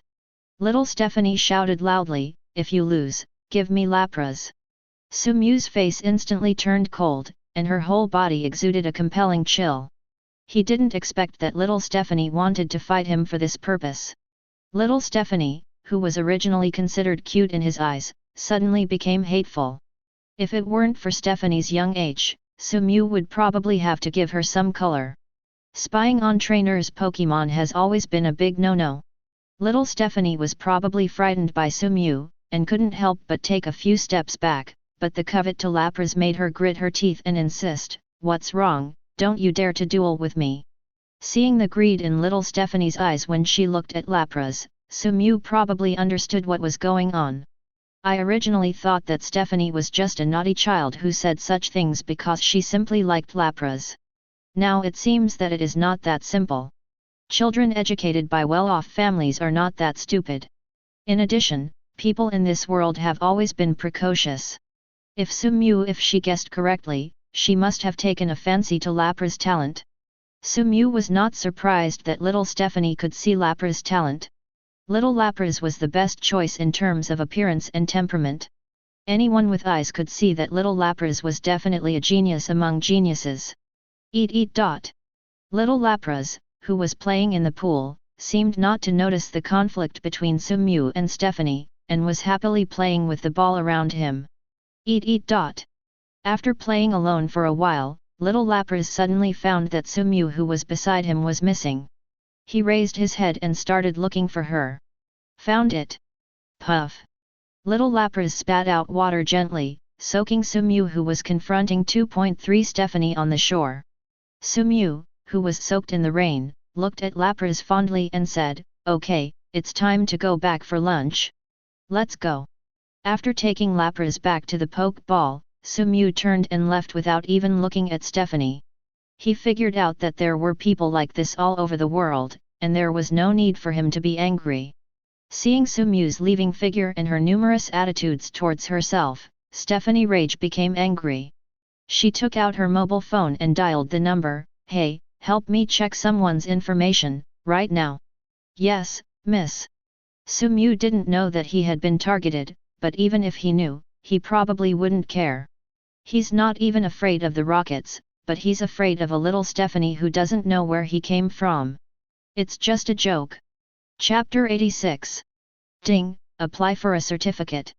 If you want to gain trust, you must show results, destroy the Rainbow City Rockets branch, and gain Alliance's trust. Depending on the completion of the task, the rewards will be different. The lowest is C level, the highest is SSS level. Sumyu felt happy when she heard the cold system prompt. She originally thought that the system would not issue a mission for this operation against Team Rocket, but she didn't expect that the mission came anyway. Late but arrived. In the past few days, Sumu went to the Rainbow Gym whenever she had free time.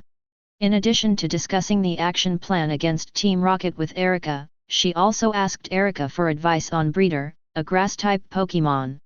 Erica's strength may not be as good as Sumu's, but her understanding of grass-type Pokémon and her breeder plan are much better than Su's. Sumu, your Venusaur's physical condition is perfect. Erica couldn't help but praise Sumu's Venusaur when she saw her. Even with her critical eyes, there was nothing wrong with Sumu's Venusaur. Erica, do you have a Pokémon that can use grassy terrain? Sumu wanted to help Venusaur learn the grassy terrain skill through teaching between Pokémon. This was the main purpose of Sumu coming to Erica. Grassy terrain is a field skill exclusive to grass-type Pokémon. Under the action of grassy terrain, grass-type Pokémon can restore their physical strength by absorbing the energy of plants, and it can also increase the power of all grass-type skills. As long as she learns grassy terrain, Venusaur's strength will definitely rise to another level. Sumu was a little worried about whether Erica would agree to his request. You must know that many families in the Pokémon world are still very old-fashioned. Normal will not easily teach powerful skills to ZE. Grassy terrain? No problem. Fortunately, Erica is not a conservative person, and she agreed to Sumu's request. Erica simply agreed and wanted to have a good relationship with Sumu. She just taught Sumu's Venusaur a skill to build a good relationship with a powerful trainer. This was a surefire deal. Come out, Vileplume. The Pokémon Sumu summoned by Erica is no stranger, it is the Vileplume that was defeated by his Scyther. Vileplume, please, show Venusaur the release of grassy terrain. Erica said to Vileplume. Vileplume nodded, it came to Venusaur's side, and after communicating with Venusaur, started to use grassy terrain. Then he stamped his right foot hard on the ground, energy was transmitted from its body to the ground, and something magical happened. The originally empty ground began to grow tender grass, spreading out from its surroundings, and soon the entire site was covered with fresh green grass. Venusaur closed her eyes as if feeling something. Miss, we have found out that the trainer's name is Sumu, and he is a trainer from Jaban City. Jaban City? Do you know where she is now? Stephanie said coldly. The servant lowered his head and said cautiously, he should be at the Rainbow Gym now. He seems to be a distinguished guest of Miss Erica. Miss, I think it's better not to offend him. Did I let you speak? Little Stephanie shouted fiercely and loudly at the servant in front of her. Erica, Erica, everything is Erica, why should all the good things belong to her? I am also the child of the family. Stephanie's eyes were full of jealousy. A Feng is coming with me. What happened to Erica's friends? No one can stop what I like. Stephanie said angrily. The servant who watched Stephanie leave shook his head. In his opinion, this young lady was spoiled by her family and actually dared to go to taunt Erica. You must know that Erica is not only an official gym leader of Alliance, but also the next one. The perfect choice for the head of the family. Although he understood that Stephanie would definitely suffer this time, the servant had no intention of stopping Stephanie. He did not have the slightest affection for Stephanie. Unlike Erica, who was kind to everyone, this girl who belonged to the same family as Erica could not flattering at all. Outside the Rainbow Gym battle arena. Miss Yuko, you can't go in, Miss Erica is inside to receive distinguished guests. The apprentice of the gym stopped Yuko who wanted to break into the battlefield. Yuko, who was stopped by her apprentice, exploded. She shouted with a mean look, who do you think you are? You are just a servant. How dare you stop me? Who gave you the courage? Go quickly. Erica calls. The sound of uproar outside the battlefield was transmitted into the battlefield. Erica's expression was a little ugly. She had already heard who the person outside was. Sumu also felt that the voice outside the door was somewhat familiar, but she was not sure where she had heard it before. I advise you not to be ignorant of compliments, otherwise I will definitely make you look good. Yuko looked at the apprentice with a look of hatred. His originally cute face now looked really hateful. The apprentice was a little embarrassed. She also knew that Miss Erica's cousin in front of her was not a broad-minded person. If she offended her, Her future songs would probably not be easy. But when Erika entered the battlefield, she was told clearly that no one could enter the 780. Now she was in a dilemma. Let her come in. Erika's gentle voice came from the back room. The apprentice who heard Erika's instructions also breathed a sigh of relief and no longer blocked Yuko, who wanted to enter the battle arena. Yuko glanced at her apprentice angrily, as if she wanted to keep his appearance in mind. Just wait for me, it won't end like this. After putting down the harsh words, Yuko entered the battlefield. The apprentice looked at Yuko's back with disgust and said nothing. What are you doing here? Erika was in a bad mood now. She didn't have any good impressions of her cousin. If it weren't for family ties, she wouldn't even want to see her. Stephanie, who can make Erika hate even Erika with such a good temper, can only imagine how bad a person she is. Yuko seemed unable to hear Erika's disgust. He looked at Erika and said, "Where is that guy named Sumyu?" Sumyu? Erika frowned. That's right, Sumyu, let him get out of here. Yuko shouted through gritted teeth. Sumyu was still in the house tasting the tea made by Erika when she suddenly heard someone calling her name outside the house. Chapter 87. Sumyu finally remembered where she heard this voice, and that disgusting face appeared in Sumyu's mind, which was really nauseating. He didn't expect that Stephanie was haunted to such an extent. She even knew about him at the Rainbow Gym. It seemed that the other party was paying close attention to him. Sumyu smiled coldly, stood up, and walked outside the house. Since Miss Erika is here to see me, let me handle it. Sumyu said with a smile. Having been with Sumyu for a few days, Erika could see the anger in Sumyu's heart at a glance. She stepped aside and made a gesture of please. It seemed that her attitude toward her nominal sister had reached its limit. Usually, when Yuko is doing mischief outside, Erika is out of sight and out of mind. Unexpectedly, Yuko now dares to come and harass her friends. If Erika can bide, then she is not Erika. Erika's warm appearance hides a hard heart. You finally drove out the trash who only hides behind women. Yuko Viper said. Sumyu glanced at Erika and was a little confused about the relationship between Erika and Stephanie in front of her. A relative in the family can barely be considered my sister. Erika said helplessly.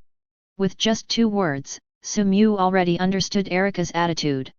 However, Sumyu also thought that the foul-mouthed Stephanie in front of her would be Erika's younger sister.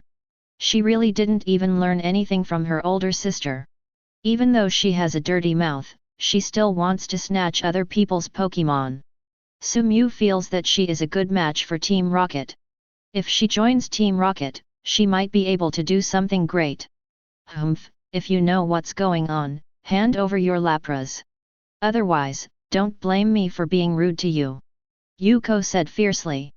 Erika is such a smart person. She roughly guessed what happened with just 1 sentence, and her face instantly darkened. She originally thought that Yuko was just using her family name to act outside and Power Trip was a bit domineering, but she didn't expect that she would dare to do something like snatch Pokémon. Erika would not believe that this was her first time. Oh, I want my Lapras, no problem, but do you really have the ability to get it? The smile on Sumyu's face became even brighter. Humph, you'll know soon if you're capable. Come out, Executor.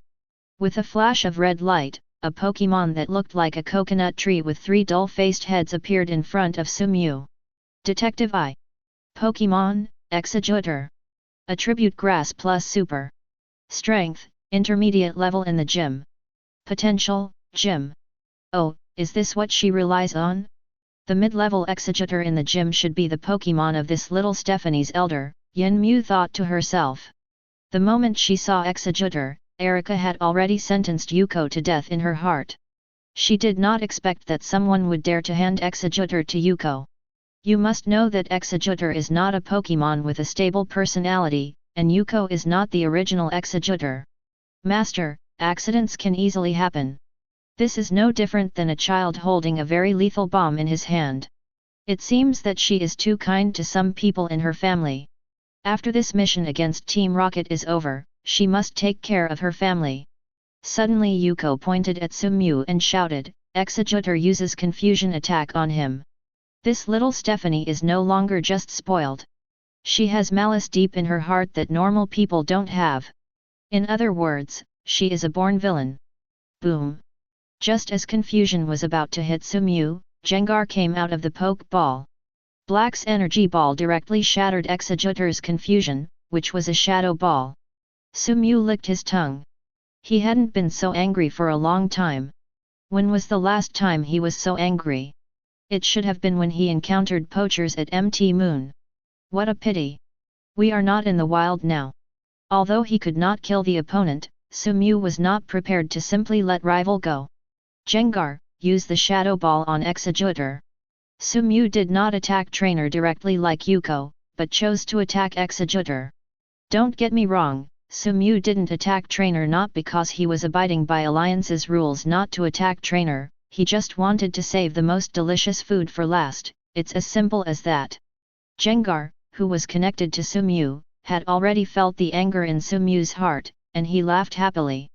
Cowgee. Today it can let go and play happily. Gengar did not directly and neatly eliminate Executor. It had not been active for a long time, but it was ready to enjoy its game time. Erika blinked slightly when she saw Gengar take action. Sumew gave her another big surprise. It was another elite-level Pokémon. Judging from the momentum, it should not be stronger than Scyther last time. Erika stared at Sumew in front of her, a little curious. The boy in front of her was obviously about the same age as herself, but how could he cultivate so many elite Pokémon? He was really a trainer who was full of mysteries. Erika is still too young, doesn't she know? When Stephanie becomes curious about boys, this is the beginning of her fall. The disappeared Gengar reappeared on the field again, behind Executor again. It opened its tongue and gently licked the rightmost face of Executor, leaving a pile of saliva on Executor's face. Coconut eggs. Coconut eggs. The coconut, Nyazeo's, egg tree, which was teased by Gengar, became a little angry. The top of its leaf-like head began to glow white. Bomb attack. White spheres were randomly scattered around Executor, who wanted to give Gengar a fatal blow through a large-scale bomb skill. Kyuja, Kouja.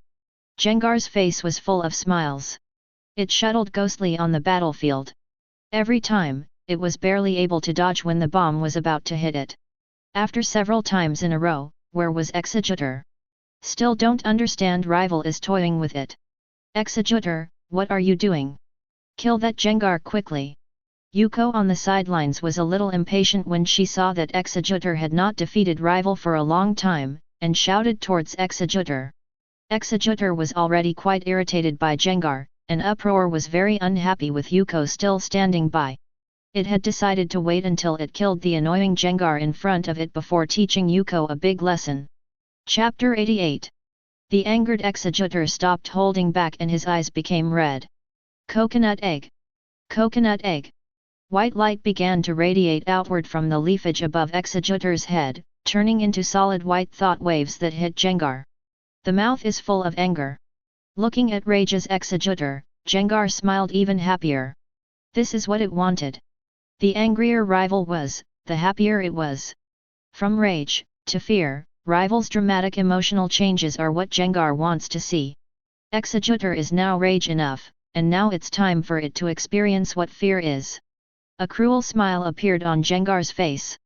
Gengar raised his hands and fired a shadow ball.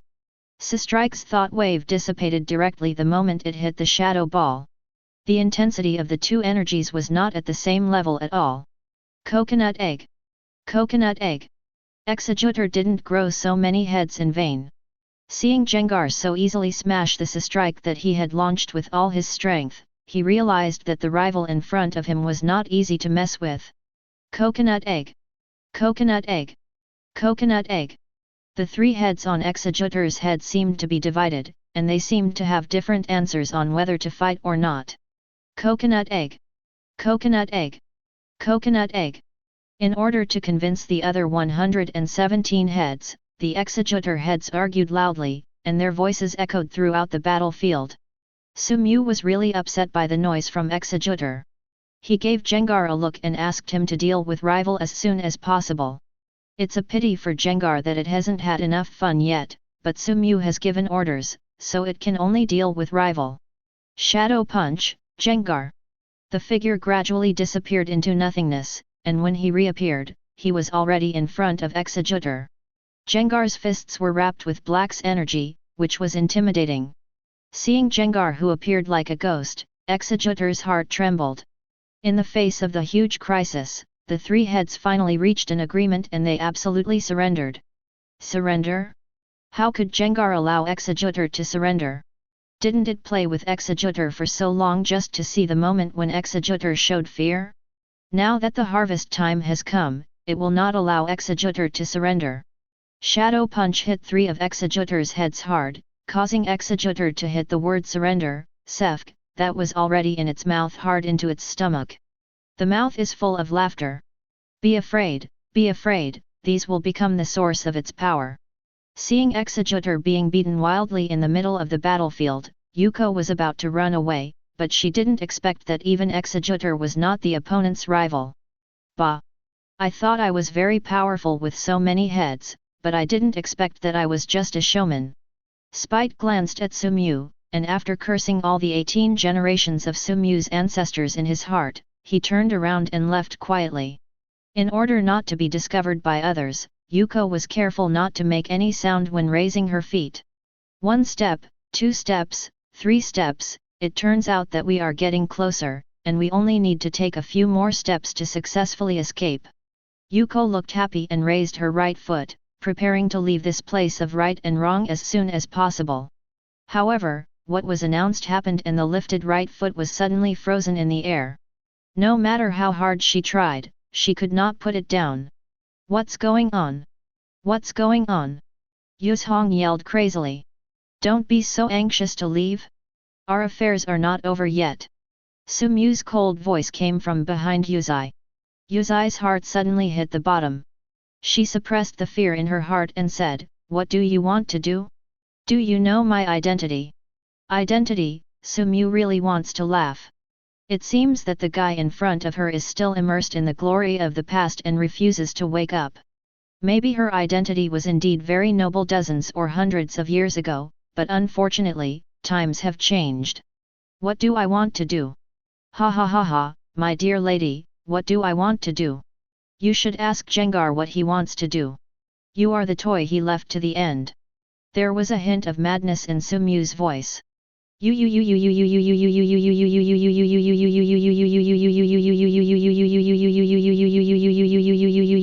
Yusu, Erica sister, help me, my Erica sister, help me. In despair, Yuko thought of Erica beside her and hurriedly asked Erica for help. It's a pity that she was disappointed. Erica had no intention of stopping it. She just watched from the sidelines. Saving Yuko? Erica wanted to give Yuko a beating herself. Erica has been trying to get closer to Sumew during this time, and finally the relationship between the two gradually became closer, but Yuko, a troublemaker, appeared. Fortunately, Yuko broke into the Rainbow Gym directly to trouble Sumew, which allowed Erica to distance herself from Yuko immediately. Otherwise, Erica's many days of hard work would have been in vain. Even Erica's family would have a headache if they turned against a promising young man like Sumew. The mouth is full of laughter. Gengar smiled even more happily when he heard Sumew's call. He had already smelled the smell of fear. The mouth is full of laughter. Gengar slowly floated in front of Yuko, stretched out his long tongue, and gently licked Yuko's face. Oh, please, no, please let me go, please. How could the pampered Yuko endure such a thing? The numbness caused by being licked on the face and the fear in her heart brought Yuko to the verge of collapse. Miss Erica, let's go to the room to continue discussing that matter. Sumew said with a smile. Sumew didn't have much interest in torturing others. If Yuko hadn't gone too far, he wouldn't have let Gengar do whatever he wanted. He had no interest in listening to the screams of a little Stephanie. Erica was so worried that she forgot to glance at Gengar and Yuko, and whispered, "Is there no problem?" Erica didn't object to teaching Yuko a lesson, but she was a little worried that Gengar might go too far. Sumew smiled brightly at Erica, "Don't worry, Erica, my Gengar is very measured." How strange! At Sumew's urging, the two entered the house and continued to discuss Team Rocket's matters. Yuko's miserable growl could be heard from outside the house from time to time. Well, everything was so harmonious. Then that's the end of today, Erica, we'll see you tomorrow. The miserable growl outside the house has stopped, Gengar's game time should be over, and Sumew is ready to leave. See you tomorrow, Suda. Chapter 89. Outside the house, Yuko collapsed on the ground, her eyes turned white, and she had fainted from fright. Gengar next to Yuko looked unsatisfied. It seemed that he hadn't had enough fun yet. Well, the naughty kid has received enough punishment, justice has been served, and today is another sunny day. It's time to go, Gengar. After calling Gengar, Sumew left. After Sumew left, Erica also walked out of the house. Looking at Yuzai, who was frightened and fainted on the ground, Erica's face was full of disgust. Amu, take Yuzai down. You are not allowed to leave this house without my order. And help me find out who gave the executor to Yuko. This was the first time Amu saw Erica so angry. She didn't dare to neglect. Yes, miss. After the rockets incident was over and it looked like it was time to clean up the moths in the house, Erica's eyes were cold. www. Late at night, Sumew sat in the house and waited. Ding-a-ling, jingle-a-ling. The landline phone in the house rang. Sumew had no intention of picking up the phone, but waited. After hearing the phone ringing several times in succession, and confirming that it was the departure signal, Sumew took a deep breath and opened the door. Today is destined to be a sleepless night. Arriving at the agreed place, Erica has been waiting for a long time. Today, Erica took off the clothes she always wore and put on a comfortable sportswear, showing off her youthful and beautiful appearance. Sumew was a little absent-minded, and Erica in sportswear made him feel closer. Maybe Sumew is not used to getting along with the eldest lady. Although Erica is affable in kimono, her status as the eldest lady still makes Sumew feel alienated. It's not that Sumew has low self-esteem and feels that her status is not as good as Erica, the rich lady. On the contrary, Sumew looks down on the so-called eldest lady. It's not that she doesn't like Erica, it's that she doesn't like her as a young lady from a wealthy family. As Sumew said, times have changed, and this is no longer what it was a few decades ago. The ancient Guangdong of Song dynasty still retains the concept of the family that should have been thrown into the trash can long ago. Unova has long since entered modern society. With high-rise buildings and ever-changing technology, Kanto, which will only remain stubborn, will be pulled further and further away by other more open regions, even though it is the starting place of alliance. Erica also noticed the change in Sumew's attitude. If the relationship between Sumew and her was still a bit unfamiliar before, the two should be considered friends now. Well, close friends. Should I wear more clothes that are more suitable for my age in the future? Erica thought. Erica, it's time to go. Sumew was a little surprised why Erica suddenly started something. Okay. With a blush still on her face, Erica ran forward and hurriedly caught up with Sumew, who had already walked some distance away. After calming down, Erica began to introduce today's mission to Sumew. The base of the rockets in Rainbow City is in the Rainbow Game Center. Our mission today is to destroy the rocket hideout in the Game Center. Game Center. Sumew was not surprised. He knew from the last time he saw the trio of Jessie, James, and Meowth in Game Center that it belonged to the rockets. The rockets are really cunning. They actually put the base is built under the Rainbow Game Center. Under the Game Center. Erica glanced at Sumew with some confusion and said, it's not under the Game Center, but on the top of the Game Center. Sumew, why do you think it's under the Game Center? I guessed. Sumew replied awkwardly. It seemed that the information about the previous life was not necessarily true. Sumew remembers that Team Rocket's base in the game is at the bottom of the Rainbow Arcade. Sure enough, we cannot look at everything from the perspective of a time traveler. This is a real world, and it cannot be exactly the same as the world in the memory of the previous life. It is now 12 o'clock at midnight, and most people who have been busy all day have fallen asleep, but for some people, the exciting life of the day has just begun. Rainbow Game Center is brightly lit, and the entire building is filled with an aura of corruption. Before entering the Rainbow Game Center, Sumyu asked a very important question: what if someone is accidentally injured while chasing Team Rocket? This is what Sumyu is most concerned about. Once a battle breaks out in Game Center, he cannot protect everyone. Please give me flowers. Erika's cold voice came out of her mouth. For the future of Rainbow City, some sacrifices are necessary. Erika, who can become the patriarch of the family, is not a pedantic person.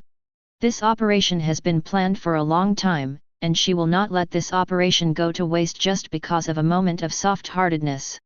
Sumyu stretched her body and said with a smile, "Then I'm relieved, I can do a big job today. Let's go, Erika." As soon as you step into the game center, an atmosphere called joy spreads out. It can be seen that the decoration of the game hall was designed by the Rockets in order to keep people happy in the game center. Only customers, when they are happy, they can dig out more money from their customers. 0. Hello, do you need any help? A man dressed as a waiter came to Sumyu and Erika respectfully. Sumyu threw the VIP card she had prepared to the waiter, and without even looking at it, the waiter said, "Take us upstairs." After checking the result card several times to make sure it was correct, the waiter said humbly, "Dear customer, please follow me." Looking at the waiter who was greeting her so flatteringly, Sumyu sighed in her heart, this is the magic of money. It feels really good to have a huge amount of money in your hands. The only pity is that the money is not his, but Erika lent it to him. Alas! After entering the game hall, Erika followed Sumyu quietly, as if she was Sumyu's little follower. Erika's identity is too special. Even though she has changed her clothes, there is still a high chance that she will be recognized by others. In order not to alert others and attract the Rocket's attention, she could only keep a low profile, and a low profile. Erika lowered her head and followed Sumyu step by step. Looking at her, she wanted to bury her head in the ground. The 6th floor of Game Center is specially prepared by the Rockets for the rich. The decoration inside can only be described as luxurious. Sumyu walked into the room and was stunned when she looked at the magnificent hall. Chapter 90. Sumyu was a little dumbfounded. When the waiter wasn't paying attention, he pulled the corner of Erika's clothes and asked softly, "Miss Erika, are the Rockets so rich?" Sumyu felt that he had suffered a big loss. If he had known that the Rockets were so rich, he should have joined the Rockets. Erika did not answer Sumyu's intention. She pointed to the stairs not far away guarded by 2 security personnel and said, "This should be Team Rocket's base." "Oh, then let's get started." Sumyu took out 2 Pokeballs and said, "Well? Why don't you discuss a countermeasure first?" "Countermeasure? The countermeasure is to be reckless. Come out, Scyther, Gengar!" Su shouted. "It's time to cause a scene." Erika was a little helpless. She didn't expect that Sumyu, who had always been calm, would have such a 087 side, "Come out, Breloom." Erika did not choose to use Vileplume, but took out Breloom. Compared with the slow-moving Vileplume, the agile Breloom is more suitable for the situation at hand. Pokémon, Breloom. Attribute Grass plus Fighting. Strength, high level in the gym. Potential, Elite. Sumyu looked at Erika's Breloom in surprise. She didn't expect Erika to hide this skill. If Sumyu guessed correctly, this Breloom should be the strongest Pokémon in Erika's hand. It won't be long before she can step into Elite's possession. Field. As expected, none of these gym leaders are simple. The commotion caused by Sumyu and Erika summoning Pokémon was so great, how could the security personnel in the hall not notice it? They immediately sent out their own Pokémon, preparing to capture Sumyu and Erika. "Dear guests, please rest assured that the riot will be stopped soon." The waiter at the card table smiled and comforted the guests. The guests were not very scared, but they were quite curious as to who was causing trouble in the game center with the rainbow in the background. "Scyther, get rid of them." Sumyu didn't have time to play with this group of minions here. He had to go upstairs quickly and catch the core members of Team Rocket before they escaped. After receiving Sumyu's instructions, Scyther flapped the blades behind him and turned into a green lightning. Wherever Scyther passed, enemies fell one by one in front of it. As the security personnel fell one by one, the tourists in the casino realized that something was wrong. Some timid ladies began to make growl sounds like killing pigs, and the entire casino became commotion. "Erica, you control the situation here, I'll go up and arrest the members of Team Rocket." Sumew simply told Erica a few words and ran towards the stairs. It's really a unique world. Sumew couldn't help but sigh after climbing to the top floor. Compared with the luxuriously decorated downstairs, Rocket Hideout on the top floor looks much simpler. There are dozens of computers placed in the base, as well as many instruments that Sumew people do not recognize. But unlike what Sumew imagined, there was no one in sky on the top floor. It seemed that Team Rocket had already received the news and ran away. Sumew rubbed her temples and felt a headache. The Rockets are really well versed. There should be many of their insiders in alliance. They were informed of such secretive actions in advance. Sumew has a headache now. Team Rocket has all gone. What should he do with his mission now? While Sumew was thinking about the system tasks, a burst of footsteps sounded in the building. It was a man wearing a Rocket's executive uniform. He had purple hair and a trendy hairstyle, and he looked a little vulgar. Sumew was a little surprised. He didn't expect to meet an old friend in Rainbow City. "Petrol? Long time no see." The person in front of him was Petrol, who was scared away by Sumew in Saffron City. Petrol was also a little surprised, he did not expect to meet Sumew here. Looking at Sumew in front of him, Petrol showed a smile of surprise. "Today we can avenge old and new grudges together." Petrol did not choose to evacuate with the other team members, but stayed alone just to give Alliance a surprise. "Sumew, right? Even if you ruined my good deeds last time, you actually dare to come to our Rockets base this time. It seems that you are determined to go against our Rockets." Looking at the excited Petrol, who seemed to have seen a beautiful woman, Sumew felt a little bad. He was ready to run away. He clearly knows that he has mid-level elite Gengar Petrol in his hand. Since Petrol knows his strength and is so excited to see him, he must be sure to defeat Gengar. Bangira hasn't woken up yet, and Petrol has a high probability of defeating Gengar. In this situation, Sumew would be really stupid not to run away. A gentleman does not stand under a dangerous wall. Sumew gave Scyther a look and ran away without any hesitation. Petrol didn't expect Sumew to be so decisive, and it took him a while to react. "Run first, stop dreaming. Come out, Murkrow, Nidoking." The terrifying energy was launched directly from behind Sumew. If Sumew hadn't sensed the danger in advance and lay down, this blow would have been enough to kill Sumew. Looking at the wall that had been penetrated, Sumew's heart sank. Even in this critical moment, Sumew remained calm and had hurriedly called Scyther to guard him. "Get up immediately. Detective I. Pokémon, Nidoking. Attribute Poison plus Ground. Strength, Elite High Level. Potential Champion." Looking at the information given by the system, Sumew took a breath. It seemed that Team Rocket was also angered by Alliance's recent actions against 1.8. Is this the Rocket's counter-attack? It's really a generous move.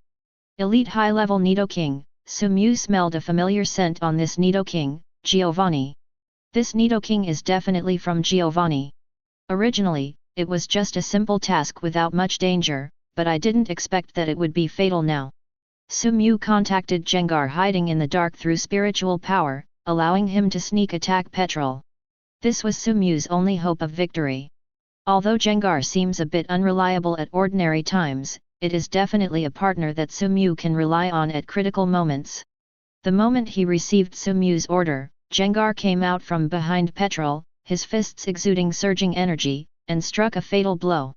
Shadow Punch. Chapter 91. Boom. The sound of the Pokeball opening broke the tranquility in the air, and the Gentleman Crow rushed out of the Pokeball, blocking Gengar's fatal blow for Petrol. Yeah, it was so thrilling, you almost succeeded. Petrol put his hand on his chest and said, pretending to be scared. I lied to you, Nidoking Flamethrower. Petrol, who was still pretending to be frightened, suddenly changed his face and said coldly. To Sumew, the most proficient Sichuan opera face-changing teacher's performance was not as good as Petrol's. He gritted his teeth and thought, don't let him meet Petrol next time, otherwise he must make him look good. Scyther, use leave. Nidoking's flamethrower was not something he could avoid with salation. He was not Ash. He had no choice but to call Scyther beside him to resist the blow for him. Facing the oncoming pillar of fire, Scyther's right arm emitted a dazzling white light, and the sharp blade struck towards the center of the pillar of fire, directly cutting Nidoking's flames in half. Standing behind Scyther, surrounded by chopped flames, the surrounding temperature rose sharply, and the sweat from Sumyu's forehead was evaporated as soon as it appeared. Deep in the flames, Sumyu's heart was extremely cold, and the situation became increasingly unfavorable to him. Gengar was entangled by the Gentleman Crow. Although there was not much danger, there was no way to rescue him. The Scyther in front of him looked handsome, cutting the flames in half with a knife, and his right arm had already been burned. Shape. Nidoking's flamethrower caused much more serious damage to it than imagined. What to do? Class. Just as Sumyu was quickly thinking about countermeasures, a familiar voice appeared in her mind. This is. Sumyu became excited instantly. After confirming that Banjira had woken up, Sumyu looked up at Petrol in front of her and smiled brightly. Laugh? Petrol was a little suspicious that Sumyu had been frightened out of her wits and could still laugh when she was in a desperate situation. Alas, young people today have really poor mental endurance. The game should be over. Just when Petrol was about to issue the final attack order, a Japanese monster wearing armor appeared in front of Sumyu. The giant beast that appeared did not make any noise, and just standing there gave people unlimited pressure.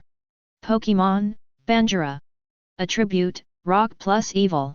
Ability, Blowing Sand. When appearing, the weather will be changed into sandstorm.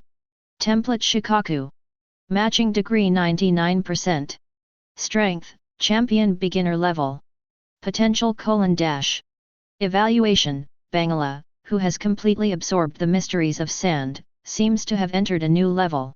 It begins to think about what sand is. Maybe after it understands this, it will step into the realm of God. After waking up from his slumber, Bangira has undergone earth-shaking changes. His strength has advanced from elite high level to champion level, and his temperament has become more restrained. At first glance, apart from his larger size, there is not much difference between Bangira and ordinary Bangira. The difference? What Sumyu is most concerned about is the latest evaluation entry. God, it is really a word that makes people think about it. But now is not the time to care about this. After being suppressed and beaten by Petrol, it is now his turn to launch a counter-attack. Bangira chop feet. Sumyu licked her dry lips and said. Banjira raised his right foot and stepped heavily on the ground. The energy of the ground system turned into shock waves and headed towards Nidoking. Nidoking, we also used chop kick. Although Petrol was a little surprised that Sumyu still had a Banjira in his hand, the result would not change in any way, because Uduo is an elite high-level Pokémon. The two shock waves collided in the center of the room. At the moment of contact, the shock wave emitted by Nidoking was directly shattered. What? Petrol couldn't believe his eyes. In the battle of ground skills, Nidoking actually lost to Banjira. How is this possible? This Nidoking is a Pokémon that was bred by Giovanni, who is revered as the Earth. The shock wave generated by Banjira's chop did not stop after crushing rival's shock wave, but moved forward and directly hit Nidoking. B. Nidoking, whose feet were hit head-on by the shock wave, roared in pain. Its eyes were red, and it squatted down with its hands on the ground. Energy radiated from Nidoking's hands, and the whole building began to shake. Earthquake. Nidoking wants to destroy the entire building. Erica downstairs is still waiting anxiously for Sumyu. All the gamblers and staff in the casino have been taken away by Miss Juncha for investigation. What happened? The floor beneath my feet suddenly shook. No, I have to go up and take a look. Erica said to herself. The noise of the battle upstairs was getting louder and louder. This action against Team Rocket was still proposed. If something unexpected happened to Sumyu, Erica would never forgive herself. Run, Erica! Just as Erika was about to go upstairs to investigate the situation, Sumew quickly climbed down the stairs from the top floor and jumped down. Sumew, who had no time to explain, took Erika's hand and started running downstairs. The battle between Banjira and Nidoking has entered a fierce stage. Nidoking, who was severely injured by Banjira, has 957 fallen into a crazy contest condition. Sumew did not dare to stay on the roof longer, so he took Scyther back to the Pokeball and asked Gengar to keep an eye on it. With petrol in his sight, he chose to escape from the building. This building will collapse soon. It's too slow, Erika. Sumew couldn't stand it anymore. Erika, a wealthy young lady, was really in poor physical condition. She started to pant after running a few steps. Time was urgent, and Sumew didn't have time to think too much. She picked up Erika and ran downstairs. Erika originally wanted Sumew to put her down and let Breloom carry her away, but for some reason, she didn't say anything in the end. She put her arms around Sumew's neck and leaned tightly into Sumew's arms. Listening to Sumew's rapid heartbeat, Erika's face became redder and redder. God knows, Sumew really didn't want to take advantage of Erika, but she was really too anxious. When he ran away, Banjira had already turned the entire top floor into sand, and soon the entire building would be melted into sand by it. Now Sumew is racing against time. She has to rush to the bottom of the game center before it turns into sand. Otherwise, she will fall directly from the air, which will at least make her half disabled. Chapter 92. Outside the Rainbow Game Center, Juncha led the police officers and surrounded the Rainbow Game Center. They put up cordons everywhere and did not allow anyone to enter or exit. Finally, it's here. Sumew, who rushed out of the building with Erika in her arms, felt that her hands and feet were about to be broken. He took deep breaths and felt himself alive. What's going on with Miss Juncha? The police officers looked at Sumew holding Erika in her arms and asked in a low voice. Miss Juncha glanced at her subordinates and said coldly, "Is this something you should be concerned about? Go to work quickly. If Team Rocket escapes, can you afford the responsibility?" "Yes, Miss Juncha." The boss spoke, but the subordinates quickly dispersed as they dared not talk anymore. "Sumew, please let me down," Erika said softly. Erika was still a little shy being seen by so many people in public. Oh. After receiving Erika's reminder, Sumew suddenly understood, and Erika in the picture slowly put down. Looking at Erika in front of them, the two of them fell into embarrassment. Boom! The Rainbow Game Center finally couldn't bear the battle between the two Pokémon on the top floor and collapsed. Scyther even cuts. The huge boulders thrown up by the collapse of the high-rise building hit Sumew. Sumew calmly summoned Scyther calmly. Misso. In front of Scyther's sharp double blades, the boulder was no harder than tofu and was instantly cut into pieces. Scyther's wonderful performance did not attract too many people's attention. Everyone's attention was attracted by the battle between the two giant beasts in the ruins, including Sumew and Erika. Banjira and Nidoking were not seriously injured after falling from a tall building. The defense of Pokémon of their level has reached an incredible level. Banjira in the center of the battlefield moved its body and smiled. It had just come out of smelling salts from sleeping on the top floor. It had not fully grasped the power in its body. After the battle on the top floor, it gradually became familiar with this power. New power. The warm-up is over, now it's time to get down to business. Nidoking is not as calm as Banjira. There is blood flowing on its forehead, which should be left from the battle on the top floor. It looked ferocious and had given up its preparations for a desperate fight. In the collision on the top floor, it had already fallen into a disadvantage, and it had to fight tooth and nail if it wanted to win. Nido. Carrot. The roar of the sky-shattering growl resounded in my ears. June Chat and the police officers responsible for sealing off the scene showed fear. It was the first time for them to see Nidoking with such terrifying strength. Nidoking started running, lowered its head slightly, pointed the giant horn on its head at Bangira, and rushed towards Bangira. Mega Horn. Emerald green energy condenses on Nidoking's horns, and the bug-type energy makes Nidoking's giant horns look harder and more frightening. Nidoking's offensive did not make Bangira retreat, and Bangira also started to move. When the two giant beasts ran together, the ground began to shake. Banjira didn't use any skills, it seemed to simply want to defeat the opponent with strength. The distance between the two Pokémon got closer and closer, and Banjira dodged to avoid Nidoking's Mega Horn. Nidoking also didn't expect that Bangira with such a huge body could move so quickly. Nidoking stumbled as rival dodged the attack and almost fell to the ground. How could Bangira let go of such a good opportunity? He turned around and punched Nidoking right in the face. This punch was not about speed and power, it knocked Nidoking to the ground directly. Nidoking. The injured Nidoking did not lie on the ground longer and got up instantly. It also gave up using its skills and began to rely on its body to compete with Banjira. Nidoking's physical fitness is indeed good, but today it faces the monster Bangira. Nidoking was completely unable to withstand Banjira's hard blows. Everyone on the sidelines was also dumbfounded. It was the first time for them to see such a close-quarters fight. Nidoking no longer had the strength to stand. His eyes were blurry and he seemed to be about to faint at any time.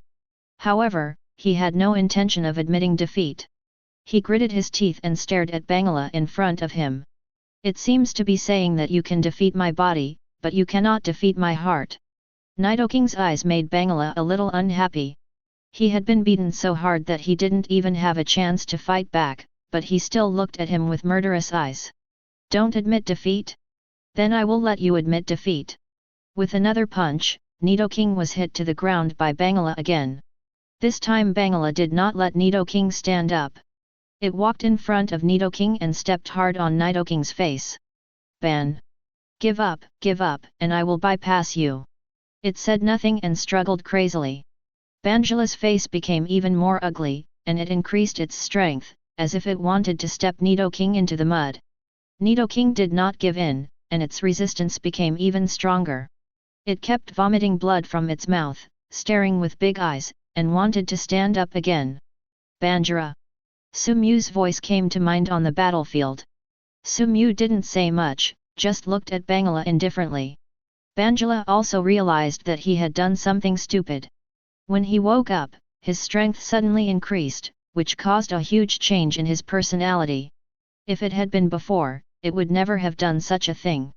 It looked at Sumew apologetically, as if she was delirium. Banjira looked at Nidoking struggling desperately at its feet. At this time, Nidoking was covered with injuries and his life was in danger at any time. However, there was no fear in its eyes, only a ball of flame. A flame that seems to be able to burn everything. To humiliate rival like this is to humiliate yourself. It released its foot from Nidoking and took a few steps back, waiting for Nidoking to stand up and complete the final battle with him. Nido. The voice was so weak that it was almost inaudible, and blood was flowing all over its body, but its eyes were as simple as the first time Bangira saw it. It slowly walked towards Bangira and used all its strength to exert its last blow. Fist. Boom. Banjira did not dodge and let the fist hit him. Ban. What a wonderful duel. Bangira waved his right fist, bringing the final end to this duel between men. Chapter 93. The battle was over, and Nidoking fell to the ground unable to fight. Lying down like a warrior is probably what it expects. The mouth is full of laughter. At some point Gengar appeared next to Sumew, still holding the unconscious petrel in its hand. Good job, Gengar. Sumew praised Gengar without hesitation. He originally just hoped that Gengar could keep an eye on Petrel or else he would escape.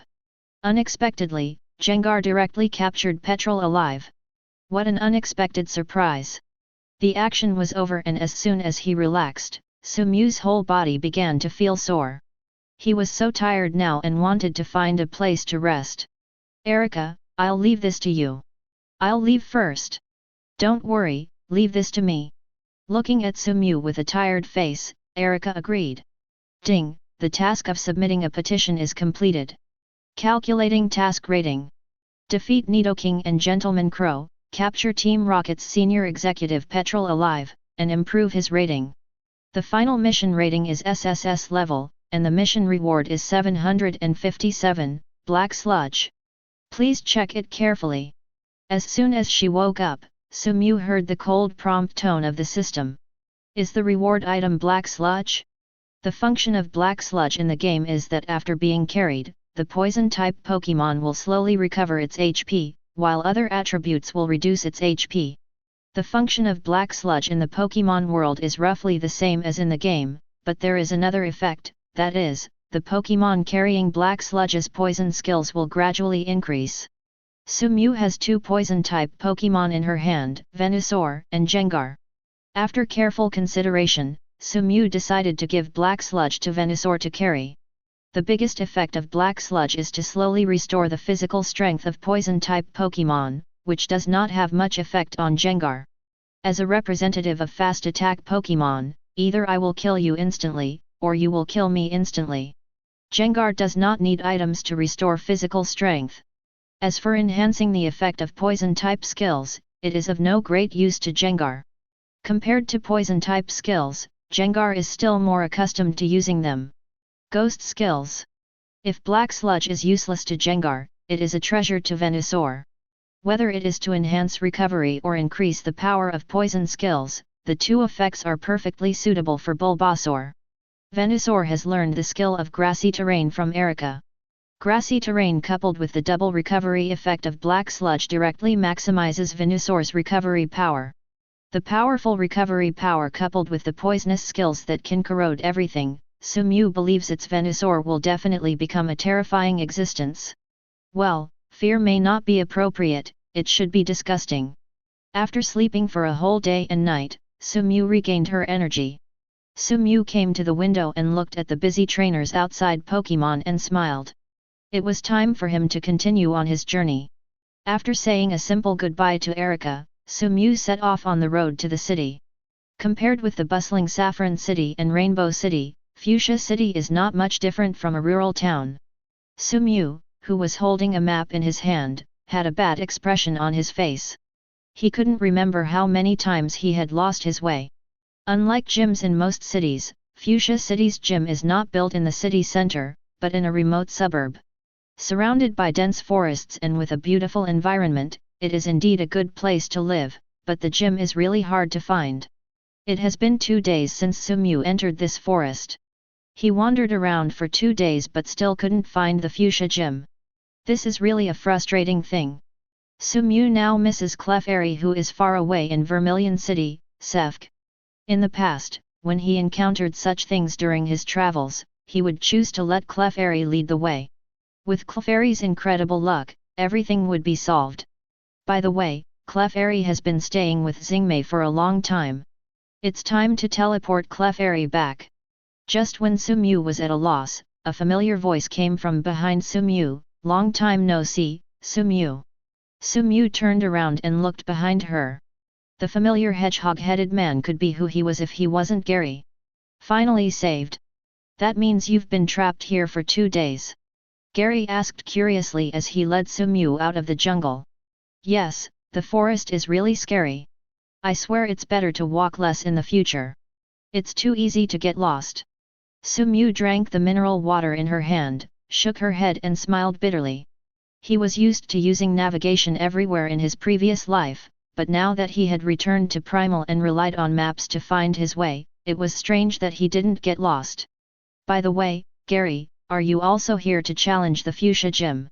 Sumu asked curiously. Gary smiled happily, took out the Fuchsia Gym badge in his hand and said, "No, I have already obtained the pink badge." After finally surpassing Sumu once, Gary was inevitably a little proud. He showed off his badge in front of Sumu. Sumu couldn't bear it anymore. He took out the badge box and waved it gently in front of Gary. The corners of his mouth raised slightly. "I'm sorry, I have already got the golden badge." The trainer that escaped from Sabrina's hands was different. You. How do you know?" Gary stared at Sumu in front of him with wide eyes and said excitedly. This was the biggest shame during his trip. "Sabrina told me." Sumu replied ruthlessly. Gary is going to be autistic, and he is a little worried that this matter will spread soon. After all, If Sabrina can tell Sumew, she can tell other trainers about it. He wanted to cry so much. Sumew could see Gary's inner worry and comforted him. It's good, Sabrina won't say such things to other people casually. Anyone else? Gary glanced at Sumew suspiciously, and seemed to hear something from Sumew's words. Unlike single-celled organisms like Ash, Gary is a veteran in flowers. Even though he is young, he is much more proficient in Stephanie's affairs than Sumew. He winked at Sumew and said, Yingxian, did something happen between you and Natu? What happened? Nothing happened. Children should not inquire about adults' affairs. At this time, the advantage of age is reflected. TCH. You are only a few years older than me. Chapter 94. Sumew didn't want to discuss this kind of thing with Gary, so he changed the subject. Your EV will evolve soon. Just like Ash likes to put Pikachu outside the Pokeball, Gary doesn't like putting Eevee inside the Pokeball. At this time, he was holding Eevee and combing her hair. Well, that's right. Caressing Eevee in his arms, Gary's eyes were filled with doting. Looking at Gary and Eevee beside him, Sumew thought of something and said, how about a Pokémon duel with Eevee and my Clefairy?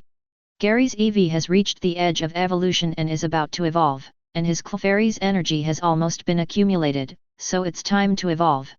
This duel is beneficial to both sides. Oh! Gary didn't expect Sumew to ask him for a battle. He was originally planning to go to the Indigo Plateau Conference to have a showdown with Sumew. But since the other party issued a challenge, as a trainer, he had no reason to refuse.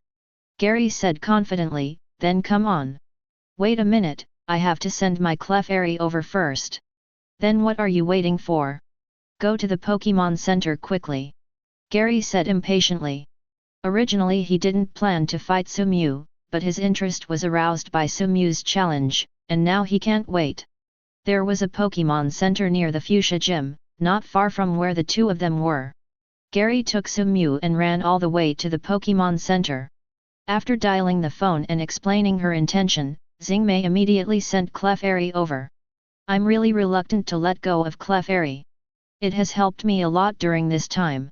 Xingmei said with a smile. Don't worry, I'll ask Clefairy to help you when I'm free next time. No, it should be Clefable. Sumew corrected the error in her words. Xingmei finally understood the reason why Sumew was so eager to recall Clefairy. She nodded and said in agreement, well, it's time for Clefairy to evolve. It will definitely surprise me next time we meet. Then I'll hang up with Xingmei first. I'll trouble you during this time. After hanging up the phone, Sumew came to Gary with Clefairy's Pokeball.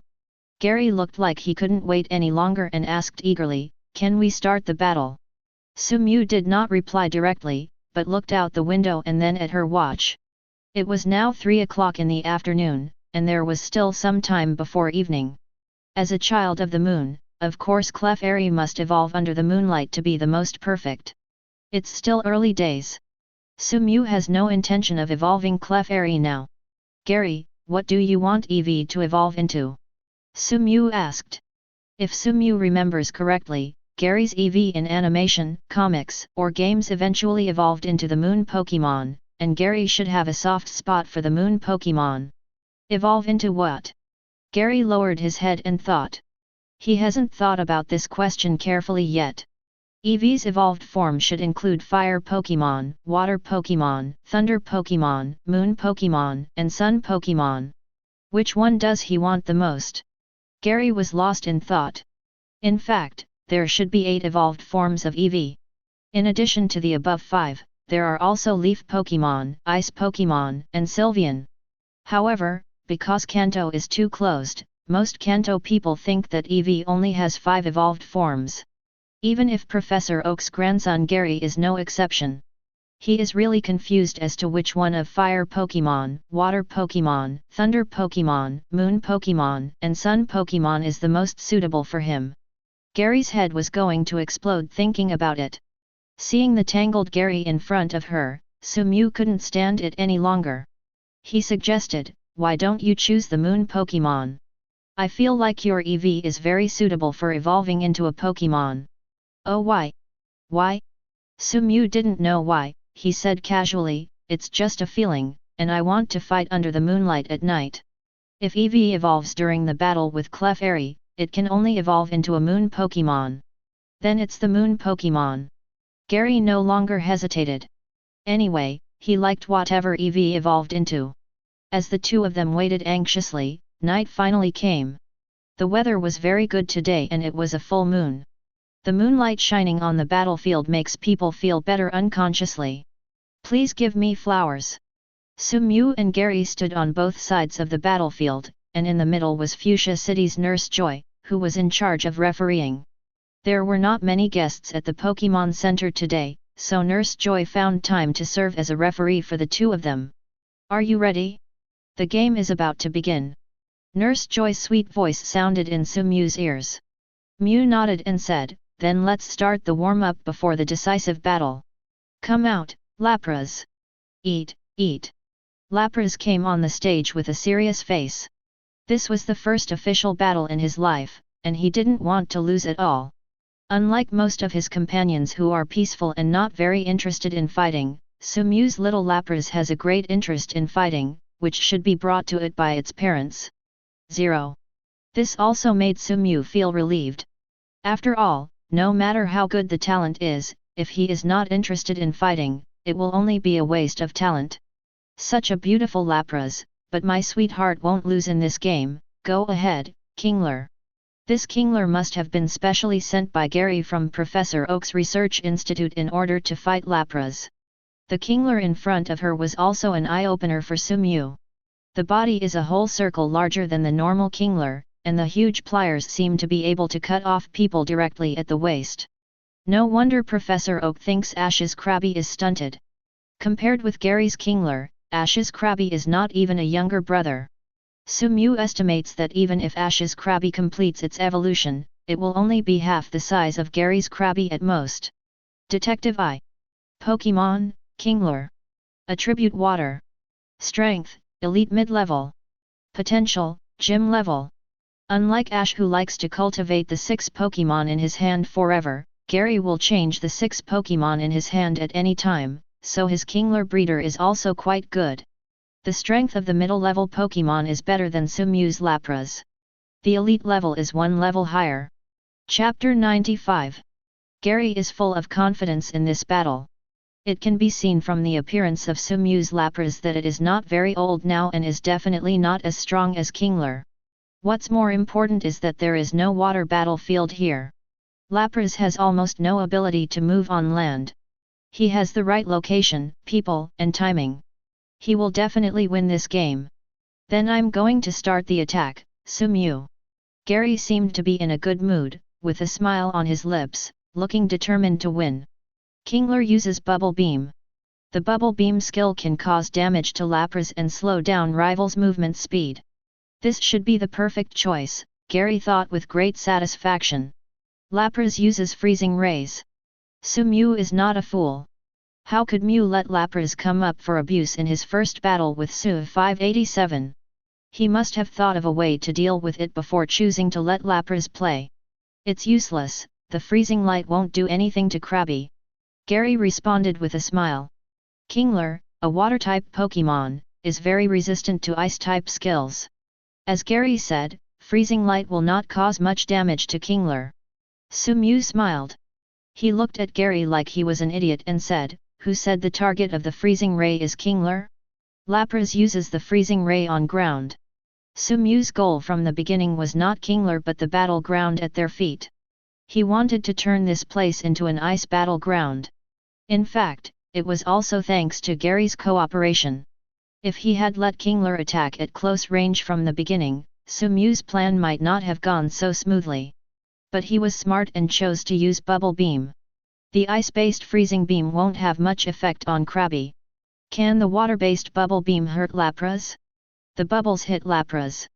Lapras didn't even blink, and kept using the freezing light.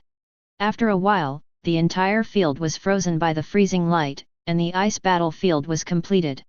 On the ground, Lapras cannot move freely, and on the ice, Lapras rules. He rubbed his temples vigorously. Gary had a headache now. He was too smart but was mistaken, but the claw crab used crab punch. He figured out that if Kingler wanted to defeat Lapras, he could only take advantage of close combat. In the competition of long-range skills, Kingler could not be Lapras' rival. After receiving Gary's order, Kingler began to take action. It moved on the ice with its crab legs. Although Kingler is huge, his movement speed is not slow, and he can move several meters forward in the blink of an eye. However, its slowness of movement is compared with its peers. Compared with Lapras on the ice, its speed is far behind. The muscles under Lapras exerted slight force and started gliding directly on the ice.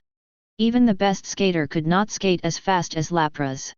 The distance between Kingler and Lapras that had finally been closed was suddenly widened again. Kingler had no chance. When Gary wasted his best offensive opportunity in the opening game, Kingler's chances of winning were not good. Not as fast as Lapras, and not as capable as Lapras in long-range attacks, Kingler is simply a living target in the eyes of Lapras. Lapras kept releasing skills while gliding on the ice. Although the water and ice skills did not do much damage to Kingler, the cumulative damage caused was considerable. Kingler was in dire straits. "Come back, Kingler." Gary, knowing that he had no chance of winning, simply surrendered.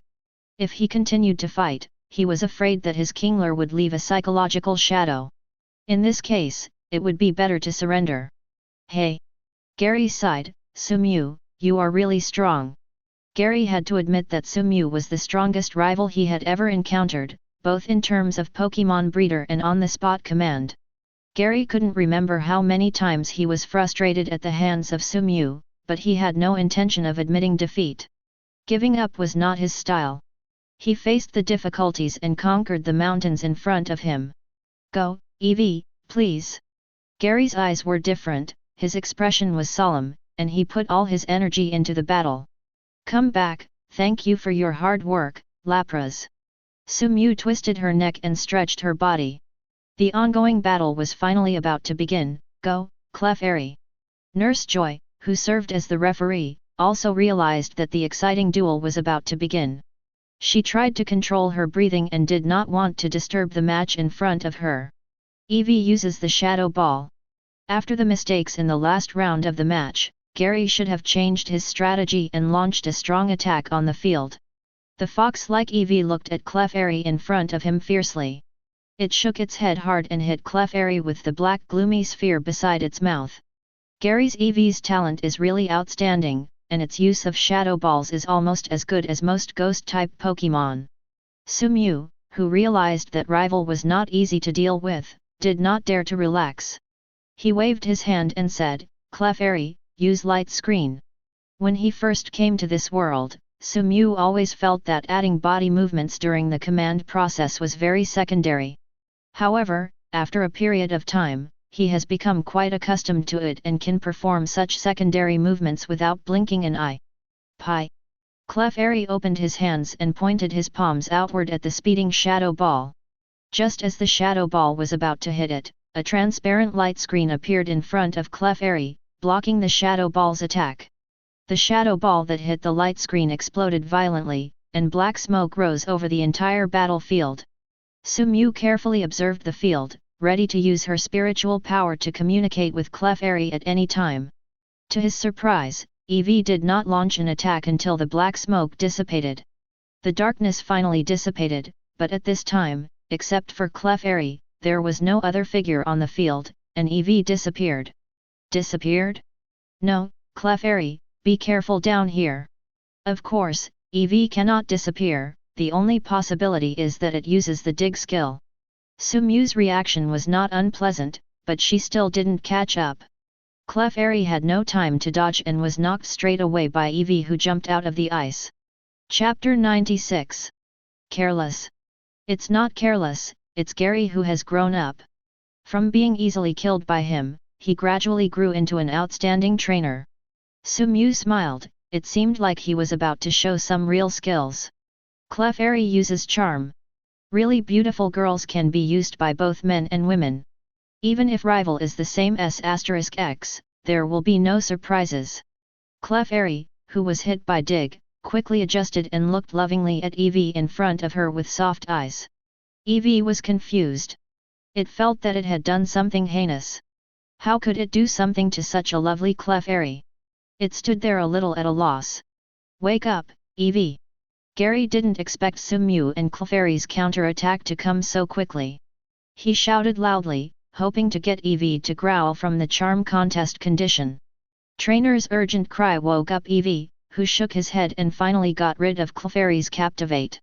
Eevee's ability to break free from Clefairy charm's skill is not that fast, but Clefairy's second attack is even faster. When Eevee fell into the intoxicated contest condition, Clefairy had already launched an attack, waving its fingers to summon mysterious energy. Flamethrower. The flames grew stronger and stronger as Clefairy waved her fingers, and finally turned into a pillar of fire that hit Eevee hard. Burned by the high temperature, Eevee let out a painful growl.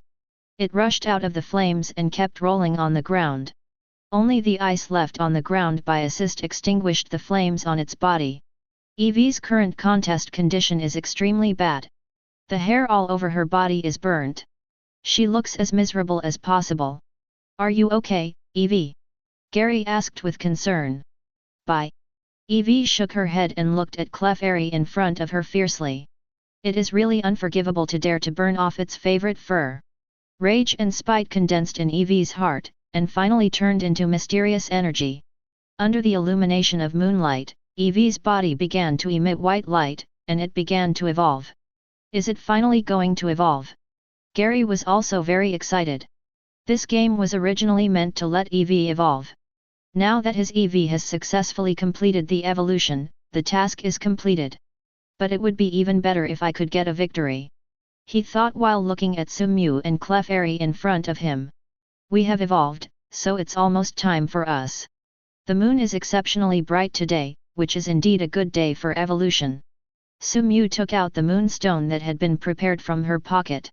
The moment the moonstone was pointed at Clefairy, the energy of the moonstone in her hand began to flow quickly, and it didn't take long for the moonstone to dissipate.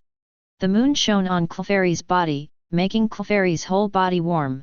It felt so good to be under the moon. It reminds me of the days at MT Moon, when every full moon day, they would always sing and dance around the huge moonstone in the moonlight. Clefairy smiled, and its body slowly changed under the illumination of moonlight. Pixie is similar in body shape to Clefairy, but is richer and fatter than Clefairy.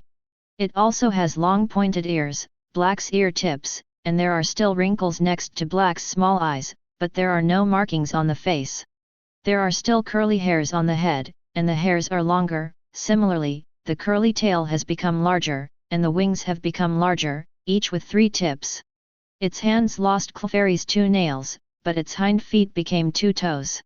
Generally speaking, Clefable has not changed much from before it evolved. Looking at Fuchsia in front of her, Sumew was also sincerely happy.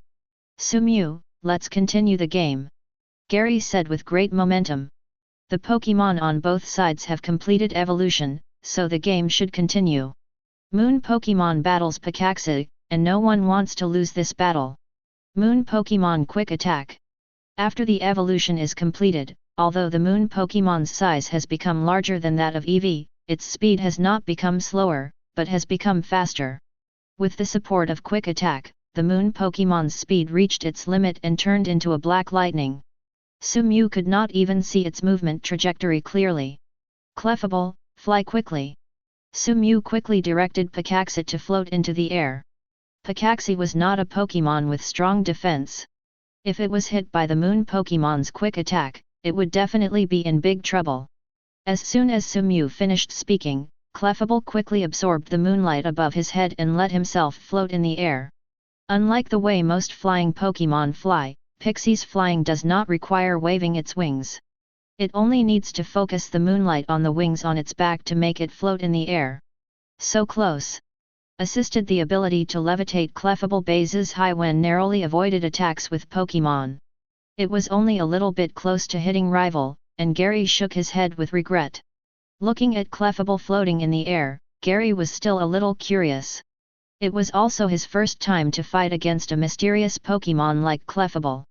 He didn't expect that Pi 150 Kexy's flying method would be so special. Now is not the time to think about this. Taking down rival is the most important thing. Gary pointed his right hand at Clefairy in the air and shouted loudly, use Shadow Ball for the Moon Pokémon. Although after evolving into the Moon Pokémon, he learned Evil-type long-range attacks similar to Dark Pulse, but after all, the skills he just learned were a bit unstable, so Gary still chose to attack with the Shadow Ball that he had mastered during his EV period.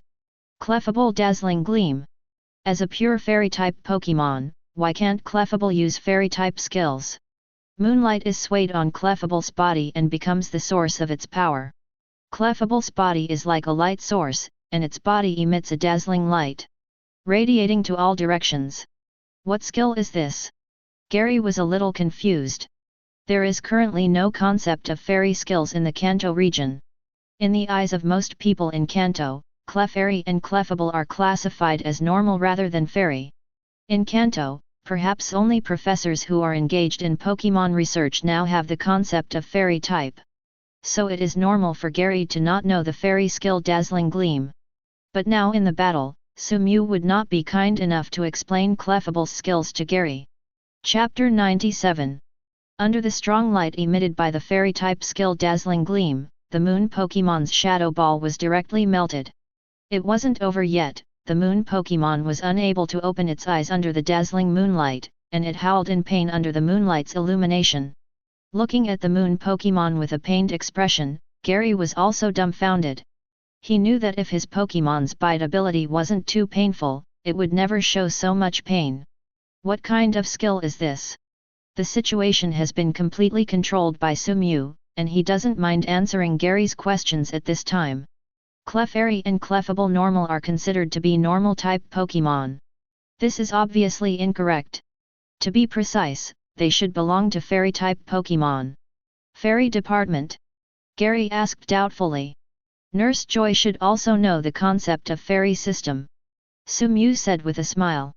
Unlike Gary, who was full of doubts, Nurse Joy, who served as the referee, was not too surprised after hearing the 3 words Fairy System. Obviously she was the Fairy Department knows something about it. Joy smiled slightly and did not refute, which was regarded as acquiescence. Sumew continued, Fairy-type Pokémon can restrain Fighting-type, Evil-type, and Dragon-type Pokémon, so it is not surprising that Pokémon that are representative of Evil-type Pokémon are so painful under Dazzling Gleam. That's it. Gary suddenly realized. The battle on the field has now come to an end. The Moon Pokémon, which has lost a lot of physical strength before evolving, has no choice under the extremely restrained Dazzling Gleam. Slowly, the remaining energy in its body was also consumed. The Moon Pokémon loses the ability to fight, Clefable wins. The game was over, and Miss Inye announced the results of the competition. Gary sighed, took back the Moon Pokémon that had lost its fighting ability, and said, I originally thought that after this period of travel, I would be able to defeat you, but I didn't expect to lose again. Gary was a little helpless. After all, being defeated by the same rival many times in a row was a huge blow to him. Sumew consoled her, you have made great progress Gary, I hope you will become an excellent trainer in a short time. Gary smiled and said, don't worry, I won't give up the chase.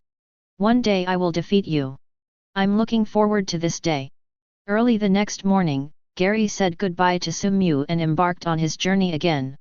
Sumew went to the Fuchsia Gym to start his gym challenge.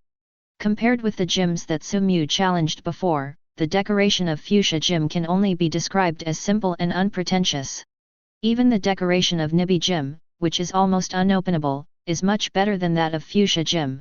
If they didn't understand the true strength of Fuchsia Gym, most trainers would think of it as a pheasant gym. Under the leadership of the apprentice, Sumew entered the Fuchsia Gym. The interior of the Fuchsia Gym is a bit like a dojo, a ninja dojo.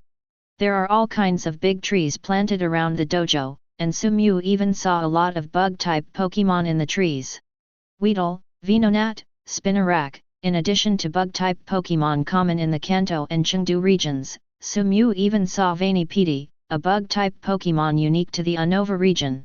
After careful observation by Sumew, he discovered that these bug-type Pokémon all have one characteristic, they are all bug-type Pokémon with poison type. Sumyu admitted that this was nonsense. Fuchsia Gym is a poison-type gym, not a bug-type gym. Poison is the specialty of Fuchsia Gym. Wait a minute. A cold female voice came from behind Sumyu. Turning around to look at Stephanie, who was almost right behind her and about the same age as herself, Sumyu felt goosebumps rising.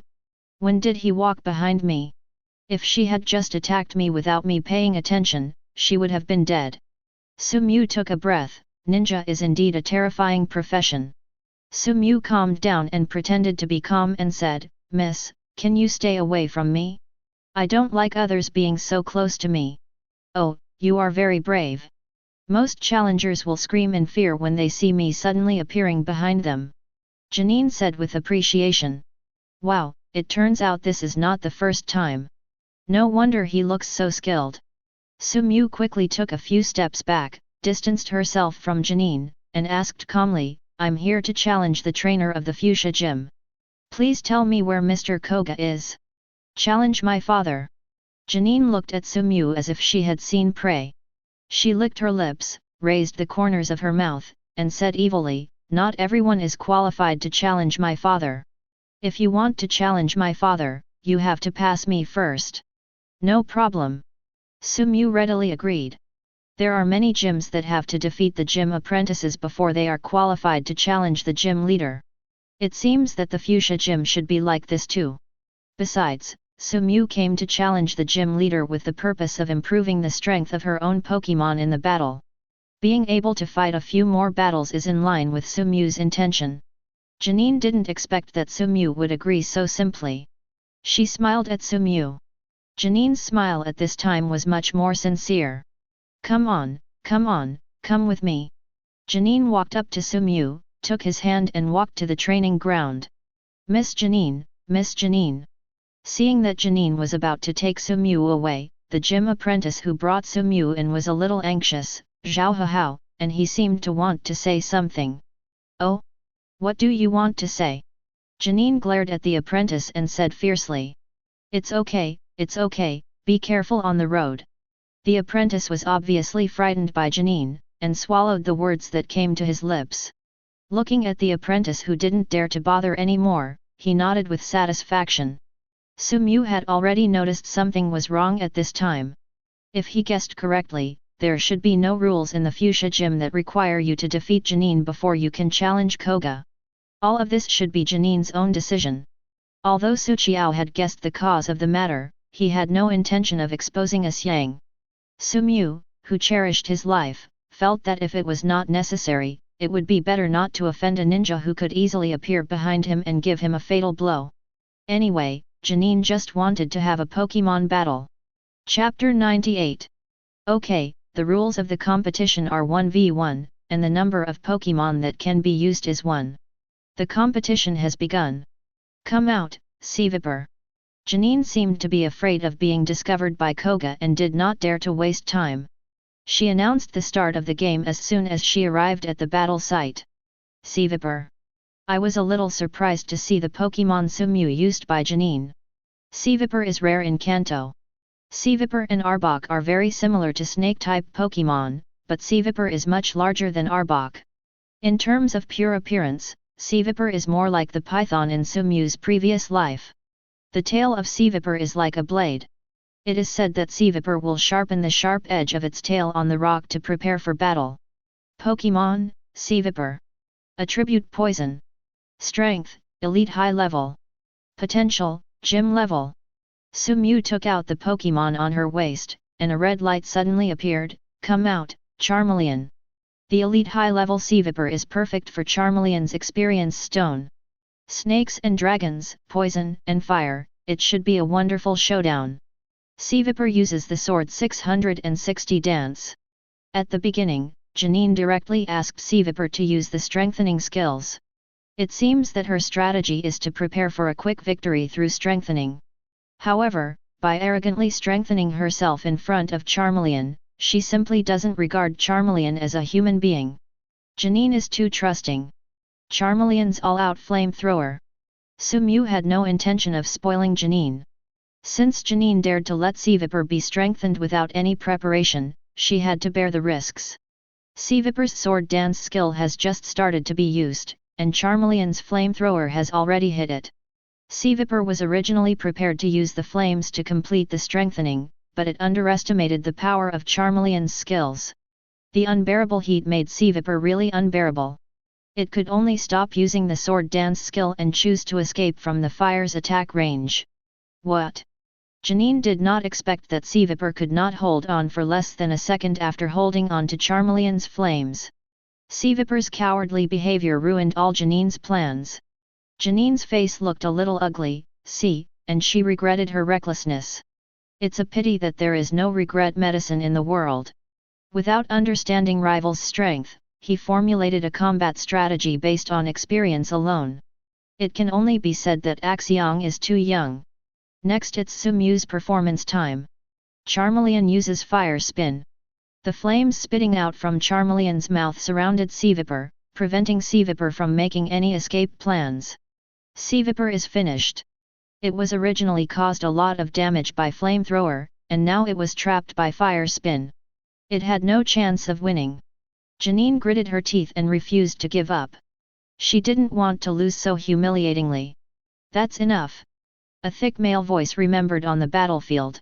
I don't know when Fuchsia Gym leader Koga appeared on the battlefield. When? Seeing Koga, who had appeared on the battlefield at some unknown time, Sumew's heart trembled again. He really wanted to complain. Scary people will scare them to death. Is this the tradition of the Fuchsia Gym when walking without making any noise? However, Sumew did not say the complaint in the end because he thought about it carefully and realized that walking without making any noise is indeed a ninja tradition. You still haven't given up yet, Janine, do you want to watch Cviper be burned to ashes? Koga looked at his daughter coldly and said. Janine bit her lip.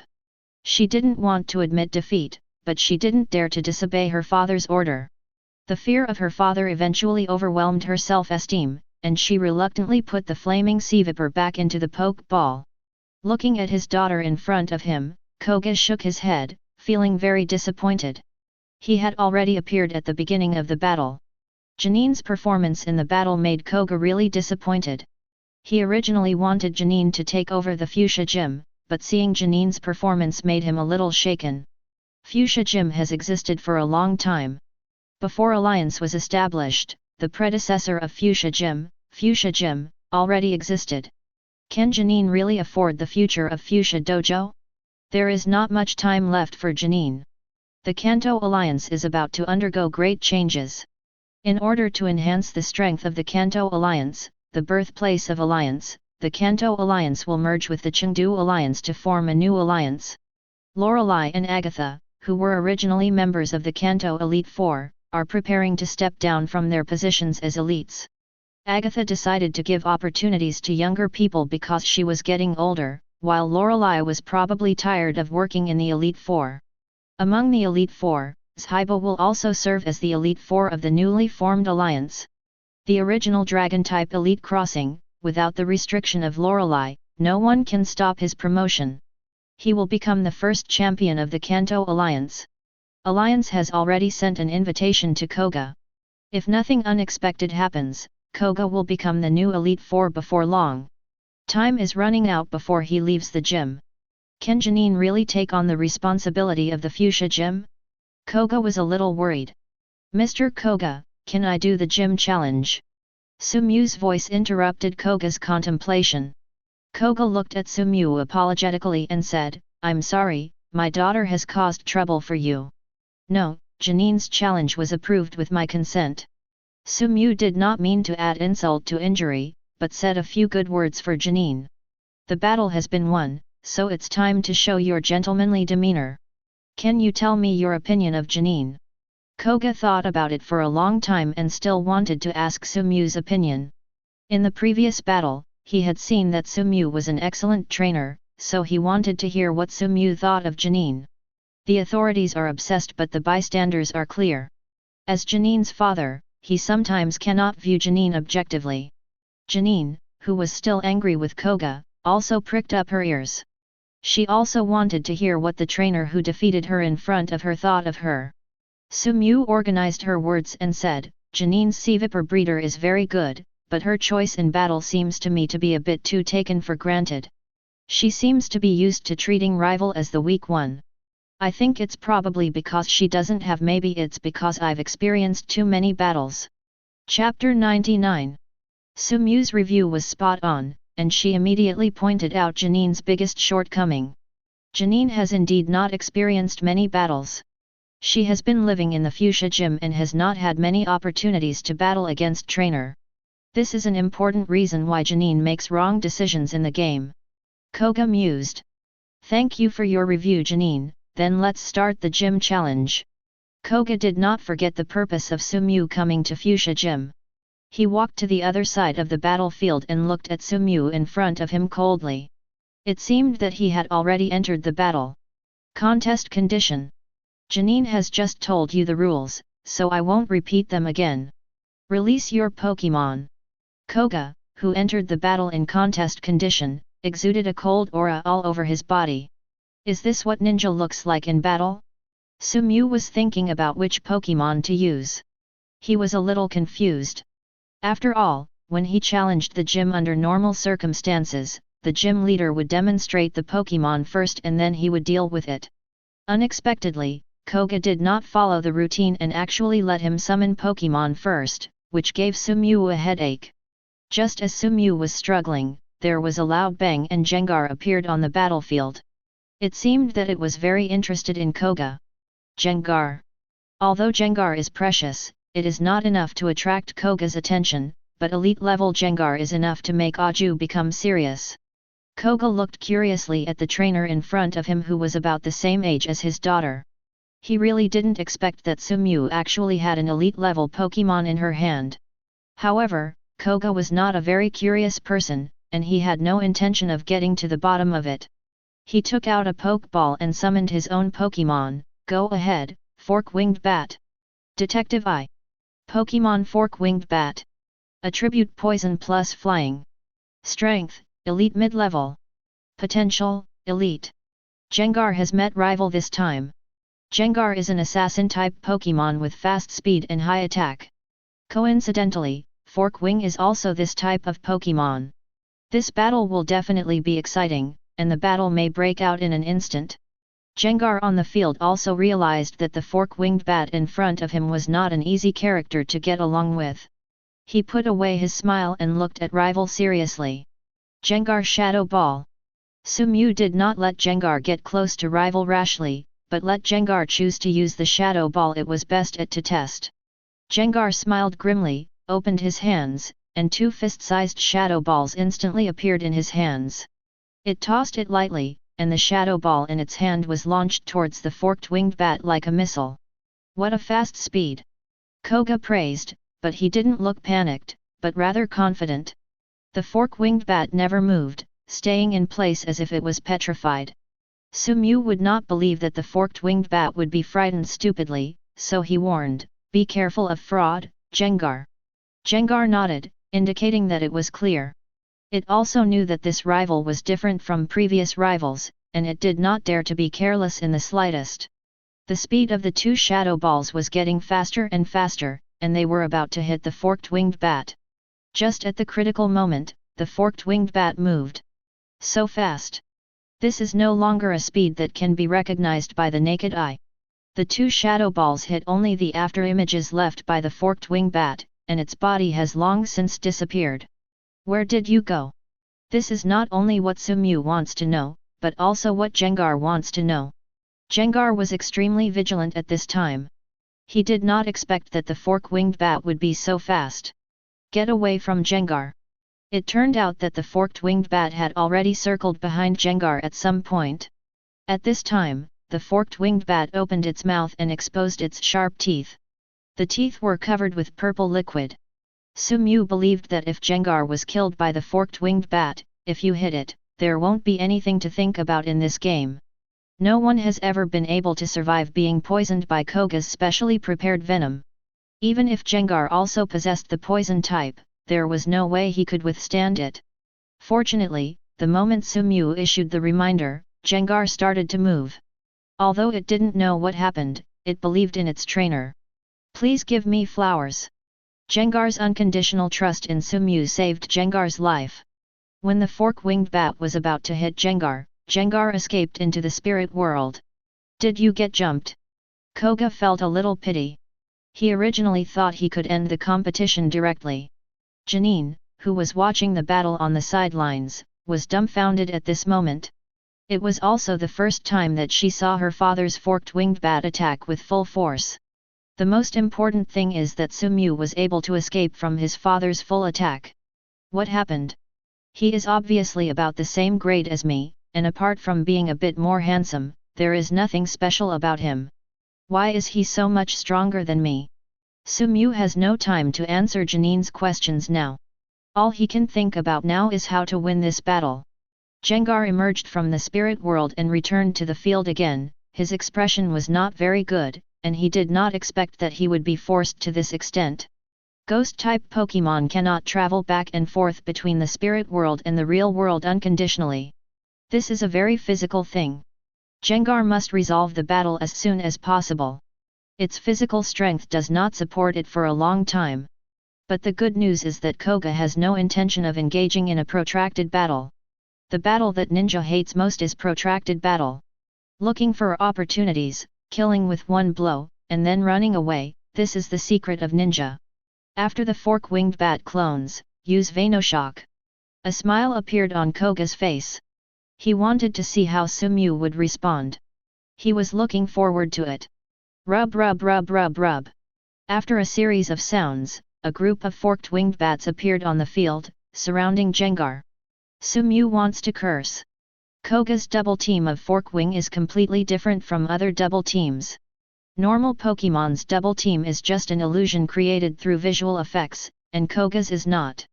He could vaguely see the body of the forked-winged bat shuttle among all the illusions, which meant that all the forked-winged bats on the field were real and all were fake. The speed of the fork-winged bat is really too fast. Zombie. Chapter 100. Jengar can no longer choose to hide in the spirit world. Doing so is no different from admitting defeat. Sumew's head turned rapidly, hoping to find countermeasures before the fork-winged bat attacked. It was over, a smile of victory appeared on Koga's face, and the wind generated by the rapid movement of the fork-winged bat in the afterimage blew up Koga's cloak.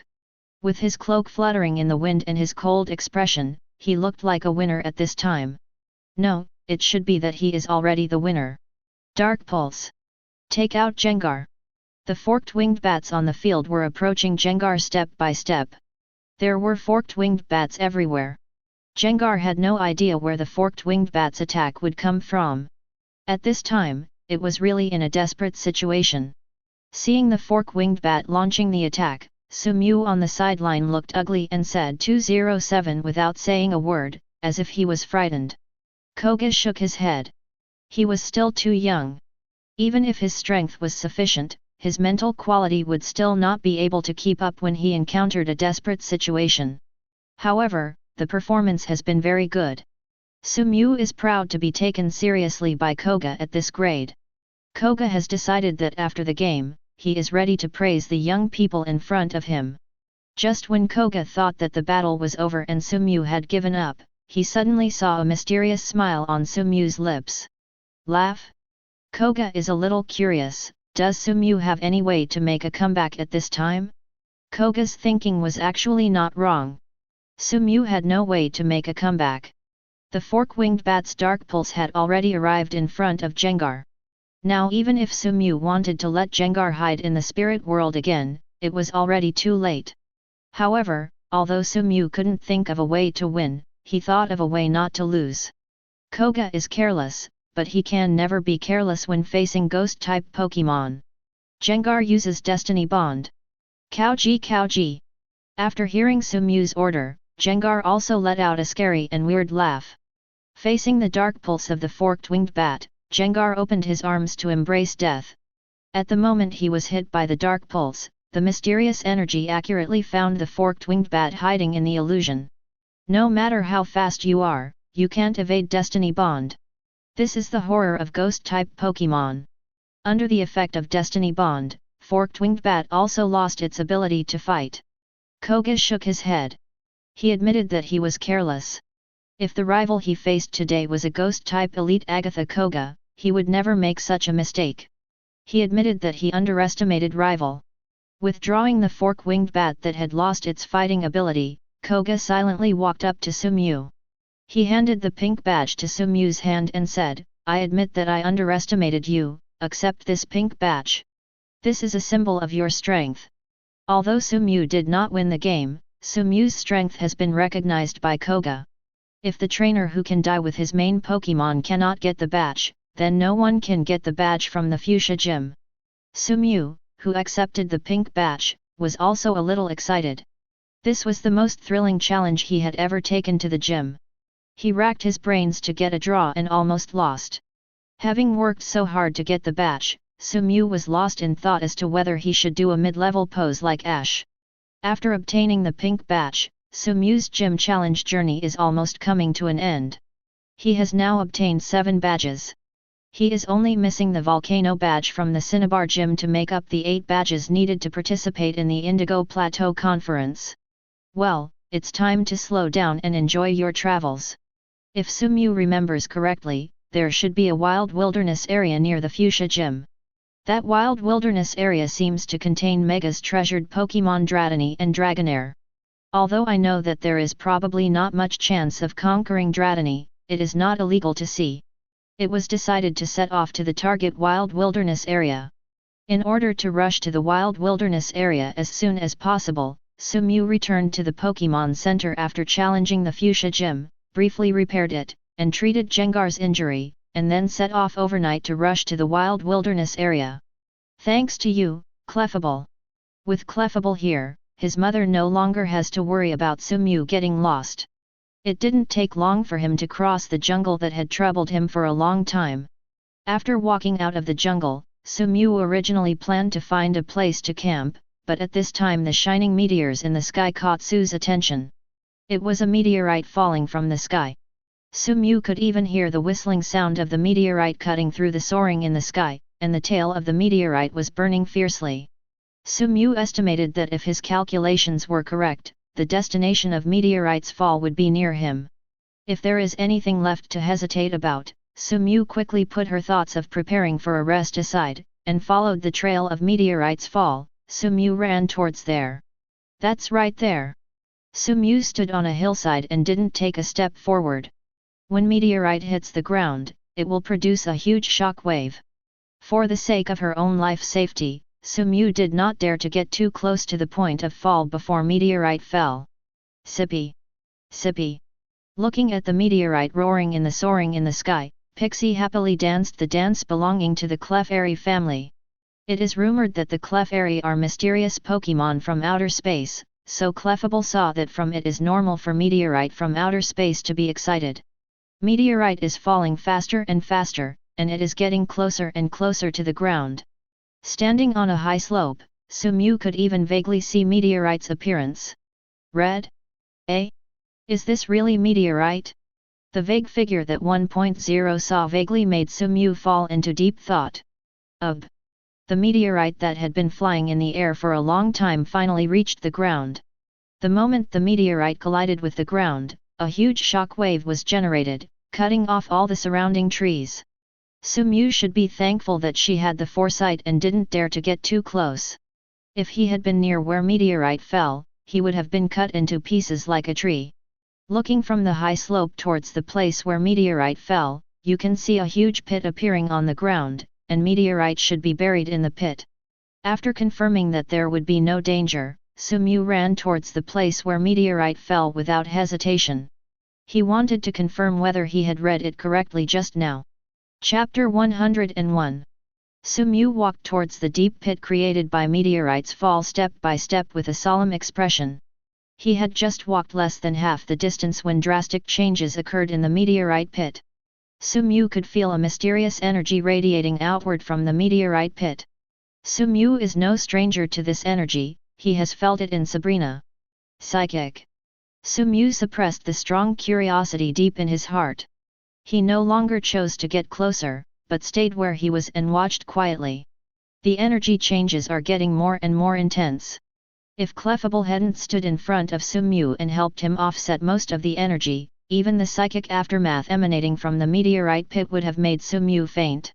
At this time, Sumu really didn't dare to make any big moves, for fear of offending the existence of the meteorite pit. He put his ball on Banjira's pokeball at his waist. As soon as he realized that something was wrong, he was ready to summon Bangira. Pulled to the rescue. The energy gathering in the distance had reached its peak, and at this moment a red humanoid creature slowly floated up from the meteorite pit. 24. Deoxys. Curiosity will kill the cat. The old saying is true. Sumu regretted her reckless move. Detective I. Pokémon, Deoxys, severe injury contest condition. Attribute, Psychic. Strength, 1. Potential. Evaluation, a mysterious Pokémon from outer space, mutated from the DNA of a cosmic virus, can use incredible cosmic power to change its own form, so it's best to stay away from it. Stay away from it? Sumu also wants to stay away from it now, but he seems to have no chance. Deoxys has already discovered him. There seemed to be no emotion in her cold eyes. Sumu, who looked at each other with Deoxys, seemed to have fallen directly into the ice cellar, a biting chill rising from the bottom of her heart. Sumu had already prepared for the worst. He had put his hand on the switch of Banjira Pokeball, ready to summon Banjira at any time. Just when Sumu thought that the battle was inevitable, Deoxys withdrew his eyes from looking at Sumu. It stared at the front attentively and seemed to be waiting for someone to arrive. Who are you waiting for, Rayquaza? Deoxys and Rayquaza are sworn enemies in Visitor of the Sky, the movie. Rayquaza has a strong sense of territoriality and will attack anyone who intrudes into its habitat and will do its best to eliminate them. In the theatrical version, it was because Deoxys inadvertently invaded Rayquaza's territory that Rayquaza tried his best to kill Deoxys. Judging from the scars on Deoxys' body, the two Pokémon must have experienced a battle. Another terrifying energy appeared in Sumu's perception. Is Rayquaza coming? No, not Rayquaza. If Sumu's induction is correct, this energy is somewhat similar to the energy on Deoxys, and both seem to be psychic energy. Psychic? Psychic. Psychic. There are not many Pokémon with psychic in Kanto, and even fewer Pokémon dare to appear in front of Deoxys. A name came to Sumu's mind. Mewtwo. Sumu's judgment was not wrong, it was Mewtwo who came. Mewtwo at this time is still very different from the Mewtwo of later generations in Sumu's impression. It does not yet have a huge spoon as a weapon. It is covered in combat armor, and its whole body is wrapped in the armor, making it impossible to witness its true appearance. This suit of armor was specially made by Team Rocket for Mewtwo in order to suppress the powerful power in Mewtwo's body and then control Mewtwo. Deoxys and Mewtwo, two of the Pokémon world's mightiest psychic Pokémon, met. Although neither Pokémon was in the best contest condition, there is no doubt that this will be a battle that will go down in history. Sumu no longer has any thoughts of leaving. Such a battle may never happen again in her life. If she chooses to run away because of fear, Sumu will probably regret it for the rest of her life. Come out, everyone. Sumu summoned all the Pokémon on his body. He hoped to let his Pokémon experience the battle between the strongest psychic Pokémon in the world. No, they are no longer just Pokémon, they are gods. A showdown between psychic gods. Deoxys and Mewtwo decide who is the one true god. Detective I. Pokémon, Mewtwo. Attribute, Psychic. Strength. Potential: Evaluation, a cloned Pokémon created using Mew's genes and the most advanced human technology. It is a natural fighting machine. It is made for fighting. Stay away from it as much as possible. It has complex emotions towards humans. Deoxys and Mewtwo also discovered Sumu's strange behavior, but they no longer have the energy to pay attention to other things. They only have Rival in their eyes. The two Pokémon just stared at Rival, waiting. Deoxys is a little impatient. It has been severely injured in the battle with Rayquaza. Its 253 body is already in extreme condition. If it continues, the pain on its body will weaken its fighting ability, and it must take action. Whoosh! Deoxys took action. The moment it took action, its form changed.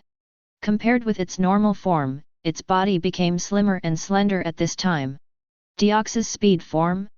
Deoxys has a total of 4 forms, namely normal form, attack form, defense form, and speed form. Deoxys is able to instantly adjust his form according to his needs to deal with troubles he encounters. Evaluations say that Mewtwo is a natural fighting machine, and coincidentally, Deoxys is also a cosmic Pokémon with powerful combat capabilities. So fast! Mew and Gengar looked at each other and didn't know what to say. They originally thought that Koga's forked-winged bat was already fast, but in front of Deoxys, the forked-winged bat's speed was nothing at all. When facing the fork-winged bat, Gengar might still be able to try to catch rival through energy fluctuations, but the Deoxys in front of him gave Gengar an invincible feeling. Gengar believed that if it were the one fighting Deoxys on the field at this time, it would not be able to take a single move. Chapter 102. Can't catch a single move. Gengar was a little frustrated, something he had never felt before. Since being conquered by Mew, Gengar has been on a smooth road with tailwind and has hardly encountered any setbacks. Even when facing Forkwing Bat yesterday, it got a draw in a desperate situation. But looking at the battle in front of him, Gengar was a little confused and at a loss. What if he met rival who was as strong as Deoxys and Mewtwo next time? What should he do? Surrender? The speed of Deoxys, which had changed into its speed form, had reached its limit. Mew could no longer see its sound clearly, and could only roughly guess its location from the sound of breaking through the air. Don't panic when facing the lightning-fast Deoxys Mewtwo. Its response is very simple. Also very rough. It concentrates Psychic on its right hand, and the energy begins to radiate from its right hand, attacking indiscriminately. It doesn't need to find Deoxys at all, it just attacks everything around it. Mewtwo's counter-attack method sounds simple, but except for it, no other Pokémon can do it. With such huge psychic energy, no one except Mewtwo can use it casually. Mewtwo's right hand began to emit light, and materialized thought waves emanated from its hand. Under Mewtwo's powerful energy, everything around him was destroyed. Mew saw many trees cut off by the shock wave generated when Deoxys fell and turned into nothingness under Mewtwo's thought waves. Strike! This is the power of Mewtwo. Come back soon, everyone. Mew doesn't dare to let Pokémon other than Banjira, Gengar, and Scyther stay outside anymore. The battle has escalated and they are no longer suitable to stay outside. Mewtwo's attacks are indiscriminate, and Mew and his Pokémon are naturally within Mewtwo's attack range. Facing the spiritual light wave that was getting closer and closer to Mew, Cool pulled. It opened its hands and looked silently at the light waves in front of it. The ground began to shake violently, and walls of sand rose up from the ground, beginning to block the advance of the thought waves. Blocked by the sand wall, the thought waves that were originally the aftermath were finally exhausted. Bang! Deoxys did not dodge Mewtwo's attack. It was taken care of by Mewtwo, and was hit by Strike and was smashed into the ground. Fortunately, Deoxys' reaction speed was fast enough.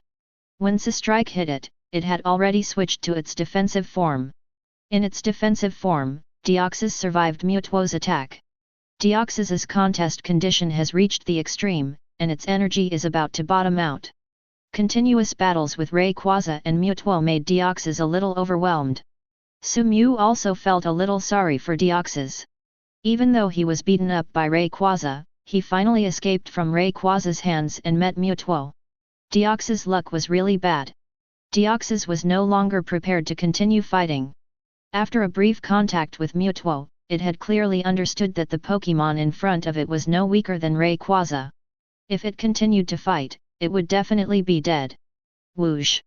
Deoxys instantly switched to speed form and was ready to escape. Want to escape? Mewtwo's cold voice echoed throughout the night sky. Special energy burst out in Mewtwo's body, and blue spheres instantly condensed in Mewtwo's hands. Aura Sphere. The system's evaluation is correct. Mewtwo is a naturally born fighting Pokémon. Without the command of a trainer, it found a way to prevent Deoxys from escaping in an instant. Once the Aura Sphere is condensed by the power of the Wave Guide, it will never stop as long as it does not hit rival. Deoxys is fast, but how can it be as fast as Aura Sphere? Before he could escape far, Deoxys was hit hard by Aura Sphere. Boom! The hit Deoxys was spitting out blood, and it had reached its limit. Deoxys's eyes showed despair, it had no way out. Looking at Deoxys Sumew, who was in desperate situation in front of her, she also showed an unbearable expression. Deoxys is not a Pokémon that likes fighting. It is loyal and peace-loving and only attacks when necessary. Its arrival on this planet was nothing more than an accident. Hey! Sumew sighed deeply, and he was about to leave. There was nothing he could do about Deoxys' desperate situation. Mewtwo was not someone he could afford to mess with rival. The battle is about to end, and if you stay here then, it is likely to arouse Mewtwo's resentment. For the sake of life safety, Sumew decided to leave. Deoxys looked at Sumew, who was about to leave not far away, and made a crazy decision.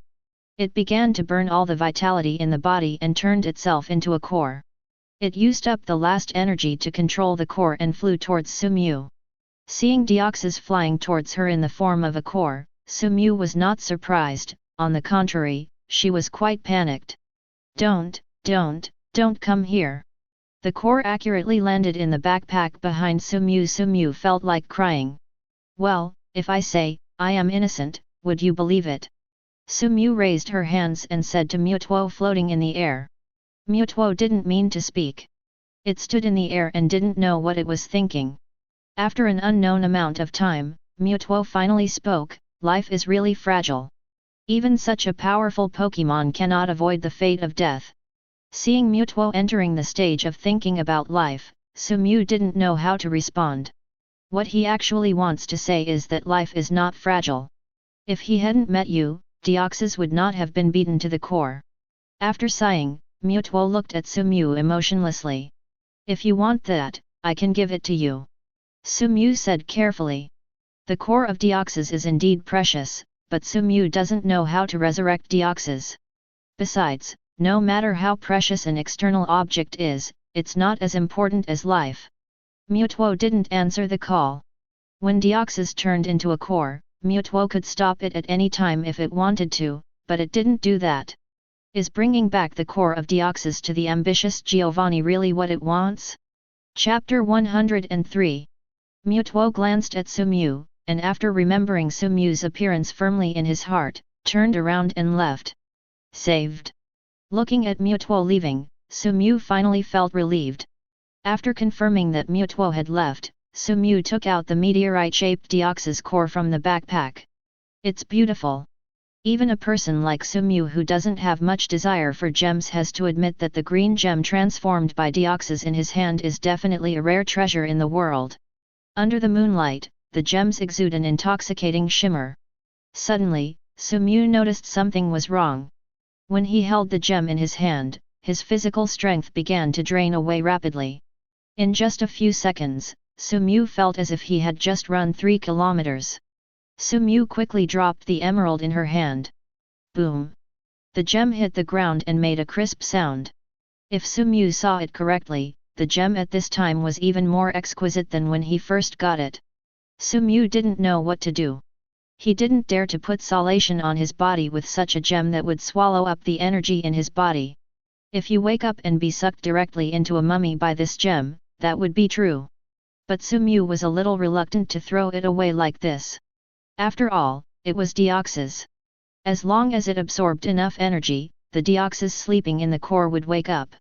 Even knowing that even if Deoxys wakes up, the probability of being subdued by him is low, but even if there is only a 1% chance, Sumew still wants to try. This is derived from the instinctive greed in human beings. Sumew was in a dilemma, and just when he didn't know what to do, the system gave it the answer. Perhaps it was because the emerald in front of her was transformed from Deoxys, so Sumew found that she could actually use the detection eye on this emerald. Detective eye. Emerald, the core formed by Deoxys using up his remaining energy when he was about to die. As long as he absorbs enough energy, he can be resurrected again. P.S. You can use the spiritual power in your body to warm it, and you may get unexpected gains. Spiritual power? Because I feel the spiritual power of Sumew, doesn't everything go into his backpack? Should I pick up the gem in front of me? Sumew fell into deep thought. Fight.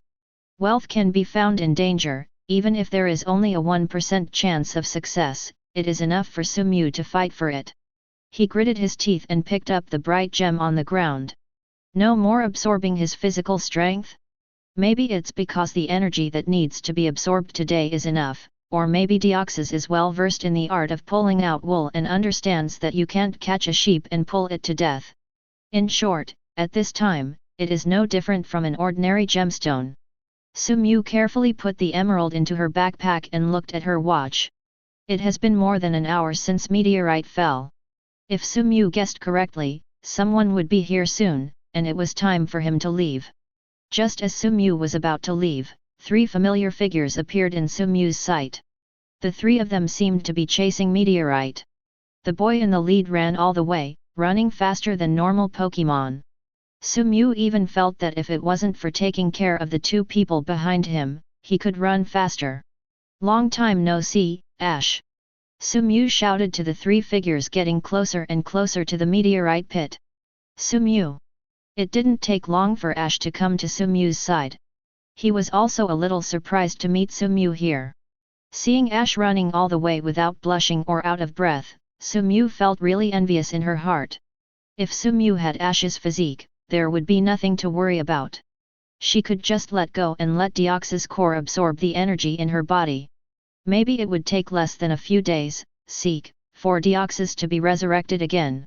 Oh, what a pity, he is not a mega rookie. Hoo ho ho ho ho. After a while, Misty and Xiao Gang finally arrived. They were panting and looked very tired.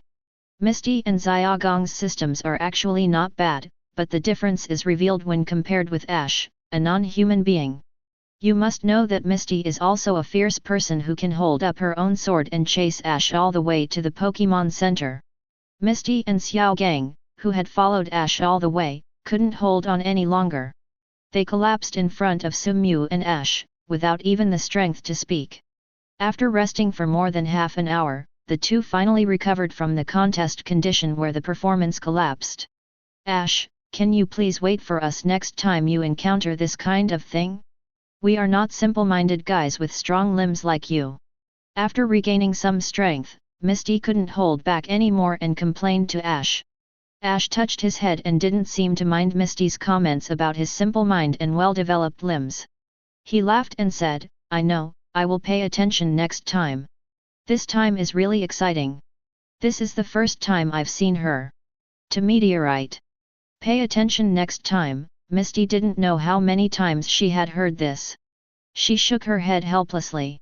In a simple exchange with the 3 Ashes, Sumew also understood why the 3 of them appeared here. It turned out that like Sumew, they were preparing to go to the wild wilderness area of Fuchsia City. They encountered the falling meteorite while traveling, so they followed the falling meteorite all the way and finally arrived here.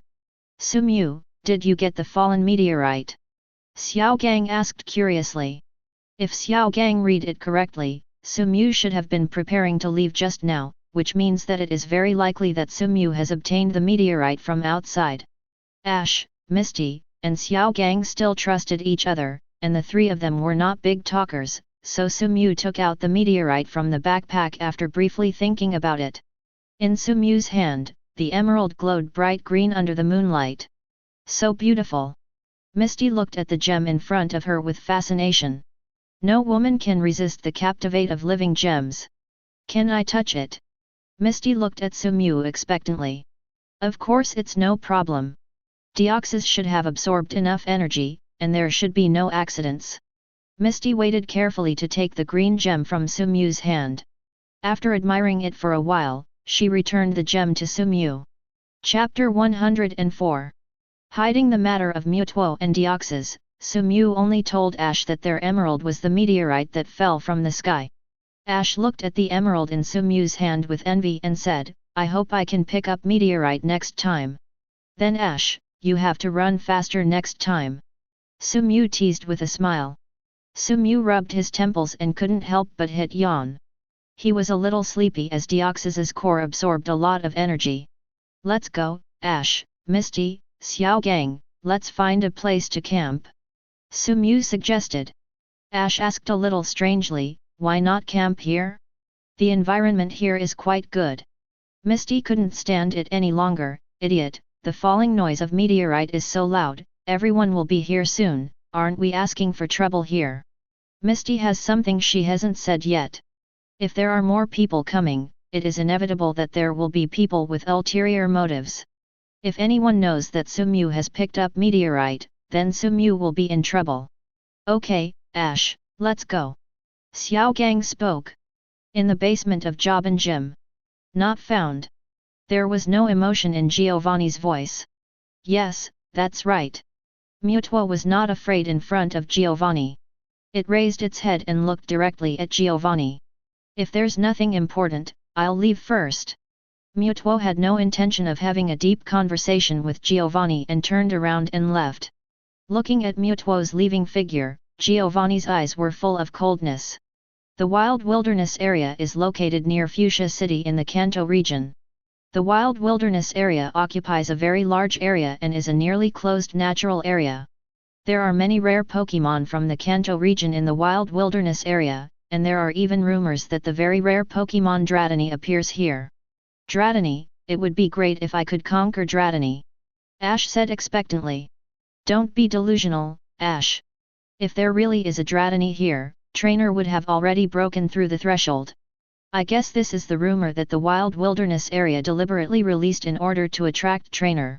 Unlike Ash, Misty clearly knows how precious Dratini is. This is a Pokémon that can really drive people crazy. If there really were Dratini in the Wild Wilderness area, those trainers who dreamed of becoming famous overnight would have dug out Dratini long ago. But until now, no one has seen Dratini, which shows that this is just a marketing tool for the operators of the wilderness area. After entering the Wild Wilderness area, staff will come forward to receive you. The Wild Wilderness area is a place specially opened for trainers. As long as you are a citizen of Alliance, you can directly enter the Wild Wilderness area after paying an admission fee of 500 yuan. However, in the wild area, it is not allowed to use Pokeballs other than the Safari Ball issued by the Wilderness area to capture Pokémon. If you violate the rules, you will be severely punished. The admission fee is actually very cheap, within the affordable range for anyone, and can be easily paid. Of course, Wild Wilderness area is not a public welfare organization, they also want to make money. The Safari Ball that can be exchanged for 500 yuan is the lowest quality ball. Trying to catch Pokémon with this kind of ball is almost like a dream. Even the weakest Magikarp is not easy to catch with the Safari Ball. Therefore, most trainers will choose to spend money to buy Pokeballs with better materials. Selling Safari Balls of various materials is the main source of income for the wilderness area. The highest quality Pokeball costs 20,000. Looking at the price tag on the most expensive Safari Ball, Ash took a breath. Even people like Ash who are not sensitive to money know that this is absolutely an astronomical figure. The Safari Ball should be specially prepared, only those who can afford such a Safari Ball. Although Sumew and Ash are not poor, they cannot afford such a high-priced Safari Ball. What they finally chose was the Safari Ball, which cost 2,000 yuan each. It was several times more expensive than the normal Poke Ball, but it was still within their acceptable range. After all, many rare Pokémon can be caught in the Wild Wilderness area, and the Safari Ball was a little more expensive. The premium is also acceptable. Please give me flowers. Sumew did not buy dozens of Safari Balls like Ash and others, he simply bought 5. Unlike Ash, he was not very interested in the so-called rare Pokémon in the Wild Wilderness area. He just wanted to see the Dratini hiding in Dragon Valley, and he didn't even have any intention of conquering it. If I remember correctly, that Dratini still has its mother. Normally, it is difficult to tame a Pokémon that lives with its parents, unless it is forced to tame Dratini regardless of its wishes. A tough melon is not sweet, this is Sumew's rule for conquering Pokémon. Speaking of which, none of the Pokémon in Sumew's hands has been conquered through battle. Banjira and Gengar were issued by the system, Venusaur was the Earl Dervish Pokémon he got from Professor Oak, Clefable voluntarily traveled with him, Scyther joined Sumew's team for strength, and Charmeleon was recruited by someone. Abandoned, Lapras was entrusted to him by Lorelei himself, so Sumew's Pokémon all follow him voluntarily. This should be considered the treatment of the protagonist, Sumew said with a smile. Misty, Ash, Xiaogang, come here quickly. There are Tauros here. Ash seemed to have a soft spot for Tauros. As soon as he entered the wild wilderness area, he couldn't wait to conquer Tauros. The most important thing I forgot to mention is that Pokémon battles are not allowed in the wild wilderness area. If you want to catch Pokémon, you can only rely on other methods, or go directly to Safari Ball. When facing energetic Pokémon, the chance of successfully catching them directly with Safari Ball is not high, so if Normal wants to catch the right Pokémon, he needs to consume a lot of Safari Balls. I conquered Tauros! Ash shouted excitedly, holding the Safari Ball that was no longer shaking in his hand. Sumew was a little dumbfounded. Didn't it say that it is difficult to catch Pokémon with one ball? Ash, what is going on? Is this the legendary one-goal Superman? Chapter 105. Next, Ash showed Sumew what a superb throwing technique is. He just tossed it and a Tauros was subdued. However, compared with Xiaohao, the orthodox one-goal Superman, Ash still has a lot of room for improvement. The Pokémon he can conquer with one ball seems to be limited to Tauros. Sumew only conquered other Pokémon after meeting Ash more than once because the Pokémon escaped. Only Tauros can be conquered with one ball. The four of them wandered around the wild wilderness area for a long time, and the Tauros that Ash had tamed could no longer be packed in his backpack. If Sumew calculated correctly, Ash had tamed at least 10 Tauros. Only a trainer like Ash with the support of Professor Oak can conquer Pokémon so unscrupulously.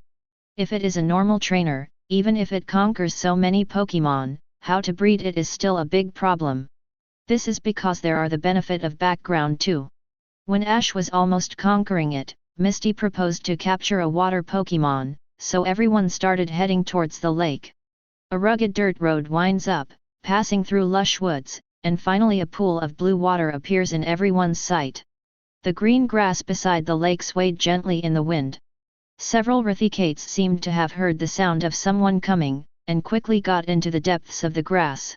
The people who reached the lake finally stopped moving forward. Misty, Misty, Slowpoke, hey! Ash, who came to Hibaian, pointed at a dog not far away that ran onto land and shouted. It seems that he hopes Misty can conquer this Slowpoke. Looking at this stupid Pokémon not far away, Misty suddenly became angry and shouted at Ash, I don't want to tame Slowpoke. It's no wonder that Misty is so angry. Ever since she subdued Psyduck, her Psyduck has been trying to revive her every now and then. If she subdues another Slowpoke and forms a sleeping dragon and phoenix combination with Psyduck, she doesn't know what to expect next. Lived. By the way, Misty touched the Pokémon on her waist and discovered something very important. Why was her Psyduck missing? Psyduck. Psyduck. Ash, Xiaogang, Sumew, my Psyduck is gone. There was a hint of crying in Misty's voice. Although Misty usually has a bad attitude towards Psyduck, it's just that she hates iron and cannot make steel. In fact, she still treasured her Psyduck, but suddenly she found that her Psyduck was missing. It was strange that she was not in a hurry. Sumew pointed not far away and said to Misty speechlessly, your Psyduck is over there. Looking in the direction of Sumew's finger, I saw that Psyduck was beside Slowpoke at this time, and the two Pokémon who could compete for the title of the most smart in the Pokémon world began to talk to each other. Gah! Stay! Gah! Forget it, don't worry about it, let's go capture the Pokémon. Misty said angrily. She was so stupid to worry about her Psyduck. I guess even if something happened to her, her Psyduck would not. Tommy stared at the poacher in front of him fiercely, and Rage said, don't even think about it, even if I die, I will never give Dratini to a guy like you. You, such a person, do not deserve a mini pet. Stop, stop. The old man who collapsed on the ground shouted at the middle-aged man, do you know what you are doing? If you do this, the entire dragon nest will be destroyed, and all the Pokémon in the lake will be destroyed. It will have a huge impact because of the habitat script, and many Pokémon will die. There was such a big movement in the wild wilderness area that made Sumyu very curious. He also wanted to know what happened in the valley in the distance. Sumyu shrugged her shoulders and followed Misty and the others to the edge of the pool. Everyone took out the fishing rod that had been prepared and started a leisurely fishing trip. Agrin aims at the lake and uses the destruction death ray. "Hey, let's go," Misty said with some disappointment. She originally wanted to catch a suitable water Pokémon in the wild wilderness area to increase the strength of the team, but it was too difficult to catch her favorite Pokémon. At this time in the valley, a middle-aged man wearing a black uniform continued to destroy people in the valley. Haha! The middle-aged man smiled evilly at the injured old man on the ground. "It's none of my business if they're dead. Old guy, if you know what's going on, hand over Dratini quickly. That way I don't have to do it anymore. Has it been destroyed?" Ash and others were also curious. After hearing Sumyu's suggestion, they immediately set off towards the valley in the distance. Just as everyone was preparing to make some repairs and continue to capture Pokémon tomorrow, suddenly a violent rumbling sound came from a valley in the distance. The sound came from far to near, and everyone who heard the sound showed surprised expressions. It's a bit unclear what exactly happened. Let's go and take a look. Sumyu finally made a decision. "Come out, Gyarados, and find Dratini hidden at the bottom of the lake for me." Hunter K threw a poke ball, and a vicious-looking Gyarados appeared in the lake. "Staryu, Goldeen, Magikarp, Poliwag, Marilu. Well, let's go then." Everyone has been fishing by the river for a long time but has not come across the water Pokémon they like. The Pokémon in the lake are all Pokémon with poor foundation and weak strength, and have almost no breeder value. Tommy's words completely angered K. K took a few steps and walked in front of Tommy. He stepped on Tommy's face with his foot, crushed it hard, and said, "You should feel guilty, it's all because of your stubbornness, so many Pokémon died, and I don't deserve to get Dratini? Ha ha ha ha, what a big joke. No one in this world is more qualified to get Dratini than me, the Hunter K." The Orberg beast wearing Tetsu armor began to wreak havoc in the originally peaceful valley after receiving trainer's instructions. Hyper beam ejected from Agrin's mouth and shot directly from the lake surface to the reef at the bottom of the lake. The entire dragon the lake water in the valley began to shake violently. "Old guy, take a good look and see how I conquered Dratini." Chapter 106. Most of the Pokémon in Dragon Nest are Pokémon without any combat experience, and have no power to fight back against Hunter K's Gyarados. Gyarados began to wreak havoc in the lake, venting his anger. Its eyes burst out with blue light, and under the control of Gyarados, a violent hurricane emerged on the lake. The originally quiet and peaceful Dragon Valley was completely destroyed. Dragonair, who was hiding at the bottom of the valley, finally couldn't bear it anymore as he watched his habitat being destroyed and all the Pokémon in the lake being severely damaged. Along with the Dragon Rage launched from the bottom of the lake, Dragonair reached the surface of the lake. Gyarados, who was hit by Dragon Rage, shook his head and recovered. Dragonair is not a Pokémon good at fighting, and it has not been well trained. The Dragon Rage it fired did not cause much damage to Gyarados. "Ha ha ha ha, you finally couldn't help but come out? It's actually a Dragonair.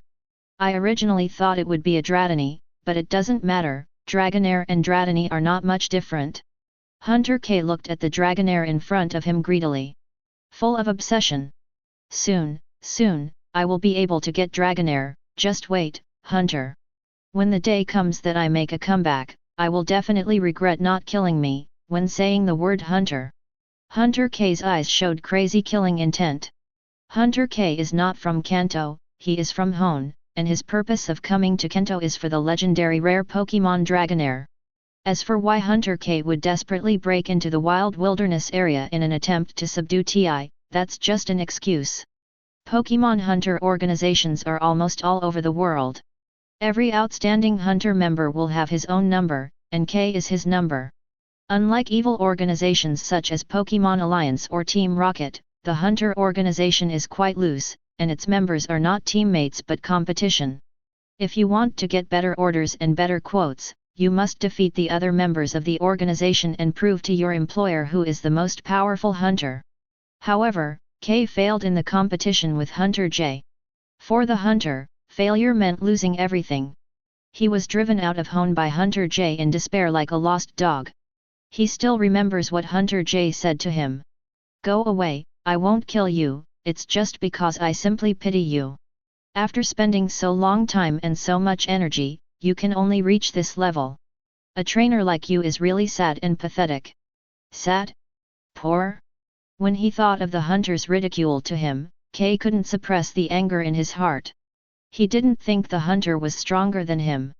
She was able to defeat him just because of good luck. If he also had a Pokémon as powerful as Salamence, he believed that Hunter J would never be his rival. "Just wait, Hunter, I will be back soon, and then I will take back everything that originally belonged to me." Hunter K's eyes became firm, and he vowed to close his eyes on the Dragonair in front of him. "Are you that Dratini?" Looking at Dragonair on the lake and the cross scar on Dragonair's forehead, Tommy's eyes became moist. "It's so nice to know it's alive." After seeing Dragonair, Tommy's body suddenly burst out with powerful power. He broke free from Hunter K's feet, hugged Hunter K and threw him to the ground. He shouted to Dragonair, "Quickly! Run, Dragonair, run quickly, you are not his rival, run as far as possible and never come back again." Looking at Tommy who threw himself at Hunter K regardless of his own life, Dragonair smiled. It felt Tommy's love and care for it again, just like it did more than 30 years ago, and it had not changed at all. "But you can't run, for Tommy, for Dragon Nest, for the Pokémon living here, and most importantly for its just-born child." Dragonair's face became determined, and the gem on his chest glowed brightly. "Ha!" Under Dragonair's shout, the heaven and earth shook. In an instant, the situation suddenly changed, and the originally sunny soaring in the sky suddenly became covered with dark clouds, causing the entire soaring in the sky to change color.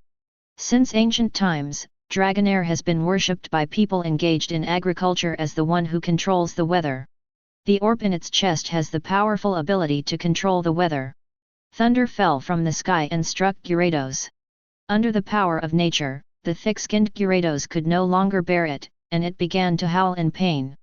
Seeing Dragonair's powerful Hunter K, he was not surprised but overjoyed. He pushed Tommy away and gave Tommy a few hard kicks. "Ha ha ha ha, this kind of Pokémon is worthy of me, Agron, hurry up and do it." Hunter K called Agron to come forward to help. After receiving the trainer's instructions, Agron opened its mouth and shouted loudly, and its mouth began to make an unbearable sound like the friction of a vault. Metal sound. Hearing the annoying sound that made him feel uncomfortable from the bottom of his heart, Dragonair showed pain. Under the interference of metal sound, it could no longer control the thunder freely. At this time, Gyarados had also recovered from the damage caused by the thunder. Gyarados, whose temper was not good to begin with, was completely irritated. It rushed towards Dragonair with lightning speed, opened its mouth and bit Dragonair's neck fiercely. Ha! Under the severe pain, Dragonair almost fainted, and it let out a painful wail from its mouth. Dragonair began a violent struggle, trying to escape from Gyarados' mouth. However, everything is in vain. Gyarados, bites prey, has no intention of letting go. The more powerful Dragonair's struggle is, the more powerful its attack will be. It wants Dragonair to know what will happen to Gyarados if it offends it. Tommy closed his eyes and didn't dare to look any more. He hated himself. He had never hated himself as much as he did today. It would be great if he was a powerful trainer. In that case, he could drive away the poachers and save Dragonair. Chirp! Chirp! At some point a Dratini appeared on the lake. After seeing Dragonair being bitten by Gyarados, Dratini launched an attack on Gyarados without hesitation. Chapter 107. Hunter K no longer knew how to describe his mood at this time. At this time, he was extremely sure that he was God's favorite. Originally I just wanted to conquer Dragonair, but I didn't expect that I would buy one get one free and get a Dratini as a gift. Ha ha ha ha, even God is on my side, why are you fighting me, Hunter? Just wait for me, I will fight back to Hone soon. Ha! Ha! Dragonair, who was bitten by Gyarados, didn't care about anything else at this time and used all his strength to roar, trying to get Dratini to leave quickly. The originally obedient Dratini, uncharacteristically, did not listen to Dragonair's words and chose to leave. It showed determination and kept bumping into Gyarados in front of it. It wanted to save its mother from Gyarados' mouth. Although Dratini's tackle hit Gyarados like a tickle, Gyarados was no longer bothered by the constant harassment of ants. He raised his tail high and hit Dratini hard. Ha! Dragonair's heart was broken when he saw the scene in front of him, and he let out a miserable scream. At this critical moment, Sumew finally arrived. Gengar, use the Shadow Ball.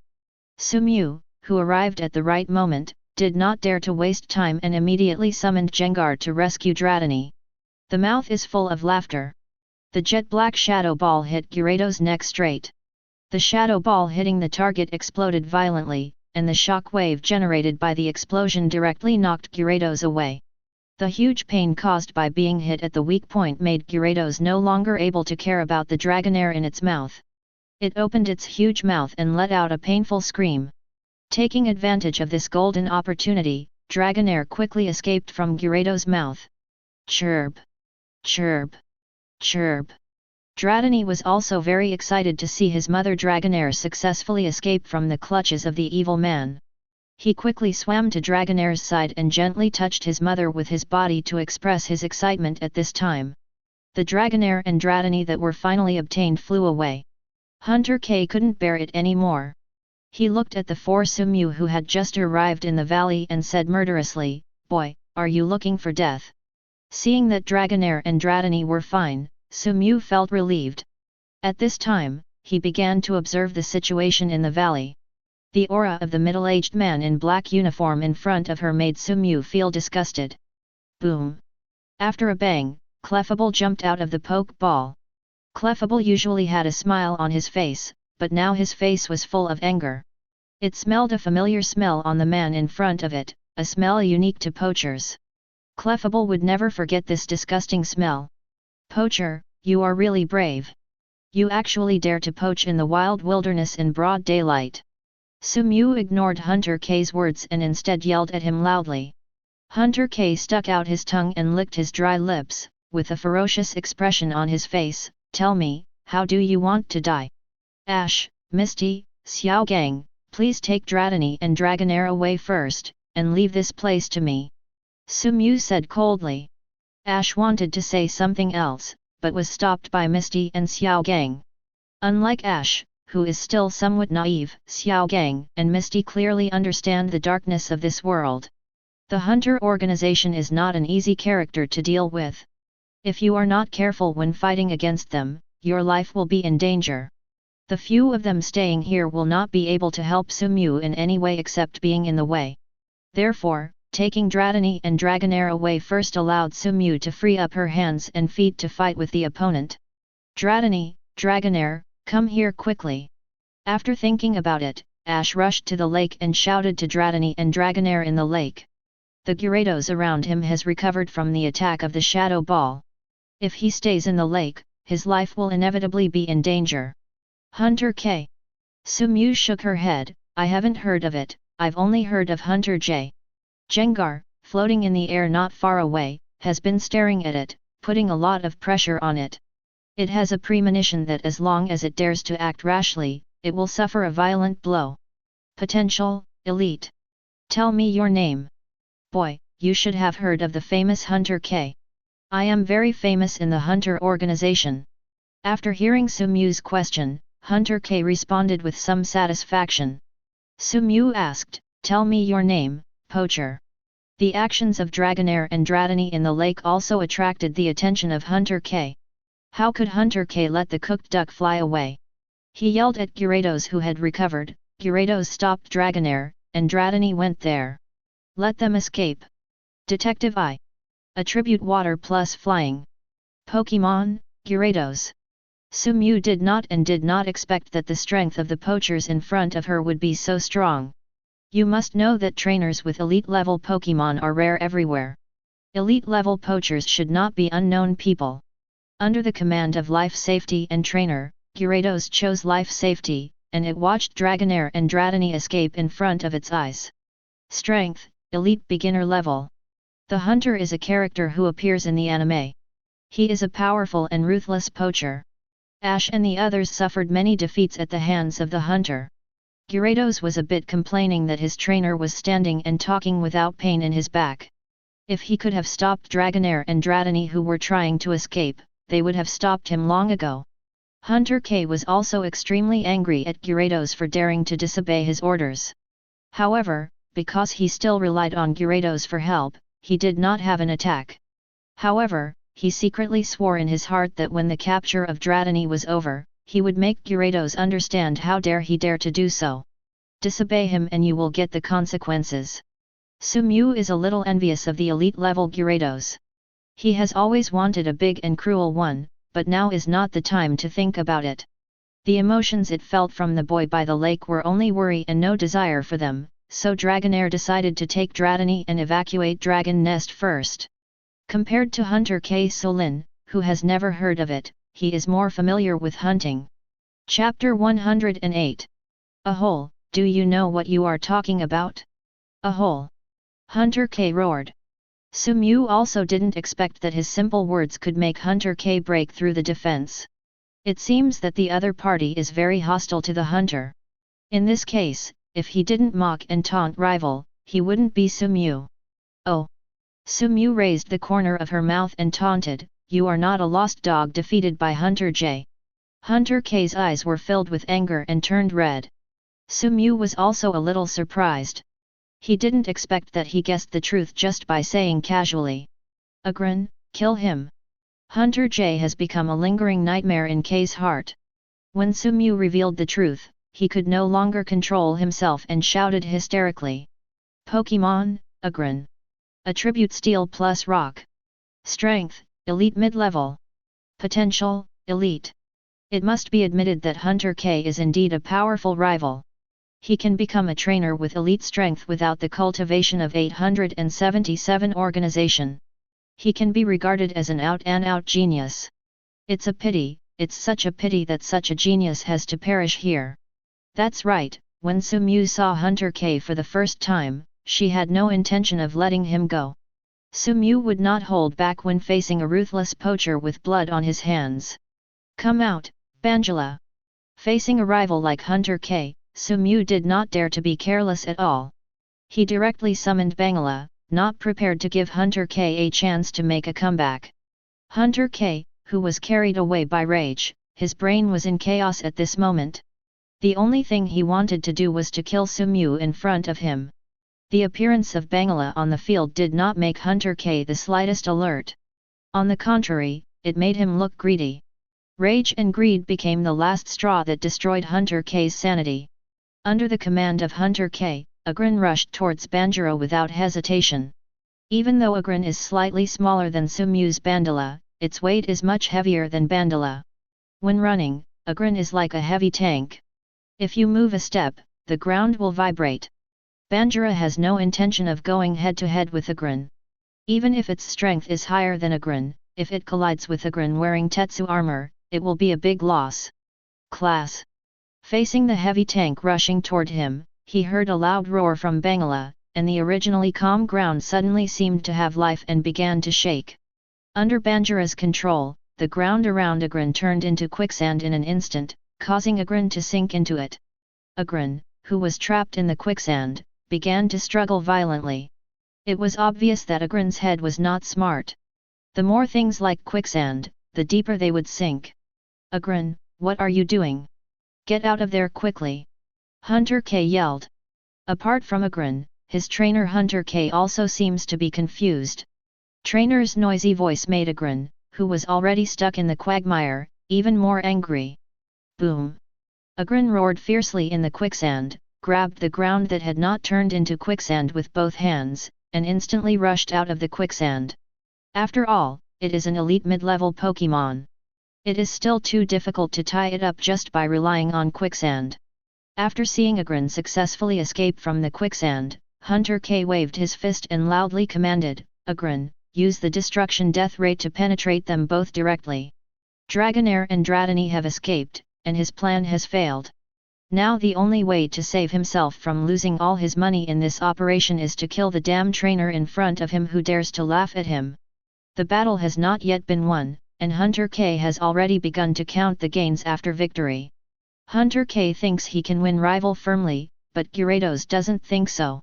Hunter K on the shore now only has eyes for Sumew and his Banjira, and no longer cares about Gyarados in the lake.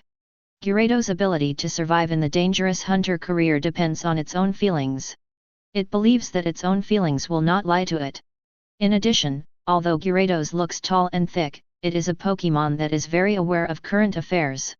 Its smart little mind has realized that today's battle is not like Mikey's usual. The order Gengar received was to contain Gyarados. Since Gyarados had no intention of taking action, it would naturally not be happy in peace. If you want to take Banjira and Clefable away from him, stop dreaming. The most important thing Hunter K should consider now is how to impress Sumew while waiting to beg for mercy. Trainer's instructions are exactly what Agron meant. It has not been suppressed like this for a long time. It wants revenge to come back. Only in this way can the anger in their hearts be reduced. Being able to die quickly is what he should consider most. Looking at the angry Agron in front of her, Sumew looked at it with pity and said, "Why bother? Isn't it better to just stay in the quicksand? Why come up and be tortured?" The Banjira on the field gave it a frightened feeling, and it had a premonition that if it took action now, it would most likely end up miserable. The reason why Gyarados didn't take action is much more complicated. It was not Hunter K's personal breeder Pokémon since he was a child, and it didn't have much affection for Hunter K. Sumew didn't know what Hunter K was thinking at this time. If he knew, he would probably laugh out loud. Then he will seize his Pokémon. Without Dragonair and Dratini, Banjira can barely accept it. After all, Banjira is also a quasi-god level Pokémon. By the way, that Clefable is also very good and can probably be sold for a good price. While Banjira and Agron were fighting fiercely, Gengar and Gyarados in the lake had no intention of taking action.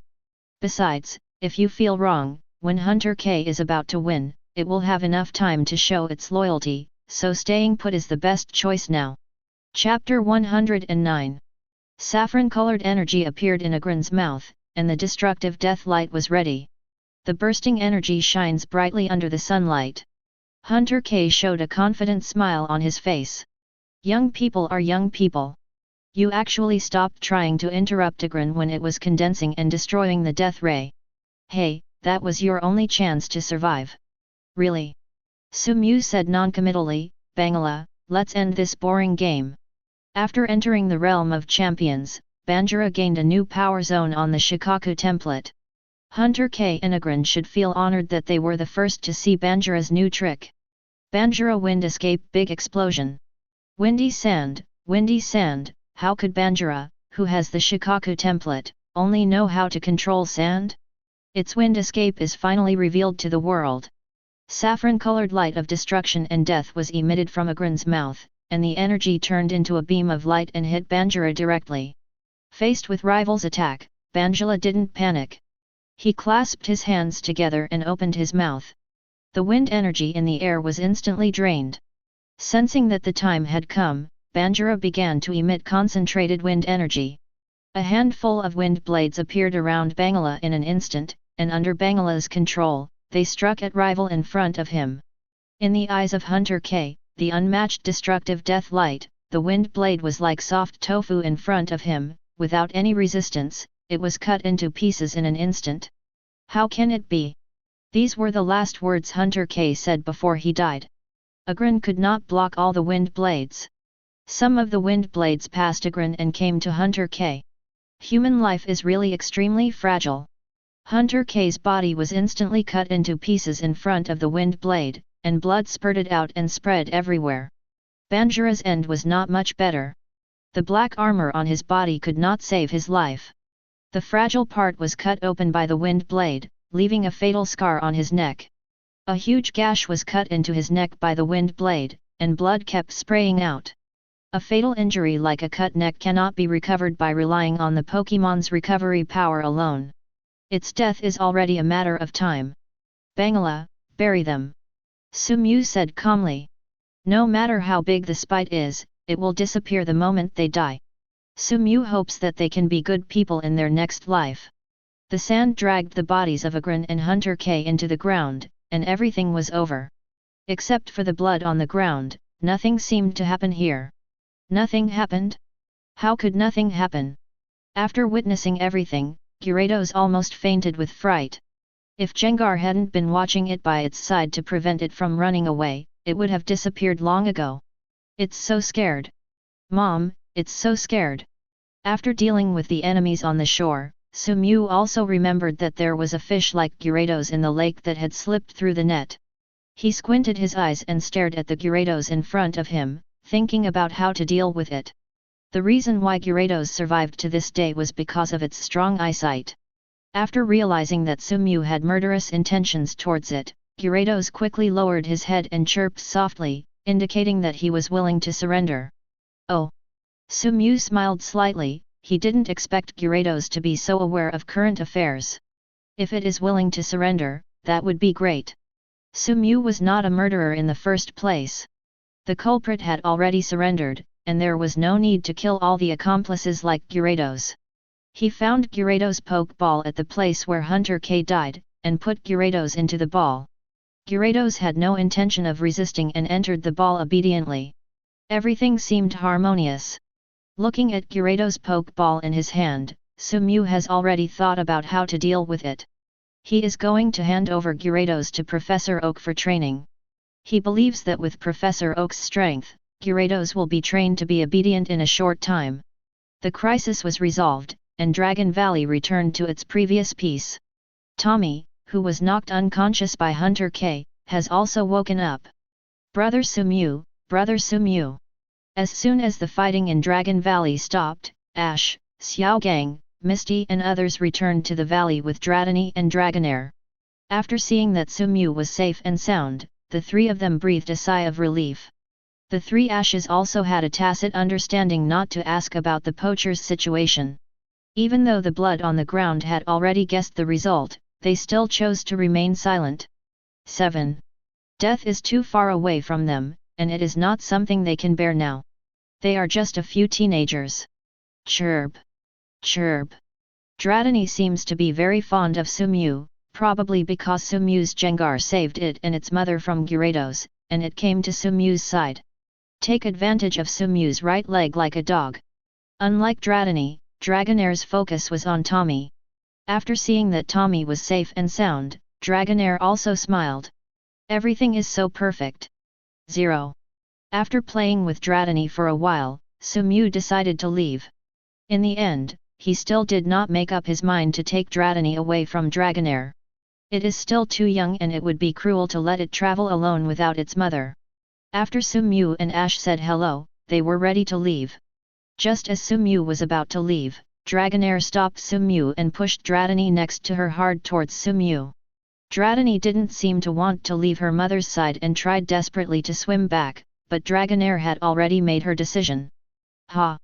It scolded the Dratini in front of it, hoping it would obey. Misty, Xiaogang, why does Dragonair want Dratini to travel with Sumew? Ash asked a little confused, it must also be reluctant to part with its child.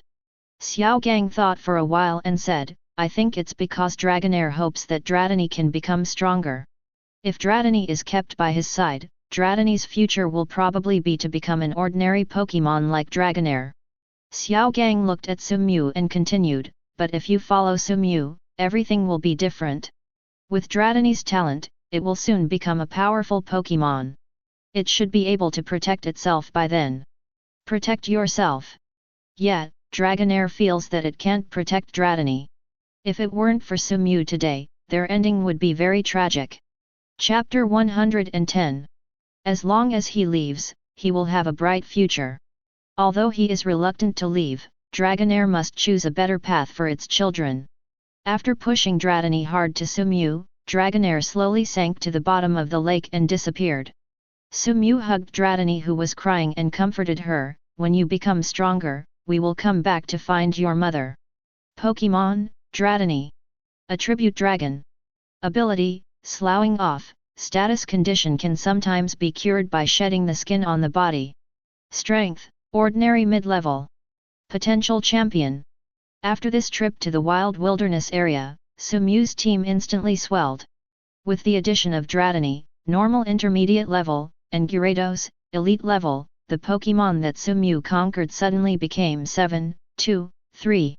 There are 9 of them, namely Banjira, beginner level champion, Gengar, intermediate elite level, Scyther, beginner level elite, Venusaur, intermediate level gym, Clefable, elementary level gym, Charmeleon, elite, advanced level, Lapras, elite level. There were too many Pokémon on hand, and Sumew could no longer take care of them. He had to send some Pokémon to Professor Oak for Professor Oak to help take care of them. Saying goodbye to the Ash Trio, Sumew left the wild wilderness area and found the nearby Pokémon Center. Professor Oak, I want to send some Pokémon to your research center, Sumew said directly after answering the video call. At this time, Professor Oak was eating his dinner in the research center, a bowl of instant noodles soaked in scald. Professor Oak swallowed the instant noodles in his mouth, showed a satisfied expression, and began to reply, "No problem, did you catch a new Pokémon?" "Yes, Professor Oak, it's Dratini and Gyarados," Sumew replied calmly. "Gyarados? Dratini?" Professor Oak choked on his instant noodles when he was excited, and he started coughing violently. It took a lot of effort for Professor Oak to recover from the shock, and he asked curiously, "Where did you catch Dratini?" "Forget about Gyarados, Dratini is not a Pokémon that Salation can encounter on the street. As a quasi-god of Kanto, Dratini is quite rare. Wild wilderness area near Fuchsia City." Professor Oak suddenly realized, so, it seems that the rumors about Dratini in the wild wilderness area are true. After satisfying his curiosity, Professor Oak continued, "Sumew, can you send your Venusaur and Scyther here as well?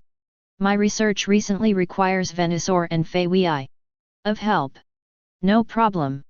Sumew originally planned to teleport Gyarados back to Professor Oak's laboratory, but Professor Oak made a request and Sumew did not refuse. Just as Sumew was about to teleport the 3 Pokémon to Professor Oak's research institute, Gengar suddenly appeared. The mouth is full of laughter. Looking at Gengar dancing in front of him, Sumew probably understood what it meant. "Do you want to go back to Professor Oak's academy to practice?" Gengar. "Cowgee cowgee." Gengar smiled and nodded. After fighting against the fork-winged bat, and witnessing the battle between Mewtwo and Deoxys, Gengar deeply felt his own lack of strength. He planned to go to Professor Oak's research institute to practice in seclusion for a period of time, waiting for when he would use the energy on the Mega Evolution Stone. Come back after absorbing it all. His Pokémon was enterprising, so how could Sumew not meet its requirements? So, together with Gengar, Gyarados, Venusaur, and Scyther, a total of 4 Pokémon were sent back to the research center by Sumew. 4 Pokémon were teleported away at once, and Sumew's team suddenly became a lot deserted. Fortunately, there is still Bangira left in the team, otherwise, if he encounters some powerful rival Sumew during the journey, it will be over. After all, if Sumew didn't use Banjira now, she would be a proper rookie trainer. The strongest Pokémon in my hand is the gym-level entry-level Clefable. It's getting late, it's time to rest. After experiencing the accident in the wild area, Sumew was also a little tired. He came to the front desk of the Pokémon Center, applied for a room, and fell asleep. Early the next morning, Sumew received a call from Professor Oak. He used his strong willpower to get up from the bed, steeled himself and listened carefully. Sumew also understood what Professor Oak meant after hanging up the phone. Sumew, who had not yet woken up, lay on the bed, picked up her cell phone, called Yon, and asked, "Professor Oak, do you have anything to do with me?" Chirp. Kaz Gym and Yas Gym? If Sumew remembers correctly, these 2 gyms are in different gyms, and they destroyed the originally relatively developed Dark City. Dratini and Lapras are about the same age, and both are younger Pokémon, so the 2 little guys have a lot in common. In order to compete for the title of the official gym, the 2 gyms frequently fought together on the streets of Dark City, which made the residents of Dark City full of complaints. But this is the plot in the animation after all. It is not clear whether it will be different in reality. Sumew still has to go to the Dark City and observe it in person before making a final judgment. I understand, Yin Yin Ren. Gym Inspector. Sumew didn't dare to neglect Professor Oak when she heard that he had something important to ask her. Because the two gyms in Dark City, Kaz Gym and Yas Gym, are applying for official gyms, Professor Oak hopes that Sumew will use her own judgment to help Alliance decide which gym is more qualified to be an official gym. When he learned that the next stop of Sumew's journey was the Dark City, Professor Oak hoped that he could review the two gyms in the Dark Gym. In addition, both Pokémon like swimming, and they have the same hobby and can't wait to stick together every day these 2 days. Dratini and Lapras were playing happily in the pool. The child had just left home like this. He was very reluctant to leave his mother, but once he found his favorite little friend, everything was taken care of. Chirp. These two gyms should be ineligible to become official gyms in 5.7. Chirp. Chapter 111. Dratini uses the Twister skill. Sumew started special training for Dratini the day after acquiring Dratini. After half a day of special training, Sumew also roughly understood Dratini's situation. Not very optimistic. Perhaps it was because Dragonair doted on Dratini too much, and because there was no danger in the habitat, Dragonair did not teach Dratini much fighting skills. So now Dratini has no talent and almost no fighting skills. Fortunately, Dratini is not old and has enough time to develop his fighting talents. What Sumew needs to do now is to lead Dratini in a lot of battles. This is what Dratini needs most now. Speaking of battles, with Dratini's current level, the best rival is the insect-catching boy, so Sumew is not planning to rush to the Dark City, but plans to stay here for a few days before setting off. It stands to reason that the most indispensable thing in the Pokémon world is the insect-catching boys.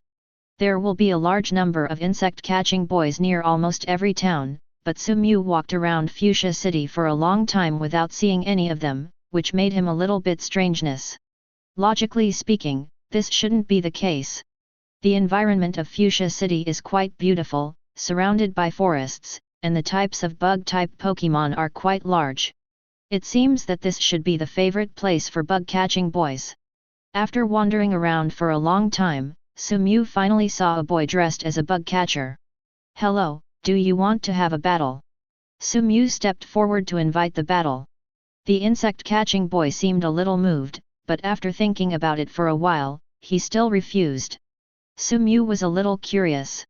He could clearly feel that the other party still wanted to fight, so why did he refuse? After his questioning, he finally understood why all the insect-catching boys nearby were missing.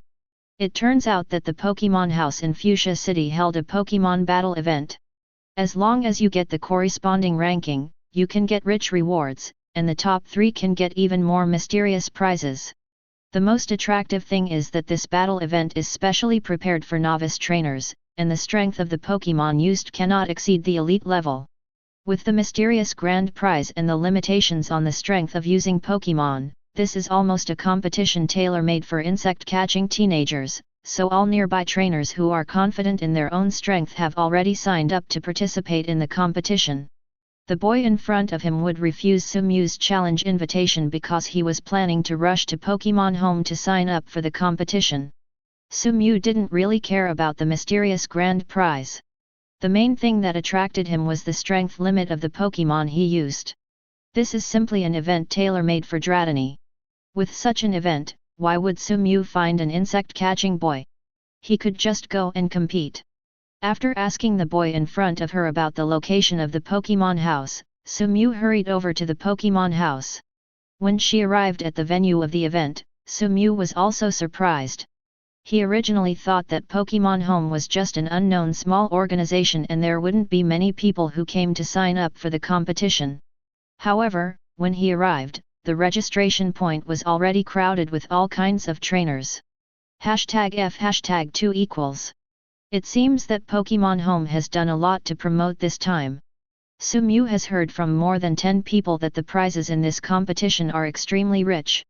This also aroused Sumew's curiosity, and he also wanted to know what kind of prizes could attract so many trainers to participate in the competition. You must know that not all rookie trainers are here. Sumyu has seen many trainers in their 30s who dare to participate.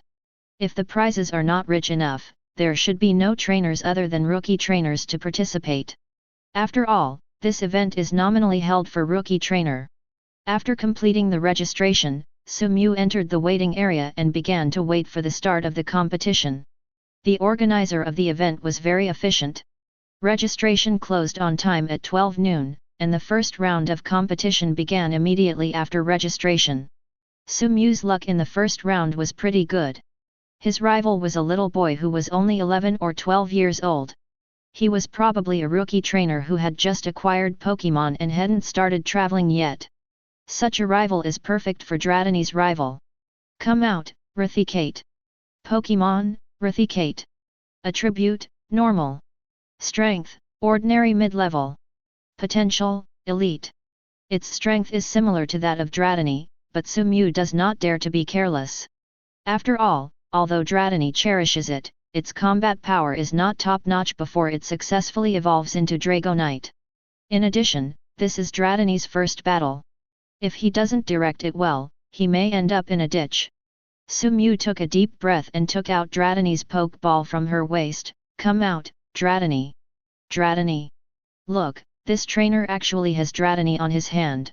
I'm so envious, and Dratini is so cute. Cute and handsome, I wonder when I will be able to conquer Dratini. 800. Dratini immediately attracted the attention of the audience as soon as he came on the stage. In addition to the audience watching their game, other spectators on the battlefield also rushed up after hearing Dratini. Soon, the area around Sumyu's battlefield was full. Audience. Looking at the huge crowd of spectators around him, who were still calling out his name, Dratini seemed a little scared and backed away slightly. Don't worry about other people, Dratini. Sumyu stopped the retreating Dratini and said solemnly, your rival is the Rathicate in front of you. Other people and things are not your concern. Chirp. After hearing Sumyu's instructions, Dratini nodded heavily. It tried not to pay attention to the surrounding audience and focused all its attention on Dratini. The referee who was in charge of this match did not expect to see such a precious Pokémon as Dratini in the match. He was also stunned for a while. It was not until Sumyu reminded the referee that he finally came to his senses. Ahem, cough, cough. He coughed twice to cover up his embarrassment and announced the start of the game. Trainers on both sides are ready. The first round of the battle will be between Dratini and Rathicate. The game begins. Chapter 112. Most of the surrounding spectators were optimistic that Dratini could win this battle, and even Sumyu's rival was a little less optimistic about his own Rathicate. But Sumyu didn't think so. There is a difference between wild Pokémon and Pokémon carefully raised by trainers. Wild Pokémon spend most of their time playing and looking for food, and few Pokémon can spare time for training. But the Pokémon that are trained by trainer-breeder are different. Trainers will arrange everything for Pokémon before. Whether it is food or other miscellaneous things, help Pokémon will arrange them properly. The only thing a Pokémon that is conquered by a trainer needs to do is become stronger, so most of them wild Pokémon will be at a huge disadvantage when facing trainer Pokémon. This is not only about tactics, but also about physical fitness. Wild Pokémon without a lot of resources and poor talent will hardly be the rival of trainers Pokémon unless their talents are really outstanding. Although Dratini has now been subdued by Sumyu, it is actually not much different from wild Pokémon as it was just subdued, so it is not easy to win this battle. Dratini, use Twister.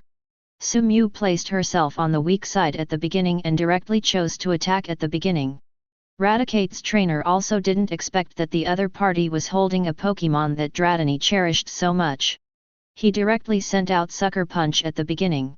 This was something he didn't expect. Fortunately, its Rathicate combat quality is still very good. Although it did not receive orders from trainer, it reacted as soon as Dratini launched its attack and successfully avoided Dratini's Twister skill. Seeing the shaky Twister skill used by Dratini, Sumyu helplessly shook her head. This is also the main reason why he chooses to attack. Dratini's Twister skill is released slowly and moves slowly. If he doesn't try to attack at the beginning, it will be difficult to hit the agile Raticate. Raticate's trainer had already reacted at this time. Dratini was not as strong as he thought. There was an excited look on his face and he loudly commanded, "Raticate, use Hyper Fang." There was no room for him not to be excited. Rival was Dratini. If he could defeat Dratini, it would be enough for him to brag among his friends for a long time. After receiving trainer's order, Raticate opened its mouth and exposed its big front teeth. Then it exerted force on all four limbs and fired towards Sumu's Dratini like a normal cannonball. Dratini was a little panicked, looking at the speeding Raticate, it was a little scared. "Don't panic, Dratini, use Dragon's Tail." After meeting Rival's Pokémon, Sumu had already made a battle plan, so when faced with Raticate rushing towards Dratini, Sumu was not nervous at all. Everything was as he expected. Sumu's calm voice drove away the panic deep in Dratini's heart. Following Sumu's command, it raised its tail and struck hard at the Raticate coming towards it. Dragon's Tail's special effects take effect. The moment the Dragon's Tail hit Rival, Raticate was forcibly knocked back. The faster it came, the stronger the force it received when it was knocked back. "Now Dratini, use the Twister skill. Now is the best time to release the skill, and Sumu cannot let it go." Dratini's eyes began to burst with purple light. Under the influence of the strong light, Twister slowly appeared behind Raticate. Raticate, who was still in the fight-back contest condition, had no way to escape, so he could only bump into the Twister behind him. Although Dratini's Twister skill has various shortcomings, its power is still guaranteed. Raticate, who was hit by Twister, was instantly swept up to the highest altitude by Twister and thrown down hard. The powerful force caused Raticate to smash a big hole in the battlefield the moment it hit the ground.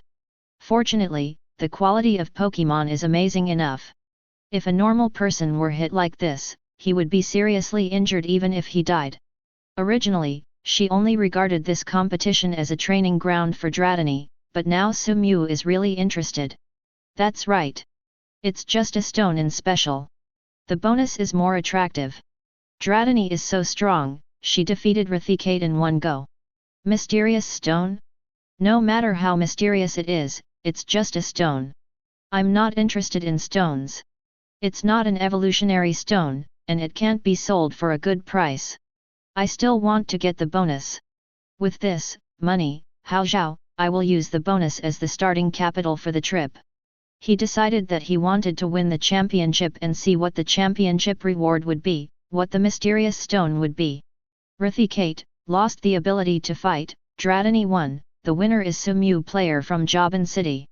Please subscribe, I hope you can subscribe more, the author really needs your subscription, thank you. Seeing Dratini with a happy face, Sumu finally felt relieved. Being so happy after the battle proved that Dratini still liked the battle. This also saved Sumu a lot of trouble. Ever since she obtained Jengar's Mega Evolution Stone on the Santo An, Sumu has become extremely sensitive to the word stone. Will the prize this time be another Mega Evolution Stone? Sumu asked curiously. Hello, may I ask, have you seen that stone? Can you tell me what that stone looks like? Thank you, Meow. Well done, Dratini. After the battle, Sumu also picked up Dratini and praised him. There is still a knowledgeable person in the audience, and he can see the main reason why Dratini can easily win. Stone? Dratini in battle rival also seemed to be in a pretty good mood. Its eyes were narrowed into thin slits, and its mouth was uttering chirp and chirp growl in excitement. The victorious Sumu can now rest in the rest area for a while. The second round of battle will not start until the first round of battle is over. Have you heard? In addition to receiving a generous bonus, the winner of this game will also receive a mysterious stone. The players who won the first round in the rest area started chatting. No, the strength of this Dratini is not strong. It should be said that its strength is about the same as that of Raticate. The main reason why the battle will be decided so quickly is the gap between the two trainers. Chapter 113. The sound is very gentle and gives people a comfortable feeling. The speaker is around 20 years old and has silver hair, which is not common in Kanto. He should be a trainer from another region. Looking at the familiar back of the other party, Sumu frowned and thought. When the other party finished asking questions and turned around, Sumu finally saw his appearance. After seeing the other party's face clearly, Sumu almost screamed. X. The person in front of me is none other than Hone champion Stephen Stone. Stephen Stone is the young owner of Duan Manufacturing, the largest company in Hone, and the youngest champion in Hone's history. Sumu didn't expect to meet Stephen here. It seems that the rumors are not wrong. I heard that the new Hone champion has a unique interest in stones. He does not seem to like the work of the champion. He likes collecting stones. If Sumu guessed correctly, Stephen should have put down what he was doing and rushed to Kanto after hearing that there were special stones here. Hello, do you know me? Stephen smiled and looked at the young man in front of him and said 670. From the surprised expression on Sumu's face, Stephen seemed to understand that Sumu recognized him. After Sumu calmed down, she smiled and replied, Hone is famous, Mr. Stephen, it's not strange for me to recognize him. Stephen scratched his head and said sheepishly, just call me Stephen. Stephen walked to Sumu and found a seat to sit down. He asked strangely, why does a trainer like you come to participate in this competition? Stephen happened to watch Sumu's first round of battle, and he could tell at a glance that Sumu was not a novice trainer. His calmness and tactical planning during the battle were not what a novice trainer could do. I want to train my Dratini. Stephen, you should have noticed that its combat experience is not very rich. Sumu Salation said, what about you? Stephen, are you here for that mysterious stone? Stephen scratched his head and felt a little embarrassed. He didn't expect that his hobby of collecting stones had spread so widely. Even a trainer in Kanto knew about his hobby. Although he was a little embarrassed, Stephen did not deny it. He nodded and said simply, yes, I came here just for this mysterious stone. Stephen, do you know what kind of stone this stone is? Sumu asked. It was definitely not a normal stone that made Stephen Norman come all the way from Hone. Stephen didn't mean to hide anything, he frankly told everything he knew. If I guessed correctly, this should be a Mega Evolution Stone. It is indeed a Mega Evolution Stone. Even if Stephen liked stones no matter how much he liked them, he wouldn't have spent so much effort on an ordinary stone. From Stephen's words, Sumu also got more important information, that is, the Mega Evolution Stone is not a secret, at least it is not a big secret in Alliance, otherwise Stephen would not tell such information casually. A person I just met. Do you also know about the Mega Evolution Stone? Looking at Sumu's surprised expression, Stephen said with a somewhat surprised look on his lips. Although the Mega Evolution Stone is not a big secret, normal people still don't know about it. After all, Alliance has not made the information about the Mega Evolution Stone public yet. Well, I've heard of the Mega Evolution Stone, and I got it in a competition last time. Sumu didn't hide it, and admitted it simply. I see. Then in this competition, we are rival. Stephen, I am also very interested in this Mega Evolution Stone. Sumu looked at Stephen with a smile. Sita, under normal circumstances, Sumu does not have the confidence to defeat Stephen. Even if his Banjira has entered the championship field, it is still too difficult to defeat Stephen who has already won the championship title. But this time is different. This competition limits the strength of Pokémon to the elite level, which gives Sumu the conditions to defeat Stephen. Knowing his identity, he challenged himself without hesitation. Stephen became more and more curious about the person in front of him. He smiled brightly and said, no problem, let's meet in the finals. After the two chatted for a while, they each went to participate in their own subsequent battles. After watching several of Stephen's games, Sumu also noticed the main Pokémon used by Changchun in this game. That was an Aron. Judging from its appearance, it was not very old, probably only about 2 or 3 months old, but its strength was extremely strong. Pokémon, Aron. Attribute Steel plus Rock. Strength, Elite High Level. Potential Champion. Judging from the Pokémon used by Stephen in this competition, he is quite determined to win this competition. Aron has championship potential, and his strength is also the upper limit specified by this competition. Coupled with Steven's excellent commanding ability, almost no rival can cause too much trouble to Steven. He has made great progress and successfully advanced to the finals. Compared with Steven, Sumew's path to promotion is not that easy. Because he had the idea of training Dratini, Sumew also encountered a lot of troubles in the game. If it weren't for his excellent commanding ability in the end and Dratini's strong combat potential in the battle, he would have been really good. It is possible that the boat will capsize in the gutter. Although there were ups and downs along the way, fortunately, I successfully entered the Dark Lord in the end. The finals haven't even started yet, and the audience has already started voting for their favorite champion. Steven will definitely win this competition. Its Aaron is too strong. I also support Steven. Although Sumew is also very strong, Dratini's strength is still a bit worse than Aaron. Dratini and Aaron are both very rare Pokémon. I didn't expect them to appear together in this game. Come on. Steven, come on. Except for a few people, most people are optimistic that Steven can successfully win the championship. After all, Steven has shown strong dominance in previous games, which Sumew does not possess. Okay, stop arguing. The game is about to start. We'll know who will win in the end if we watch carefully. Chapter 114. In the finals, looking at Steven on the opposite side, Sumew was also a little nervous. Steven should be one of the strongest rivals Sumew has encountered so far in her travels. With the shadow of a famous tree, it is still very stressful to face off against a champion. Steven looked much more relaxed. He greeted Sumew with a smile and said, "I hope our duel will be a wonderful duel." Suppressing the nervousness in his heart, Sumew regained his usual calmness and responded calmly, "Of course." After getting the consent of the two people, the referee immediately announced the start of the game. "Go ahead, Aaron." "Please, Charmeleon." The Pokémon used by Steven was exactly what everyone expected, Aaron, but Sumew changed the Pokémon that appeared in the finals. Instead of the Dratini he used before the finals, he chose a new Pokémon, Charmeleon.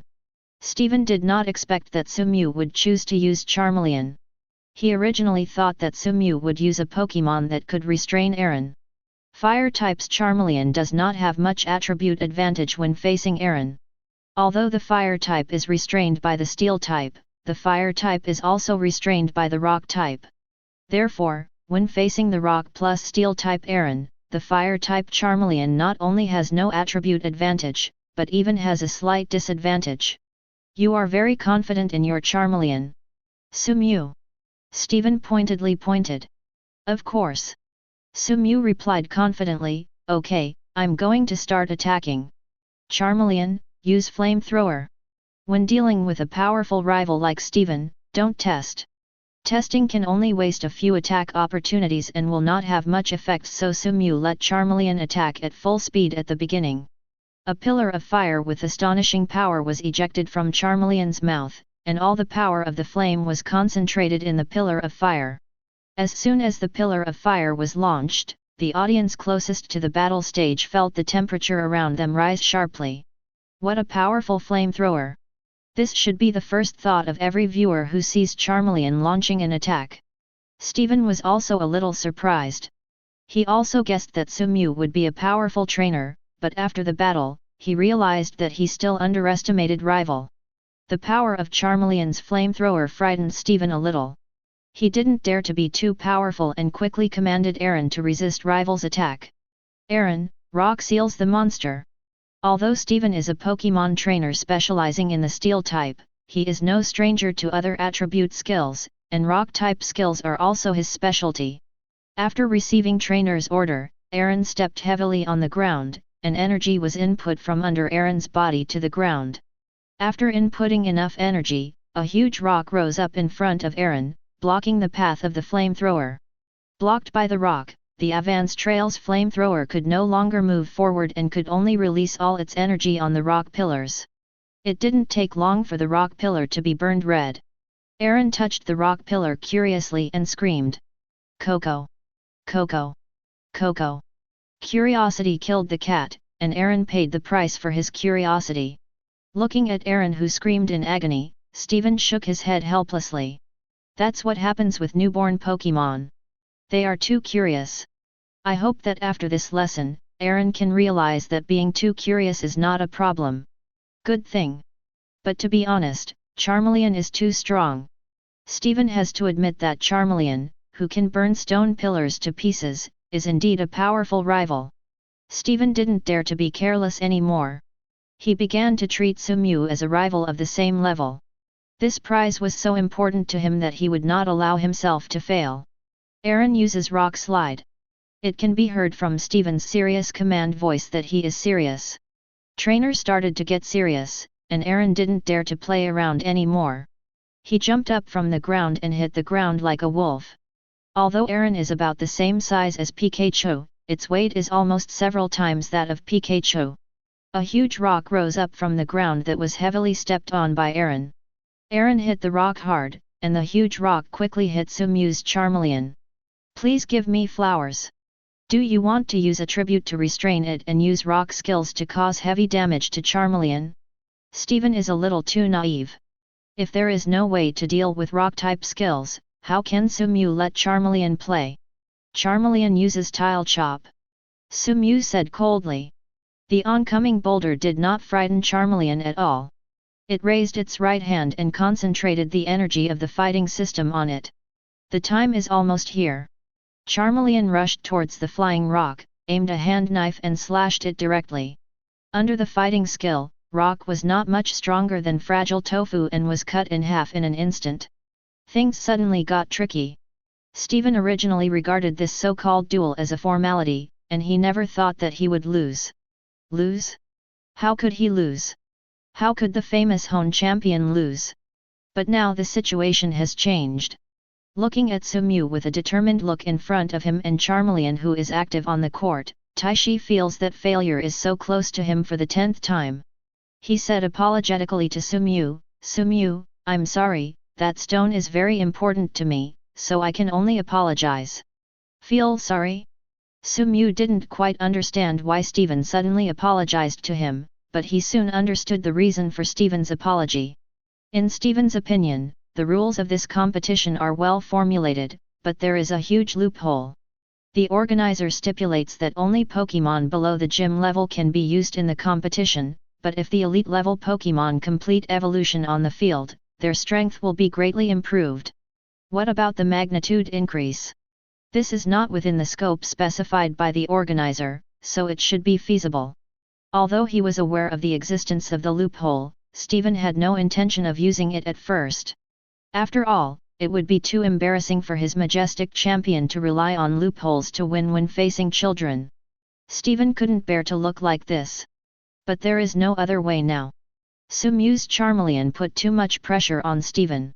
The most important thing is that the stone is too important to Steven, so even though it will be embarrassing, Steven decided to do it.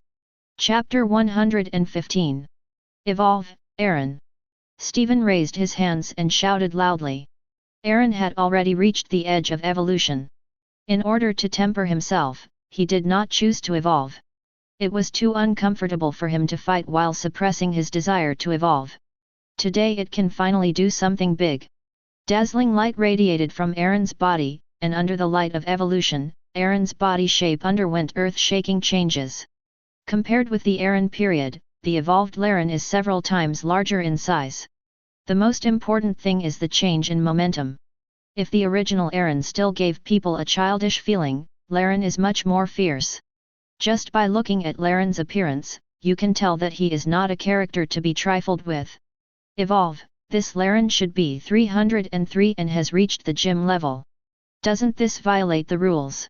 After Steven's Aaron completed its evolution, the audience started a heated discussion. Steven's face was burning. In order to make himself less embarrassed, he could only pretend not to hear what the audience said.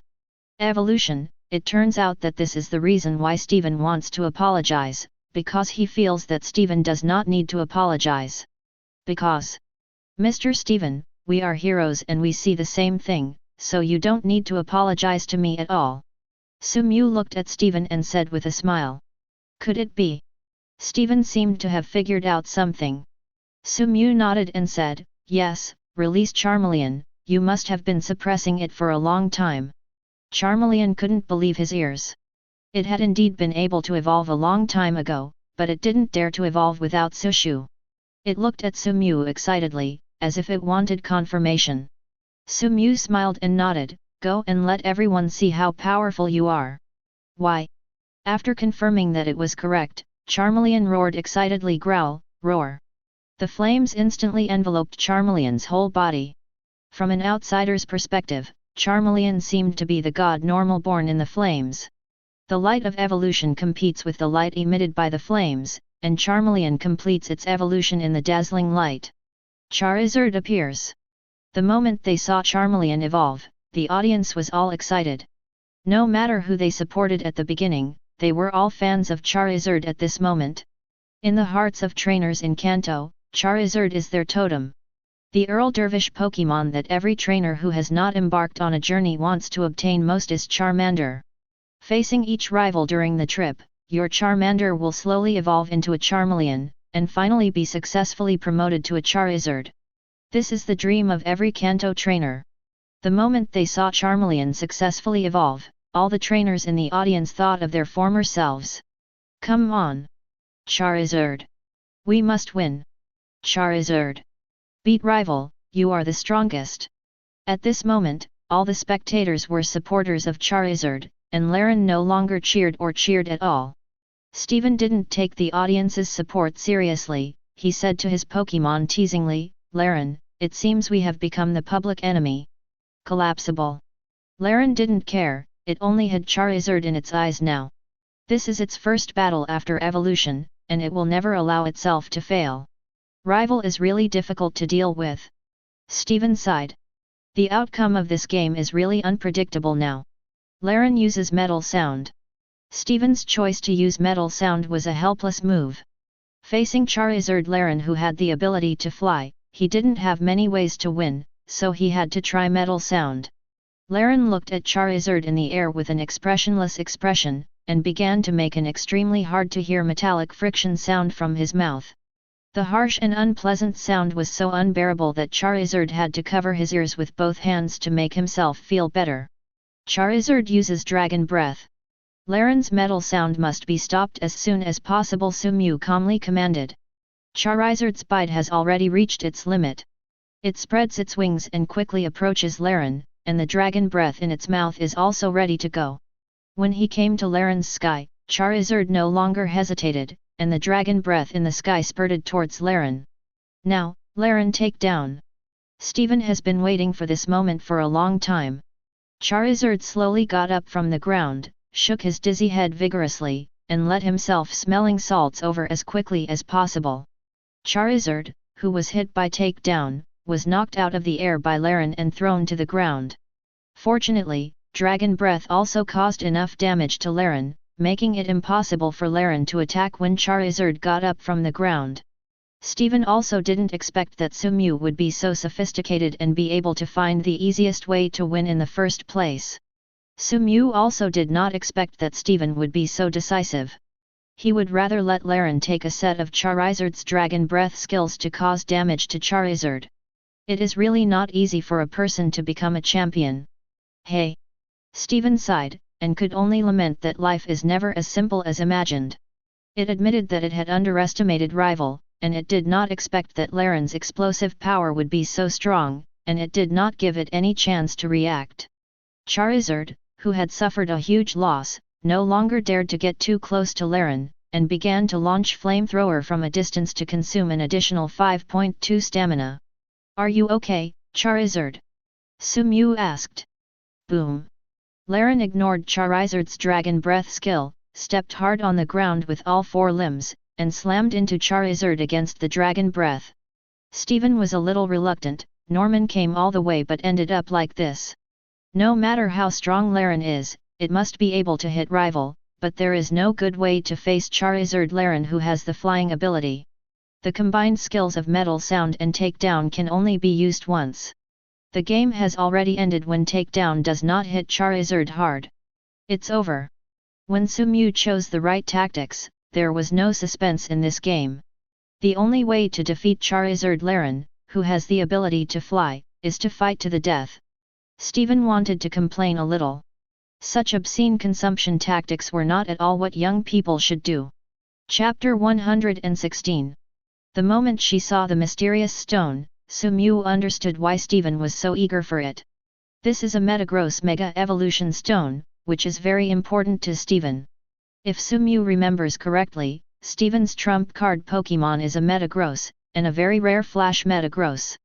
Steven next to the podium looked at Sumew, who accepted the prize, but hesitated to speak, as if he was thinking about something. Seeing Steven's appearance, Sumew couldn't help laughing. He threw the Metagrossite he obtained to Steven and said with a smile, "Steven, if you want it so much, I'll give you this evolution stone." Metagross evolution stone is useless to Sumew. He doesn't have a Metagross in his hand. It may take him until the year of the monkey to conquer a suitable Metagross. In this case, he might as well give the Mega Evolution Stone to Steven. The friendship of winning the championship is comparable to holding. It's much more cost-effective to eat a piece of chicken ribs. Steven was a little surprised. He didn't expect Sumew to give it to him without hesitation after knowing clearly that the Mega Evolution Stone in her hand was a huge treasure. This made Steven a little touched. Steven was a little embarrassed to accept such a valuable present for nothing. He asked, "Sumew, do you have anything in particular that you want? I feel a little sorry for accepting such a valuable present like this." Sumew smiled. What he was waiting for was Steven's words. Since Steven knows the existence of the Mega Evolution Stone, he must also know the Evolution Key Stone. Sumew currently has Gengar's Mega Evolution Stone in Sky's hand but does not have the Evolution Key Stone. Finding a way to obtain an Evolution Key Stone is the best option for him. Important. "Steven, do you have an Evolution Key Stone there?" Sumew asked, pretending to be salation. "Evolution Key Stone? I have more Evolution Key Stones here. I can give you one if you want." Steven took out an Evolution Key Stone made into a wrist from his backpack and handed it to Sumew. Compared with the precious Mega Evolution Stone, the Evolution Key Stone is not too expensive. As long as you have a certain status in Alliance, you can exchange points for the Evolution Key Stone. In fact, Sumew's current status in Alliance can be exchanged for points, but no one has told Sumew. After evolving the Key Stone, Sumew's face showed joy. With it, it won't be long before Sumew's Gengar can perform Mega Evolution. Steven was still a little embarrassed. He didn't like to take advantage of others. He thought for a while and said to Sumew, "Sumew, I will help you keep an eye on Charizard's Mega Evolution Stone. As soon as there is news about Charizard's Mega Evolution Stone, I'll let you know." Steven has decided that when he returns to Hoenn, he will help Sumew to acquire Charizard's Mega Evolution Stones. Unlike Metagross's Mega Evolution Stones, Charizard has quite a few Mega Evolution Stones. As long as he is careful, he can still obtain them with his status. That's really great. Sumew didn't expect such an unexpected surprise. He originally wanted news about the evolved Key Stone, but he didn't expect to get so much. Sure enough, good people are rewarded. "Can Steven let me see Mega Evolution?" Sumew looked at Steven and asked. Sumew is also a little curious. He has seen a lot of Mega Evolution in games and animations, but he has never seen it in this world, so how could he let it go when he finally got the opportunity today? "No problem." Steven agreed readily. Even if Sumew didn't make this request, he would probably test the newly obtained Mega Evolution Stone soon. In order not to attract too many people's attention, Steven took Sumew to a remote wilderness and chose to try Mega Evolution here. After all the hard work, he finally obtained Metagross's Mega Evolution Stone. Steven was also a little excited. He took several deep breaths to calm down before summoning its Metagross. "Come out, Metagross." After a flash of red light, a silver-white Orberg crab appeared in front of Sumew. Metagross is a huge mechanical life form composed of two metangs. Normal's Metagross has a blue-green background, a discus-shaped body, and thick legs shaped like beldum, extending from the four directions of the body. Its eyes are red, there is an X-shaped silver metal cross on its face, and there is a big mouth on its abdomen with dense fangs inside. According to the content of the Pokédex, Metagross is composed of 2 Metangs, but in fact it only requires 1 Metang to evolve. Phew, this is the first time I've seen Flash Metagross. The silver-white Flash Metagross should be the dream of every gamer. Sumew still remembers that when he was playing Pokémon, he dreamed of hatching the Tensong Flash Metagross. Steven came to Metagross and carefully put the Mega Evolution Stone made into a necklace on Metagross. Sumew could feel Steven's excitement at this time, because his hands were trembling. Mega Evolution, this new power is also a captivate for Steven. Sumew thought that Steven was not interested in anything other than stones. In fact, if he thought about it, he knew that if Steven was not interested in fighting, he would not be able to become the champion. The preparation work has been completed, and now it is time to test. Steven closed his eyes, seeming to feel the energy in his body. Suddenly, the bracelet on his wrist emitted a dazzling flash, and at the same time, the Mega Evolution Stone on Metagross's chest also began to shine. Coming soon. The dazzling light of evolution surrounds Metagross. If you look carefully, you can see that Metagross's appearance begins to change in the light of evolution. The white light dissipated, and a brand new Pokémon appeared in front of Steven. Steven looked a little excited. He stepped forward and stroked Mega Metagross with a smile on his face. Boom! Banjira in the Pokeball on Sumew's waist sensed the presence of Mega Metagross, and it appeared from the Pokeball on its own without Sumew's orders. Banjira looked at the Mega Metagross in front of him with a stern expression, feeling a powerful power from this Pokémon. Banjira! Sumew really brought him too many surprises. He never expected that Sushu would have a championship-level Bangira in his hands. This is the life of cheating. Doesn't it need to be explained? When he was less than 20 years old, Breeder produced a championship-level Pokémon, which even Steven admired. Chapter 117. Steven smiled. Just now he was thinking about testing the strength of Mega Metagross after Mega Evolution, but he didn't expect the ready-made rival to appear. Sumew, do you want to try fighting against my Mega Metagross? Steven said with some anticipation. Steven was still very concerned about losing to Sumew in the previous finals. How could Steven let it go if he had the opportunity to regain his place? Looking at Metagross in front of her, Sumew's eyelids began to jump wildly. Pokémon, Metagross, Mega Metagross. Attribute Steel plus Superpower. Strength, Champion High Level. Potential Champion. The high-level champion Metagross should be the limit that human power can reach. If you want to go further, it will not be achieved with hard work. Sumew is still very confident in her Banjira, but even though she is more confident, she doesn't think that her Banjira can compete with her elder brother's ugly cards. Want to refuse? Of course not. You have to fight if you can, but naturally you have to fight. There are not many opportunities to fight against championship-level Pokémon.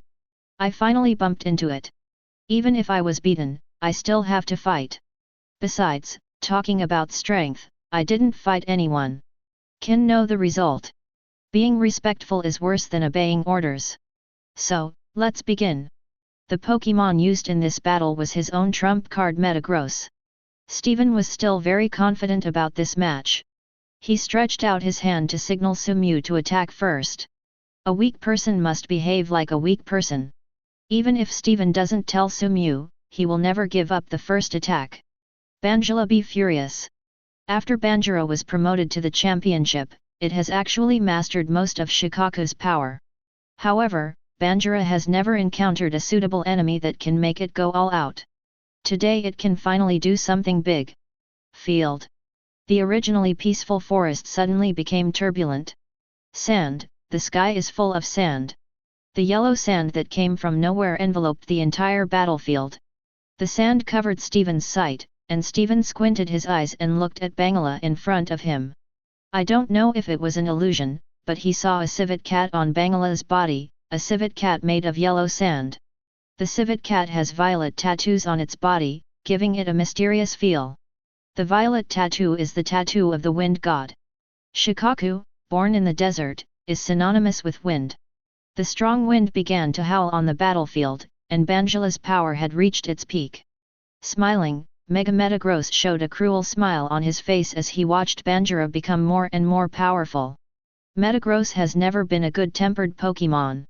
They kill, brutally, and covet battles. It feels like a strong person in Banjira, and defeating such a rival is what it has always covet. Kong Yin. Steven heard Metagross's excitement in its cry. Steven no longer hesitated and issued the command to attack. Mega Metagross uses Meteor Mash. Steven's voice was filled with excitement. He had forgotten the last time he was so excited. Was it when he was competing for the championship? It's been so long that he almost forgot. The most covet thing for a trainer is to fight against an evenly matched rival. This trip to Kanto was really perfect. The Mega Metagross floating in the air flew towards Banjira like a missile. Its claws turned into fists and were aimed at Banjira. The mysterious power from the universe gave Mega Metagross unparalleled power. The air made a hissing sound as it was being torn apart. Mega Metagross's Meteor Mash was simply too powerful. Sumew did not dare to show any slightness. Banjira is absolutely defensive. The surrounding sand moved under Banjira's command, and they gathered together to wrap Banjira inside, blocking rivals' attack. Looking at Banjira wrapped in sand, Steven smiled slightly and said, "Sumew, you have to know one thing. The best defense in the world is offense. Sand cannot stop Mega Metagross attack. Crush rival. Mega Electric Metal Monster." Mega Metagross's fist slammed into the sand shield. The seemingly unstoppable sand shield had no effect in front of Mega Metagross's Meteor Mash. It was directly broken by the Meteor Mash in an instant. Banjira in the sand shield was also directly knocked out by Mega Metagross. Thanks to the sand giving Banjira enough buffer, it was not seriously injured. If it was hit directly by Mega Metagross, this punch would be enough to severely injure Banjira. Sumew's face is not very good looking, and she can become the champion at such a young age. Steven is really unstoppable, and his Metagross strength is really disappointing. What's more important is to know that Steven is a trainer who specializes in steel, and his defense is not inferior to his offense. With the help of the sand, Banjira stood firm again with a serious expression. It did not expect the destructive power of Mega Metagross to be so amazing. The pain in its chest made it understand that it could no longer choose to defend and had to give it a try. It's time to go all out. Shuriken of Banjiraza. The best offense is defense. Steven is right. Now let Steven take a look at their offense. The sand condensed into a huge shuriken in Banjira's hand, representing the energy of the wind. It was frantically injected into the sand shuriken through Banjira's right hand. The originally calm shuriken was in the wind. Under the energy, it became violent. Flying skills. Steven couldn't understand the rival in front of him. He couldn't understand how Sumew and Banjira did it. They combined the sand of the rock system and the energy of the flying system, Zhao Qian's, to release it. This was really weird. Something that is hard to imagine. Flying type? No. Steven, it's the wind. Sumew responded loudly, launch, Banjira, Sand Shuriken. The thrown shuriken began to spin, and the energy spread out in all directions. Steven could feel the power of this skill. He did not dare to be careless in the slightest and issued the command seriously, Mega Metagross, use Protect. The Pokémon world also has the absolute defense of the Pokémon world, and that is the Protect skill, which Lu said is a protective shield that will never be broken. Unless the power far exceeds the limit of Protect, it is absolutely impossible to cause any harm to the Pokémon within the protective shield generated by Protect. But it is not easy to exceed the limit of Protect. At least Steven has not encountered a Pokémon that can defeat Metagross Protect. Chapter 118. He encountered it today.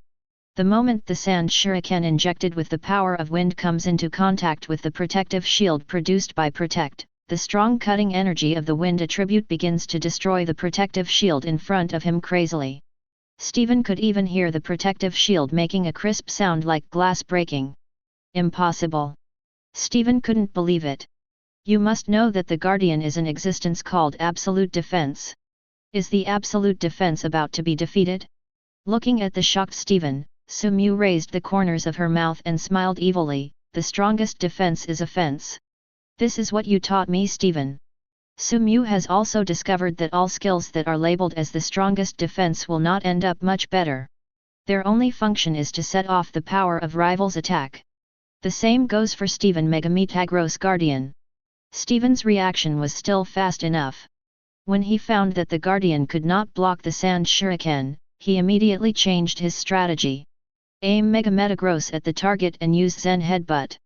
With no way to hide, Steven decided to use offense instead of defense. He calmly issued new instructions. Megametagros used the hardest part of his skull to slam into the Sand Shuriken, and an explosion occurred at a distance the moment the two came into contact. In an instant, a bright light pierced the sky, and the light was so bright that it was impossible to look directly at it. 137. In the center of the collision, the two violent energies twisted together and instantly turned into an unrivaled powerful force. The powerful shock wave swept away in all directions, swallowing up Banjira and Megametagros in an instant. Soaring in the sky suddenly appeared a huge red ball crushing the sky. It was as dazzling as the sun. The red ball blocked the sky and suddenly turned into crimson and then cyan. Then the energy began to flow from the red ball. It erupted, and a destructive power was released. As trainers, Sumu and Steven had already avoided the collision of the two energies. Looking at the two Pokémon shrouded in energy, their faces were filled with gloom. They didn't expect that the battle scene would be so big, it was a bit beyond their expectations. After the deafening roar, the Emperor of Heaven turned into a bright silvery white color, arcs of electricity flashed in the air, and the heaven and earth seemed to be cut apart. The powerful shock wave destroyed all the surrounding trees. The moment the trees came into contact with the energy, they turned into ashes and disappeared between heaven and earth. Steven and Sumu looked at each other and realized that they were in trouble. The fuchsia forest has been destroyed like this. If he is caught, it will really be the end. The two looked at each other and understood what the other meant. Come back, Banjira. Come back, Megametagros. The two people who took back the Pokémon ran away without even saying hello. Not long after Sumu and Steven left, the gym leader of Fuchsia Gym came to the scene of the incident with his daughter Janine. The battle between Banjira and Megametagros was so fierce that it was impossible not to attract others' attention. As the patron saint of Fuchsia City, Koga rushed here immediately after sensing something was wrong. Looking at the battle center in the distance, Janine opened her baby doll eyes and asked in disbelief, "What on earth happened here? Father?" The originally dense forest was completely destroyed in this battle, and there were a lot of cracks in the ground. This battle was really too shocking. Koga remained silent. Although he did not see both sides of the battle with his own eyes, looking at the remains of the battle, he roughly guessed rivals' strength. In a head-on battle, even he would not be able to match it. There was no one around, and the two sides should have left. While Koga breathed a sigh of relief, he also had a headache. The fact that both sides of the battle have left shows that they have no evil intentions towards Fuchsia City. The battle probably happened here unintentionally. However, looking at the wreckage left by both sides, Koga has a headache again. Their Fuchsia Gym seems to be busy. He wants to restoring this place completely is not an easy task.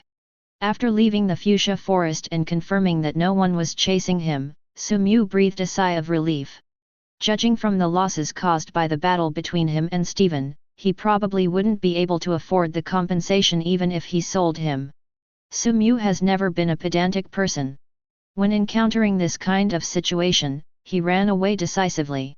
I have to say that it was very exciting to just run away after pretending to be cool. After this discussion with Steven, Sumu also clearly understood the strength of the champion. Steven's Megametagros should be the top combat power in the world. Except for a few powerful legendary Pokémon such as Mewtwo, Deoxys, Phoenix, Lugia, etc., which are the first-level gods in most people's minds, they can almost fight in this world. Walked sideways. Sumu was a little excited. From the battle between Banjira and Megametagros, it can be seen that even against Megametagros, Banjira, who exploded with Shukaku's power, was not without the strength to fight. This also means that he barely squeezed into the ranks of the strong ones. But now is not the time for him to be happy.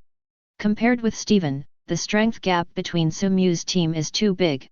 Sumyu believes that Steven will not only have a championship-level Pokémon like Banjira in his hand, so Sumyu, if you want to become a truly strong player, you must enhance the strength of other Pokémon in your team as soon as possible. They are not required to reach the level of Banjira, but at least they cannot be lower than Elite. Call. Sumyu took a deep breath. There is still a long way to go. Dark City is a small city located between the Wild Wilderness area and Cinnabar Island. The size of Dark City is not too large, so unlike Saffron City, the size of Dark City cannot accommodate 2 gyms at all. In order to defeat the competition rival and exclusively enjoy the resources of the Dark City, the 2 gyms in the Dark City, Kaz Gym and Yas Gym, fought countless times. In order to defeat each other and become the official gym, the 2 sides fought against each other regardless of the occasion. The fight made the residents of Dark City live in dire straits. The originally small city, coupled with the Kaz Gym and Yas Gym running wild, the Dark City suddenly became depressed. When Sumyu first stepped into the Dark City, she thought it was a run-down village. If it weren't for the 3 characters Dark City written on the sign at the entrance, Sumyu would have definitely thought she was in the wrong place. Chapter 119. Walking on the depressed streets and looking at the sparse pedestrians on the road, Sumyu could see that there was no hope for this city. Everyone in the city has dissatisfaction and despair in their eyes, just like the Walking Dead normal. No hope for the future can be seen in their eyes. Sumyu knew that the Kanto Alliance was a bit stretched, but he did not expect that the Kanto Alliance would be stretched to this extent. The Dark City was destroyed to this extent, and the upper management of the Kanto Alliance knew nothing about it. This is really incredible. The only possibility is that the senior officials of the Dark City are helping to cover up the 2 gyms. Otherwise, it is difficult to understand that the Dark City will become what it is today. Looking at the city in front of her, Sumyu didn't know where to start. Forget it, let's think about this kind of thing later. People will feel dizzy when they are hungry. Only when they are full can they have the energy to solve problems. The top priority was to find a place to eat quickly. No matter how far you have to go to find a restaurant in a city, Sumyu wandered on the street for a long time before she found a fast food restaurant that could provide simple food. Sumyu, who was so hungry, couldn't care less. He walked into the simple shop. The business of the small shop didn't look very good. It was already dinner time, but there wasn't a single customer in the hall. The decor in the store is also quite simple. Apart from a few small tables and chairs, there are no other decor items. The only thing that makes Sumyu satisfied is that although it has various shortcomings, the store is extremely clean. The store owner should I cherish my little shop very much and clean it carefully every day. The shop owner is an old woman over 50 years old, with grey hair, wearing reading glasses, and kind eyes. At first glance, she looks like a kind-hearted old man. Is there anything to eat in Grandma's shop? Sumyu came to the old man and asked. The old man who was counting the accounts at the bar raised his head and looked at Sumyu. She was a little surprised, as if she didn't expect any customers to come into the store. The store can only cook some simple meals now. No problem, can you make me something to eat? I'm going to starve to death. The old man thought for a while and finally agreed. She put down the accounts in her hands, walked into the kitchen, and started preparing meals for Sumyu. Seeing the shop owner enter the kitchen, Sumyu was relieved. He originally thought that the other party would not sell him food. Because of the behavior of Kaz Gym and Yas Gym, the residents of this city hated Trainer, so Sumyu he walked into the restaurant with the mentality of giving it a try, and he was already prepared to be rejected, but he seemed to be lucky. The shop owner didn't have much dislike for Trainer. The tangy aroma came from the kitchen, and Sumyu couldn't wait to taste the store's craftsmanship. The meals were served to Sumyu's kitchen one by one. Just as the grandma said, they were just simple home-cooked stir-fries. However, Sumyu was already very satisfied and expressed her gratitude to the grandma. Ready to go. As soon as I picked up the chopsticks and before taking a bite of the food, a disgusting male voice came from outside the store. Old woman, I've told you several times that you are not allowed to open a store without paying the protection fee. Are you suffering from Alzheimer's disease? The person who spoke was wearing ripped clothes and holding an iron pipe in his hand. He is dressed like a gangster in a gang organization. Sumyu wants to curse, so why don't we let him have a good meal? Can't we wait until he finishes eating before causing trouble?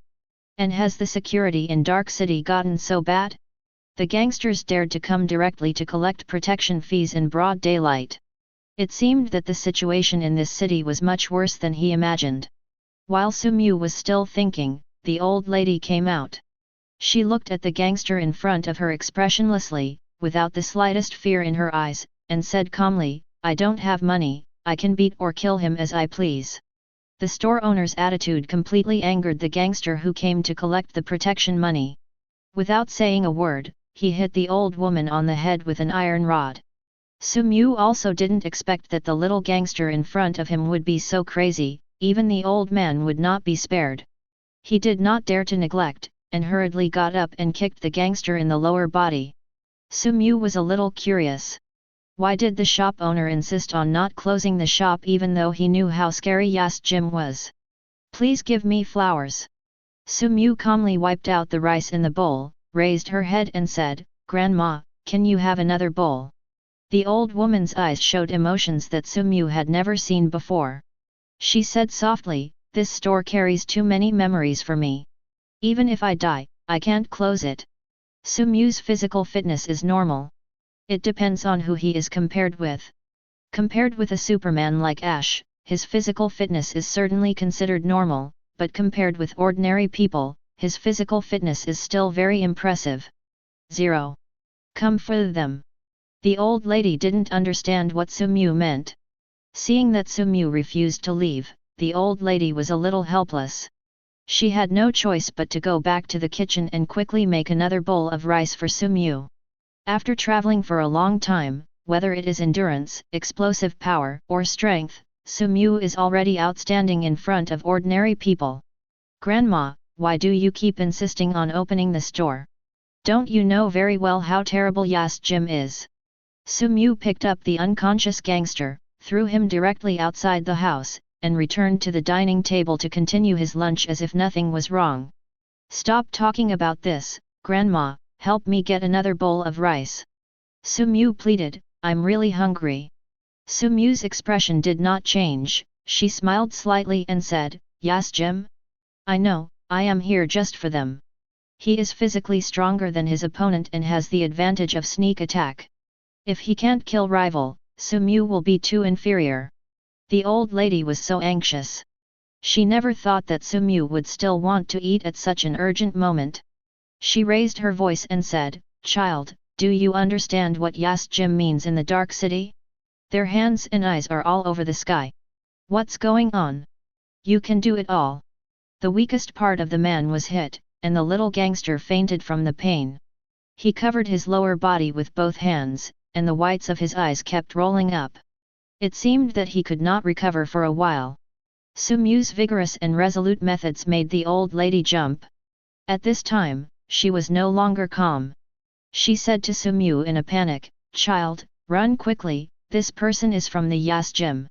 It won't be long. They will bring someone to revenge you." After giving the meal to Sumyu, she said worriedly, "My child, listen to Grandma's advice and leave as soon as you finish eating." Chapter 120. Remember.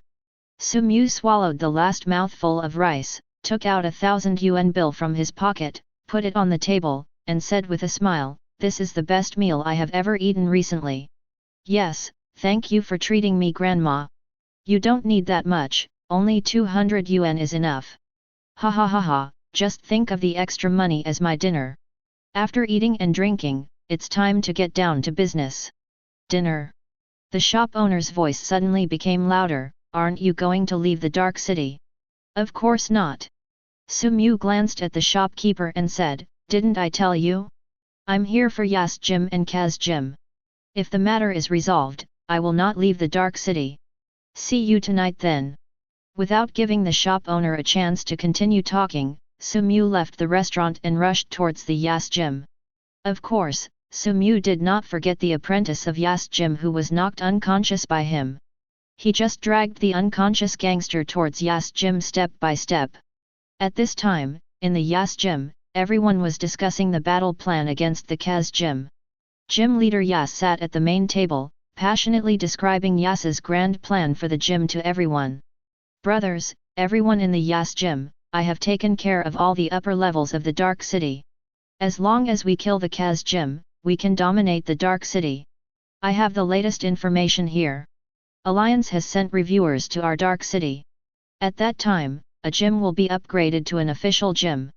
Everyone should know what I want to say. We don't have much time left. Kill Kaz Gym and advance to the official gym. When the time comes, we will be popular and popular. We will never forget everyone's contribution. It has to be said that Yas is indeed a good speaker. Under Yas's passionate speech, the apprentices in the audience felt like they were all excited and wanted to go to the Kaz Gym to show off right away. Yas also felt that the time was almost up, and he shouted loudly, "Today is the day to make great achievements. Brothers, bring the guys and come with me. Kill all the trash in Kaz's gym today." After saying that, he put on his weapon and headed out of the house. The ignited apprentices screamed and followed behind Yas. Today, the entire Kaz Gym must be dyed red with blood. A group of people left the gym excitedly and prepared to go to Kaz Gym. However, his luck was a bit unlucky and he happened to meet Sumu coming towards him. Sumu put it in her pocket and dragged the knocked-out gangster with her right hand. Because of being dragged all the way, the gangster's face was covered in blood and he looked extremely ferocious. An apprentice at the Kaz Gym recognized the gangster Sumu was dragging, and he shouted in surprise, "Ahai! Ahai, you don't have one, do you?" Hearing the apprentice's cry and seeing the familiar face of the gangster, Yas still didn't understand what was going on. He was angry, and Rage's hands were trembling. He didn't expect that there would be people in the Dark City who dared to hurt them. People from Yas Gym simply didn't take him seriously. Yas simply didn't take him seriously. If he can't teach the daring person in front of him a lesson today, how will he be able to convince the public in the future?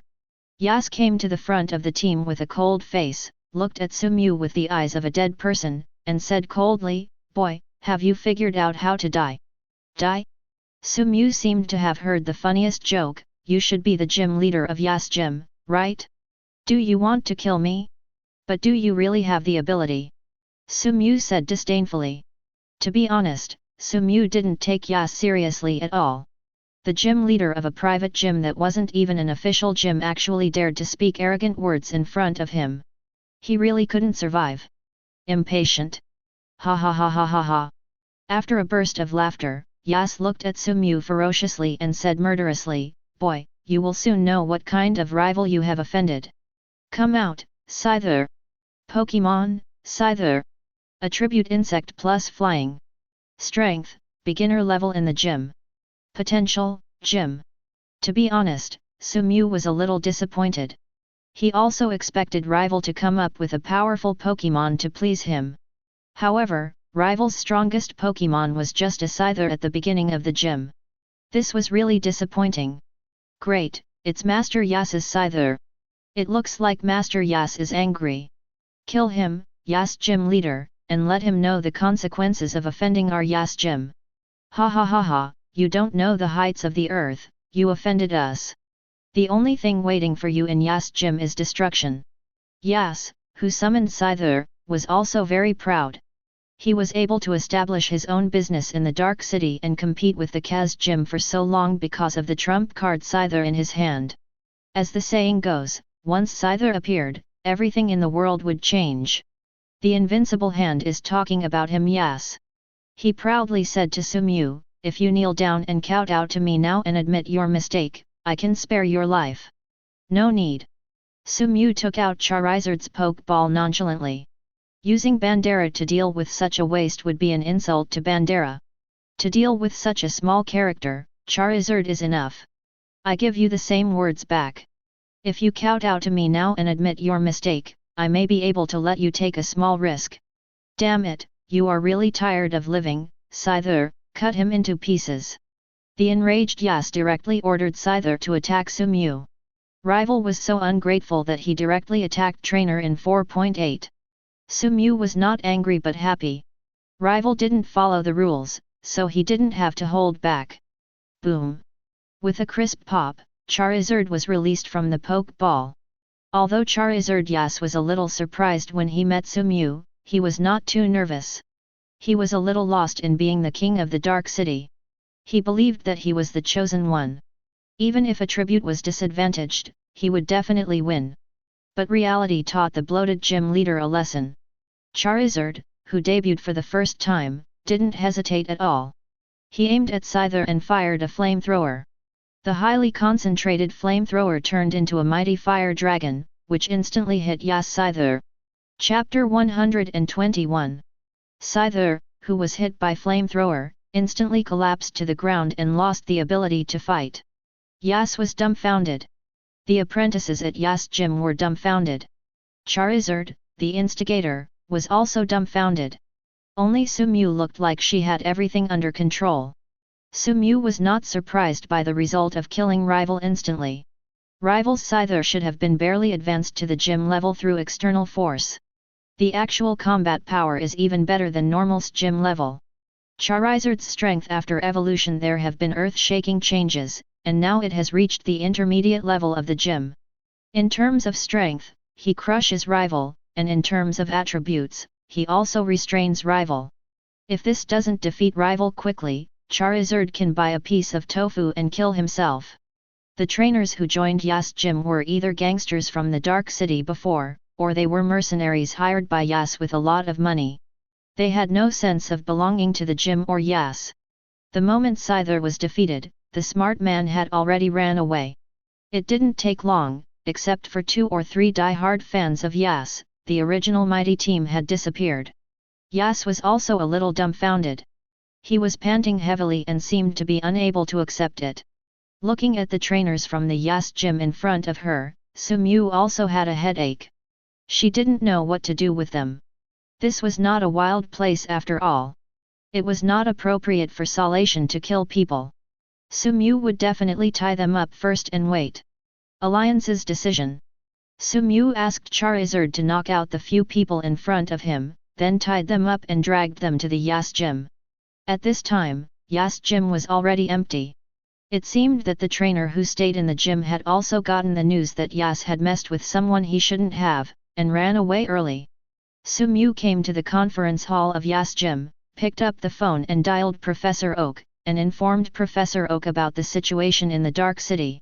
Professor Oak was silent. He did not expect that Alliance government officials in Dark City would be so bold. He seemed a little tired.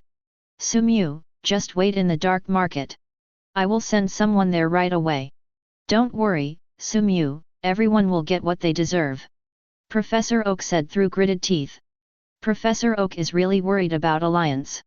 He's obviously just a professor, but he still cares about Alliance's shitty things. Oh, it's true. Sumew was also in a good mood after receiving Professor Oak's guarantee. To be honest, in the anime, Nurse Joy's punishment to Kaz Gym and Yas Gym was too easy for them.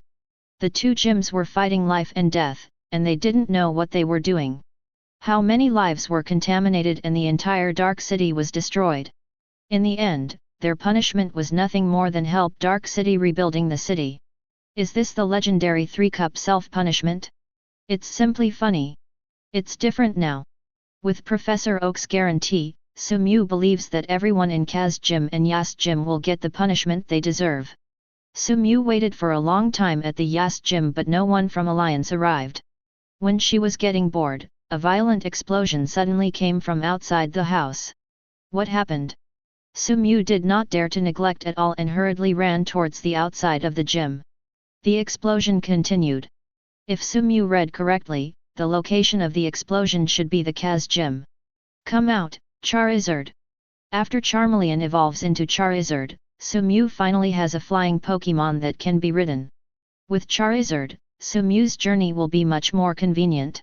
Sumew, who was riding Charizard and rushed to the Kaz Gym, was full of doubts in her heart as to who was attacking the Kaz Gym. Sumew's Charizard did not evolve like Ash. It developed quite healthily and was much larger than the normal Charizard, so it was quite easy for it to carry Sumew. After Sumew adjusted, Charizard spread his wings and rushed towards the center of the explosion. Charizard's flying speed was very fast, and he arrived at the location of the explosion in the blink of an eye. After arriving at the sky of Kaz Gym, Sumew finally saw clearly what happened in Kaz Gym. I saw a trainer riding a Dragonite standing in the sky of Kaz Gym, looking down with a cold expression. Charizard and Aerodactyl below are chasing the apprentices in Kaz's gym. Although the scene is extremely bloody, Charizard and Aerodactyl are still very measured and do not harm the lives of the apprentices in Kaz's gym. Dragonite, Charizard, Aerodactyl, and trainer's flaming red hair, it would be difficult for Sumew not to recognize each other.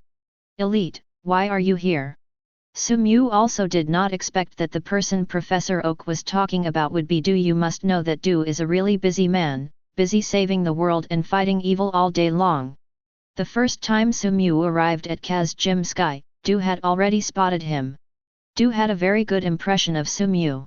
Whether it was assisting Sabrina in destroying Team Rocket's Saffron City branch in Saffron City, or personally capturing Team Rocket's senior executive Petrol in Rainbow City, these were all things done by a trainer with a righteous heart. Du 367 patted the Dragonite beneath him and signaled it to approach Sumew. Sumew, you did a good job. Thanks to you this time, Alliance discovered the darkness of Dark City. Du's face was not very good looking, and he did not expect that an official of Dark City, a city under Alliance's jurisdiction, could be so corrupt.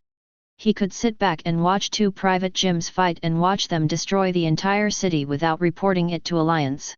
Which makes crossing the abnormal rage with full sense of justice. This is why he left the work at hand and came to Dark City in person.